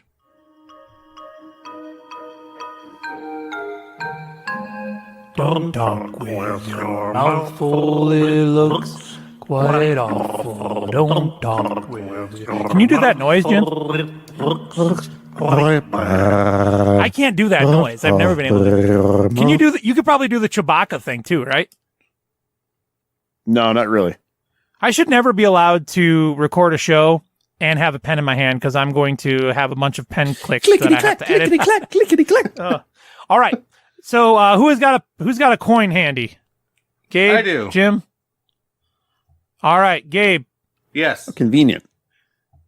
Jim's going to call heads or tails in the air. You let us know who's going first, okay? There's a conflict of interest. Clearly. All right, Jim, call it. Tails. Teds. This is not good. What? Teds. Hails. Heads. Tails. So do you call tails then? All right. Tails, right? I call tails. Okay, then I it's... call tails, yeah. He called tails. Then it's heads. All right, you guys have managed to mess up a coin toss already. Independent source in here. It is tails. Jim wins. All right. All right, Jim, you will be going first. This is your first opportunity to score points. All right. Score points. Name something people do on the road which makes other drivers mad. Oh, there's so many of them. Cut them off. Jim, that's the number one answer. Ching. And that scores you 32 points. That is a strong start right there. Ching. Oh, that's the wrong one. Yeah, I won already. I won. Yeah. Oh, I'm sorry. Jim wins already. Good job, Jim. Thanks, Gabe. Suck it. All right, Gabe, are you ready? Yes, I am. If a man's wife did everything for him, name something in his house he'd have trouble using when they got divorced. The oven. That is also the number one answer, although it is only worth 27 points in the first round. So right now, Jim has got a slight lead. Okay. Score is 32-27. Jim. Brett. Name something people get on and get off. Subway. Okay, the subway is worth 9 points. It is not the number one answer. Gabe, it is now your turn. Name something people postpone doing for as long as possible. I want to say the dishes. That is not on the list. Just me. That gives Jim an ever so slight lead. Do I get a chance to steal? Or are you going to ask me a different question? We're going to ask a new question. Oh, dang. All right, Jim, name something people hate to find in their house. A bug. Like a spider. That is the number one answer, and it is worth 59 freaking points, dude. Ooh. Now, if I had thought about it, I would have said a mouse. But I'm glad I didn't think about There's it. a mouse in the house. There's a mouse in my pants. Gabe, name something people skip when they're feeling sick. I want to say work. All right, that is not the number one answer, but it is worth 23 points, so that's pretty good. Jim, we've got two more questions left for you. Name something people lose the top to. Oh. Their soda bottle. Bottles and jars is not the number one answer, but it is still worth 30 points. Jars. Yes. Jars. You can get jars of liquor at Lisa's Liquor Barn. Man, it's so easy. So you were not asked in this survey then? Gabe, Name something teenagers consider it's important to be good at. And I'll give you a hint. Cunnilingus is not on the list. Name something teenagers consider it's important to be good at.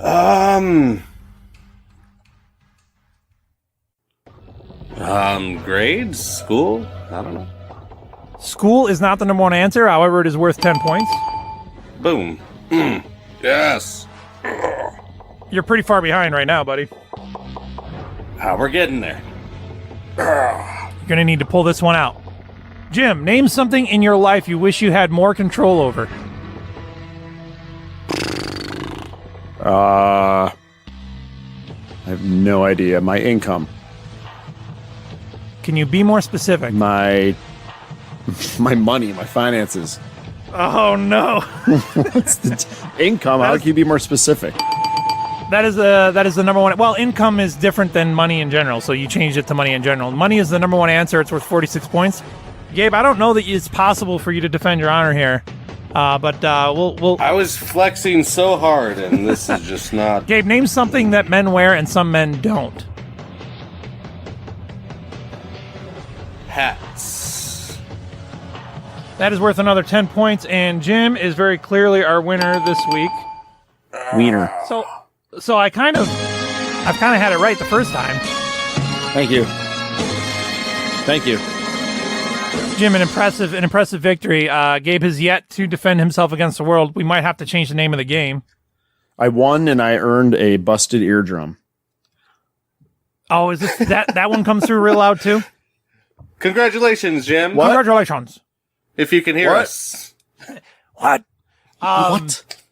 So I was helping my younger brother clean out one of the rooms in the house this past week, and I came across. Was it the ballroom? The what? The ballroom?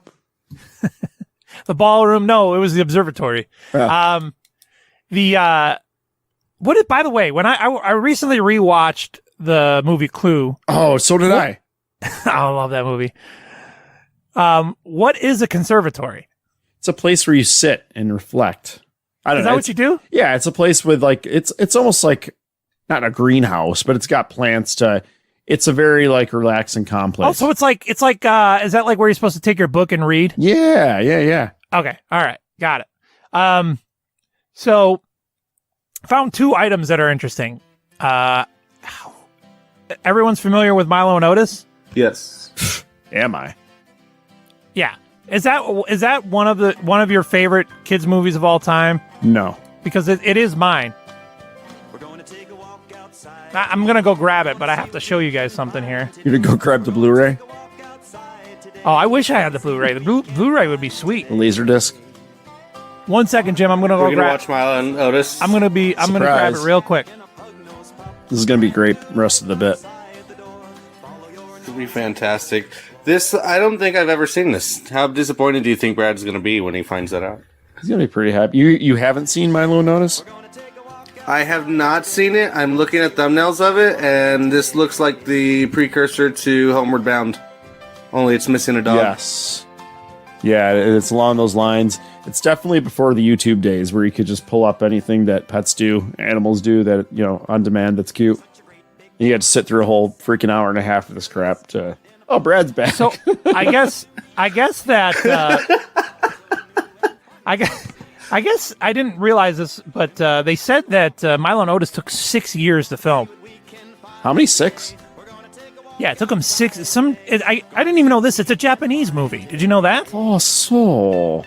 But you know how the Wizard of Oz has all kinds of weird rumors and stuff around it. Sure. Because we've talked about that a few times. Turns out that Milo and Otis has a bunch of weird rumors around it. Really? Can you even? That I did not know. Yeah. So but this is. I just was looking up because my curiosity was piqued. When I came across the movie, I was like, oh, I should watch that. And then I was thinking, oh, I should watch it with my niece and my nephew. That would be cool. And then I started reading things like there's a rumor that over 20 cats were murdered during the course of the film. Well, murdered? You mean like? What do you mean murdered? By like they killed them? By the humans or by other animals or what? Both.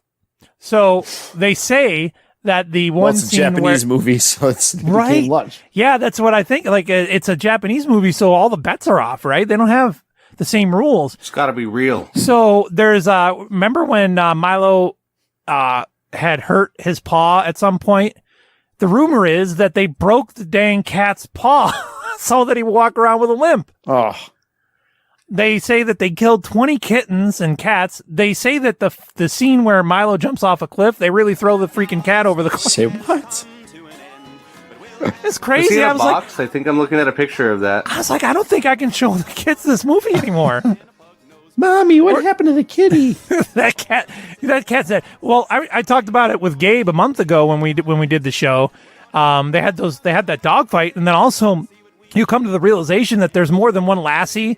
One of the lassies are just like this different dogs being painted to look the same. You're like, this is all kinds of cruel crap they were doing to these poor animals. Holy crap. But supposedly, none of it has been confirmed. But the rumors are just like the Wizard of Oz that 20 kittens were killed. They fed one of the pugs to a bear. So when Otis fights the bear, they just let Otis fight the bear, and then nature took its course. So one of the Otises died. I don't know. There's all kinds of crazy stuff about it. So 2 things. If those things are true, do you still show people the movie? Like on a moral level or just on like a disturbing level? Well, yeah. So there's a moral conundrum there. Like, if those things were true, they're not in the movie except for supposedly when Otis is fighting the bear that he loses the fight. Well, I mean, does the people ask, I'm talking like Joe Biden. Do the people I'm watching the movie with ask if it's real or not? I mean, the kids are just going to assume it's all fake, right? I guess it depends on the age of the kids. Yeah, that's what I'm saying. It's interesting. Or what happens when they start asking questions like, Dad, what happens to the cat when, it's like, oh, they threw him off a cliff. Or they ask a more intelligent question like, Dad, when they filmed the movie and they threw the cat off a cliff, how did they catch him? And you go, I don't know. Same way they do with people with the big foam mats. Yeah, but you're making that up. Well, maybe not. Maybe it is true. I'm not looking it up because I don't want to know. But what are you going to do? I mean, but it's not me that did it.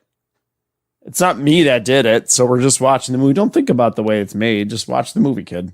Shut up. And then I found something else of interest. Jim will appreciate this. Check this thing out, dude. Oh, where'd you get that? 1987. Where did you find This is my grandfather's old school brick cell phone. It is so freaking cool. Oh. Where'd you we looted the corpse. Digging through the attic wow. No, so I went over to his house to maintain a few things around the yard and such. And we just happened across a freaking brick cell phone, and I was like, "Whoa, look at this! This is a brick cell phone." So I've got now I have in my collection of cell phones, I have a Zach Morris cell phone. It's pretty cool. You can use that to order me a pizza, Preppy. So the options, what we have here. Do you know what an STO button does on these things? Because I certainly don't. STO? No. So I remember my sister was like a toddler or something. I think all of your sisters were toddlers at some point. Like in the early 90s, early 90s. Uh-huh. So she had a toy one of that, like the brick cell phone. And I remember it had all the buttons and I didn't know because it was like a clone of a real version of the phone. Right. And with all the same buttons, I'm like, some of them said like, on, off, whatever. But the other ones, I had no idea what they did. And so I think that's one of those buttons. Yeah, I've got green send, red end, volume, which is one single button, which is weird. Then there's a lock button, which I believe just locks the keys so you don't butt dial. Yep. There's an FCN button, which I assume means function, but I don't know how that would work. STO, which I don't know how that would work. CLR, which would be clear for the number you're dialing, and then an RCL. What would RCL recall. even do? It was probably like a recall. Boy, you're quick with it. And then a power button. So yeah, I'm tempted to see if there's a possible way to get this thing fired up just to make a phone call. That would be awesome. Is it a DC charger?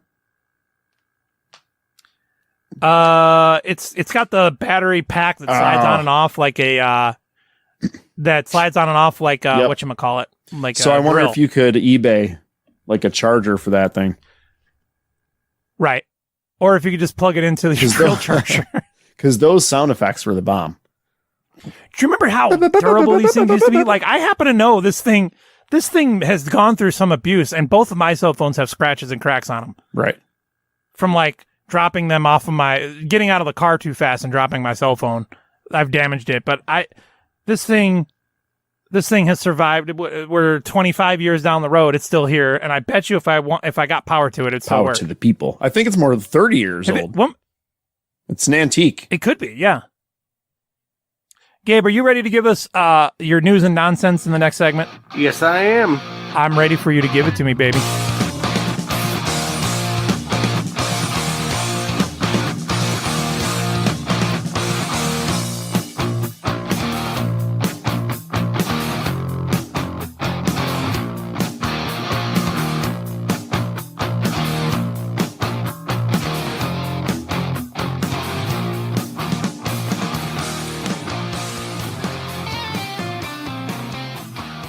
Last segment on Broken Link Radio, and it is Gabe's News and Nonsense. Gabe, go right ahead. All right, we're going to get right into it here today, Brad. From Portland, Oregon, out of the Daily Mail, a man from Oregon devised a cunning plan to make the most of Wendy's offering free chicken nuggets nationwide by visiting 11 different drive-thrus in one day. After experiencing tough times, the Twitter user by the name of Squeezy Jibs set out on a mission to travel 17 miles across 2 states collecting 4-piece chicken nugget snacks, as Wendy's offered them free on Friday. I hit every damn Wendy's twice within 17 miles across 2 states. It took 5 hours, but now we are eating free for a week. What it do? Oh, maybe that was the wrong accent. The thrifty planner mapped out a route around various Wendy's in the greater Portland and Vancouver area. I have a question, Gabe. How do you stop at a bunch of Wendy's and then eat nuggets for a week? Chicken nuggets are no good like 20 seconds after they're made. Right.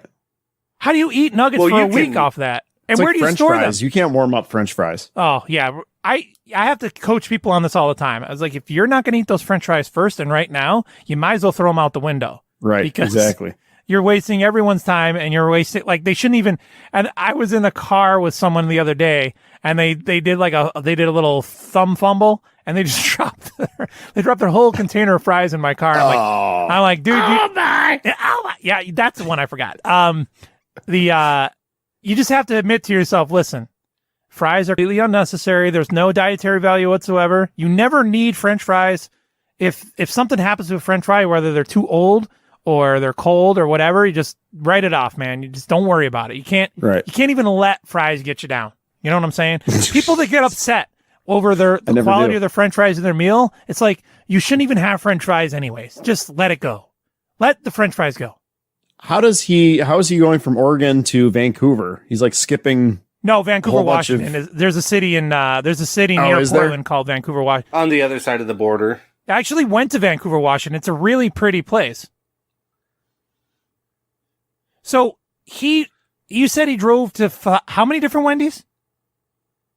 So he hit, where was that again? 11 different drive-thrus in one day. Okay. But it was only 17 miles? Correct. That is a lot of Wendy's in 17 miles. So I guess that's across 2 states. So he must have been on the state line. That's like a 34-mile round trip, all right? And then how many nuggets does he get each place? Yeah. He collected a total of 88 nuggets, so they were giving away free 4-piece spicy and crispy nugs at every Wendy's drive-thru. So the 88 nuggets actually allowed him to not need to buy food for a week, Squeezy Jibs said. Well, now I need to do some quick math, because now I need to know what 88 divided by 7 So these are state lines. Granted, there aren't any tolls or anything like this. You're looking at a cost of over $30 for the free nuggets. So, which equates to 88 nuggets for the entire week. So he does not need to buy. What is that nugget math per day? Of 88 in a 7-day. Do you think he bites off one half and then? Well, so he eats. Yeah, that's what I'm saying. He's eating 12 and a half nuggets per day. So that's 2 6-piece nuggets. How does that doesn't feed you for a week? Now I need to know the caloric intake of a single nugget and multiply that out by 12. That doesn't feed anyone for a week. Right. 18 nuggets barely fed me today. He's just generalizing. He's saying a couple days. Well, right, maybe. but then also $30 is not worth 88 nuggets. Like you could get 88 nuggets for less than $30. Well, how much time did he spend doing this? I want to say he took about 5 hours for the entire trip.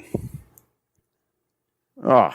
You know where for $30 worth? Jim, you know where our heart is at when the single news story that we've ever drilled down the most on is the chicken story nuggets. about 88 nuggets. This is the nugget episode. This is the nugget show. So that's like $6 an hour, basically. His time is worth. Yeah, like half of minimum wage here. That's stupid. Yeah, that's stupid. What's next, Gabe? Next. Right, and then the next story out of Raleigh, North Carolina, from the Associated Press. A state trooper's decision to stop a driver who flashed an obscene hand gesture wasn't justified. The North Carolina Supreme Court ruled Friday, overturning lower court decisions. The justices ruled unanimously that the evidence showed Trooper Paul Stevens lacked reasonable suspicion to pull over Sean Patrick Ellis for disorderly conduct on a Stanley County road in January 2017. Stevens and the local police officer had stopped to help a stranded motorist out of gas for a few days after a snowstorm when Stevens noticed what turned out to be Ellis in another vehicle. Ellis's back and forth waving motion with his hand outside the window turned into a pumping up and down motion with his middle finger, court documents say. You know, I was going to ask you if he was doing the jag-off thing or if he was doing the middle finger, but I think it sounds like a little bit of both. Like he started off with the jag-off thing and then he moved on to the finger. Steve, that guy rules. So I'm confused. So is it against the law to do that? Well, that's what they're saying is they ruled against him being prosecuted for doing that. But I thought that was because there wasn't sufficient proof. Well, Stevens pursued Ellis's if there had been SUV in his cruiser with blue lights still flashing for half a mile before Ellis stopped. Ellis initially refused to identify himself, and Stevens ultimately cited him for resisting, delaying, or obstructing an officer is what he was cited on. Okay, so they charged him with obstruction or delaying an officer, and then when it went to court, they were like, no, you can give the cop a finger because you're not really obstructing him from doing anything. Right, because he shouldn't have been chasing in the first place. Is what I think that the judge is saying. But I like that he started off with a jag-off and then moved. Who does that? I was going to ask before we got to that point, like, I was going to ask, did he do the one or the other? But he did both, so I've never seen that. Usually you get the hey, or you get the finger. But this guy, like, evolved it. How do you make that transition? It's North Carolina, man. A lot of news out of North Carolina, it says. Well, Associate Justice Robin Hudson, writing Friday's opinion, said Stevens' testimony leads to inferred facts that the trooper didn't know whether Ellis' gesture was directed at him or another driver. Stevens also didn't observe traffic violations or other suspicious behavior during the pursuit, she wrote. The mere fact that the defendant's gesture changed from waving to flipping the bird is insufficient to conclude a defendant's conduct was likely a breach of the peace. Hudson wrote while returning. So the fact that he had multiple gestures is what sort of saved him here. Right, and that they didn't know who it was directed to, because you can flip the bird at anybody. You can walk around flipping the bird to anyone. That's the beauty of it. Have you ever inadvertently flipped a bird and then somebody else thought it was directed towards them and it was totally directed towards someone else? Well, if you do it to a cop in North Carolina... It's happened to me twice on the road before. You go to jail. Next. All right, what's next out of the Huffington Post, Alex Jones is considering human meat now. He said on his radio talk show that he's willing... Why do you think fraternities have you screw sheep and all this and, give guys blowjobs? Alex Jones rules. He said on his radio talk show that he's willing to go full cannibal. I'll have sex with you if you let me put makeup on you. I'll admit it, I will eat my neighbors, Jones said, predicting a dystopian future plagued by food shortages. They're creating human-animal hybrids that are a new creature never here on Earth. It's alien. Alien. It's alien. It's alien. So is he? This isn't facetious. This is like not taken out of context or anything. Right. Yeah. No. He was on his talk show talking about how he because of lockdowns, and he was essentially saying that if things got a lot worse, he'd be willing to eat his neighbors. And we've done deep research on this. They still have their butts wiped for them. I kill my kids. So he's going to turn to cannibalism if this goes on long enough. The globalists want to play God. Globalist. The globalist. The globalist. Correct. And he had stated that I won't... Little stupid commie. Little stupid commie. Gabe. Yes. I would like to dress you up. But I'm trying to think of a costume. Okay. Little stupid commie. So when he was stated, I won't have to, as he went on, for a few years. I won't have to for a few years, because I got food and stuff. But I'm literally looking at my neighbors now and going, It's been in the newspaper that the cell towers are being used for mind control. I'm ready to hang. Is that true, Gabe? Is that true? Cell towers are being used for mind control? It could be. I'm the verdict's out, Brad. It might be. So what I'm telling you is China has no rules. 20 years ago, they had cows that produced human milk. 20 years ago, they had spiders that produced body armor, spider goats. Okay. They have human animal hybrids 30 years ago. They've got giant human tissue farms. So if we have human tissue farms, why would you need to eat your neighbors? Well, the tissue farms are for like research, right? Right. Also, they're also to grow organs so that they can be used in medical operations. Human tissue farms. I'd like to be a farmer in one of those. Just like. Do they still have to wake up really early, like to the rooster? And we've done deep research on this. They still have their butts wiped for them. They still have their butts wiped for them.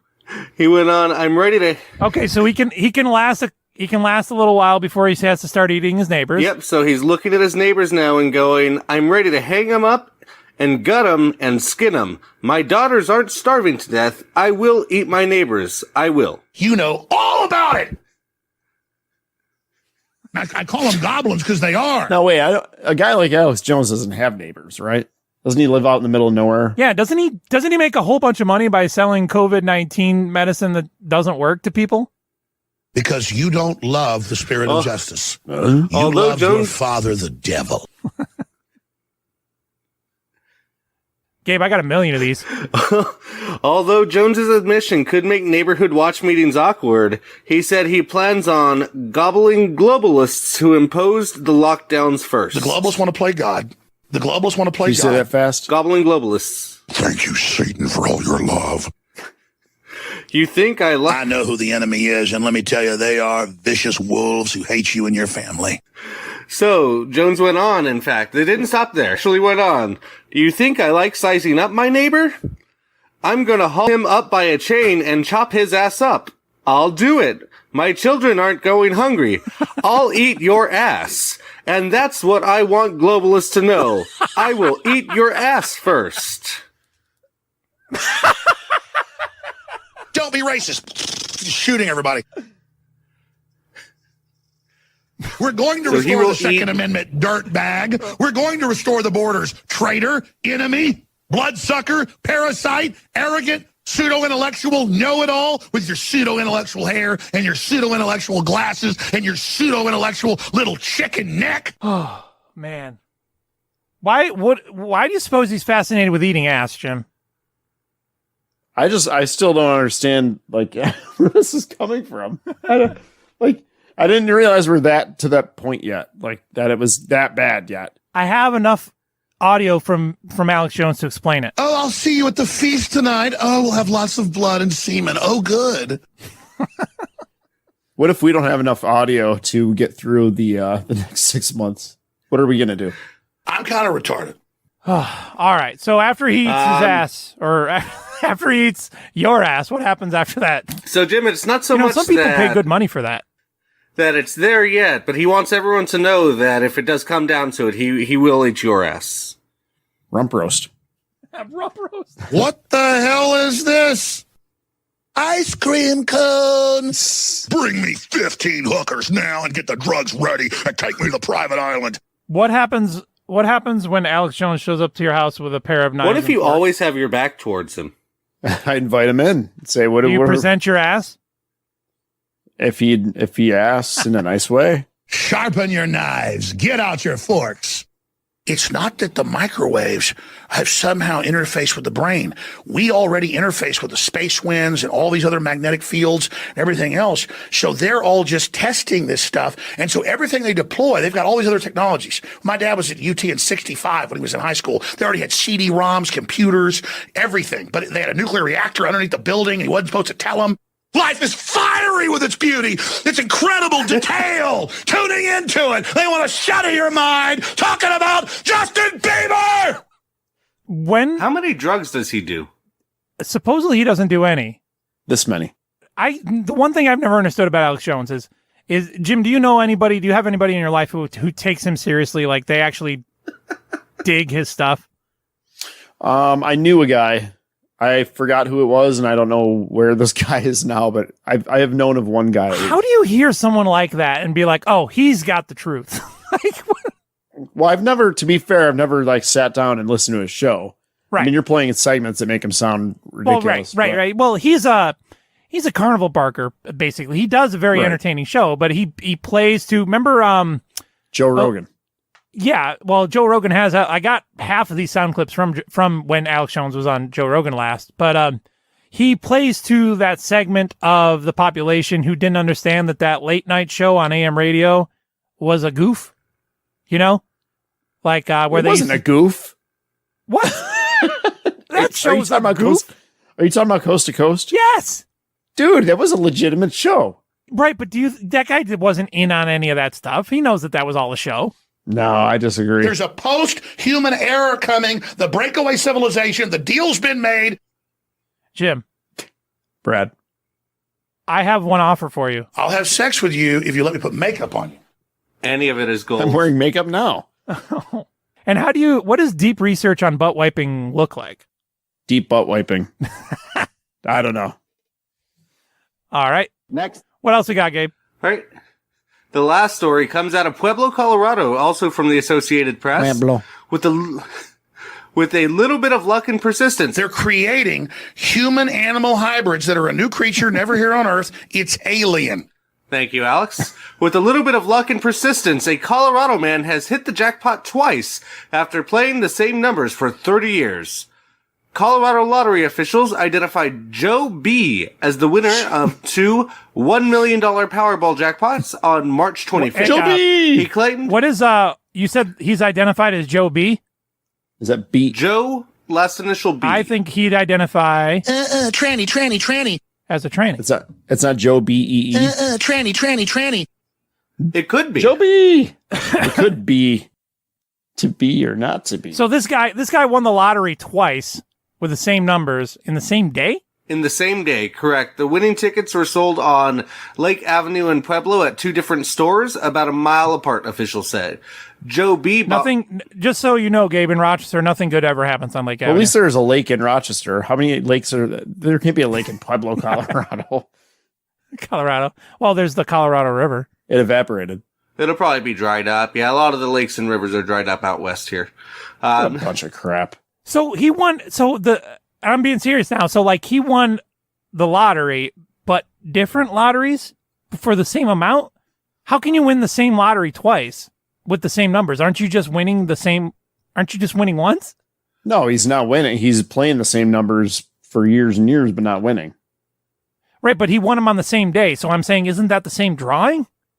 Oh, it's probably like, they like Take 5 and Oh, you can. Excuse me. I didn't know they ever put like legitimate earnings on those tickets. Well, I would imagine. So you and I can buy. So Joe B, he bought one ticket in the morning and the other in the evening. Communications director Megan Doherty said. So it'd be like if I had the same numbers as you, or me, you, and Jim. We all bought it at different times. We all win that $1 million. He just bought 2 tickets. Because there's 2 separate transactions, so it's legitimate. Okay, I get it now. So, Jim, what was the luckiest thing that's ever happened to you in your life? Nothing.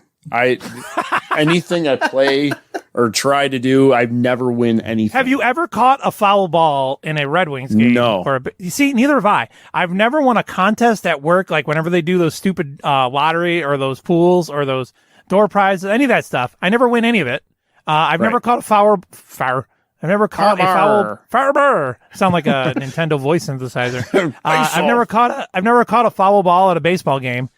I feel like it's a random chance every time I go out to my car whether or not it's going to start, just because like I'm that unlucky. I've had cars like that where I'm like sit down, I'm like, oh man. You saw my car. There's nothing wrong with my car, right? But every time I step outside to get in my car, I get a little anxious. Like, man, I hope it starts, because I've just been like snake bitten with cars for so long in my life. Me too. Oh, it's the worst. What was that it, Gabe? Yep, that's it for the news here tonight. All right, Gabe, thank you for the news. Jim, any last parting words before the commies come to take over and grow and harvest your body for organs? I'm scared now. I'm going to build a fallout shelter. And everyone now must recognize that I am a dog, in fact. I'm a black. All right, scumbags, we'll see you later.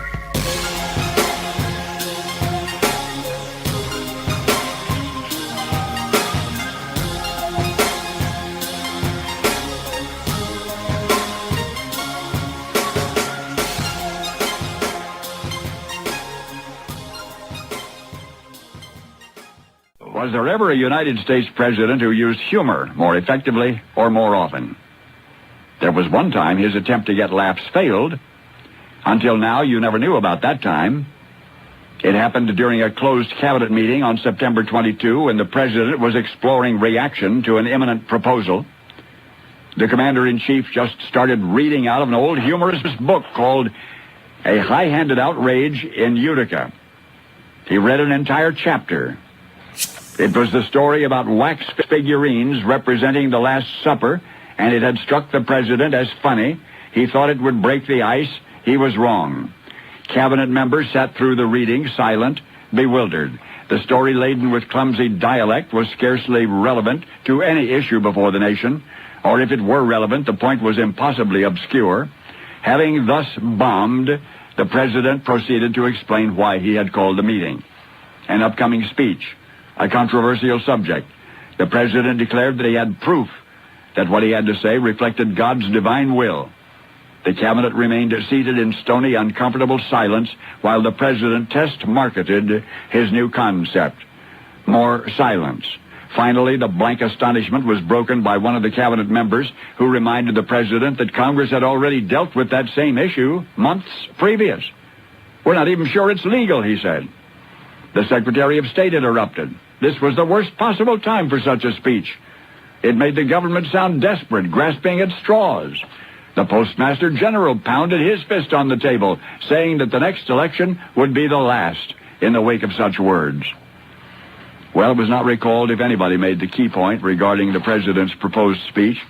For the time being, at least, it would change absolutely nothing. In any case, the president welcomed suggestions, or said he did. A flood of same forthcame. 3 months would pass before the president got up the nerve to go public. The speech then would be read before Congress, but first on the following New Year's Day. A copy in print form was signed by the president himself. The signature bore the president's full name, not merely his first initial and last name, as had been customary. The reason he said was that he believed history would remember him for this act alone. Well, history remembered him for a lot more than that. And yet mostly forgotten is the considerable opposition which he encountered, even among his most loyal and trusted advisors. upon the proposal of New Year's Day 1863, his proposal of the so-called Emancipation Proclamation. That's right, the Emancipation Proclamation had absolutely no direct effect on the uncivil war. The Emancipation Proclamation did not free one solitary slave. The president knew that. Lincoln called it a war measure. After all, the courts could overturn it when the war was over. Of course, you know that they did not. For you know the rest of the story.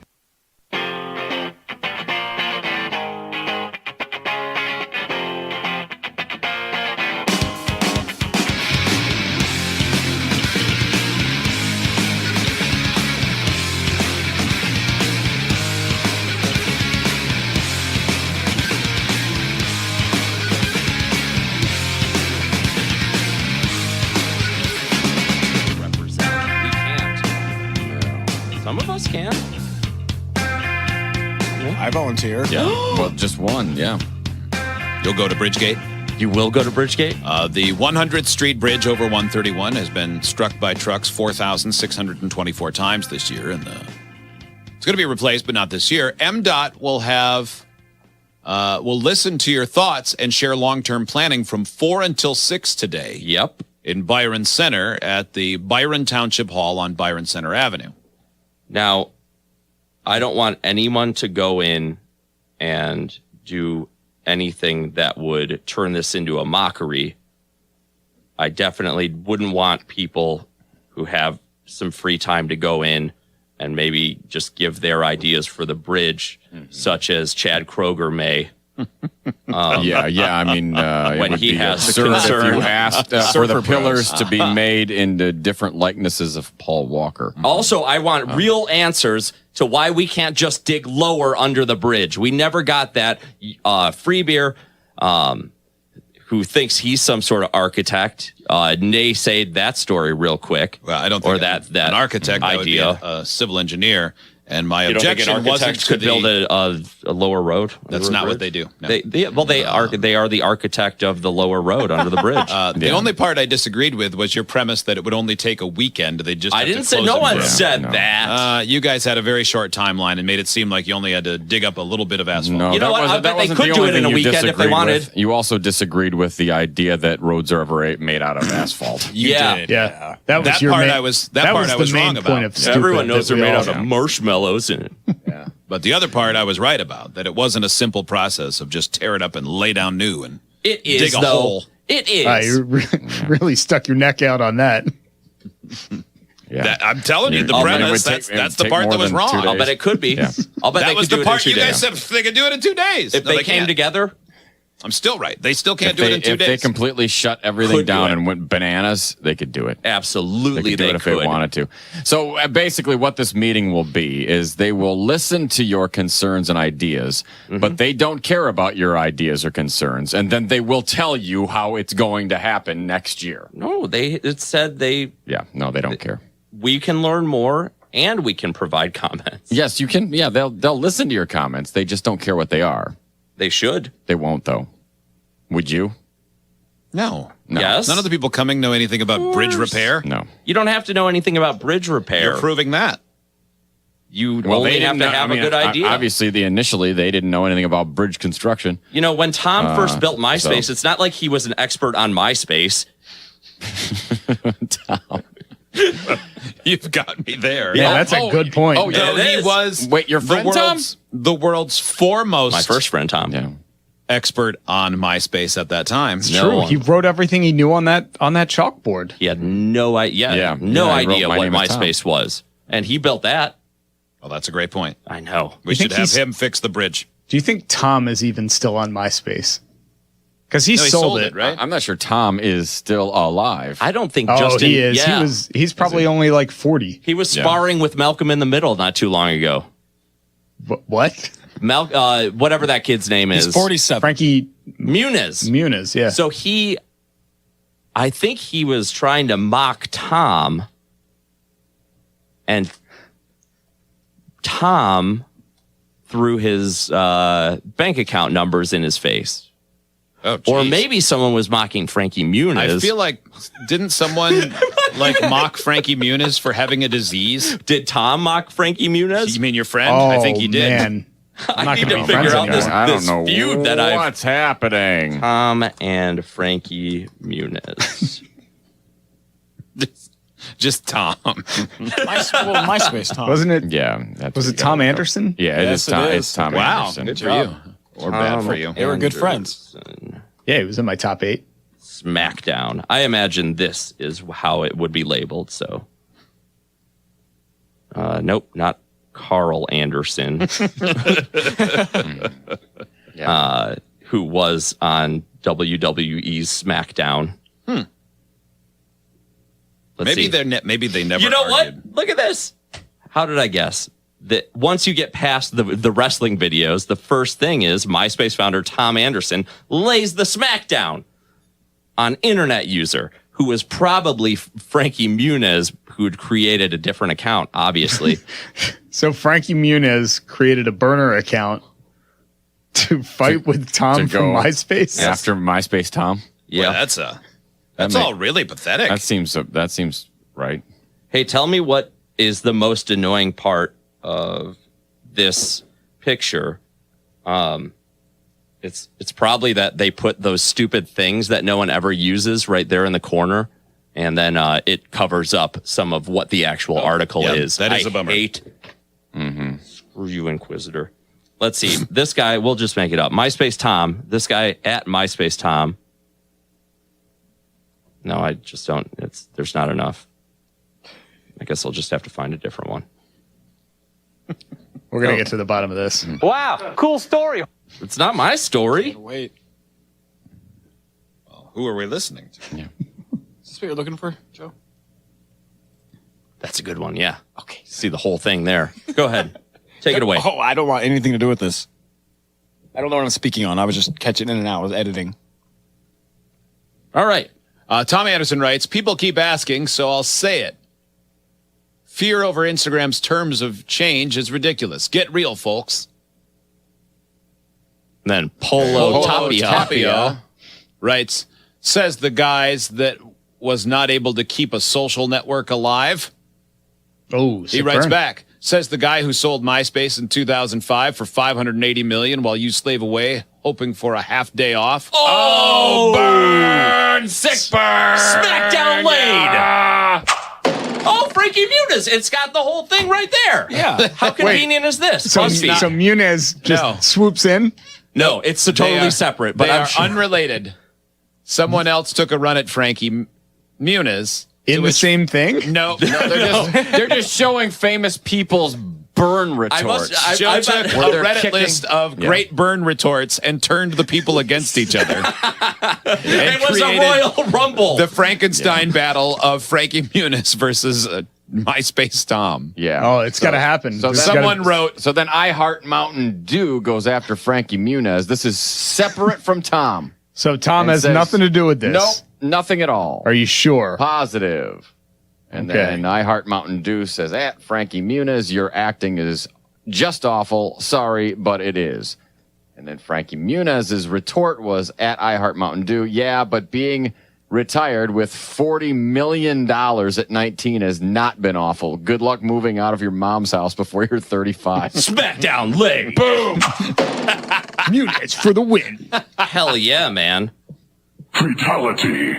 He only has 40 million. That's a lot. That's a lot. considering That's a he lot, only but that did show was one massive. but he only did one show. And a couple movies. And he was at He was and that Cody at- Banks. And that was at 19 though. He was only 19 years old. Yeah, I guess that's okay. I guess I just thought he had more. If he were here and he heard you say, he only has 40 million, I bet he'd be like, what the F do you want from me? Yeah. No, What is I mean, wrong with you? Yeah. I don't know. He was huge for like a decade. It's a lot of money for someone with no talent. But you know, like those first 3 or 4 years, he probably made very little money overall. Yeah. It's not until those later seasons where the contracts come in and they go, okay, now you're paying me. I guess. It's like Come on, it's Muniz. like it's like Need a Friends. better agent. Yeah. Like the cast of Friends, I think the first couple of seasons, didn't all of them make like $30,000 an episode or something? And by the end, they were all making $1.2 million per episode or something. That's usually, it's usually something like that. Mm-hmm. Who else did Tom fight with on this list from BuzzFeed that he had nothing to do with? Carl Anderson and Luke Gallows. Yeah. Those are wrestlers. Grover. Yeah. Probably at Wendy's. Yeah, everybody does that. Yeah. I've enjoyed this break. And Nihilist Arby's. Nihilist Arby's. Yeah.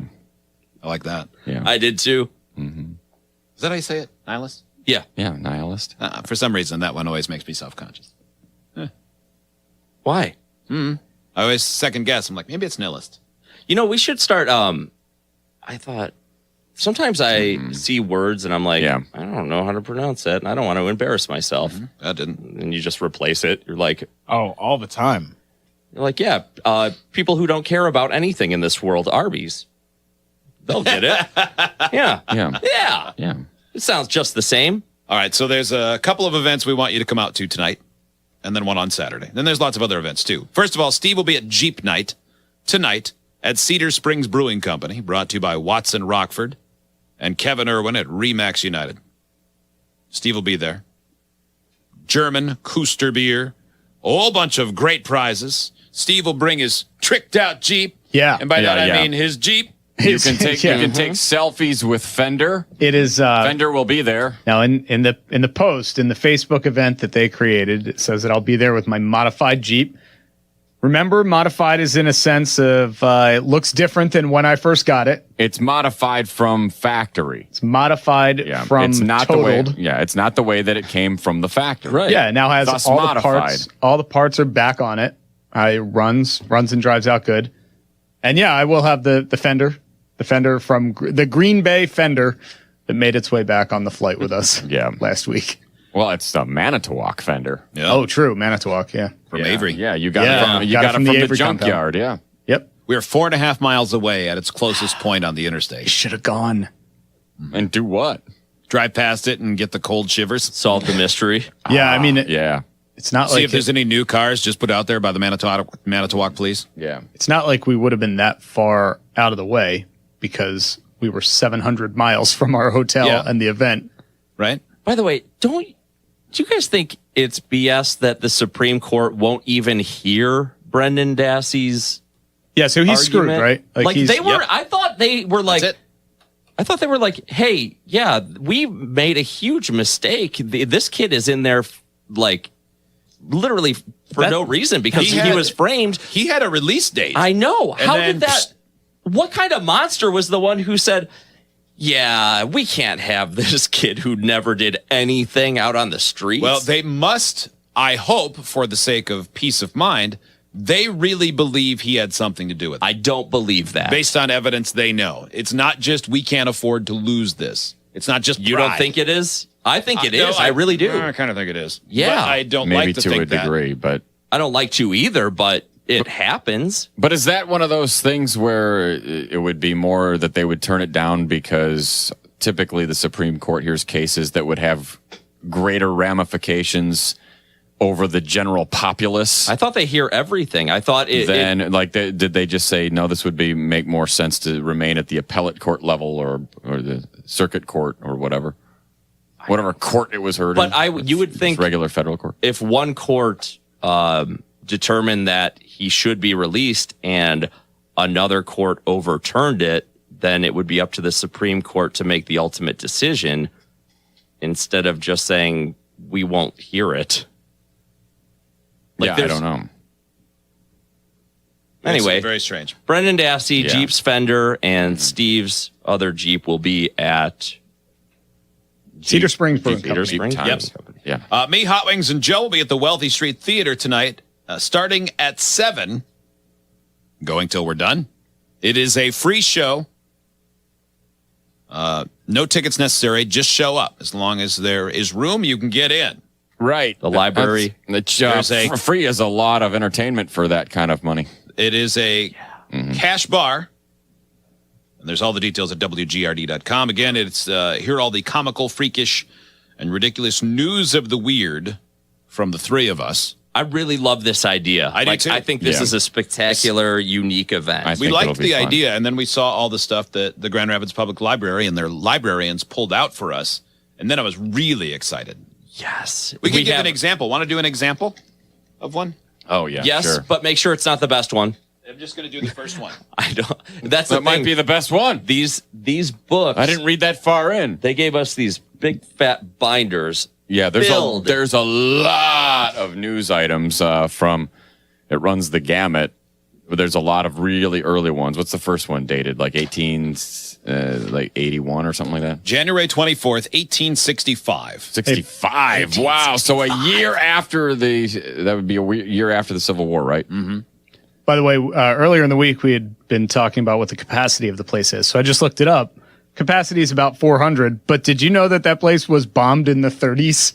It was bombed up by a mad bomber? Yeah, I looked up because I just went to Wikipedia. Seriously. And you know how they have all the main headlines, like people who have performed there and this and that. Well, one of the headlines is bombing. I'm like, I got to read this. Oh, that might be in the binder. No, that's happening tonight. In 1930, theaters in the area had a labor dispute with the union over hiring non-union staff. 2 union projectionists blew up the rear of the wealthy theater with dynamite on March 19th. See, that's such a union thing to do. Yeah. That is crazy. Progress. Well, with everything that's happened recently, there will be no more unions to bomb things someday, it seems. And That's pretty good. In my opinion, Well, they not won't, pretty good. They won't want to because they'll have more money I mean, in their the theater. pockets when they're not forced to pay their way into a union they don't want to be part of. Although they did bargain on their behalf, you'd think $45 a month to make higher wages would be worth it. I don't know. I've never been a projectionist, so I don't know what kind of stresses there are there. You want to hear something BS? I do. When I worked at a theater called the Glen Theater in Illinois, Lucas was filmed there. And how's bragging camp going? Pretty good. Did you meet any of the stars? Like that? No. That kid and the other person? I sat on the bench that Charlie Sheen was in that movie. Yeah, so you've heard of him. He was Lucas? And Corey Lucas, Haim. Lucas was Corey Haim. Corey Haim was Lucas. The woman was famous too. Was she the one who was in the Goonies? Lucas. And this was about the oil tycoon? No, it was about George Lucas.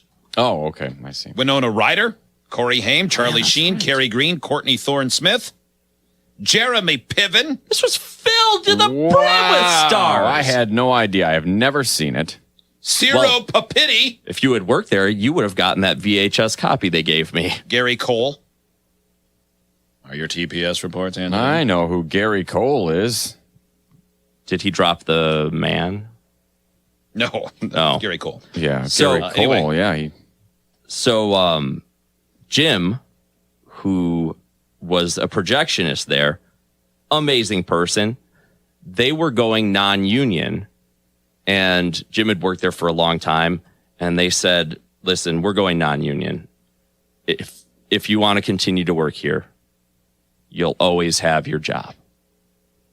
And so he quit the union, and soon enough, he did not always have his job. They fired him? Yeah, eventually they did. Because it was kind of a family affair type of place. Like, well, cousin blank graduated from blank school, so now he can do this. So goodbye. I know. Sneaky, That is right? bad. And once you leave the union, you can't join again. So it's not like he could just go, I'm back. Hey, everybody. Yeah. Funny misunderstanding. I trusted people. Hee. January 24th, 1865, the Grand Rapids Daily Eagle. Beef found. A quarter of good beef was found on a small island of ice under the Bridge Street Bridge this morning. Well, let's go get it, guys. What is a quarter of beef? Is it a quarter of a pound or like a quarter of a cow? I believe it's a quarter of a cow. Okay, that's a lot of beef. How it came there has not yet been ascertained to any certainty, though it is supposed to have been dropped into its place from the bridge by some thief who was in a hurry from some cause to get his plunder out of sight. Ah, mystery and intrigue. Myrtle could be found at the other side of the street saying, where's the beef? And thus an ad commercial slogan was born. that will be used in 100 years. Dave Thomas. Someday after something invented is called television, long after radio is invented. Well, Dave Thomas the First was there at the book depository, staring.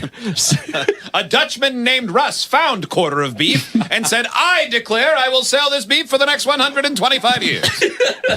At reasonable prices, but not on Sundays. To people who are 125 years of age or older. If you're born now, you will buy this beef in the 2000s. It will taste bad by then. Kids between the ages of 190 eat for free. 190 and what? 190. 190. Joe went backwards on that one. Yes, 90 and I did. 100. 90 and 100. Like, remember, kids 5 to 3 eat free. Yes. See, I get that. Oh, never mind. It's 1865. The beef is already rancid. See what we're doing right now? This is free tonight, and yes, it's also why we won't get through all these. No, we'll get through about 4 We didn't even stories. get through the sexy ads in the back yet. What happened? I need to know what happened. There is no what happened. It's a print story from It's the 1865. remaining Follow up? Well, maybe farther into the binder here, we'll find out what the origins of the quarter of beef were. And a cold case about beef was solved today. Gladys Hemphill ran across a cow missing its back hips. Most disappointed was it to the plunder. She called him front hoofer and took him around Kent County. Quite a subterfuge it was. 3 hay pennies and some snake oil could be found. Most people believe they were stolen by a rogue group of southern dandies. It's going to be a mess tonight. Can't wait. Wealthy Street Theater, 7 o'clock. Hope you'll join us. We should have asked them if they could specifically dig up things that happened in our building right now. Like literally dig up a skeleton in the building. Yeah. You don't have to dig him up. Yeah, we can take dead Sid. The stories they're going to tell in 100 years. Well, yeah. At this same event. Yes, right? There once was a raccoon. Yeah. The building was so bad, he jumped to his death. People nearby said the raccoon was the superintendent in charge of making sure the air was clean to breathe. That was the brief period of American history where animals took over with increased intelligence. See the documentary, Guardians of the Galaxy. That raccoon was an underlord. I don't know why in 100 years they'll go back to old-timey speak, but... Because that's how people talk now. It's cyclical. Yeah. Justin will be at a Miller Lite event on Saturday, June 23rd. That's this Saturday. That's not it says June 23rd, but it's June 30th. Yeah. Yeah, they changed the dates a few times. Were you there last week? I was not, no. It'll be this Saturday. Sounds like you were Skip supposed the to be. date. From 11 until 1. Chef Aaron Sanchez will be there to help you kick off your 4th of July from 11 till 1. He'll be making his famous dish, the dirty. He'll show you how to grill some of your favorite recipes Yes. using Miller Lite. Food samples will be handed out as well. All the details available at WGRD.com. I was looking at that book when you put it down, and it just caught my eye that it's Aaron. Yes. Aaron. Mm-hmm. Well, I get why they did that, but did they really have to break up Sanchez as though... They broke it up as though it's 3 syllables. Sanchez. Here's how they have. Sanchez. Here's how they wrote the pronunciation for Sanchez, which has always been pronounced Sanchez. SAN dash CH Yes. dash EC. So Sanchez. Is that Maybe that's it. Maybe that's how he says Aaron Sanchez? We've been Sanchez. saying dirty Sanchez. Sanchez wrong all these years. Sanchez. Is it possible that it is Sanchez? I hope not. Maybe he pronounces it a little bit elitist. I hate feeling Sanchez. silly. Aaron Sanchez. I don't know. I think Zach said that him and his girlfriend watched this cooking show or something that he's on. I don't know. I don't know how to say his name. I'll ask him. I shall fight you. like Zorro once did. I feel like I you're am doing Aaron a play. Sanchez. Yeah, and you sound like Boots. Midway. That's the I will point. fight you. Why is there a duel? Yeah. Because clearly he is a Spanish fighter. And loafer. Put the mark of Sanchez on your upper lip. Right.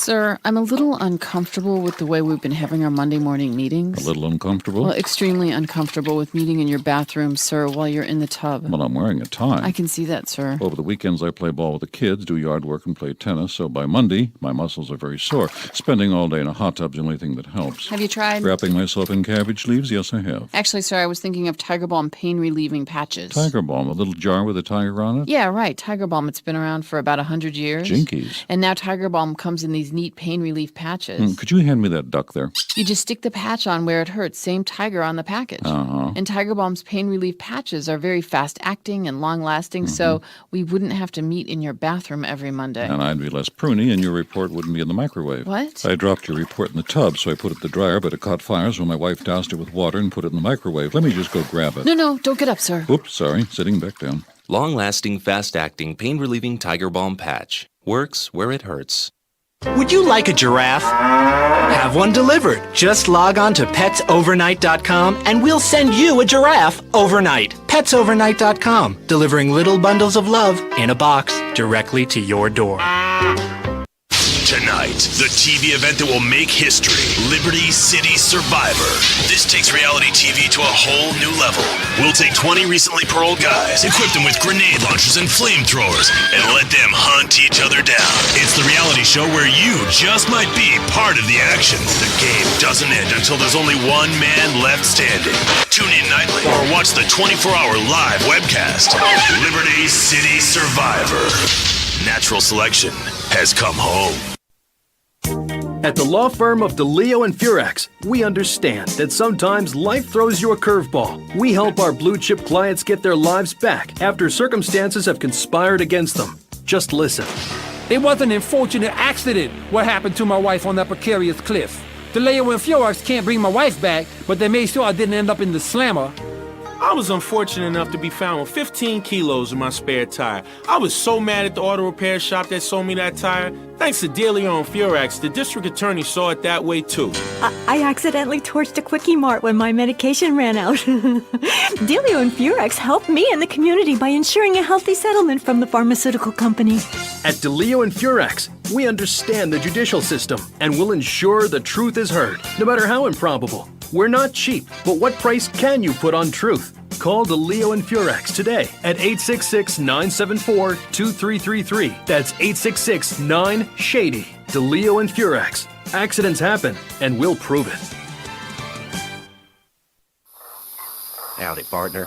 It's 4:30 in the morning here at Farewell Ranch, and it's time to get up and work the old cows. Get up, y'all! At Farewell Ranch, old people don't sit around stagnating, watching game shows and talking about the good old days, sinking into the grave in a urine-soaked mess. At Farewell Ranch, they sweat and toil until the breaking point and keep that miserable contemplation of mortality at bay. Hell, at steering time, we'll work Grandpa so hard he'll wish he was dead. At the end of the day, he'll sit down in the bluegrass, eat a bowl of commemorative beans, and enjoy sing-alongs at one of our nightly funerals. It's the Cowboys code. Work hard, don't shower, and die in your boots. Right, Norm? My prostate. Farewell Ranch, the only way to ride into the sunset.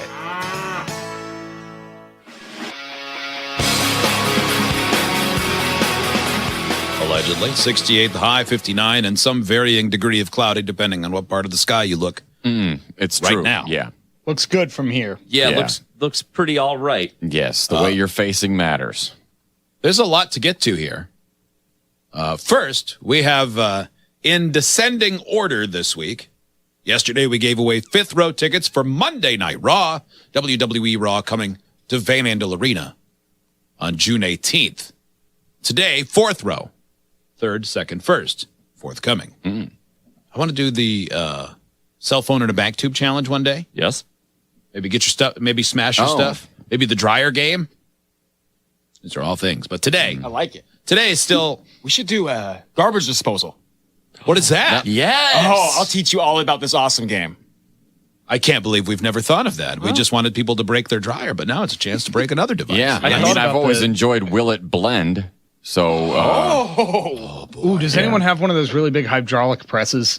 Like the 1,000,000-pound hydraulic Like presses? when you see those videos? The satisfying videos? Yeah, those are satisfying. I thought of the bank tube challenge the other day when I was going through the bank, had to deposit a check, and I put it in that tube, and they were really busy.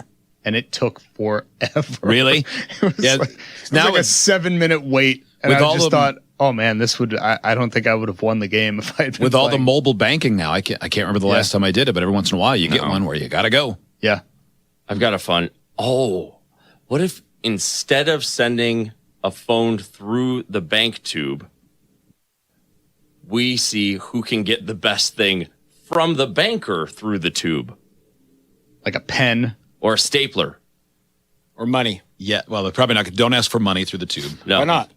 Well, that's what it's there for. That's Yeah, that's yeah. You know, you go to. But a it needs to bank be and- something else. Yeah, like, hey, could I have 12 suckers? Just give them a note. Or see how many Dog bank biscuits. See how many bank tubes you can get them to send to you. Like, it didn't come in.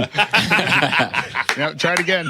Must be stuck. Yeah, send another one in to knock it out. This Yeah, one it's is like when you're at a bowling alley and the ball gets stuck in the gutter and you just throw another one down to knock it through. Okay, all right. We got That big seems- plans that the rest of seems the week. difficult. Today is your last free pass, so to speak. Caller number 7 gets 4th row tickets to see WWE Raw at Van Andel Arena. Yeah, I'm going to need June another 18th. tube. We're going to have a raccoon hunt here. The first one to find the raccoon on the 5th floor of the building gets tickets. That's a good idea. Oh, it is. Yeah. I'm going to have to, somebody's going to have to keep me abreast of the situation. I can bring my raccoon trap from home. Yes. Then you would get the I tickets. think you need to bring that regardless. Yeah. Bring it and bring that smash it tomorrow. good on it. Yeah. No, I don't want to smash You don't want to kill it. No, it's a live trap. If we it's get- not to hurt them. Okay, let's say one of us gets bit by a raccoon and gets rabies today. Oh my gosh, the lawsuit is going to be astronomical. That would be a lawsuit, right? Yes. For unsafe work environment. Are you supposed to have I wouldn't raccoons in sue. your building? I wouldn't Yes, sue. we're an office building. Of course we I are. would. When I took my diversity exam yesterday, it didn't say anything about like nature. No, that is a massive lawsuit. If I get rabies, That's from harassment. A raccoon. That is harassment. It's legal harassment because it's not against the law, but it still would be unethical against our company's corporate handbook. If it is on the 5th floor, is this our coworker technically legally? Yeah. I thought so. I don't know. Yeah, it's Rocky. Their new IT guy. I assume that they're still in a probationary period. You sure it's not like an emo part-timer and that guy was just a little confused? Yeah, that's possible. We got It's that just a- weirdo he's a What did you have your best he's a little voice. What small. did you have your makeup gun set to? Good Lord. Just a little small. Raccoon. The raccoon says whore. We have a smattering of other things to get to. A world record attempt will be made today at Fifth Third Ballpark. He did it last year. A guy named Brett Masserant will attempt to complete 2,000 push-ups or dips in an hour during the game against the Loons. Now, that game first pitch is at 11 a.m. today. Well, which is it? Wait, push-ups or dips? 'Cause What's they're the difference? Totally different. Well, Dip is push-up this. is Dip is, where you're basically doing this. Yeah. Oh, he's in push-up form, but it says in the article, it says dips. unless For there's God's some sakes. But it some says kind of last year he set modified push-up or something. the world record for most push-ups in an hour while wearing a 40-pound backpack. He finished with 934. in that period. Jeez. Okay, so I bet he's doing dips this time, going for 2,000. How freakishly built is he? That'll be hard. Dips are harder than push-ups. You think so? Yeah. Like chair dips? Yeah. That's what we're talking about, right? Same thing? assuming That so, yeah, kind of like a where you- thing, yeah. Yeah, you put your feet out in front of the chair and then you. You put your hands up on that chair when Yeah. he dips. You Yeah. dip, we Yeah, dip. when I dip, Yeah, you when dip, I we dip, you That's dip, obvious. he dips. Yeah. Yeah. Wonder how many dips I could do during the course of a baseball game.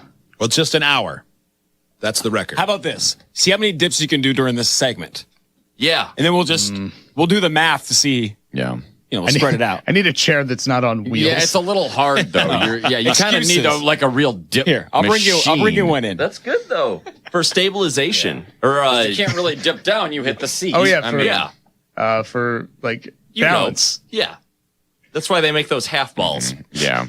When you make things harder on yourself, it's better for your core. Yeah, That is true. generally true. Yeah, it is. Yes. Facts. It's the law of science. Hot Wings, Yes. are you having a digital yard sale? I am. I think this is the first time I've ever tried to get rid of something on the air, and I don't even want to get rid of them. But nobody here can use them, and nobody in the office responded to my email. So I've got a pair of Everyone's kids. treating you like you treat them. Yes, and I don't like it. That's my thing. Okay. Now, I wonder if, no, like but I've got- they're all saying, I didn't get the email. No, I mean, maybe. What do I got to do? Get a password? And that's Oh, here it is in my deleted items. and that's fine. Great way to send it right there. I don't, whatever. But no, I've got a pair of tickets to the sold out B-52 show at Meyer Gardens on Friday. I was bragging. And it's a bummer Yeah. because of all the concerts that I bought tickets to this summer. That's the only one that's actually on a Friday. Why don't you They're go? all Sundays, and so it's Grayson's last baseball game, and I don't want to miss it. The same time? How long's the baseball game? The baseball game is at 6:15. And what time's the show? 7. Oh. Yeah. How long does the baseball game last? About an hour and a half. Do they have opening acts? Yeah. At, You might be able a lot to of do times. this. Meyer Gardens? Yeah, maybe, but I'd like make it, man. I want to see. I did that last year. He had a baseball game and we went sort of late and missing all the beginning. And then I ended up seeing 2 songs from Trombone Shorty, and then it rained. Oh, plus you'll probably be So, parked, like, you'll it be was parked like on the belt Yeah, line. you're a long way away, and so it wasn't took away some of the joy of the experience. I don't want to go halfway through a show. I think you should sure. I would rather skip the baseball game I would if it wasn't his last one. for this year. But I also missed. season. I've also missed a couple because we were on the road traveling for the show. And I look back and I go, okay, now how am I going to look back on this like years from now? You I'm won't. probably going to be sad that I missed the B-52 show because they'll all die soon. Right. But that being said, what's more important to him that I'm there? He's not going to care if I go to a B-52 show or not. He doesn't know what Rock Lobster is yet. He will someday. Good for him. Yeah. He's got to know that. Is the lineup of the B-52s all the original? 3. Originally, the B-52s had 5 people, but one of the guys left like 30 Is there years ago. anyone like? There's a And, guy named Fred, right? Fred Schneider is the lead Okay. singer. He's the one that you definitely recommend. And then the redhead is still in the band. And Boy or girl? Well, it might be Girl. both of the women. Okay. I forget. And then there was another guy that nobody cares about. But So which caller gets him? Caller 8? no, I'm selling them. Face value. I'm not giving them away. They're $60 a pop. You kidding me? I I'm was not- going to donate my car to a family in need. Which No. 5 to Hell no. I'm 100 to not giving them 1,000 away. bucks. Will you part them out? No. Would you trade them for something? Ooh, yes. Trade. I'll trade you my car. I would Let's play potentially. Tradio. I would Let's play potentially. Tradio. I can't say I wouldn't. I mean, it would be a lot Trade my easier just to car? take Come on. money Who's got for a them. pontoon boat? I don't want a pontoon boat. Joe is like, I do. Well, please. Let me rephrase that. I don't want a $120 pontoon boat. How did we play it that one? That's the how, kind did of we, pontoon yeah, boat the I great do not want. Tradio race. I don't. That's not what we called it. But No, what, with the what was interns? the game? That was with the interns. It was like one red paperclip. No, Yeah. I mean when someone went to a place, someone was racing to houses. Oh, that was we let away listeners free stuff. listeners could give away something free, but it was to whomever got there first. Someone gave away a That's boat, right. right? And Or a a trailer. camper. A camper. like a pop-up. Yeah. That was super exciting. Some guy's like, don't let her do it. She's like, I better put pants on. She was out in the front yard. We got to do that again. Somebody asked for that. That was a ton of fun. Anyway, you can email me, hotwings@freebearandhotwings.com. Or race to get here first. What Or is Maitland saying up Or there? race to She's get saying here she first. has to have those tickets. Is that what that says? She'll pay you double? Oh, bummer. No. This is still the same thing. Yeah. She'll pay you double. Yeah, that's it. they're worth Yeah, it. all we could see was I have to have these. Yeah, that's all I saw. And then it says Okay. on ringtone or on silent because ringtone says We hey, Tina, definitely I want some ham. Okay, so This won't be an issue. You'll get rid interesting of those, trades no problem. considered. Yes. Yeah. Well, Yes. What are some things you need? Cash preferred, interesting trades considered. Yes, that's true. what are some things you need? I don't need a damn Alpaca? thing. I could use some goats. You could? No. Would you take 2 goats? I have some people that live. No, I would not. How many pinatas for your tickets? Ooh, that's a good one. Oh, I would need at least 1,000 pinatas. Just How many 2. food Come stamps? on. Ooh. Yeah. What if the pinatas are filled with $60 a piece? Oh my God. Well, then it's like I'm ahead. One pinata? Made money? Yeah, if I can get 2 pinatas and $120, I mean that would be that'd be remarkable. Is what that'd be. What's that? Is that us? Sounded like me. Steve was done with us. Oh, okay. Yep. He started. Yeah, there's this button, Steve. We heard the moment you got tired of this conversation and started listening to a show from previous. Oh, Thought I turned that off. When you're working. Stern sounds really good, though. Yeah, I liked it. I'm going to have more photos coming from Project Close-Up. One of my other classmates that was there saw the post on Facebook that I made and said she has photos of me wearing Congressman Dave Camp's tie while I sat at his desk. Oh, my God. his lap. You know what that meant is he owned you. Yeah, he told me to do it. I didn't steal it. He actually offered to give it to me. He didn't want it back after your greasy ass touched that it. would have made you indentured. Yeah, it sounds like grooming. Yeah, that's what it sounds like to me. You ever wanted to wear a senator's tie around your mouth? My buddy Daryl told me. Yeah. Member of the House of Representatives. Yeah, you ever wanted to... Hey there, son. Remember all that? He was not you like my necktie. He was not, or I doubt that he is now, a pedophile. I You know doubt what that I was used to something he for? took on in his later years. You know what else? Just to clean up the mess. You know what else you can do with a necktie? You can tie a wrist with that. Right a bed. I'm just saying. That's something that could happen. You know, you can't spell NAMBLA without the A and the M from camp. You know you can tie this down to that 7-inch rod of yours, make a little flag. Yeah. 7-inch rod? It's 7, right? Who's he talking to? Oh. Ooh, man. Dang, Greg. You wanna see how a bill becomes a law, little buddy? Why is everyone I met in high school a pedophile to you guys? Well, why did they take so many pictures of you? You're just a bill. Yes, you're only a bill. And you're sitting right on top of my crotch. And when I get really stiff, that's when it's time for you to shut up. Is that how it goes? No, I'm moving. It really was a coming of age week for me.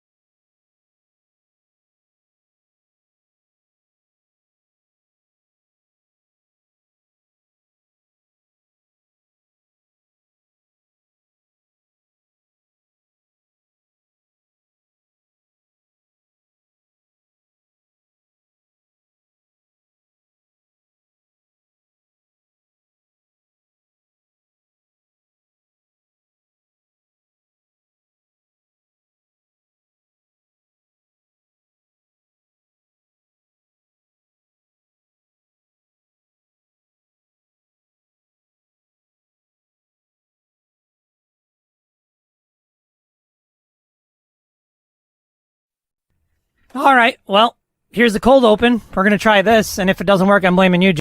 Does anybody know what in the world is going on with Kim Jong-un? He's not well. He's not well. Is this guy dead? Is he dead? Is he comatose? Is he alive? I saw a news story yesterday that said that he's perfectly healthy, alive, and well. So Trump met with him last year, right? It was last year that Trump went over there and they talked and this and that, but I don't yet. So I was hearing something about North Korea missiles and stuff like a week or two ago. So he must be doing something over there. I just thought it was interesting because I saw a headline the other day that said Kim Jong-un is either dead, a vegetable, or alive and well. I've never read a story like that. Why would he be a vegetable? Because there was like what was being reported for a few days last week was that he was in a vegetative state. He was just completely out. But that's it. That's all it said. And so they were talking about his sister taking over the country. Or what does she look like? Yeah, it was just. I just love how I was thinking the other day because I had just so happened to rewatch some of the news coverage of the 9/11 attack, and I am in no way a conspiracy theorist. Loser. However, it is a known fact that the United States Intelligence Departments knew good and full well that something bad was going to happen as of Friday, the weekend before the attack on 9/11. So, and they also knew that it was going to be Osama bin Laden that would do it. Right. So much so that I went back and I watched, I think it was MSNBC. I found it on YouTube, and within minutes of I think it was 20 minutes of the first tower getting crashed into, or at least the news breaking in, they were saying, oh, we're getting news from the Department of, or the State Department that this is an attack from Osama bin Laden, and they knew about this Friday. That was like live as it happened. However, here we are 20 years later, and we're not sure if Kim Jong-un, or whatever the hell his name is alive, dead, or comatose. So, I mean, a couple things. Like, what you said first, yeah, I totally agree. I mean, the things that we don't know would blow the average person's mind. And to think that we don't know everything is just ludicrous. It's just incredibly stupid. But the whole, like, if you remember, I remember watching the 9/11 stuff the night of and stuff, and they had all the intelligence about Afghanistan. They had cameras going in Afghanistan. They knew who it was, where they were, all that stuff. So they went backwards, and they backtracked from the day it happened.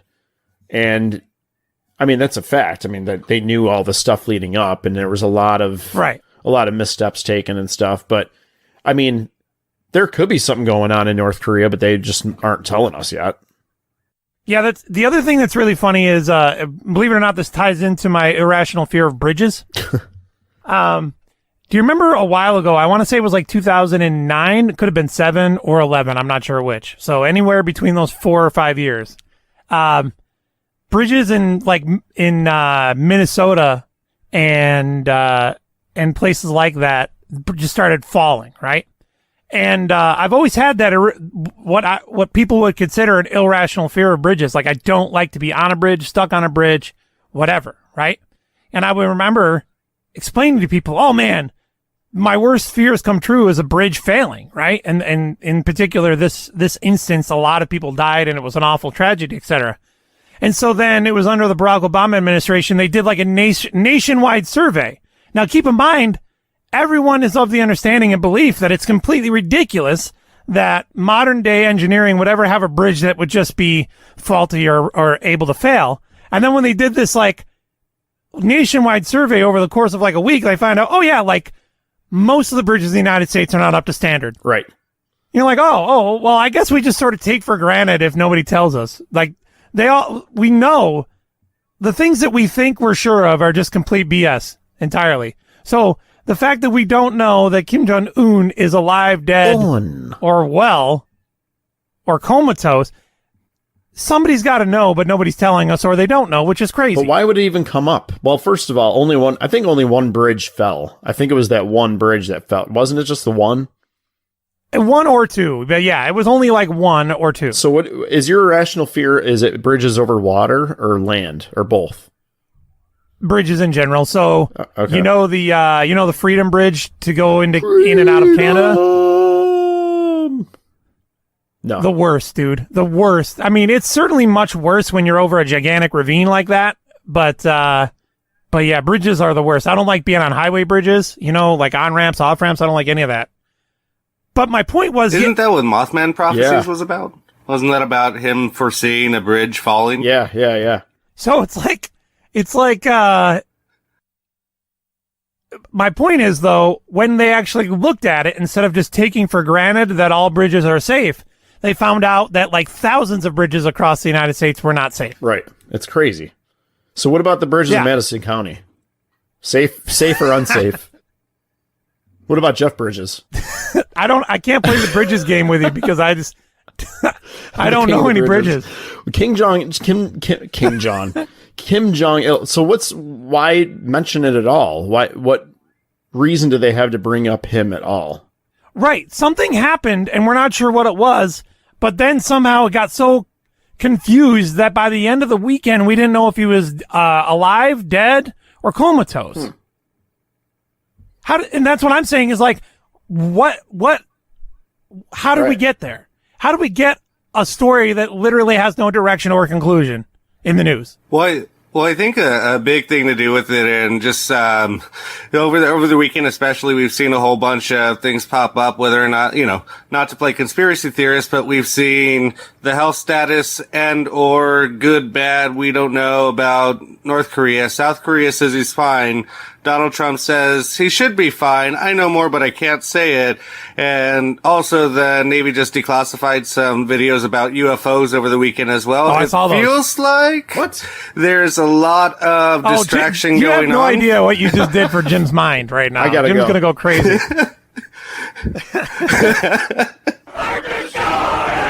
Previously on Broken Link Radio. Some Chinese squatter has our domain right now. No, not those guys. I don't know. She was a mysterious Asian, absolutely. Me play joke on you. He sneezing your coke. That's the devil. Why do deserts always have the worst names for places like Devil's Hole? Where's Devil's Hole? Like Devil's Butthole, Devil's Hole, Devil's Anus. Devil's Armpit. Yeah. Devil's Taint. Devil's Taint, Arizona. There's like a Power Ranger flying around, like with laser beams. So what does she look like now? She looks like a chunkier, older version of herself, really. She doesn't look that much. In a one-piece leopard bodysuit. But he's sharp enough to break into a hospital, identify his COVID-19 sample somewhere in a lab, and make out with it. Broken Link Radio.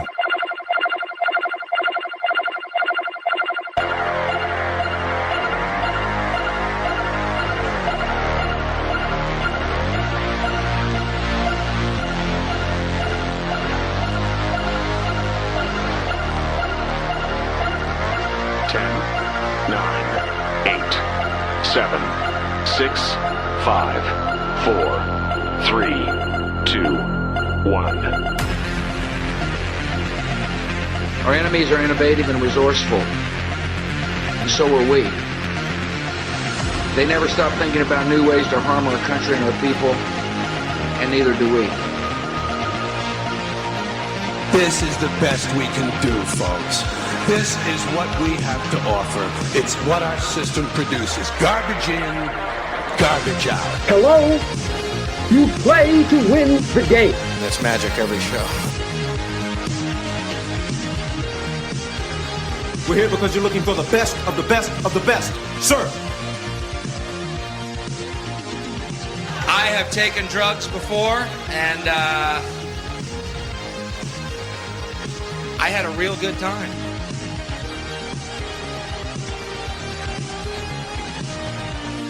Don't talk to me, all right? Knock it off!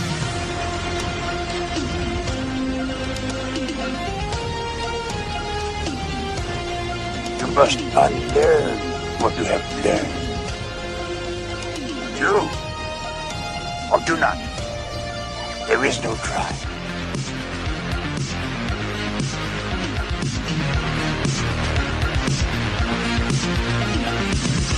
Moderately moderate, decidedly stupid. This is Broken Link Radio. Jim Katerle, what's going on? And we're always, well, not always, but sometimes when he's on time, we are joined by Gabriel the Archangel. What's up, Gabe? Not too much, Brad. How are you doing? Doing great. Really quickly, I want to make sure that everybody goes to the website. If you're going to get the individual episodes or download the show as a podcast, it's at brokenlinkradio.wordpress.com. And then also there's a link to the 24-hour, 7-day-a-week channel stream, which includes replays of old episodes as well as other content. So go there. If you'd like to make a one-time donation or help out with supporting the show, you can do that on GoFundMe. And follow us on the Patreon, and you'll hear more about that as we move along. If I ever get over whatever death plague I'm on, I'll spend some more time building it out this week. Just doing the segment is causing me to sweat all over the microphone screen. So it's really cute what's happening right now. That's hot. So later in the show, Gabe, we'll be playing eBay Price is Right, which is a game that I believe. Did you ever watch the video I sent you for the beta test of this segment? Yes.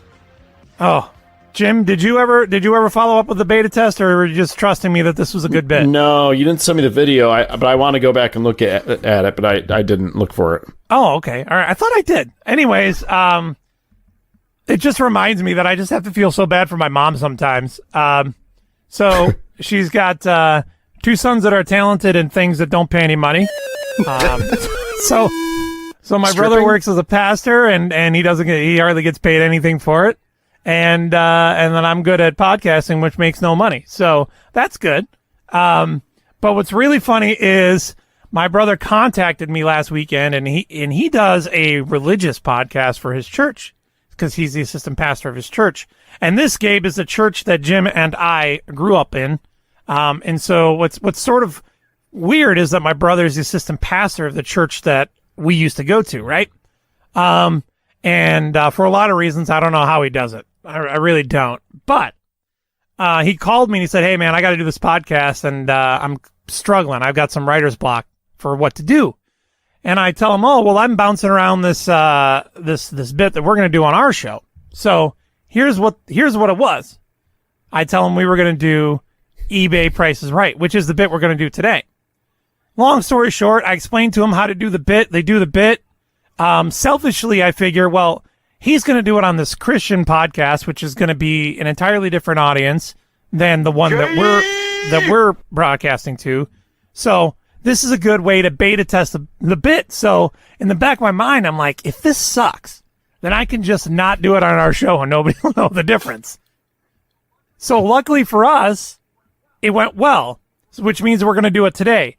But the funny part about that is that my brother did a very clean and wholesome version of the bit, right?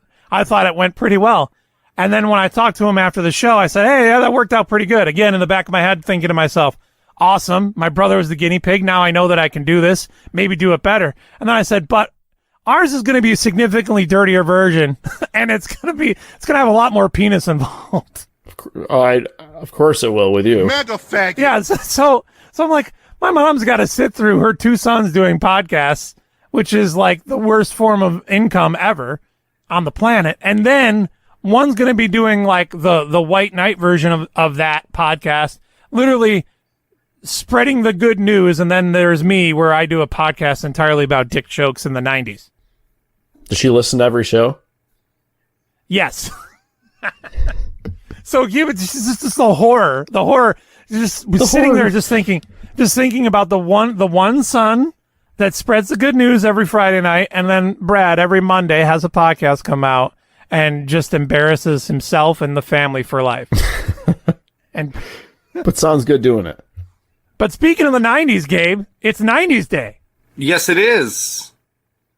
So I have provided Gabe with a list of 90s tidbits, and throughout the rest of the show today, we're going to channel the spirit of the 90s and look to Gabe to pick a random tidbit of the 1990s. So, Gabe, give us our first tidbit of the 1990s. All right. I love tidbits.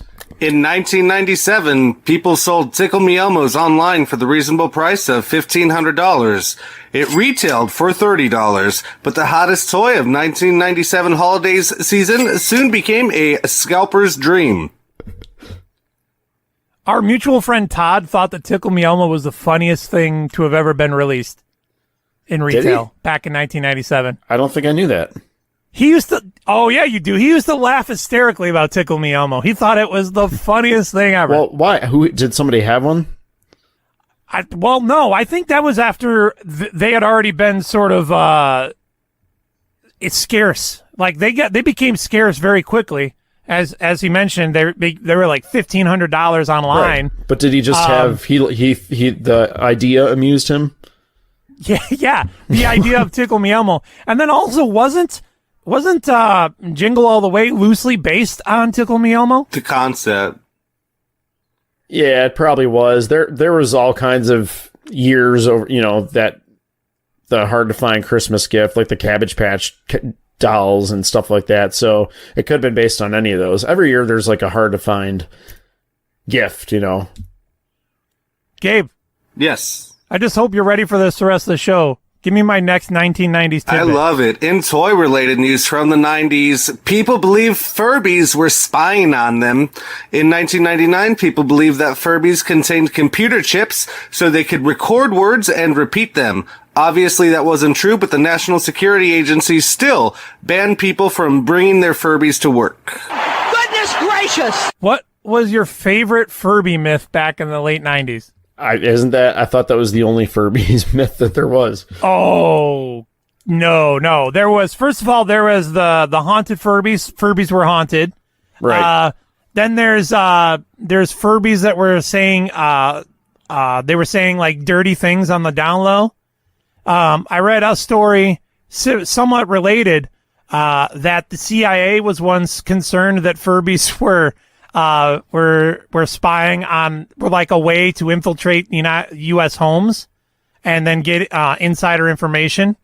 So the idea would be that China exports a bunch of Furbies and then these American families buy them, kind of like what Alexa does now in everyone's house. You just stole my thunder. Oh, dude, the Alexa thing is crazy. Alexa, I would never have one of those. I hate voice-activated anything. Right, but they're not even useful. The things that Alexa does, I wouldn't even like have a use for any of that. Do you know that you can just say, Alexa, start playing farts, and it'll just start... it'll start playing fart noises, right? But then... Maybe I do. My grandma, by the way, thinks this is the height of comedy. My grandma will just be like, Alexa, play a fart, right? So then Alexa will play a fart. But not only does she play a fart, she'll then comment about it. She'll be like, she'll play a fart noise, and then say, that was a juicy one. I hate that thing. I find it hard to believe the NSA didn't know what was going on with these things. That just right there makes it sound like a myth. Yeah, right. The Furby thing. Yeah. I remember that Furbies used to repeat there was a rumor that Furbies would repeat dirty things. Another 90s myth was that you could get nude people in Mortal Kombat. Oh yeah, the nudalities. Yeah, the nudality never existed. There was a lot of myths surrounding that game. Right. But man, now that I was thinking about all these great Furby stories I had, but I do remember back in the day, certainly that Furbies were haunted / demonically possessed. That was a big deal. Like, right. You had to be worried about the demon possession of Furbies. If I was a demon, I don't know that I would get a whole lot done personifying my presence as a Furby. Well, you got it's accessible, the accessibility and the cuteness factor. I mean, who's gonna suspect? It feels like I would much rather possess something that could do some damage. So why not possess a computer, or why not possess a television? No, I'm going to possess a Furby so I can scare televisions children. Were possessed in the 80s. Oh, okay. Poltergeist. You know what else happened in 1997, Brad? What's that? Men in Black. Yes. There was actually a 90s tidbit that I omitted because I figured that we would hit Men in Black anyways on 90s Day, because why wouldn't you? Why wouldn't you? Gabe, what you may or may not know is that our favorite movie that we agree on, meaning a movie that Jim likes and a movie that I like, I don't know that there's any other movie that we both like as much as Men in Black. We may like other movies, but Men in Black was half of my time with Jim in high school making jokes and quotes about Men in Black. And they really should have stopped it at Men in Black 1. 2 wasn't bad, but it got out of control fast. Edgar, your skin's hanging off your balls. Like this? Sugar water. Oh, you idiot! I still bust that out all the time. I gotta get that on the soundboard. Oh, you idiot! You definitely do. I'll put my hands on my head. What, this? I tried to show my stepdaughter Men in Black, and she got up in the middle of the Will Smith chase scene. Oh, that's like 5 minutes in. You can't. I was like, this is not even what the movie is. You gotta stick with it. I can accept that you might bail on Men in Black if you don't know that it's awesome, but you might bail on Men in Black leading up to the written test, because there's not a whole lot going on up until that point. Right. And also the dry humor of scooting the table around. That's not for everybody. Yeah. How can that not be great for everybody? It's not dry humor. That's wet humor. Yeah. I had a little bit of an episode over this last weekend. Something that we've talked about previously is my my passion and my responsibility to set the consumer straight when they're out of line. And particularly it's effective when I'm not involved in the transaction because I am the person outside of the conflict, right? So I'm an arbiter of sorts. So I'm going through the drive-thru at Taco Bell over this last weekend. And the guy in front of me, this is honestly, and I mean, there's no exaggeration in this story whatsoever. There's nothing for me to pump it up to make it sound better. This is exactly how it went. The guy doing the drive-thru gets on and goes, "Hi, welcome to Taco Bell. How's your day going today? Can I get your order started?" How's your day go today?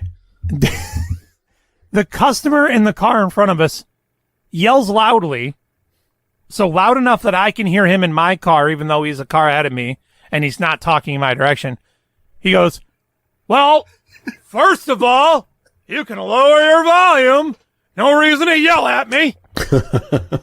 How old is this guy? Dude, stereotype. He's got a Marine sticker on the back of his car. He's got a Trump tag on the back. He's got a Trump bumper sticker. He's this stereotypical 60s guy. He's got a mustache and he's got the horseshoe bald head. You know, Yep. He's that guy. He's that Rochester guy. Who thinks he's a tough guy, but he's 57 and he doesn't have a whole lot going on. Of course it's a white pickup, because why get miles to gallon on your car when you can just like ruin everything for everybody with a truck? So he thinks he's a big deal. He's not. But I'm like, all right, I'm going to get this guy. So I pull up and the guy does the same spiel for me. "Hi, welcome to Taco Bell. How's your day going today? And can I get your order?" And I go, "Well, buddy, I just want to let you know that you can speak as loudly as you like because that guy in front of us is a fucking retard." And I said it loudly in the hopes that the guy in front of me would hear it just so he knew how out of line he was, right? And so the guy in Taco Bell he starts going like this. "Hold on a second." And then he just puts me on mute. Like I don't know what he did, but my assumption is that he probably turned around to everybody and said, "Dude, you won't believe what this guy just said in the drive-thru," and then told him the story. So I'm really proud of myself. I'm thinking, oh, got him, right? Nailed it. This guy is finally getting reprimanded correctly. He's been shown passively aggressively that his behavior is unacceptable. And I've never understood why people immediately give customer service workers of really any background a hard time from the beginning. Like, I understand when you give a customer service person a hard time after they've made multiple mistakes or they fail to rectify something or provide the service they've asked for or you've asked for. But I don't understand really with any two individuals. I don't know about you, Jim, but have you ever had an interaction that started with somebody saying, "First of all," and then that conversation turned into something productive at some point? I don't know, probably at some point. But to go back to your question, I think it's to get prejudiced a little bit. I think it's probably has to do with the elderly. I've noticed a lot of old people kind of preempt conversations or confrontations that way, where they just off the bat they just think like almost superiority, right? And are looking down on the person, or maybe they're expecting things to go wrong preemptively. So they're just kind of like getting their frustrations out right away. Right. And the funny thing is why don't you have the self-awareness to understand that although the person at the other end of this interaction, the person you're worried about, creating or being a problem will be a problem if that's how you start the interaction. You know what I'm saying? Right. So the lack of self-awareness to do that, and what I understand what you're saying, that may have happened in your life, but I don't know of any time, including myself, when I've ever started a conversation with somebody by saying, "First of all," I never had anything productive or constructive to say afterwards. It was always the beginning of a fight. I do it with my wife all the time. But so you don't know what happened. So I don't know if you're finished with the story yet, but as I was listening to you tell the story, I thought where you were going with this was that the worker thought that you, like maybe the speaker cut out and he thought that you were talking to him and calling him that because maybe something cut out. And so he was going to get like a manager or something. No, I see what you're saying, but no, that didn't happen. That would have been funny. So at this point, the guy's like sitting a car length ahead of you or two or three, and he doesn't give any indication that you that he heard you, right? Well, yeah, that's what I was going to get to next, which is long story short, and this makes a lot of sense, and you're not going to quite understand this as much because I don't know that you spent very much time in customer service at all, let alone I know you didn't spend any time in food service. But there's a certain customer who cannot ever have a single drop of rain ever touch the inside of their car. So even when it's the lightest sprinkle ever of any kind of precipitation, they must roll their window up and down fully to move 8 feet. Elderly. So it turns out that all my effort to really scold this guy and passively aggressively remind him that he's an a-hole was all for naught because he had his window rolled up. Because of course he did. He's that guy. He's that horrible guy that had his window rolled up to travel the 8 feet because he couldn't possibly wait while it lightly sprinkled with his window open. Well, there you go. You've said everything that I've suspected already about him. Dude, he was like, right, but that's what I was saying. He's like the stereotypical a-hole who starts his conversations assuming that it's going to be a confrontation. Right. So did you catch up with him down the road? Oh, man. Dude, the thing about those types of people is you know as well as anybody, and Gabe knows certainly, that not only am I comfortable with confrontation, sometimes I enjoy it, but I don't ever intend to start with confrontation. Does that make sense? Yes, that is 100% true about you. So I don't know. As much as I like confrontation or as comfortable as I can be with it, I don't understand anyone who's like, I'm going to start off by being an a-hole, because that doesn't end any other way. Unless he already came from like a bad situation like 10 minutes before. That's the only reason, not that that's a reason, but that I can think of that would have happened. We got our eBay prices right with the appropriate amount of dick jokes. Gabe, I hope you're ready to play that. Absolutely. eBay, launched in 1995, the pioneering auctioneer site, was originally called AuctionWeb. Nice. That's awesome. Gabe, that was perfect.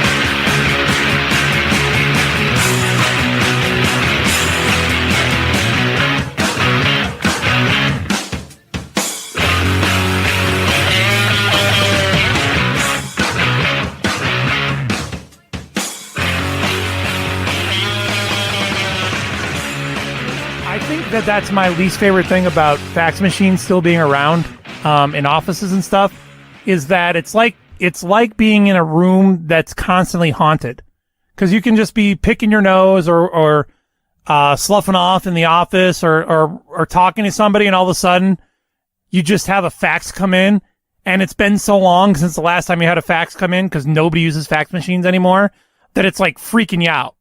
Blah. You hear the phone rings, and also when you have when the phone and the fax machine are the same line for whatever reason, it's like, who doesn't pick up the phone and lets a fax go through? Technology isn't even around anymore, I thought. I mean, I know fax machines are, but right. You know that according to HIPAA laws, you're not allowed to scan and email medical documents that can only be faxed. Oh, really? Yeah. So that doesn't make sense to me. Dude, it's so obsolete. It's so obsolete no, it's because not just that. Because, I mean, a fax can go through and anybody can pick it off the machine. At least if you email it to somebody, somebody's got to be in that email account to take it. Dude, it's so bad. Well, I guess the argument could be made that emails get hacked all the time. But it's not like fax machines can't be intercepted. No. It's just like such an old school thing, because I remember going, I think it was like some sort of doctor's thing that I needed to get done. And I went round and round. I'm like, well, why can't I literally have the documents you want. They're on my hard drive. Why can't I just email them to you? Like, no, I need you to print them out and fax them. Ah, that's terrible. I'm like, this is the stupidest thing I've ever heard in my life. Remember those old crappy, like the handsets that were attached to the fax machines? Yeah, the ones that are still in the FedEx Kinkos. Yeah. Was that to take a phone call? I have no idea. To monitor what were you supposed to do with a handset? I don't know. Hey, now. Shove it up your ass. Plug it! Gabe is not here for the game that we're supposed to be playing. Plug it! I am, and in fact... there he is. You probably associate Microsoft Office with your 90s PC. The program was actually first released in 1989 for Apple Macintosh computers. The Windows version came in October of 1990. This is one of the first tidbits that I heard about the 90s that I did not know, which was that Microsoft Office was developed for Macintosh first. Because I remember when Microsoft Office became available for Apple and iOS, I don't know, it might have been like 11 or 12, and it blew my mind. And then I found out very recently that originally Microsoft Office was made for Macintosh and Apple. Wow, I didn't know that. Yeah, crazy. Have you ever seen like those really early versions of Windows? Yeah, they suck so bad. Were you? Do you remember when we figured out how to make hypertext on on like Word files? Not Word files, but like WordPad files. Yeah. Where you could link. You could make a hypertext link to other things that were locally stored in a folder or whatever. So you could click on a button like it was the internet and then download a picture or link to some other article. I'm not sure what the purpose of that was, and I know that it was not space efficient. I know that it took up way more like hard drive space and bytes than it ever should have. Like it's less expensive on the internet now than it was in 1993. I used to love making those like hypertext links just for fun, just to be like, I can do this. The coolest thing ever. My big thing was I used to love making batch programs for command, because you could draw in them with ASCII text.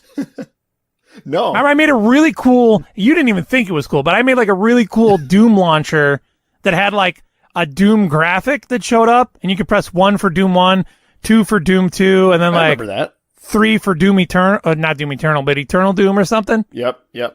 And I was so excited about it. Like, oh, it's not that cool. I was like, oh, okay, Jim, whatever. Is that what I said? Yeah.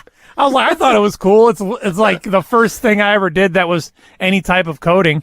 Gabe, how many 90s tidbits do you have left?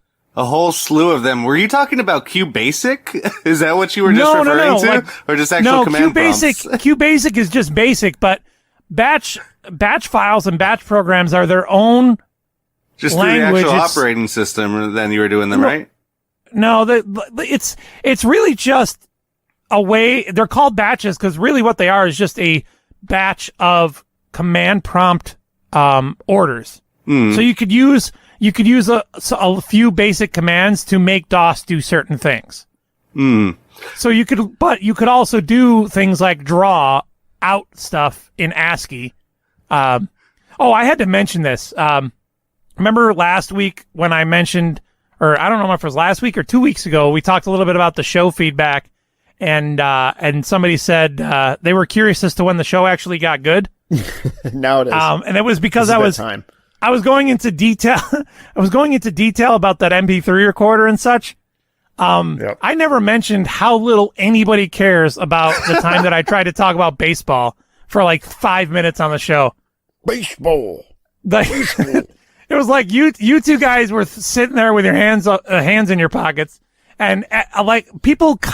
The only other feedback I've received in the last 2 weeks were, "Hey, listen to this show. Why are you guys talking about baseball?" I was like, "Okay, I got it. Don't ever bring up baseball on the show ever again."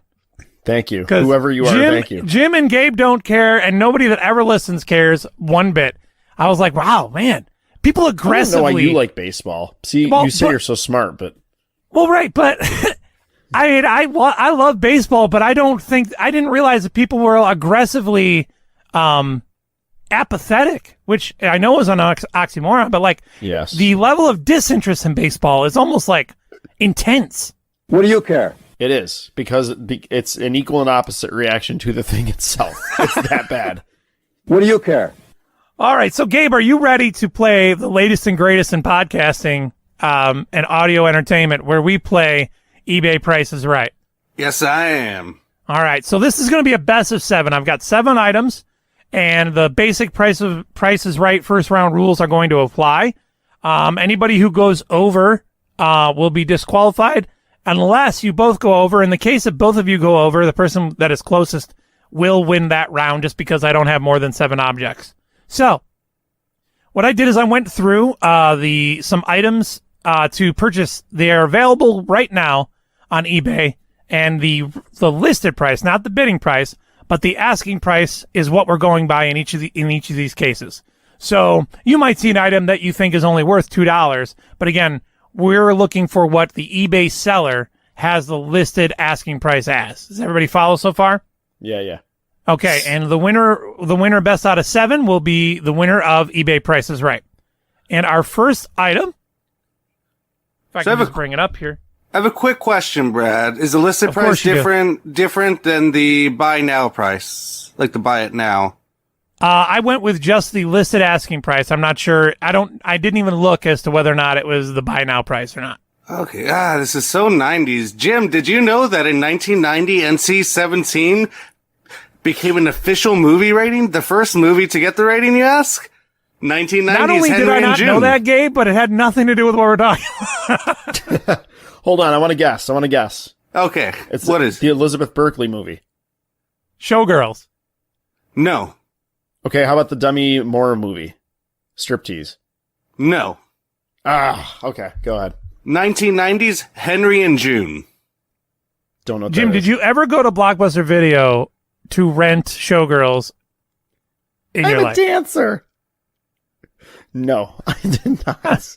Okay, I'm a dancer. you know all the, so how do you know all the quotes and such from Showgirls if you never rented it? I don't know any quotes from Showgirls. You just said I'm a dancer. I've seen the ads, like when it was on, like a commercial came on for it, but that's the only part of the movie I know anything about. I'm not buying this at all. That's true story. I went to go to Blockbuster to rent Showgirls, and I crap you not, the cashier happened to be somebody that I knew. Okay. You're like, oh, you're renting Showgirls, huh? I'm like, yeah, I am. How long ago? Okay, so the 90s. Was it somebody that I knew? It is not. It's somebody that I knew through work, because it was 2001 or something. But yeah, it was somebody that I knew through work, and their second job was Blockbuster, and I was like, oh, it's you. Yeah, I'm totally going to look at Elizabeth Berkley's boobies, and it's going to be awesome. This person ahead of time? Excuse me? You didn't see the person ahead of time behind the counter? No, for what I probably wasn't even, whenever you go to get an NC-17 movie, you just walk into Blockbuster with your head down, staring at the floor, kind of pretending like you're not going to go to the adult section, but you totally are. You might wander through the sports section, then you weave through the special interest section. Next thing you know, you've got a naked Elizabeth Berkley on your hands. I don't think my Blockbuster has ever had an adult section. That was also the Blockbuster in Penfield where I had my second accident. Like your urination accident? No, not one in my pants. I backed into somebody in the parking lot. Oh my! Oh, we need All that right. sound effect. Oh my God! Well, wait a minute. Where's the Price is Right music, dude? You can't do this without that. All right. I'm doing the thing where I'm using the wrong mice again. All right. Our first item is a South American shrunken head for consideration. And these are the real descriptions from eBay. For consideration, and I believe it's for your consideration, is piece of strange that will certainly be a unique addition to a variety of themed collections. It's a shrunken head that I obtained while traveling in South America many years ago. Yeah, right. It's remained in my collection for quite some time, but I feel it's time for this piece to move on. And and it'll be used and featured in someone else's collection. That's for sure. The head here features real hair and a piece of hair atop the head. Chin beard. I don't know what a chin beard is. It's a beard on the chin. And even stylized eyes made from hair as well, which, why would you make eyes out of hair? And then a shrunken head, ellipses. How is that something people remember or talk about? Exclamation point. So, based on that description, can the viewers, can the listeners see this picture? Like, if they're watching on, yeah, if you go to YouTube, you'll be seeing the items in question. So the first thing that strikes me is there's a serial number on the forehead. Yeah, I see that. That's messed up. And again, why do you? Is that a typical thing where you make the shrunken head eyes out of hair? That's really weird to me. Are the teeth real? They're in far too good of shape. They certainly don't look it. No. So weird. With very nice hair. Okay, Gabe, Jim, do you guys have your prices locked in? No, I don't. I've been thinking too much about this thing. It looks like an Oompa Loompa. And they should have like a penny next to it to compare the size scale. For scale? Yeah.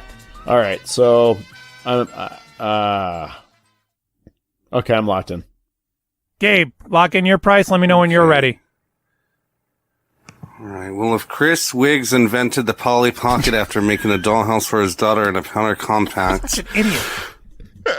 Popular toy line debuted in the 80s, but it didn't own the first half of the 90s. Okay, I'm locked in. Okay. On the honor system, Gabe, give me your price. Oh, $645, Alex. $645. Jim. $499. $499. So, you guys have both overshot the wad by quite a bit. Really? So this will be going to the person who's closest. The asking price for the shrunken head is $34.99. What? So that will be a point for Jim. Oh, come on.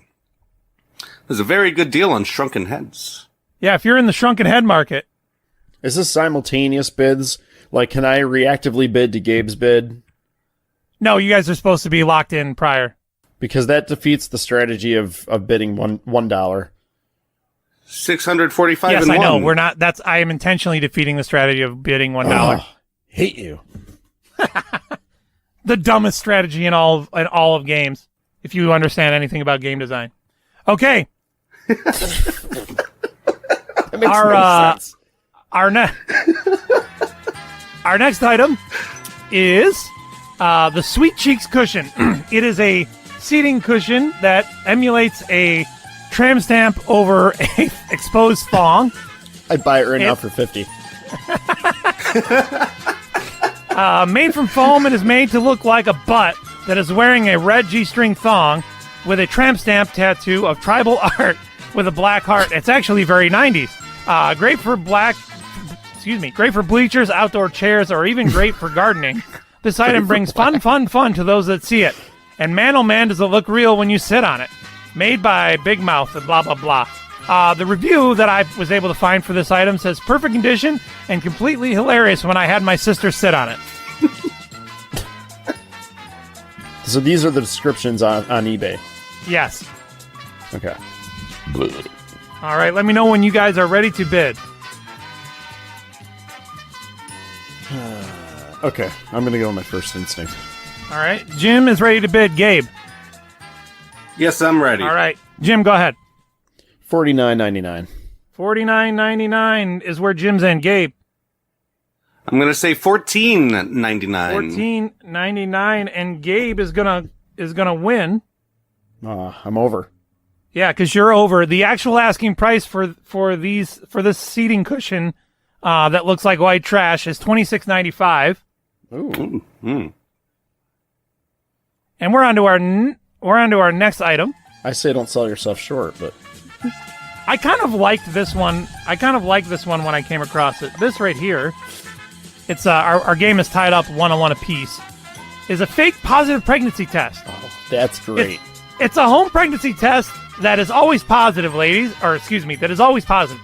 Ladies, now you can find out if you found Mr. Right with this hilarious prank. Will he stick with you if he thinks that things will get complicated? This outrageous prank will have your guy sweating. Or sleep with your married boss and watch him squirm. The laughs are endless. So funny. Looks incredibly real, as this was made out of a mold of an actual real pregnancy test. It even has the absorbent wick end part where you can pee on it for a more real effect. One of the reviews states, it ended up not being such a funny prank when we found out that my girlfriend was actually pregnant. Gabe, let me know when you're ready to enter in your bid. I am ready. Jim, are you also ready? Yes, I am. Gabe, what is your bid? I'm going $12.99. $12.99. Mine is just a touch above his. I said $14.99. Jim is going with $14.99. So in this case, you were both over, but Gabe is going to get the point. The actual asking price is $11.95, so about $12. Wow. So Gabe is very close. Our next item. I have one of those. Oh man! All right. Our next. Never. Go ahead. I'm sorry. Our next item is the Willy Warmer, and it essentially is a mitten for your penis. You'll never be freezing your balls off again when you wear one of these babies. Great for a gag gift or for personal use. Made by Big Mouth Incorporated, a novelty company known for great quality items. Beware of cheap, inferior knockoffs. We only sell authentic items with our silly, with our silly low prices, and we make sure of it. Here's an important note that they wanted to make sure that comes with this item. It is not sold used and only comes brand new, because when you buy a penis mitt, you want to make sure that it's only yours. Obviously. Jim, let me know when you're ready to bid on the penis mitten. $6.99. Jim is going with $6.99. Gabe?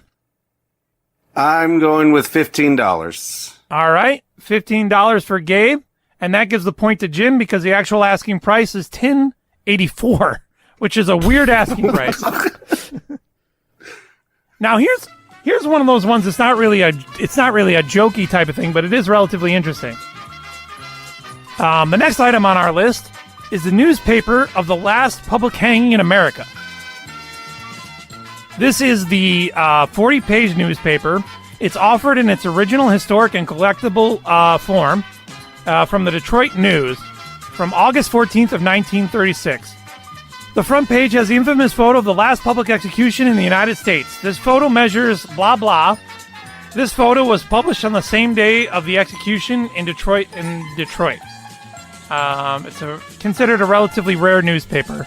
Let me know when you are ready to bid, Gabe. I think the carnival is just you know what, Jim? You may remember the choker necklaces that made a comeback in the 90s? Well, throughout history, they've had different implications. Like during the French Revolution, some women wore red ribbons around their neck to pay tribute to those who had been executed.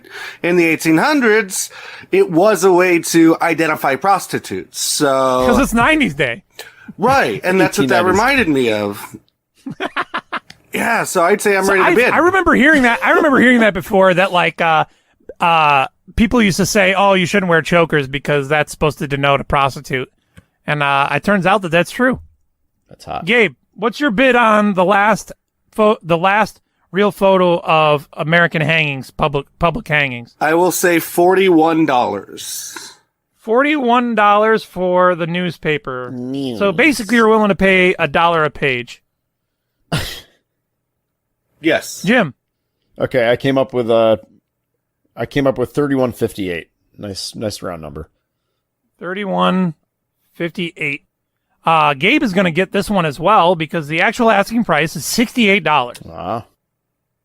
This is the most expensive item so far, right? So far, yes. Crazy. All right. Ooh. I bet you Jim's going to nail this because he knows way too much about Disney. Okay, all right off the bat, I see that this is not the original image. Oh, no. Listen to this nerd. Mega faggot. Okay, we got to hurry this up. This is the original Little Mermaid poster. When Walt Disney Home Video released The Little Mermaid on video cassette in 1989, these full-color 24 by 26-inch posters were used in the promotion at video stores everywhere, like Blockbuster. However, after outrage by fans and customers accusing the designers of using phallic symbols in the background, right, it was quickly pulled from distribution and replaced with something less offensive. So, with how much is the original Disney poster that has penis castles in the background? Jim, give me your bid. Well, that's what I was saying. I don't see that in this one, but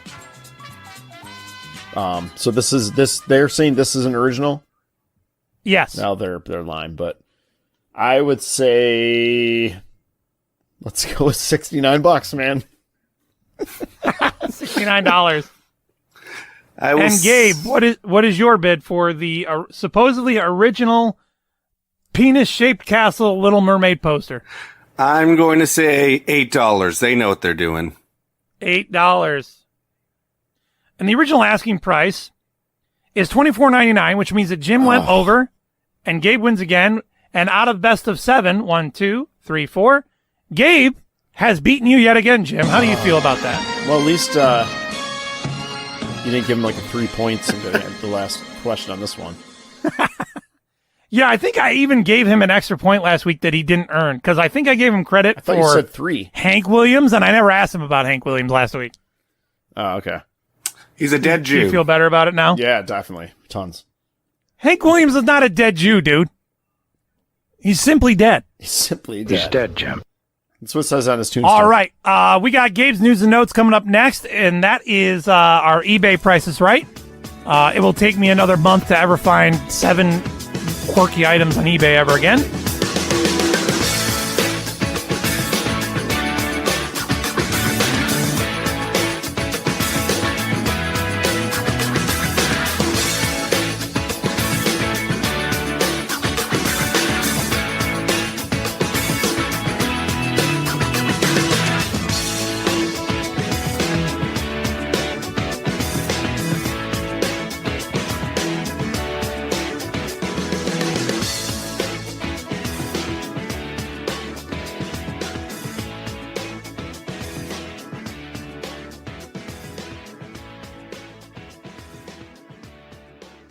If I were the devil. If I were the devil. If I were the prince of darkness, I'd want to engulf the whole world in darkness, and I'd have 1/3 of its real estate and 4/5 of its population, but I wouldn't be happy until I had seized the ripest apple on the tree. So I'd set about, however necessary, to take over the United States. I'd subvert the churches first. I'd begin with a campaign of whispers. With the wisdom of a serpent, I would whisper to you as I whispered to Eve, do as you please. To the young, I would whisper that the Bible is a myth. I would convince them that man created God instead of the other way around. I would confide that what's bad is good and what's good is square. And the old I would teach to pray after me, Our Father, which art in Washington.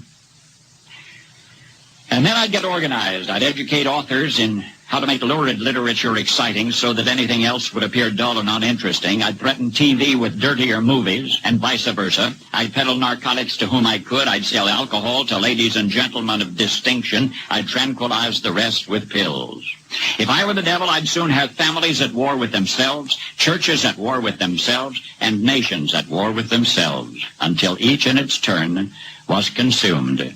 And with promises of higher ratings, I'd have mesmerizing media fanning the flames. If I were the devil, I would encourage schools to refine young intellects, but neglect to discipline emotions. Just let those run wild. Until before you knew it, you'd have to have drug-sniffing dogs and metal detectors at every schoolhouse door. Within a decade, I'd have prisons overflowing.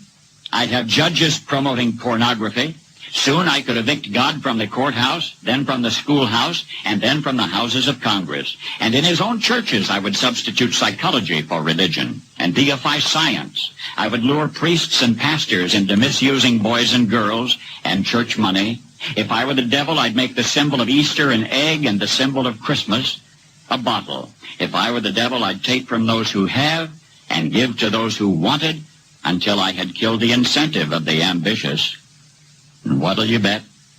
I couldn't get whole states to promote gambling as the way to get rich. I would caution against extremes in hard work, in patriotism, in moral conduct. I would convince the young that marriage is old-fashioned, that swinging is more fun, that what you see on TV is the way to be. And thus I could undress you in public, and I could lure you into bed with diseases for which there is no cure. In other words, if I were the devil, I'd just keep right on doing what he's doing.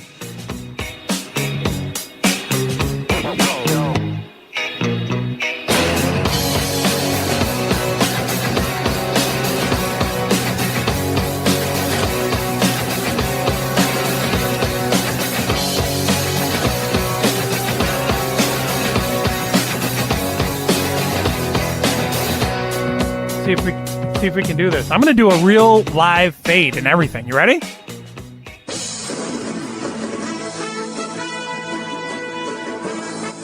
All right, ladies and gentlemen, who are today's news and notes?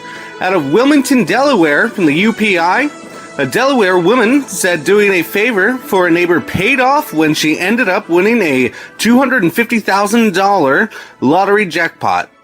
The 52-year-old Wilmington woman told Delaware lottery officials that she went to the Windsor Market as a favor for a neighbor.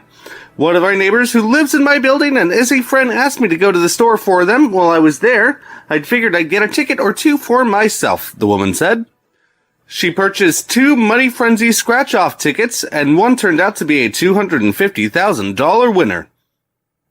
It was a total shock. Wow, you hit the post with that there, Gabe. Yep, it was a total shock because I wasn't supposed to go to the store that day, the winner said. The woman said she plans to put her money toward moving to a new home and buying a disability-accessible van. Brad, I'm from San Diego. We don't have much hockey there. Was that a hockey reference? Hitting the post? What was a hockey reference? Hitting the post? I don't know. I think it just means hitting the goalpost. One thing that I thought was interesting was that number one, she didn't plan on going to the grocery store anyways. This was a trip that she was taking because somebody else needed something. That's cool, but she's kind of N-word rich here. Did you catch, Jim, what she said she was going to buy with that $100,000? Yes, I did. That doesn't add up, does it? What do you mean? Gabe, what were the things that she was going to buy with her earnings? She was planning to put her money toward moving to a new home and buying a disability-accessible van. Okay, so how much money did she win? $250,000. All right, and then so you immediately take off half of it for taxes, right? Right. So that's $175. Then you're going to buy a new house, and that house is going to be less than $175,000. It's going to be less than 175, half of 250. Trailers are cheap. She's buying 2 things, right? Right. So she's got 250. She loses half of it to taxes. taxes. Yeah. Now I'm sorry. So now she's down to 175. Yep. She wants to buy a new house, which A means paying off her current house, and B, either selling it or whatever, and B, purchasing a new house. Mm-hmm. Yeah. Well, it could be a cheap house. A trailer. How old is she? Where does she live? 52 years old in Wilmington, Delaware. Okay. Dude, I used to do recruiting in Wilmington, Delaware. That is not cheap real estate. No, anything on the East Coast is not cheap real estate. So there are a couple people in my family that are waiting on some money to come in, some fresh money, right? And what's really funny is listening to them talk about what they're going to do with the money. I know of somebody who's going to be receiving about $350,000. And she has already decided that she's going to buy a house in Florida, buy a camper, and move. So when you add that up, you move, you pay your taxes, and then you buy some highfalutin camper, you're $50,000, $70,000 in the hole with your $350,000 settlement. What is the impulse in human beings to spend money before they even have it? Well, it's good intentions, but it won't be long until they get hit with reality. I feel bad. This lady's broke and she hasn't even cashed in her lottery ticket. From the Associated Press, a welcome mat in the front door of a Florida man's home read, "Come back with a warrant." And that's just what deputies did before finding drugs and drug paraphernalia inside. Of all the dramatic things After seeing the doormat, authorities say that the Flagler County Sheriff's Office got the warrant. Deputies found fentanyl and drug paraphernalia inside during a search late last week. This poison peddler had a doormat that said, "Come back with a warrant." So we did, Flagler County Sheriff Rick Stiley said. Investigators say there were 4 people inside, but no arrests were made immediately. The Florida Department of Children and Families were contacted regarding a child at the home. I always love the phrase drug paraphernalia. It makes me think like a hat or a t-shirt.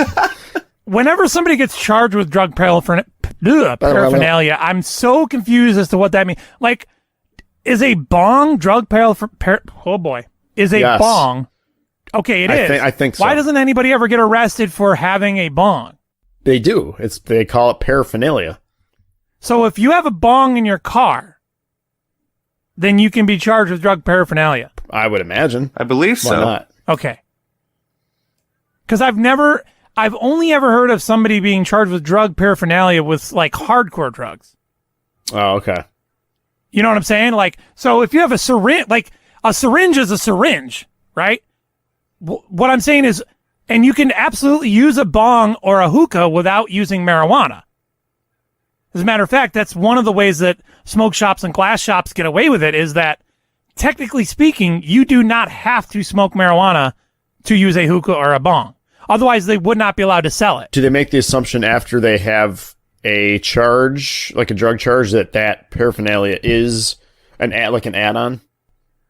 And that's why I've always been confused about that particular charge. Like, how do you go backwards and then reassess the situation? That seems odd. Right. I love the fact. So what is your opinion on the strategy here?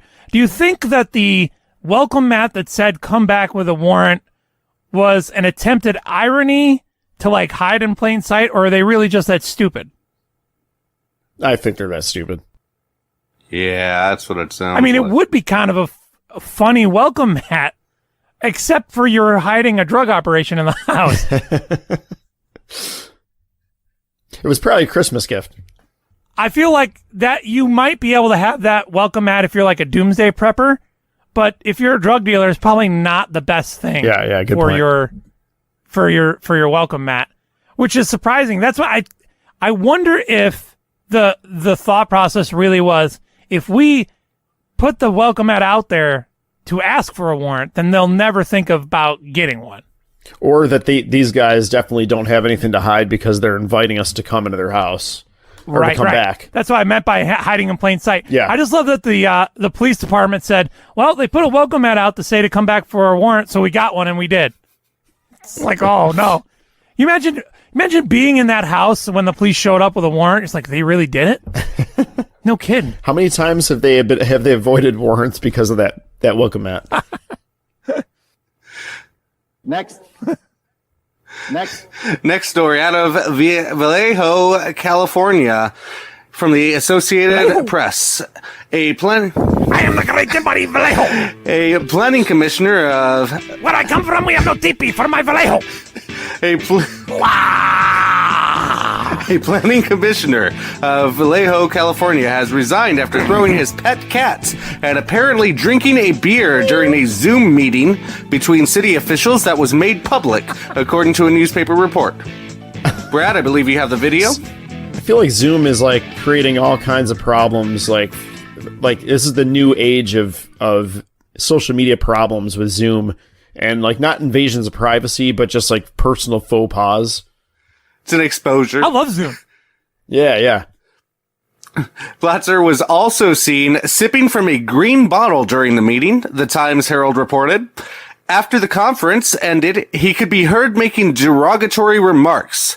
I'm going to call bull on you little bitches, according to the original commission meeting video released by Northern California So City. he left the mic on. Okay, so you know how when you end a Zoom meeting, as long as somebody's in the Zoom meeting, there could still be audio being sent one way or another, and unless you're absolutely sure that you're on mute, you just shouldn't say anything you shouldn't say. This guy thinks that he's done, or has left, like physically left the meeting, but didn't turn his computer off, and just called them all bitches while he was waiting for everybody to log out. In an email to that, So I want to see this video. I'm bringing it up right now, dude. This reminds me of something else. News sites are the devil. As much as people complain about the quote unquote mainstream media on television, the media or news media on the internet is the most disgusting place on the planet, because they will hit you with so many pop-up ads. Like, they'll hit you with an ad in the video while a pop-up ad jumps in front of the video that has the ad on. Scrolling down and you get more. Oh, it's like a wasteland, dude. It is. I'm done, Al. All right, so here's the video of this guy. Now watch. As soon as I click play, it's going to start playing something crazy. I'm guessing that the cat throwing the cat thing is going to be like a non-issue, like tossing him off her seat. So you're thinking that when he throws the cat, it'll be it'll be overblown. Yeah. So here's the ad. Are you saying that you support throwing cats? Absolutely. I'm not gonna lie. There have been points in my life where I found myself throwing a cat. I threw my cat, or my mom's cat, the other day because she kept jumping on my desk. Right. And so I threw over onto my bed. A pet cat. Look at this page. Be a complete dick. All I want to do look is at the title bar. Look at the address, the URL address. Look at this. Oh, I hate that. Yeah, it is. Okay. I'm bailing. Hold on. I'm going to get this video. But, Gabe, now would be a good time for us to learn more about the 90s on 90s Day. You can't anger bail right now on the site because it's already logged your visit. I know. It's so bad. You know what? Actually, that is a good point you made, Brad. This actually reminds me that... I love how Gabe tries to find segues in these. 80... It's great at it, though. 80 members of the crew for the movie Titanic actually got sick on the same day. Some were even hospitalized due to hallucinations. Totally related to this cat. It turned out that someone had spiked the lobster chowder with PCP. Where is this on the set? Goodness gracious! On set, okay. Somebody on set spiked the lobster chowder with PCP. I wonder if Kate Winslet got sick. Here we go. She just may have. First brought you yesterday. Can you guys hear the video okay? Zoom meeting gone wrong. Reporter Ryan Hill shows us a Vallejo Planning Commissioner is now stepping Public down. Zoom meeting. Gone Brian wrong. Hackney. I'm Brian Hackney. I'd like to introduce my cat. All right, here's the guy. Here's the cat. The city Boom. says it doesn't condone Commissioner Chris. I like how the cat makes eye contact with the camera and mugs, and then he gets tossed. And the beer. Platzer was seen and heard. Oh, the guy is like not what I expected he'd look like. We'll just say that. Cursing and using derogatory phrases. Since the call, the city says the mayor. Oh, he introduced it first. On this coming Tuesday city council Yeah, he actually just tossed the cat like you would toss a cat out of the way. He didn't really like throw the cat anywhere. So you were right. It's not he wasn't violent towards the cat. So what the real issue was? Oh, here comes the cat again. There he goes. So if you watch this video through and even the stuff that they take what you would say out of context, it's very apparent that this guy was drunk during the meeting, and I think that was actually more of the problem than the actual cat tossing. So the headline reads, "Guy tosses cat during official meeting," but the bigger issue was that he was literally drinking beers and being somewhat belligerent, and then obviously once he felt like the meeting was complete, he called everyone a bunch of bitches. And then he resigned. So the point that I was going to make is, Vallejo. Jim, when you were talking about this uptick in issues with problems with Zoom meetings, I know that in Fairport, New York, there was that issue with the teacher who got in trouble for accidentally displaying pornography in her Zoom meeting. And it's like, it's older people don't understand this medium whatsoever, and they don't understand that anything they do can turn into a problem when they're doing a remote meeting. So I think it's somewhat selective towards it skews a little bit older, and this guy's in his late 50s or early 60s.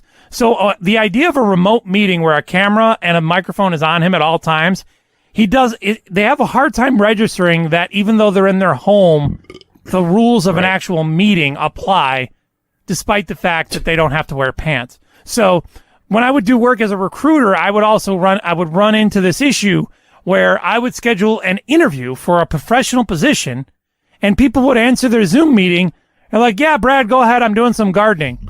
And you're like, no, dude, like, I know that you're 56 and you don't get it, but I need you to do an interview.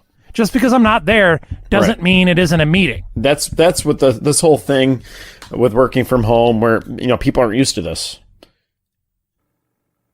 Next. Right. And then older people have a larger learning curve. Next. Because it was a completely foreign concept to them. It's almost ironic if you would say, speaking of, Alanis Morissette's hit song, Ironic, got irony completely wrong.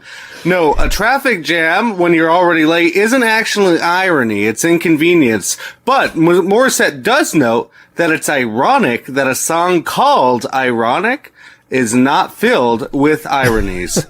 Touché. Next, out of Baltimore, Maryland. I remember Jim telling me that song wasn't ironic. He'd be like, it's not even ironic, dude. It's a lot of inconvenience. Next, out of Baltimore, Maryland, from WMAR, no nudes would be good news for the officers of the Taneytown Police Department in Maryland. It seems that someone is making life hard for the officers based on a cryptic Facebook post on the department posted on Monday. Please remember to put pants on before leaving the house to check your mailbox. You know who you are. This is your final warning. Some people who saw the post felt singled out. Jim, when was the last time you found yourself in public without pants on? Do you want the official answer or off the record answer? I would like the honest answer. No, that doesn't count. I was wearing shorts, therefore I wasn't wearing pants. I mean, when something happened and you found yourself in public without pants on. No. Really? Like in boxers? Right? Like in boxers? Sure. Yeah, even boxers. I mean, I might have ran out to check the mail really quick in boxers, but that's it. Of all the dramatic things I've ever seen.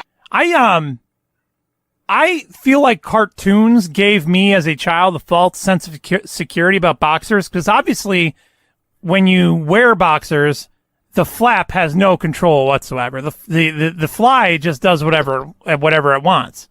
But in cartoons, for obvious reasons, the fly is always shut. So, I remember growing up thinking that as long as you're wearing boxers, it's fine. But that's absolutely not true, because there is just no way to contain life when you're wearing a pair of boxers out in public. So how often do you do this? Like, how do you... I don't wear boxers, so I just don't. I've been pantsed in public a few times. Really? To the dismay and discouragement of many around me. But causes me to wonder who you hang out with. He's a fag. Well, you know what? I lied. Whenever I'm around Gabe, I just don't wear pants at all. So it's easier that way. So also, Napster was on millions of computers around the globe. The music sharing program launched in 1999. Within 2 years, it had 26.4 million users. Brad, that is the news for tonight. Awesome. Jim, what was the coolest thing you ever downloaded on Napster? I never had Napster. I had that poor man's Napster. LimeWire? Kazaa. Can't do it. All right, what was the coolest thing you ever got on a peer-to-peer sharing site? You got me on a spot, man. I don't know. Beethoven. I'm just kidding. I don't know. I think that the coolest thing I ever got was an unregistered copy of Microsoft Office 2003. Which was made for Mac. Back in 1989, yes. It really didn't go well with Microsoft XP? Was it XP or Vista in 2003? XP. I guess we'll have to save that for 2000s Day. Thank you for 90s Day, Gabe. You have a good week. Jim, I'll catch you, and we'll see you later, scumbags.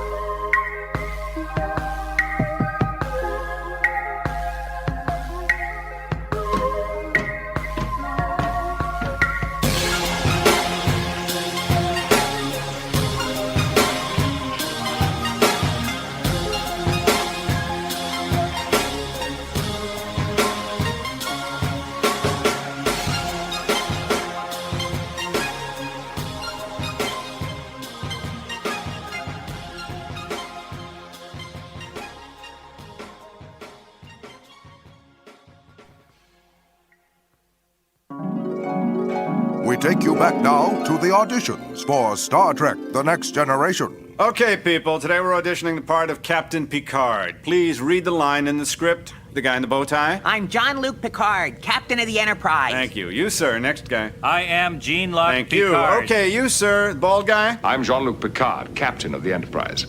Bald guy? Yes? Do you get airsick at warp speed? Star Trek The Next Generation. One hip starship. Weeknights at 7 on Channel 6.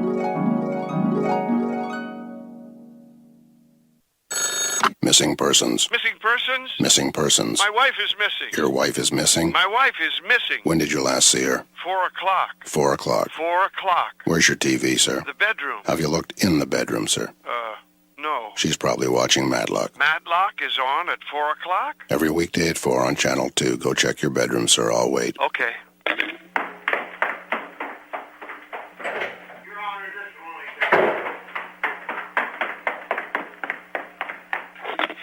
Hello? I'm here. She's watching Matlock. I thought so. I didn't know Matlock was on at 4 o'clock. Every weekday at 4 on Channel 2. She really likes Andy Griffith. Of course she does. She must be so engrossed by Matlock she forgot to tell me where she was. Tell her I understand. Okay, I'll be right back. No, I didn't mean no. Sir? Matlock, every weekday at 4 on Channel 2. Hey, my favorite episode. Because there's nothing like a good mystery. I'm hanging up now, sir. Hello? It's the heartbreaking show of human struggle, love, redemption, and hot morons doing drugs in bikinis. Tragedy equals comedy if you give it enough time. Rehab Island.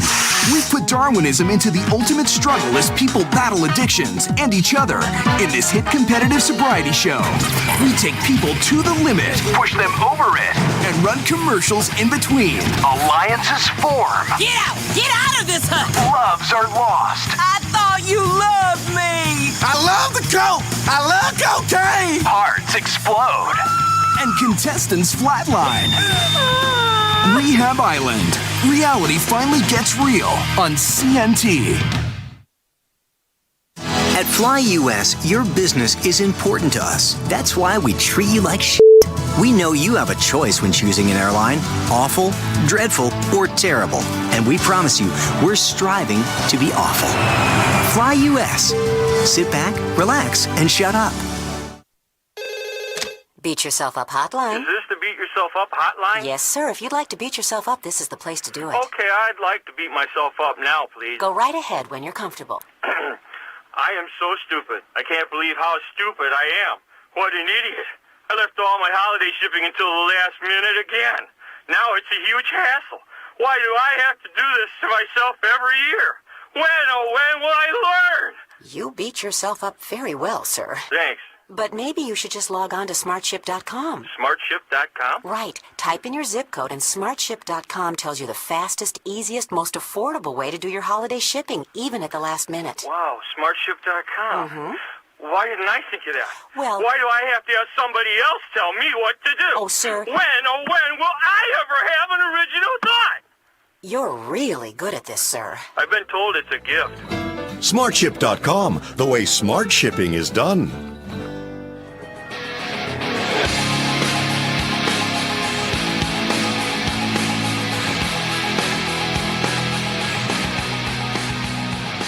The Free Beer and Hot Wings Show. Free Beer and Hot Wings. Joe, Steve, Justin. Hey. Yeah. I got a text from my wife. Can I share this real quick? Would love to hear it. Yeah. Is it a picture? No. Well, yeah, actually it is. Oh. Is it part of her prep work for her exploratory surgery? Oh, I hope not. I hope not either. I don't. I'm drinking coffee. I don't want to see that. The- oh boy, yeah, that's dark liquid.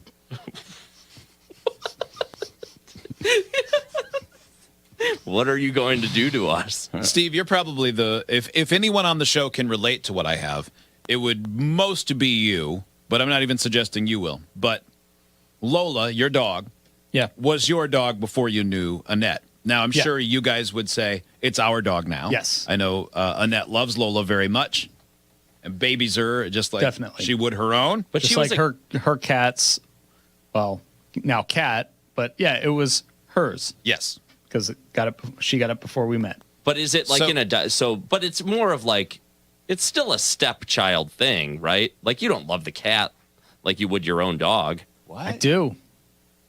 I've come around. Oh. Yeah, it's normally how it works. Can't even imagine that. No, it's not.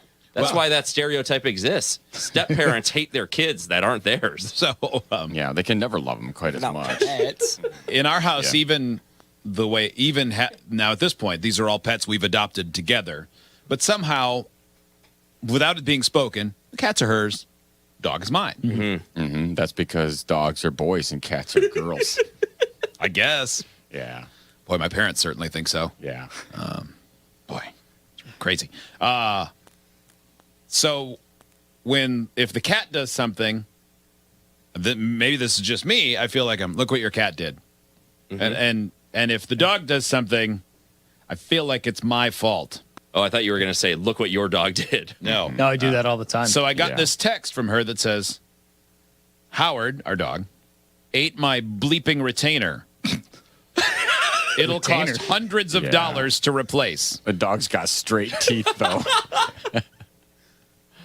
He didn't really eat it. He just chewed it into many pieces. So that it won't retain. A retainer's like that. But I wanted to write back, like, where was it? Why was my last experience with a retainer was when I was in middle school. That is what you want to say. Like, why did you have it where the dog could get to it? I'm assuming they're still hard plastic with like the wire that wraps all around and everything. Yeah. They haven't updated them all at all in there is 20-some years. No she better wears design it while she's asleep. Super hot. Did you? Oh, yeah. It's like headgear. Yeah. Yeah, when you're talking to somebody, they're like, here you go. Can you give me a glass of water? Oh, dude, my first day with a retainer is one of those memories that I will never forget. When I'm 95 years old with Alzheimer's, I'll still remember the horror when I had to speak in my elementary school class in spelling class, and I had to spell the word bluebird, and it came out B-L-U-E. Oh boy, that is bad. Still traumatized. Because your tongue, when you got your retainer in the top part of your mouth, your tongue can't hit the roof of your mouth, and you don't realize how much your tongue hits the roof of your mouth until it can't do it. Yeah, and you have to spell bluebird. And there's so much spit there. So much spit. It's terrible. You talking about that reminded me, did you watch and I knew it wasn't going to be for on air necessarily, but did you watch the dog stealing the GoPro? Yeah. I thought someone may have sent this earlier, but I couldn't remember. But there was another dog that stole a GoPro last week, a German Shepherd. Yeah. But it's so much more fun than I thought it would be. I didn't think I would watch it for the amount of time that I did. I loved watching his eyes. Yeah, to see where he looks where he's going. Yeah. It's so perfect. And to see it's just trucking too, this dog. And to see the person try and get it. It actually looks fake to me. I know. The way you don't see most of his body the entire time. You see the other dogs chasing. It looks like green screen. And then you'll see a dog butt stop for a second, and then he takes off. Yeah, he waits for the other dogs to catch up. It really is brilliant. The fisheye. Oh, he got a hold of his ear. Yes. And, is there sound? Watching the guy's hands, where his red sweatshirt stands out, and he's got his hands up like, like it looks like a Wallace and Gromit. It really does. Ridiculous. Watching him lose that guy is the best. He's just cooking. We should do that with our dogs. He's gone around the yard about 1,000 times, no doubt. Does this every day. Do you have 3 dogs? Yeah. 4 dogs? That's the perfect amount. 4 maybe. Yeah. 4 is the perfect number. I suggested that yesterday and got voted down. When it's dogs, I think the more the better. Cats, that's when you get into weird territory. It really came a long way, Joe. I don't know if you would have said that 2 years ago when I first moved here. Probably not. Yeah, you weren't very pro dog. Mm-hmm. I wasn't. I wasn't necessarily pro dog, but I like dogs just fine. You weren't anti dog. No, you just petted them like you just they were didn't want to own lava. one. I still do. I still do that. You pet them with Ugg gloves on. I do that with any dog. I just don't like hair. I love dogs, but I hate hair. Yeah, That's I'm with always you. Been my problem. And all my favorite dogs have long hair. Yeah, it's a real conundrum for me. For all, I just deal with it. Who cares? Give me the snuggles, man. I'll deal with the hair. I do.